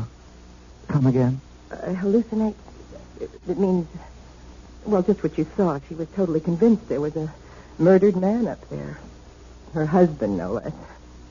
Well, you saw for yourself. Husband. Jennifer's never even had a boyfriend.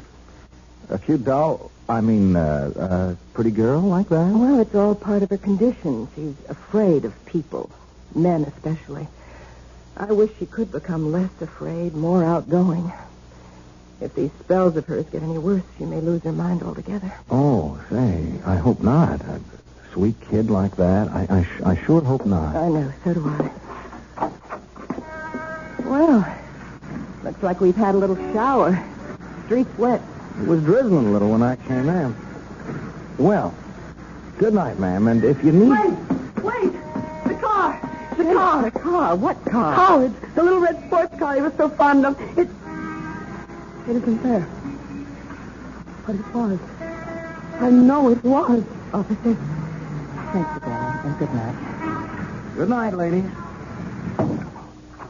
Jen, dear, until Dr. Sullivan gets here, I think you should lie down and rest. I don't want to lie down. Well, then just stretch out on the couch, and I'll make some tea for us.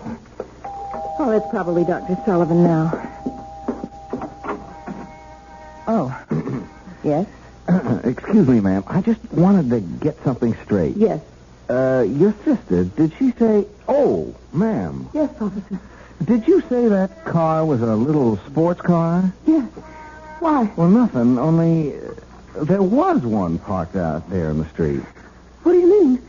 Well, we've had a shower, see, and I happened to notice the street's dry in one spot. There must have been a car standing there while it was raining. A small car. Officer, please don't make things worse for me or for my sister. I mean, there's nothing unusual about a car being parked in the street. No, only... Good night, officer. Funny, though. Funny.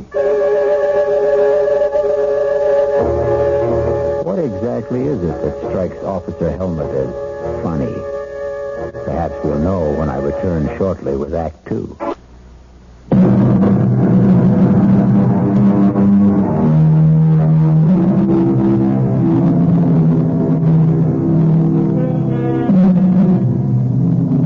Has a horrible murder been done?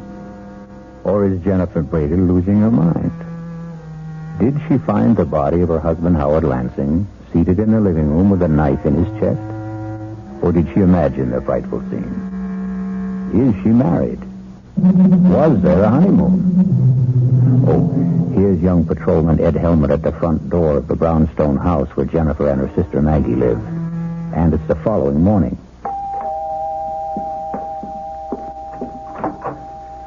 Oh, it's you.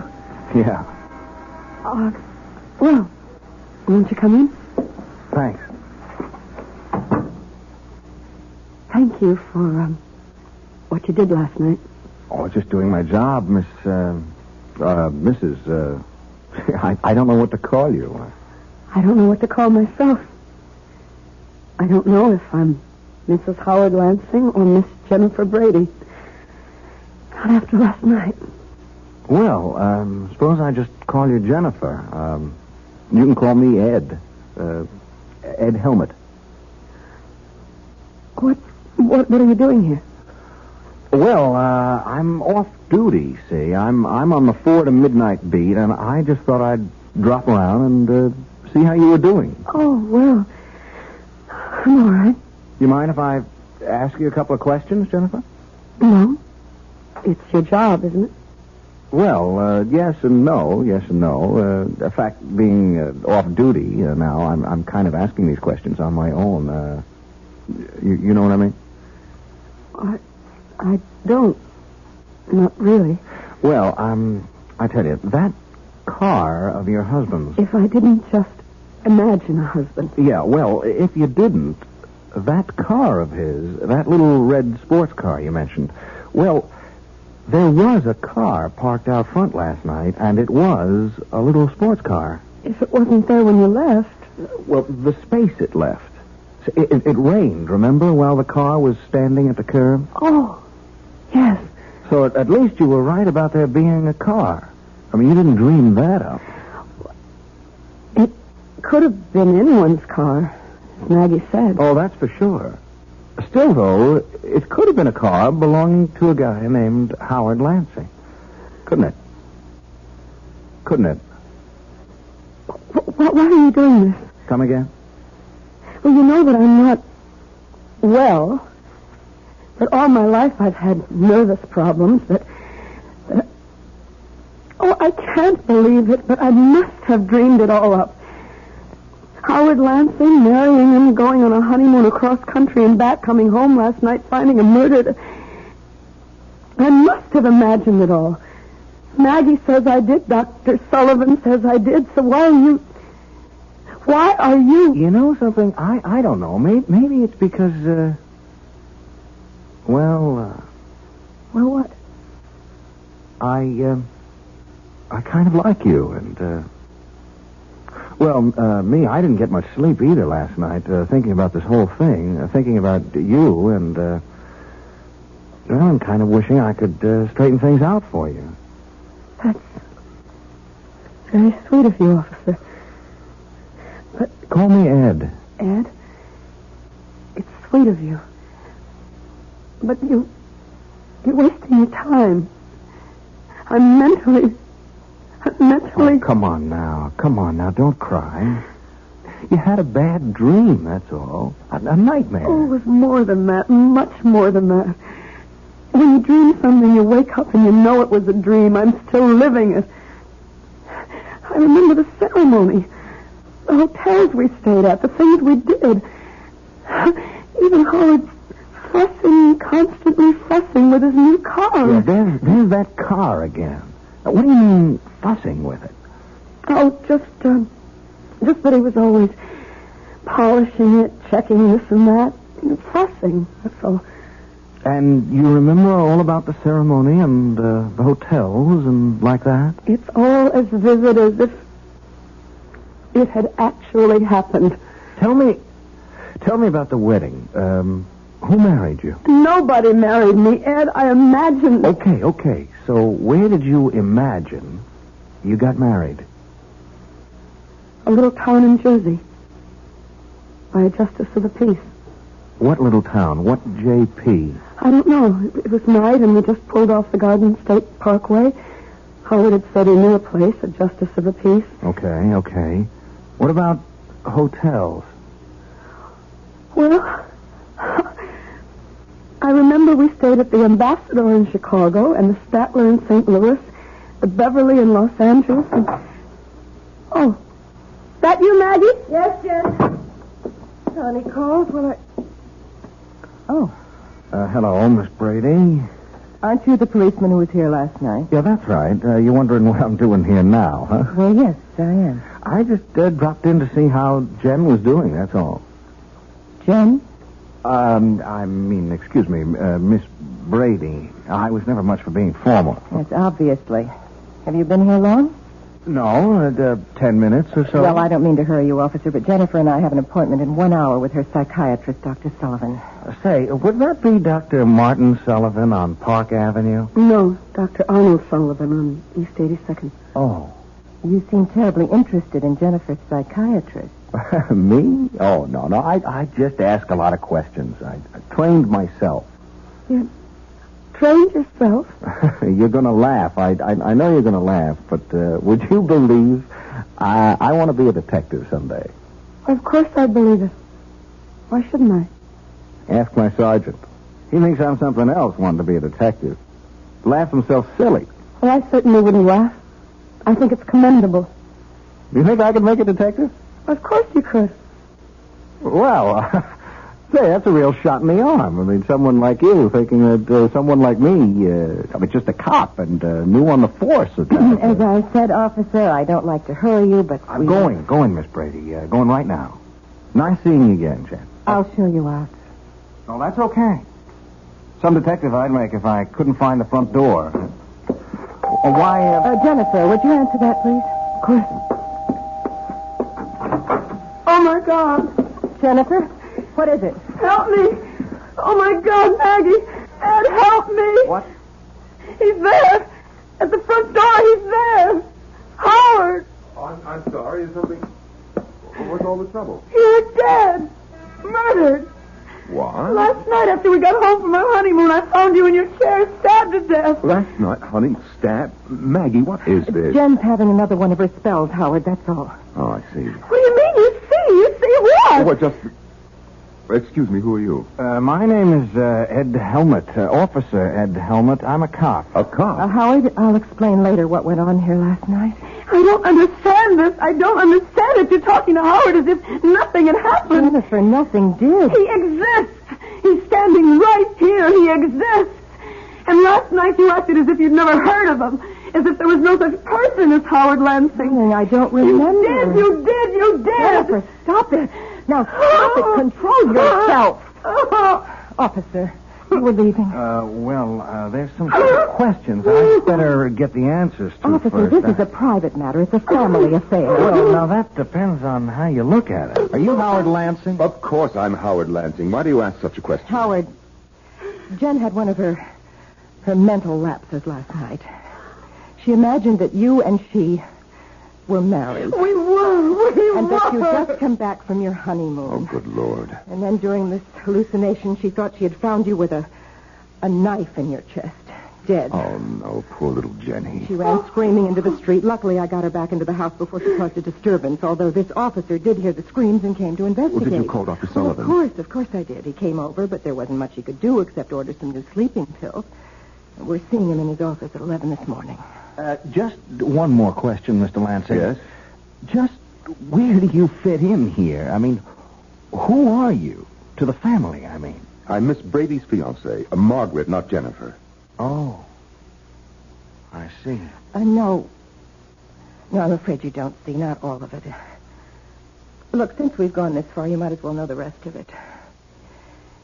Jennifer has always had a thing for Howard. She's not jealous that he's going to marry me and not her. Don't think that. But the whole situation has been a severe strain on her, a very severe strain. Almost certainly that's why her hallucination last night took the form that it did, thinking she'd been married to me and all the rest of it. Yeah, that makes sense. Well, I'll be on my way. Hey, now, you take it easy, huh? And me, if it's okay with you, I'm going to be in touch. I'll see my way out.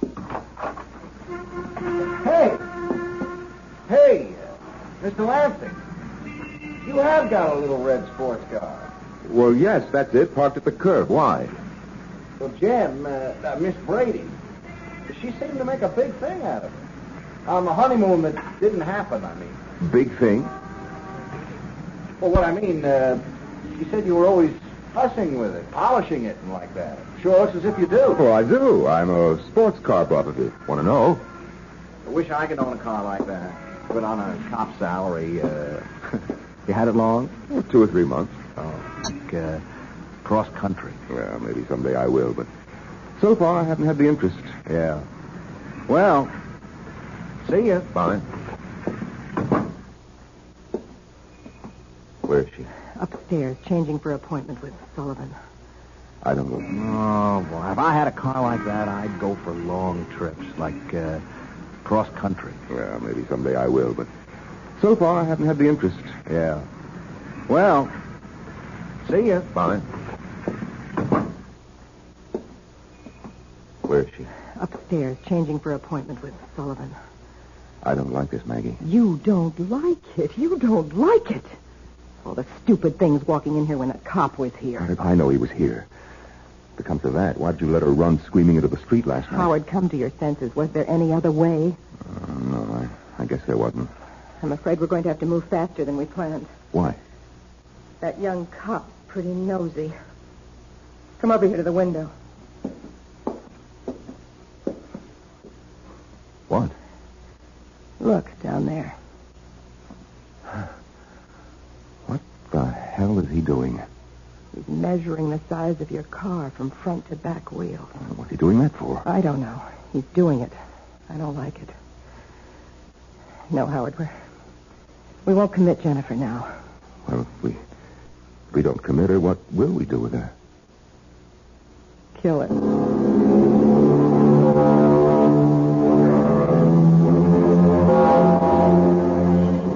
Clearly, Maggie and Howard faked his murder. But how could they have managed it? And how will they kill Jennifer? We'll return shortly with Act 3.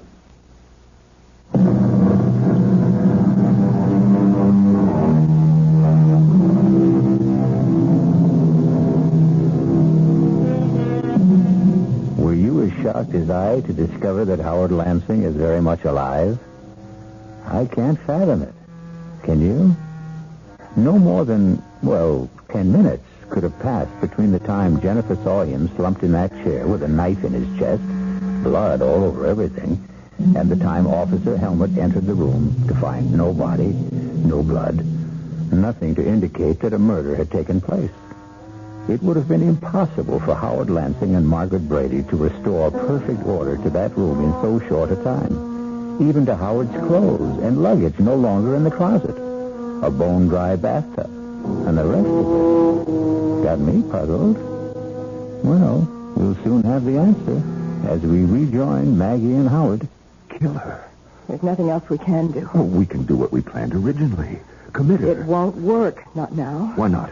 Your answer is right out there in the street. The cop was just finished measuring your car. Now, what's he doing? Quite obviously getting into your car. I think I better get out there and see what he's up to. I was just about to suggest it, Howard. Officer, what are you doing in my car? Oh, say, Mr. Lansing.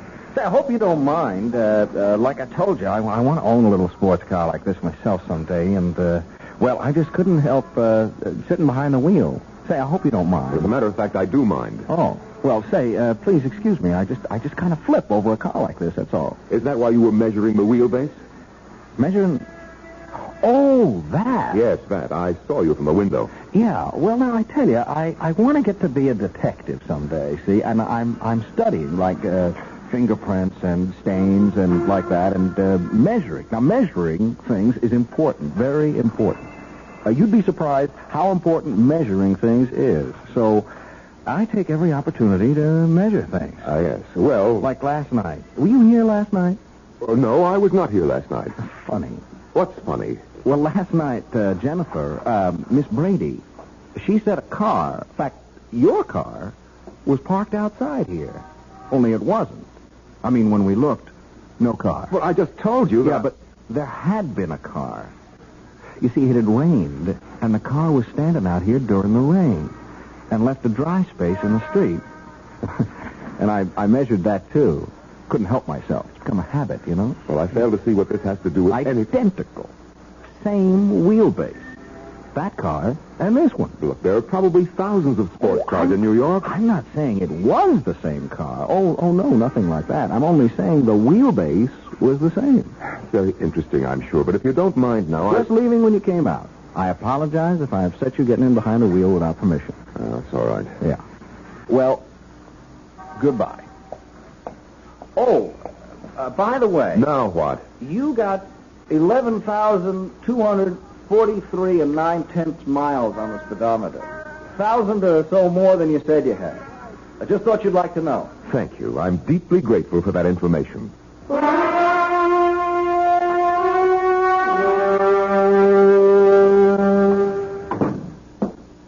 He is up to something, Maggie. What else is new? He checked the mileage on the car. What of it? Over 11,000 miles. I could easily have driven from here to L.A. and back, which I did. Mileage shows only how far a car went, not where. I'm not worried about your car. I'm worried about him nosing around. The quicker we kill Jennifer, the better. Now, look, I didn't bargain for anything like murder. Neither did I, but that's the way it is. How will you do it? How will we do it? Sleeping pills. An overdose. That's the simplest. When? Oh, tonight. Why wait? Oh, Jennifer. Oh, ready for our appointment with Dr. Sullivan, I see. Yes. I'll just get my coat. Howard? Yes, Jennifer. I'm sorry if I've caused you any trouble. Oh, no. I'm losing my mind, Howard. I must be. Marrying you, our honeymoon trip across country, returning last night, finding you dead. It was all so real. So real. And yet it wasn't. It never happened. Oh, Howard, I just can't go on like this much longer. You won't, Jennifer. Believe me, you won't.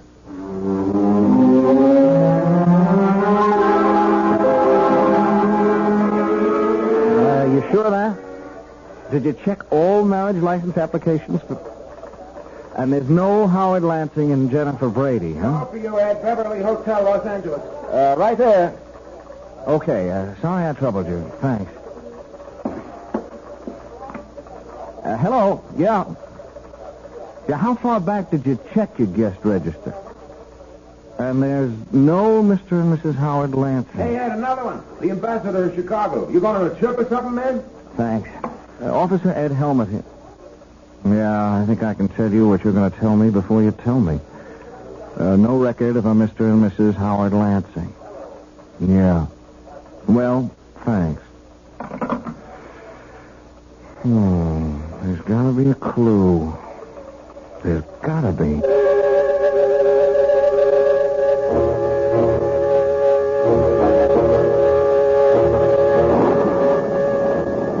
Well? She's asleep. How many pills did you give her? Enough. What's the matter, Howard? Why that look on your face? I'm a murderer. I'm just beginning to realize it. I am a murderer. Not yet, Howard. She won't be dead for a while. How can you be so calm? You frighten me, Maggie. I've never seen this side of you before. You've got to be kidding. All the time we spent planning this. To commit her, not murder her. What's the difference? We're not doing all this for peanuts, you know. We inherited $1.5 million from my father, Jennifer and I. You and I will have all of it once she... Who could that be? I'll see. Wait. No, I guess we can't pretend no one's at home. The lights are all on. And my car's parked out front. Oh, it's you. Okay if I come in, Mr. Lansing? Oh, well, now, Thanks. Rotten night out there. Just plain rotten. It's Officer Helmut, Maggie. Yes, so I see. getting to be a regular visitor, aren't you? To be honest with you, Miss Brady, it's a real nasty night, and walking a beat, I didn't think you'd mind if I came in for a few minutes. Also, I wanted to see how Jen's getting along. Jen is getting along very well, if it's any concern of yours, which it is not. Oh, well, I only... Officer Helmet, circumstances beyond my control brought you into this house last night, but I do control whether you'll keep coming here like this. Please leave. Oh, well, now, wait a minute, Miss Brady. I like your sister, and I have reason to think she likes me. Now, wait a second. Just wait a second. I also think she needs somebody like me, somebody to lean on, to protect her. And further than that, I'm here on official business. Official business? I'm placing you both under arrest on a charge of... Where is Jen? That's no business of yours. What's all this about? Where is she? She is upstairs asleep, if you must know. Asleep? At 8 o'clock at night? She took a couple of sleeping pills. Where are you going? How dare you go up there? Maggie, my God. Any nerve, don't lose it now. But he'll know. He'll know she took an overdose. That's all he will know. He will know that we gave it to her. He's arresting us. For what? On what charge? Whatever it is, he'll never make it stick. We've covered our tracks too well for the law to... He's carrying her down. All right, baby. It's going to be all right. Operator, this is Officer Ed Helmet. I want an ambulance sent to 127 Brockhurst, and fast. An ambulance? Why an ambulance? An overdose of sleeping pills. She took a... She didn't take them, Buster. They were given to her, shoved down her throat, you ask me. I'm changing the charge against you two. I'm booking you for attempted murder. You must be out of your mind. You're as crazy as my sister. Who isn't crazy at all. That was a real far-out scene you two tried to pull. I gotta hand it to you two. You planned it so careful, so good. There wasn't a loophole in it, except one. I don't know what you're talking about. You don't, huh? Then let me explain. You set the whole thing up, the two of you. The marriage, the honeymoon trip across country and back, the fake murder, and the whole bit. Oh, and you played it smart. Very smart. Not a clue. I checked the Marriage License Bureau. No license. Easy enough. You could have bribed the clerk to destroy it. Now, look, I checked a few hotels. The big ones like the Ambassador, the Beverly in Los Angeles. No Mr. and Mrs. Howard Lansing listed. A piece of cake. When you registered, you gave a different name. You're making yourself look like a fool. What you're saying is you could find no evidence. Oh, but I did. One little clue that neither of you thought about. The car, Mr. Lansing. Your pretty little red sports car. I don't follow. You will. I told you I found that dry space out on the street last night because a car, a little sports car like yours, had been standing there during the rain. Well, it could have been anyone's car. Sure. Same size as yours. Same wheelbase, but I agree, it could have been anyone's. Only it wasn't. It was yours. You want to know how I know? We'd be enthralled. I know because last night, that car wasn't parked outside this house, but the one next door. I got to wondering about that. I kept saying to myself, if it was his car, why did he park outside the house next door? I came up with the answer today when I entered that house. Nobody there. And found fake blood all over the upstairs room. A gag knife. The kind you attach so it looks like you're stabbed. Even your clothes. And your luggage in the closet. Mr. Lansing. Oh, God. So you see, if it hadn't been for your car, I'd never have realized that brownstone houses in a row like these are identical. You bought this place, or leased it while Jen and him were on their honeymoon, didn't you, Miss Brady? Last night, when Jen went screaming into the street, you deliberately let her run into the street so you could bring her back to the house next door. This house. In her state, wound up tight like she was, she never realized what you were doing, as you knew she wouldn't. You'll have to prove these accusations. I will. I can. With the one little clue that nails it all down at all four corners. The little red sports car again. What about it? Well, you told me you'd never driven across country. I never have. If you're thinking of the mileage on the car, that proves nothing. Well, not the mileage, Mr. Lansing. The servicing. Servicing? You had it serviced at the Beverly Hotel in Los Angeles. A lube job, oil change, new filter, the works. And like they do at all service stations, they slapped a little sticker on the door jamb. That little sticker that carries the name and address of the service station. That little sticker that practically nobody ever notices. Anyhow, you didn't. And it says Beverly Hotel Service Station, Los Angeles, California. Date and all.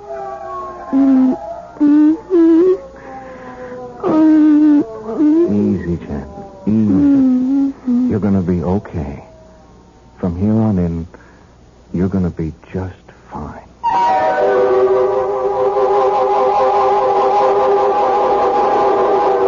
It must have been a costly business, buying or leasing that identical brownstone house and furnishing it exactly like the one next door. But then, Maggie had all the money in the world, or thought she did. I'll return shortly.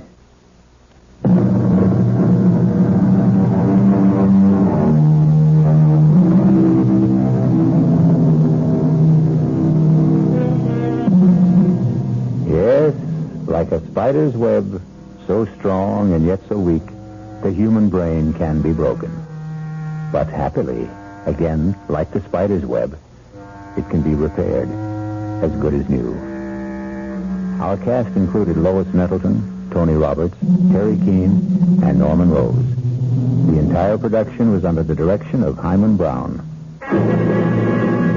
This is E.G. Marshall inviting you to return to our Mystery Theater for another adventure in the macabre. Until next time, pleasant dreams.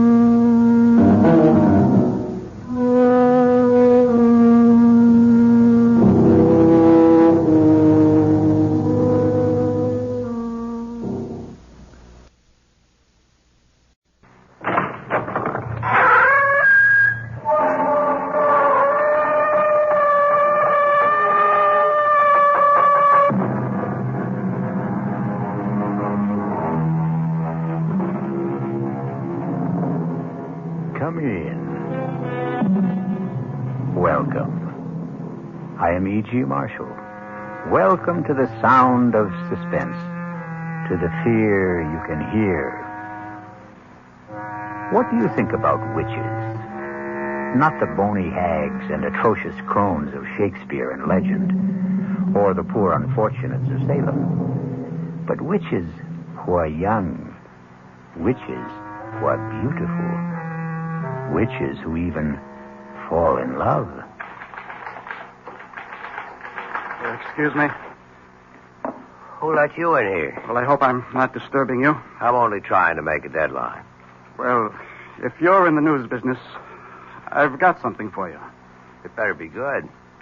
I'm going to have to kill my wife. That won't be news till you do it. I know. I want you to know why. Okay. Why? Because she's a witch.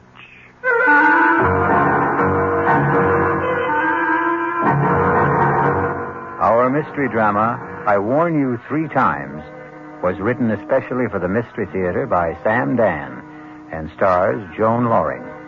I'll be back shortly with Act 1.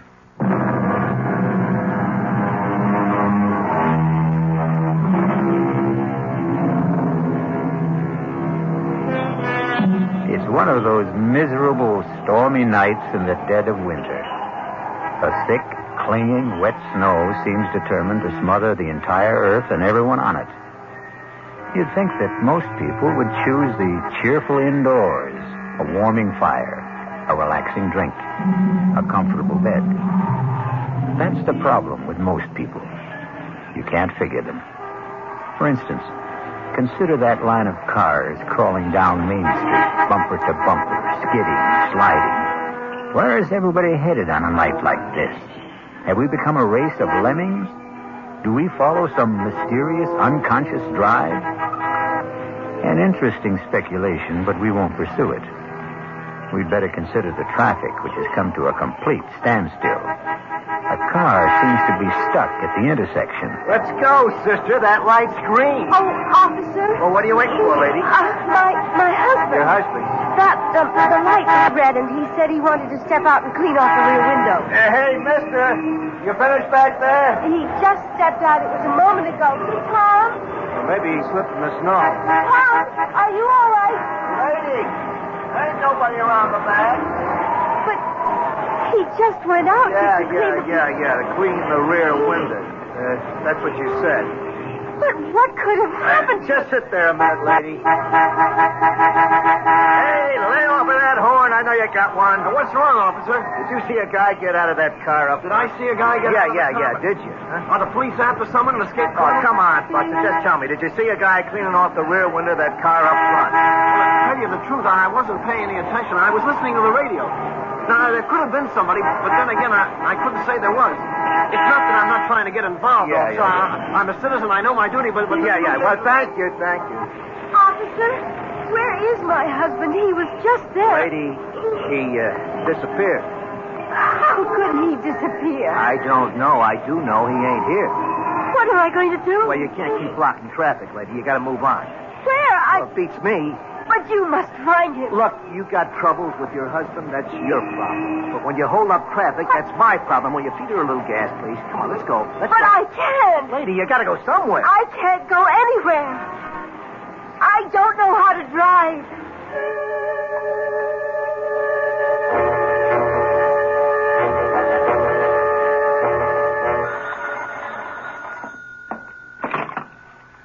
Desk, Lieutenant Carroll.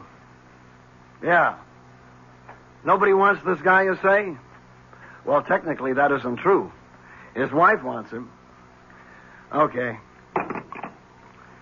Well, look who's here. Lieutenant? You won't win any Pulitzer Prizes around this joint tonight, Peterson. I was hoping you might have a little bone to throw me. Page 1. I'll settle for 2 inches on the bottom of page 38. If you promise to remember 2 R's and 1 L. First name Irvin, not Irving. Lieutenant Irvin Carroll. We may have something shaping up. Ah. I don't know where it can go. Everywhere or nowhere. What have I got to lose? Sitting over there on the first bench. Ooh, that's nice. And married. Well, you win, you lose. A very, very weird story. Tell me about it. No. Let her tell you about it. Why don't you ask her? Excuse me. Oh. My name is Fred Peterson. I'm a reporter for the Union Messenger. Oh, no, I don't want to talk to a reporter. Why not? Because Because you're afraid? Why? Could you put Tom's picture in the paper? Well, that depends. Has Tom done anything? He's disappeared. Well, we'd need the how, the when, the where. The when? About an hour ago. Where? On Route 986 at Main Street. How? I don't know. You see, we were driving south. It was snowing hard, and he said, I can't see out the rear window. The light was red. He stepped outside to wipe it off. He didn't come back. Where did he go? I don't know. Well, where could he go? I don't know. In that snow. And there's nothing around there? Could you give me a why? I can't imagine. I don't know what to do. I sit here waiting. Look, my name is Hetty Parsons. Tom and I, we've been married 5 years. We don't have any problems. I mean, we're very happy. If you print his picture in the story, maybe someone will see it who can help us. Excuse me a minute. Well?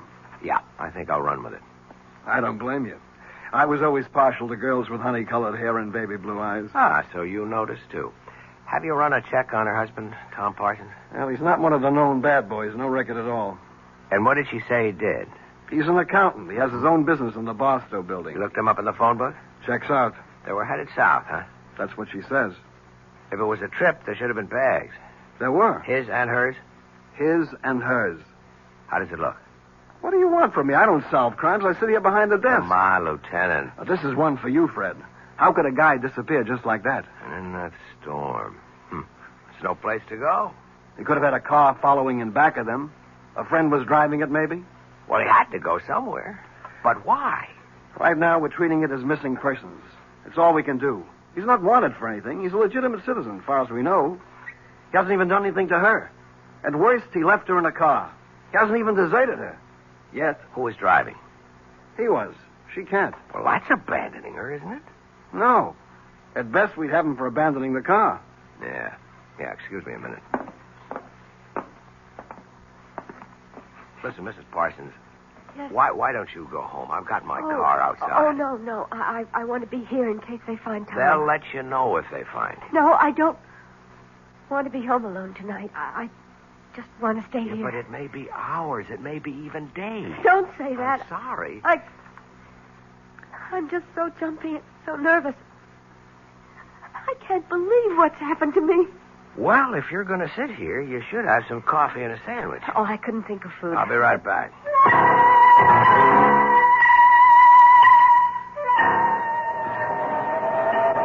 Hey there, Officer Dennis. Well, look who's here, the friendly reporter. Yeah, listen, that girl. Yeah, I was going to ask what girl, but I won't. Yeah, I want to start at the beginning. Oh, well, you know, Lieutenant Carroll's got 2 R's, but Patrolman Dennett's got 2 N's. Yeah. What did happen? Well, like she said, he went out to clean the rear window, and he was gone. Anybody see him? I checked the car and back, but who looks, who notices? Where could he have gone to around here? Well, on the south side, you got open fields. On this side, a couple of warehouse buildings locked up. Night watchman? Yeah, he's a retired cop.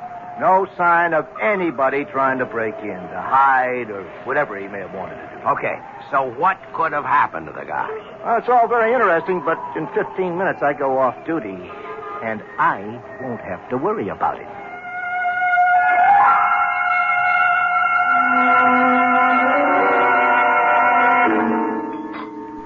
Oh, thanks. I didn't think I could touch a thing, but I must have been starving. Has there been any word? Yeah, you'll hear the minute they know. Now, listen, Hetty, I can help you, but you have to help me. I'll do whatever I can. We have 2 basic roads to explore. 1, somebody was out to get your husband. Oh, no. No. Tom is the mildest, sweetest, most obliging guy on earth. He has absolutely no enemies. That you know about. Tom and I have no secrets from each other. Everybody has at least one enemy. Tom is incapable of hurting anyone in any way. He sounds too good to be true. If he does have a problem, that's it. All right. The second road to explore. He wasn't pushed, he jumped. What does that mean? It means he walked out on you. Oh, it's inconceivable. Why? I've had a liberal education tonight, Mr. Peterson. Call me Fred. No, not yet, or maybe never. I've been introduced to a new world. I've been thrown in with people who basically don't believe in anyone, don't trust anyone, and perhaps they have good cause. Perhaps that's how life is in their world. Perhaps their world is the real world, but it isn't my world. May I ask, do you come from another world? It's entirely possible. I won't call you Fred unless and until we become friends. But that's just a little thing. The policeman who brought me here is a confirmed cynic. So is the lieutenant. And so are you. I must plead guilty as charged. All of you proposed 2 basic hypotheses. A, my husband was ambushed by enemies. B, my husband abandoned me. You can't conceive of people who... they simply don't make or have enemies. You can't conceive of people who are completely in love. I'm not a fool, Mr. Peterson. I read these attitudes. What a wonderful world you live in, Mrs. Parsons. I hope you can stay there always. We're so dependent on each other, Tom and I. We need each other. We're so complete together. But we still have the basic fact of his disappearance. Yes, but all you can see are 2 alternatives. There is a third, you know. Really? Perhaps he was taken ill, suddenly, and he just wandered off. Oh, maybe I should go back there. I've already been back there. There's no place he could have wandered off to. Tell me, does he have a history of any sort of illness, amnesia, anything like that? No, nothing like that. Well, then, where are we? Nowhere. Perhaps you are nowhere, Mr. Peterson. Okay, tell me where you are. I have faith. I believe Tom will be found, or he will find himself, and he will have an absolutely reasonable and rational explanation. I hope so. Hetty! Oh! Hetty! Tom! Oh, Tom, darling. Tom, what happened to you? I was so scared. Oh, darling, you're all right? Hetty, are you all right? Yes. I don't understand. I happened to tune in the news, and there it was. Tom Parsons, accountant, with offices in the Barstow building, had disappeared under mysterious circumstances. Tom, I was so worried. Mr. Parsons was driving with his wife. He stepped out of the car to clean off the rear window, and... Hetty, what did you tell them? I wasn't in the car with you. I was at home. Well, here we have the story of two people who love each other deeply, who trust each other completely. It sounds like the Garden of Eden. But we all know what happened back there in the traffic and the snow. We shall return shortly with Act 2.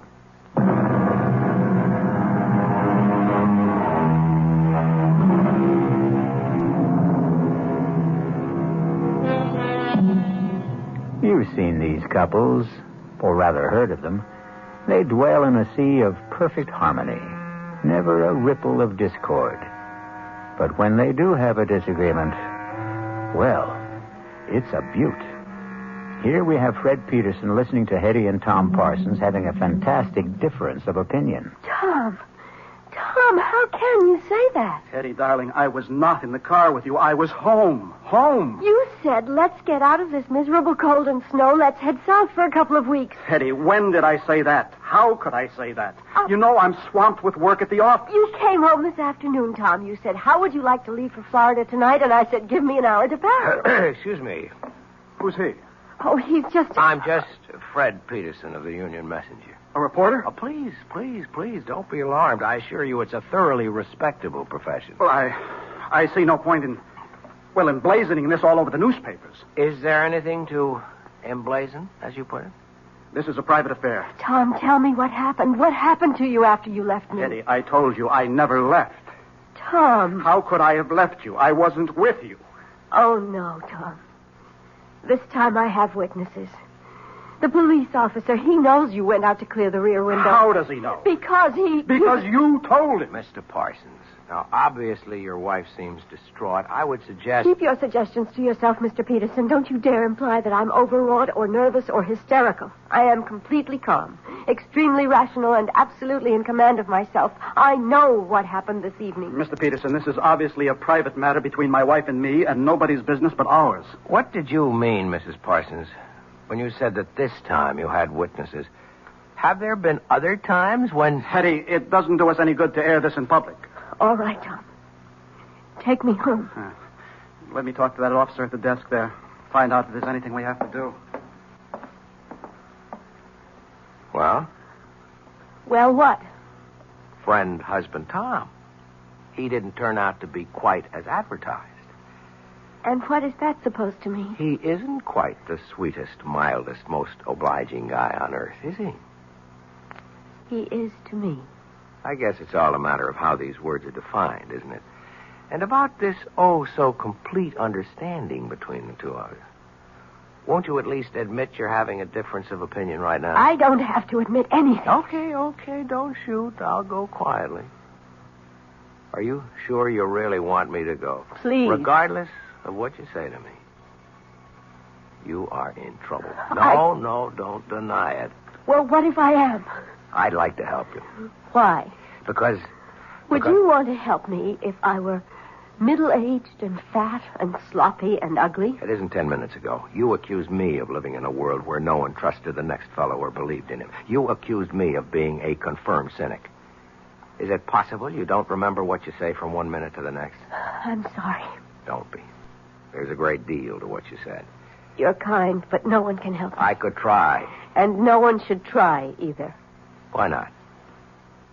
It's too dangerous. That was the wrong thing to say to me. I'm warning you. You're only getting me in deeper. Please, For Fred. openers, my business is to take chances and get myself into... Hey, you know what happened? What? You called me Fred. Oh, I'm sorry. I shouldn't have. But you did. And that means we're friends. Look, I only want... You're the one who set up the ground rules for this thing. First names are for friends only. Please, forget what happened here tonight. I warn you. You've already warned me twice. It won't work. I can only warn you 3 times. Do you mean you keep score? Please don't joke, Fred. You keep saying the wrong word, or I should say the wrong name. The wrong name is Fred. You can't call me Fred and expect me to forget everything. I warn you. I warn you for the 3rd time. Forget all about tonight for your own sake, for your own safety. And after saying all that, you still expect me to forget about it. Tell my husband I'll wait for him outside in the car. Wait a minute, Hetty. I warned you, Fred. I warned you 3 times. Now, goodbye. Where's my wife? She said she'd meet you in the car. Mr. Peterson, if I were you, I'd forget everything that happened tonight. Is that a threat? No. A warning. That's all I've been getting around here, warnings. Well, for your own good, take them seriously. And if I don't? You'll regret it for the rest of your life, which may not be a long one. You still insist that you're not threatening me? I'm only trying to help you. Really? And why should you do that? Why? I don't know why. Maybe it's because the last guy tried to help me. What last guy? I didn't listen to him. The last guy? What do you mean? Nothing. Forget it. You know, with you and your wife, it seems, everything turns out to be nothing and forget. I don't think it matters now. I have an idea. It's already too late for you. I'm sorry. Good night, Mr. Peterson. Hey, Fred. Fred? Yeah, Lieutenant, I'm coming. Well? Well, what? There's nothing there for us boys in blue. What's in it for the Fourth Estate? Looks like he's trying to drive her nuts. It could also be the other way around. I don't think so. Because of that honey-colored blonde hair? Lieutenant, you always know where the exposed nerve is. Just stop and figure it. Couldn't this also be her way of trying to drive him nuts? As a reporter, I would have to say yes. But, as a man? I don't know. Well, you got a problem, Fred. How are you going to tackle it? As a reporter? Or as a man?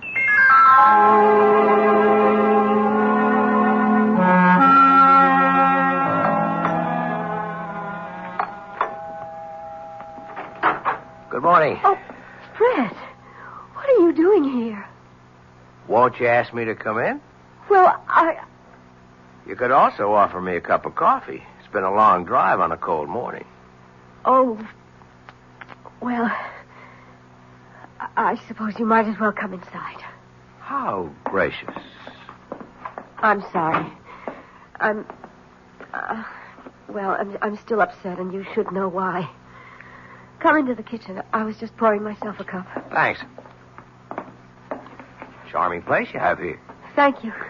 I suppose Tom is generous enough when it comes to money and things. The implication being that he is not generous when it comes to what?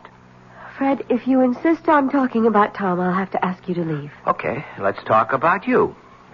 No. We can't talk about me either. What can we talk about? The weather, politics, sports. You'd be surprised I'm a very well-informed person.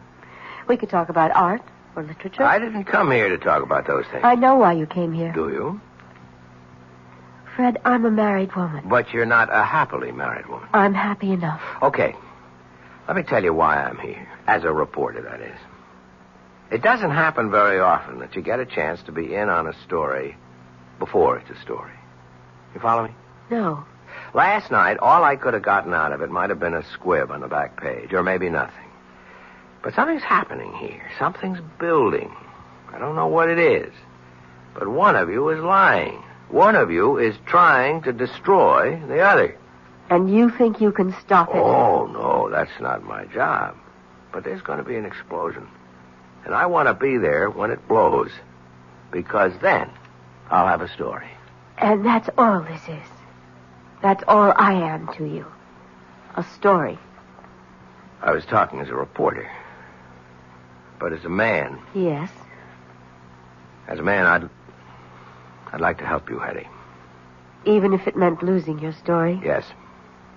I'd like to believe that. Why can't you? I tried to warn you, Fred. Look, we had all that last night. I can't warn you anymore, but remember, I did warn you. Yeah, sure. Don't brush it aside, Fred. Hetty, on the general subject of warnings, I've had a few in my day. From gangsters, from politicians. I mean from people who had clout. But I did warn you. Look, if you want me to, I'll sign a receipt.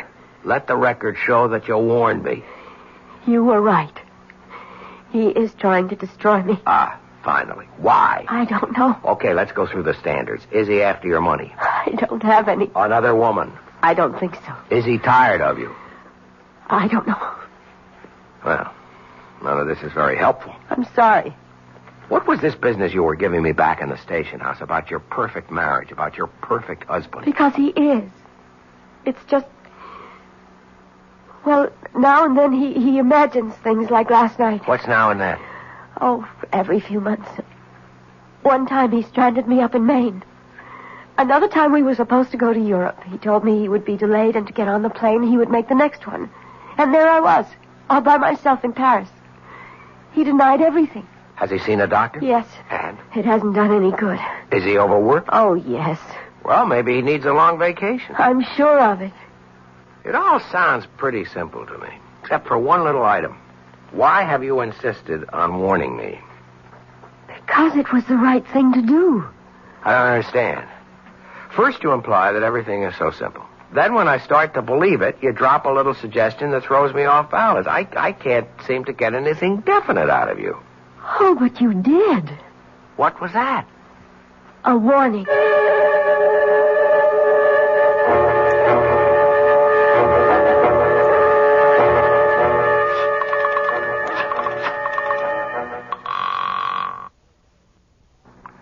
Lieutenant Carroll? Hey, Lieutenant. Yeah, how goes the Parson case? How did you know I was going to ask you about the That part? honey blonde hair. Does it really show that much? Pal, you are hooked. You know something? That's true. And she may even be playing me like a fish.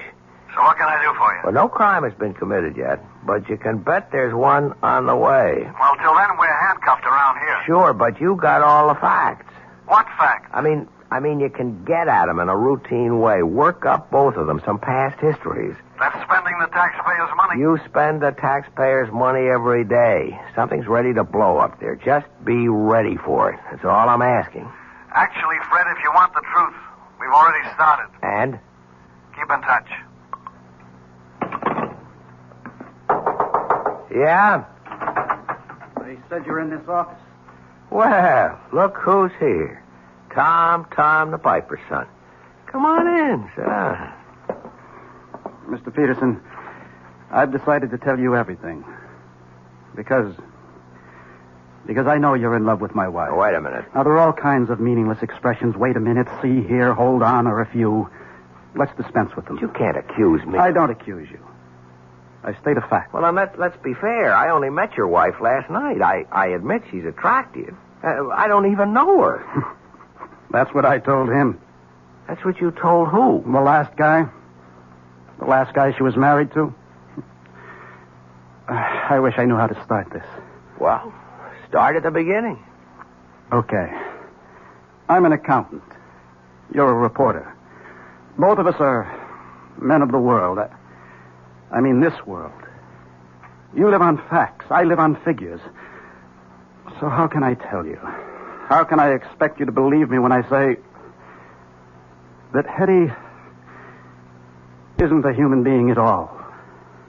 She isn't? No. She's a witch.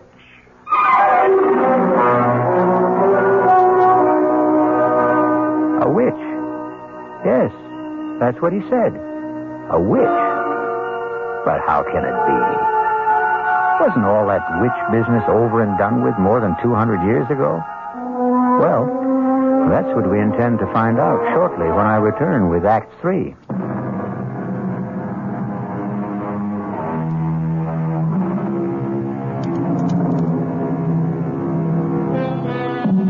Tom Parsons and Fred Peterson sit in a newspaper office. Both are young, alert, stylishly dressed, every bit the modern, sophisticated men of today. And yet, the subject, the very serious subject under discussion is witchcraft, of all things. Well, it isn't every day a man accuses his wife of being a witch. It isn't every day a man finds out he's married to one. I can only say it's incredible. I know. That's what I said when he told me. When who told you? The last guy. Tell me about the last guy. I met Hetty on a cruise ship about 5 years ago. She said her husband had just somehow disappeared. She was distraught. You know, she does the distraught bit to perfection. I know nothing of the kind. What happened? Had he fallen overboard? Well, that's what she made everybody think. Till we got a radiogram from shore. He claimed he knew nothing about the trip. Well, either he had boarded the boat or he hadn't. Okay, let's get all of that cleared away. There was a ticket in his name. There were some people who claimed they had seen him. The trouble is, there was a pretty drunk bon voyage party.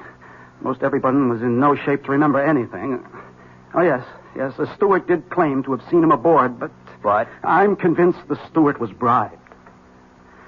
So I bought her story. I fell in love with her. Just as you did.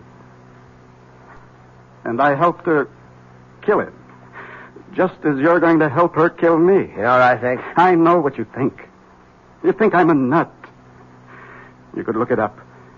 5 years ago, Stacy's Mountainville Lodge in the Adirondacks. She called me. She was desperate. Come up here. He's going to kill me. I flew up. I found them. They were near a cliff. She was screaming for help. I started fighting him off. I guess he slipped. He fell over the side. He was killed. Look it up. Coroner's office. You'll see. An accident. Let's assume I buy all this. How does it make her a witch? Oh. She told me. She'll tell you afterwards. She's a witch. She falls in love with men, gets tired of them, and destroys them. I think you must be... I know. I'm here to warn you. But I'm going to kill her first. Let me get you a cup of coffee. You're a fool. I'm here to save your life. Sure. Okay. Look her up. I mean that. See if you can find a trace of her. See if you can find out where or when she was born, who her parents were. She has absolutely no background, I tell you. Don't get excited. Lord, this is all so familiar. All of this is what he said to me. And what I said to him. Back there, before I killed him. Now, nobody's going to kill anybody. I don't know you.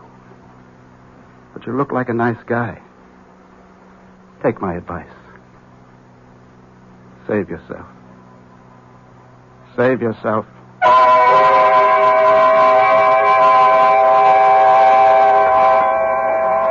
I'm not sure I should be here with you tonight, Fred. Well, you wouldn't let me visit you at home. Oh, it just wouldn't look right. Yeah, but it's all on the level. I'm a newspaper man. It's business. I'm doing a story. I had a very proper upbringing. Where were you raised, Hetty?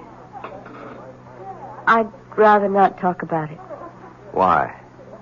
Well, I told you it was proper, but it wasn't happy. I shouldn't say this, but there were times when I thought my parents were ogres. Fred, is something wrong? No. Gee, I just hope I didn't spill anything on you. No. I didn't have a happy childhood. I don't like to discuss it. Here's something we should discuss. I spoke with Tom this morning. I think I know what he told you. So far out, I even hesitate to mention it, but obviously he believes it. I insisted that he see a psychiatrist. In fact, we both went. And it's the doctor's opinion that Tom is riddled with guilt. You see, he thinks he murdered Larry. Larry? My first husband.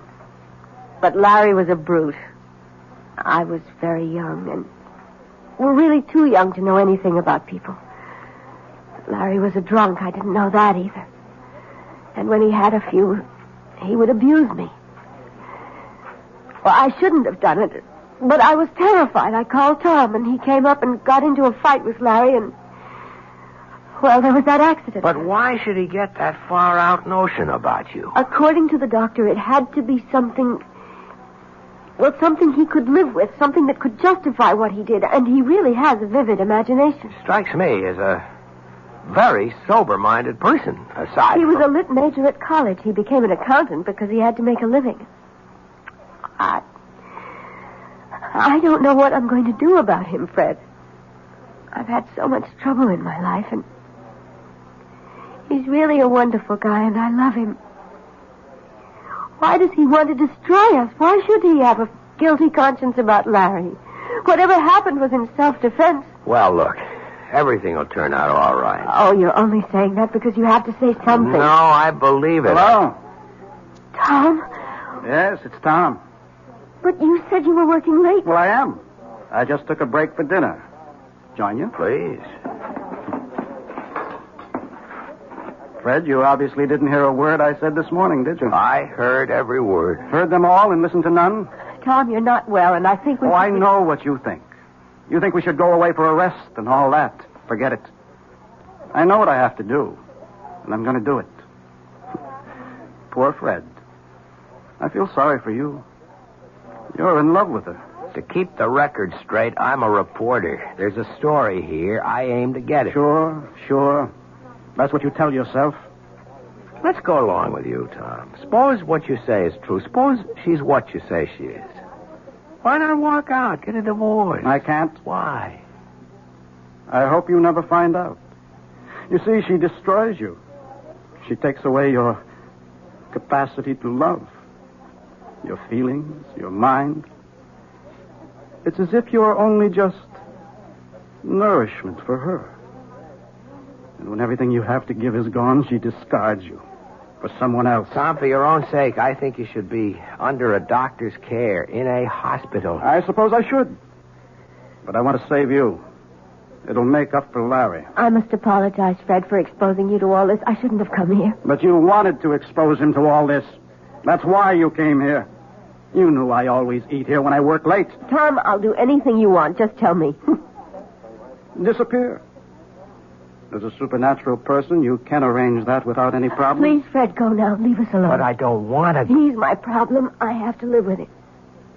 And if you stay, well, an audience always excites him.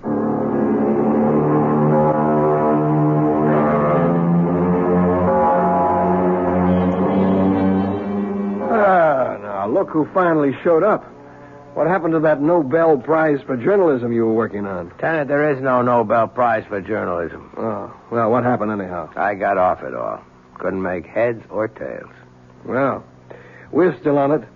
As a matter of fact, information keeps pouring in all the time. On her? On him. Funny duck. He was always interested in spirits, that kind of thing. He wrote his master's thesis on something called demonology. Well, there's nothing there for me. As a man or a reporter? Both. You know, I've been married 10 years, and I've never been tempted. But if I could be, she could do it. Oh, that dame is something. I'm surprised at you, Lieutenant. But there's hope for you. If what you say about the husband is true, he winds up in the loony bin, and after a respectable interval, she could be yours. That's what's in your mind, right? You are the most cynical person I know. Come off it. We're two of a kind. I'd even wait for her myself. Lieutenant Carroll. Is Fred Peterson there, please? Hold on, I'll see. It's the girl you love. Cut it out. Okay, the girl we love. You hear? Yeah, I guess I'm here. Take it. Hello? Fred, I'm scared. What's the matter, Hetty? Don't ask any questions. Just come to my place. Quickly.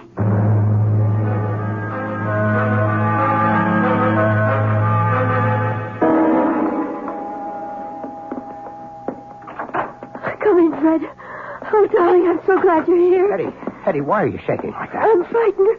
I'm so frightened. Please, Hetty, calm down. I'm here. Everything is going to be all right. I know it. I know. It's wrong for me to talk to you like this, to feel like this. But I can't help it. No, we'll work it out. Somehow we'll work it out. Now. Why are you scared? He asked me to take his suit to the cleaners this morning, and I found this in his pocket. It's a receipt. Read it. From Carrington's, 1 double-action Danforth Wilson revolver, caliber 32. He bought a gun. Don't you see? He bought a gun. All right. Why would he buy a gun if he didn't want to kill me? Well, I think we have enough to interest the police now. Are you sure about that? Tom? Well, answer the question, Fred. What do you expect from the police? I have a permit for this gun. I have every right to own it. Look, Tom, I get very nervous when people point guns at me. Maybe it's unreasonable, but do you mind putting that thing away? Well, I will. After I use it. No, Tom. Don't be a fool. You're not a killer. I always thought that. Till just now. Tom, listen. Let's say you're right. That she is a witch, okay? Don't you see? You couldn't kill her anyhow. You'd empty the gun at her. It wouldn't mean a thing. Fine. Why don't we find out? I won't let you. Get away from me, Fred. No. Come on, step aside. Behind me, Eddie. Behind me. Fred, give me that gun. If you move, I'll kill you. Gun. Just lower it. Drop it. I'm going to kill her. No, drop it.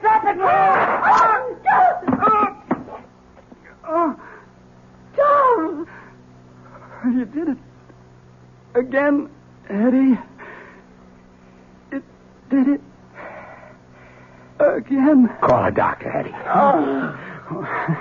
What for? You poor sucker.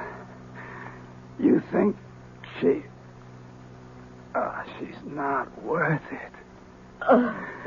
You think she's paradise?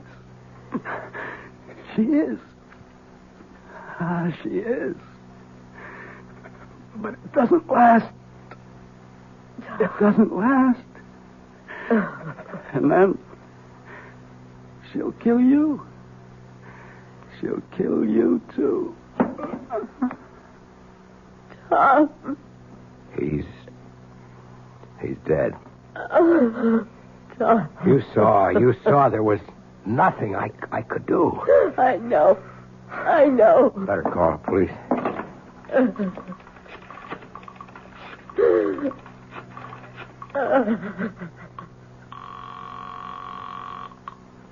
Lieutenant Carroll.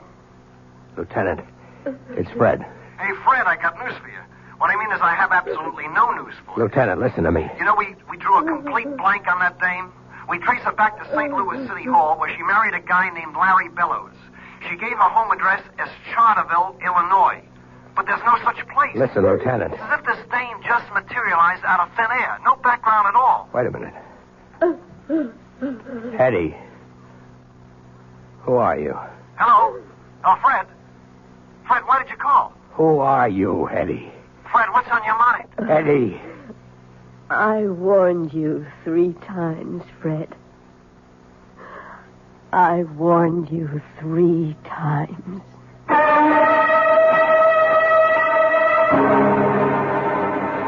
And how many warnings would you have needed? Or heeded? That's the trouble. When they have honey blonde hair, it's so hard to take them seriously. A mistake. You should always take every woman seriously. We'll be back shortly.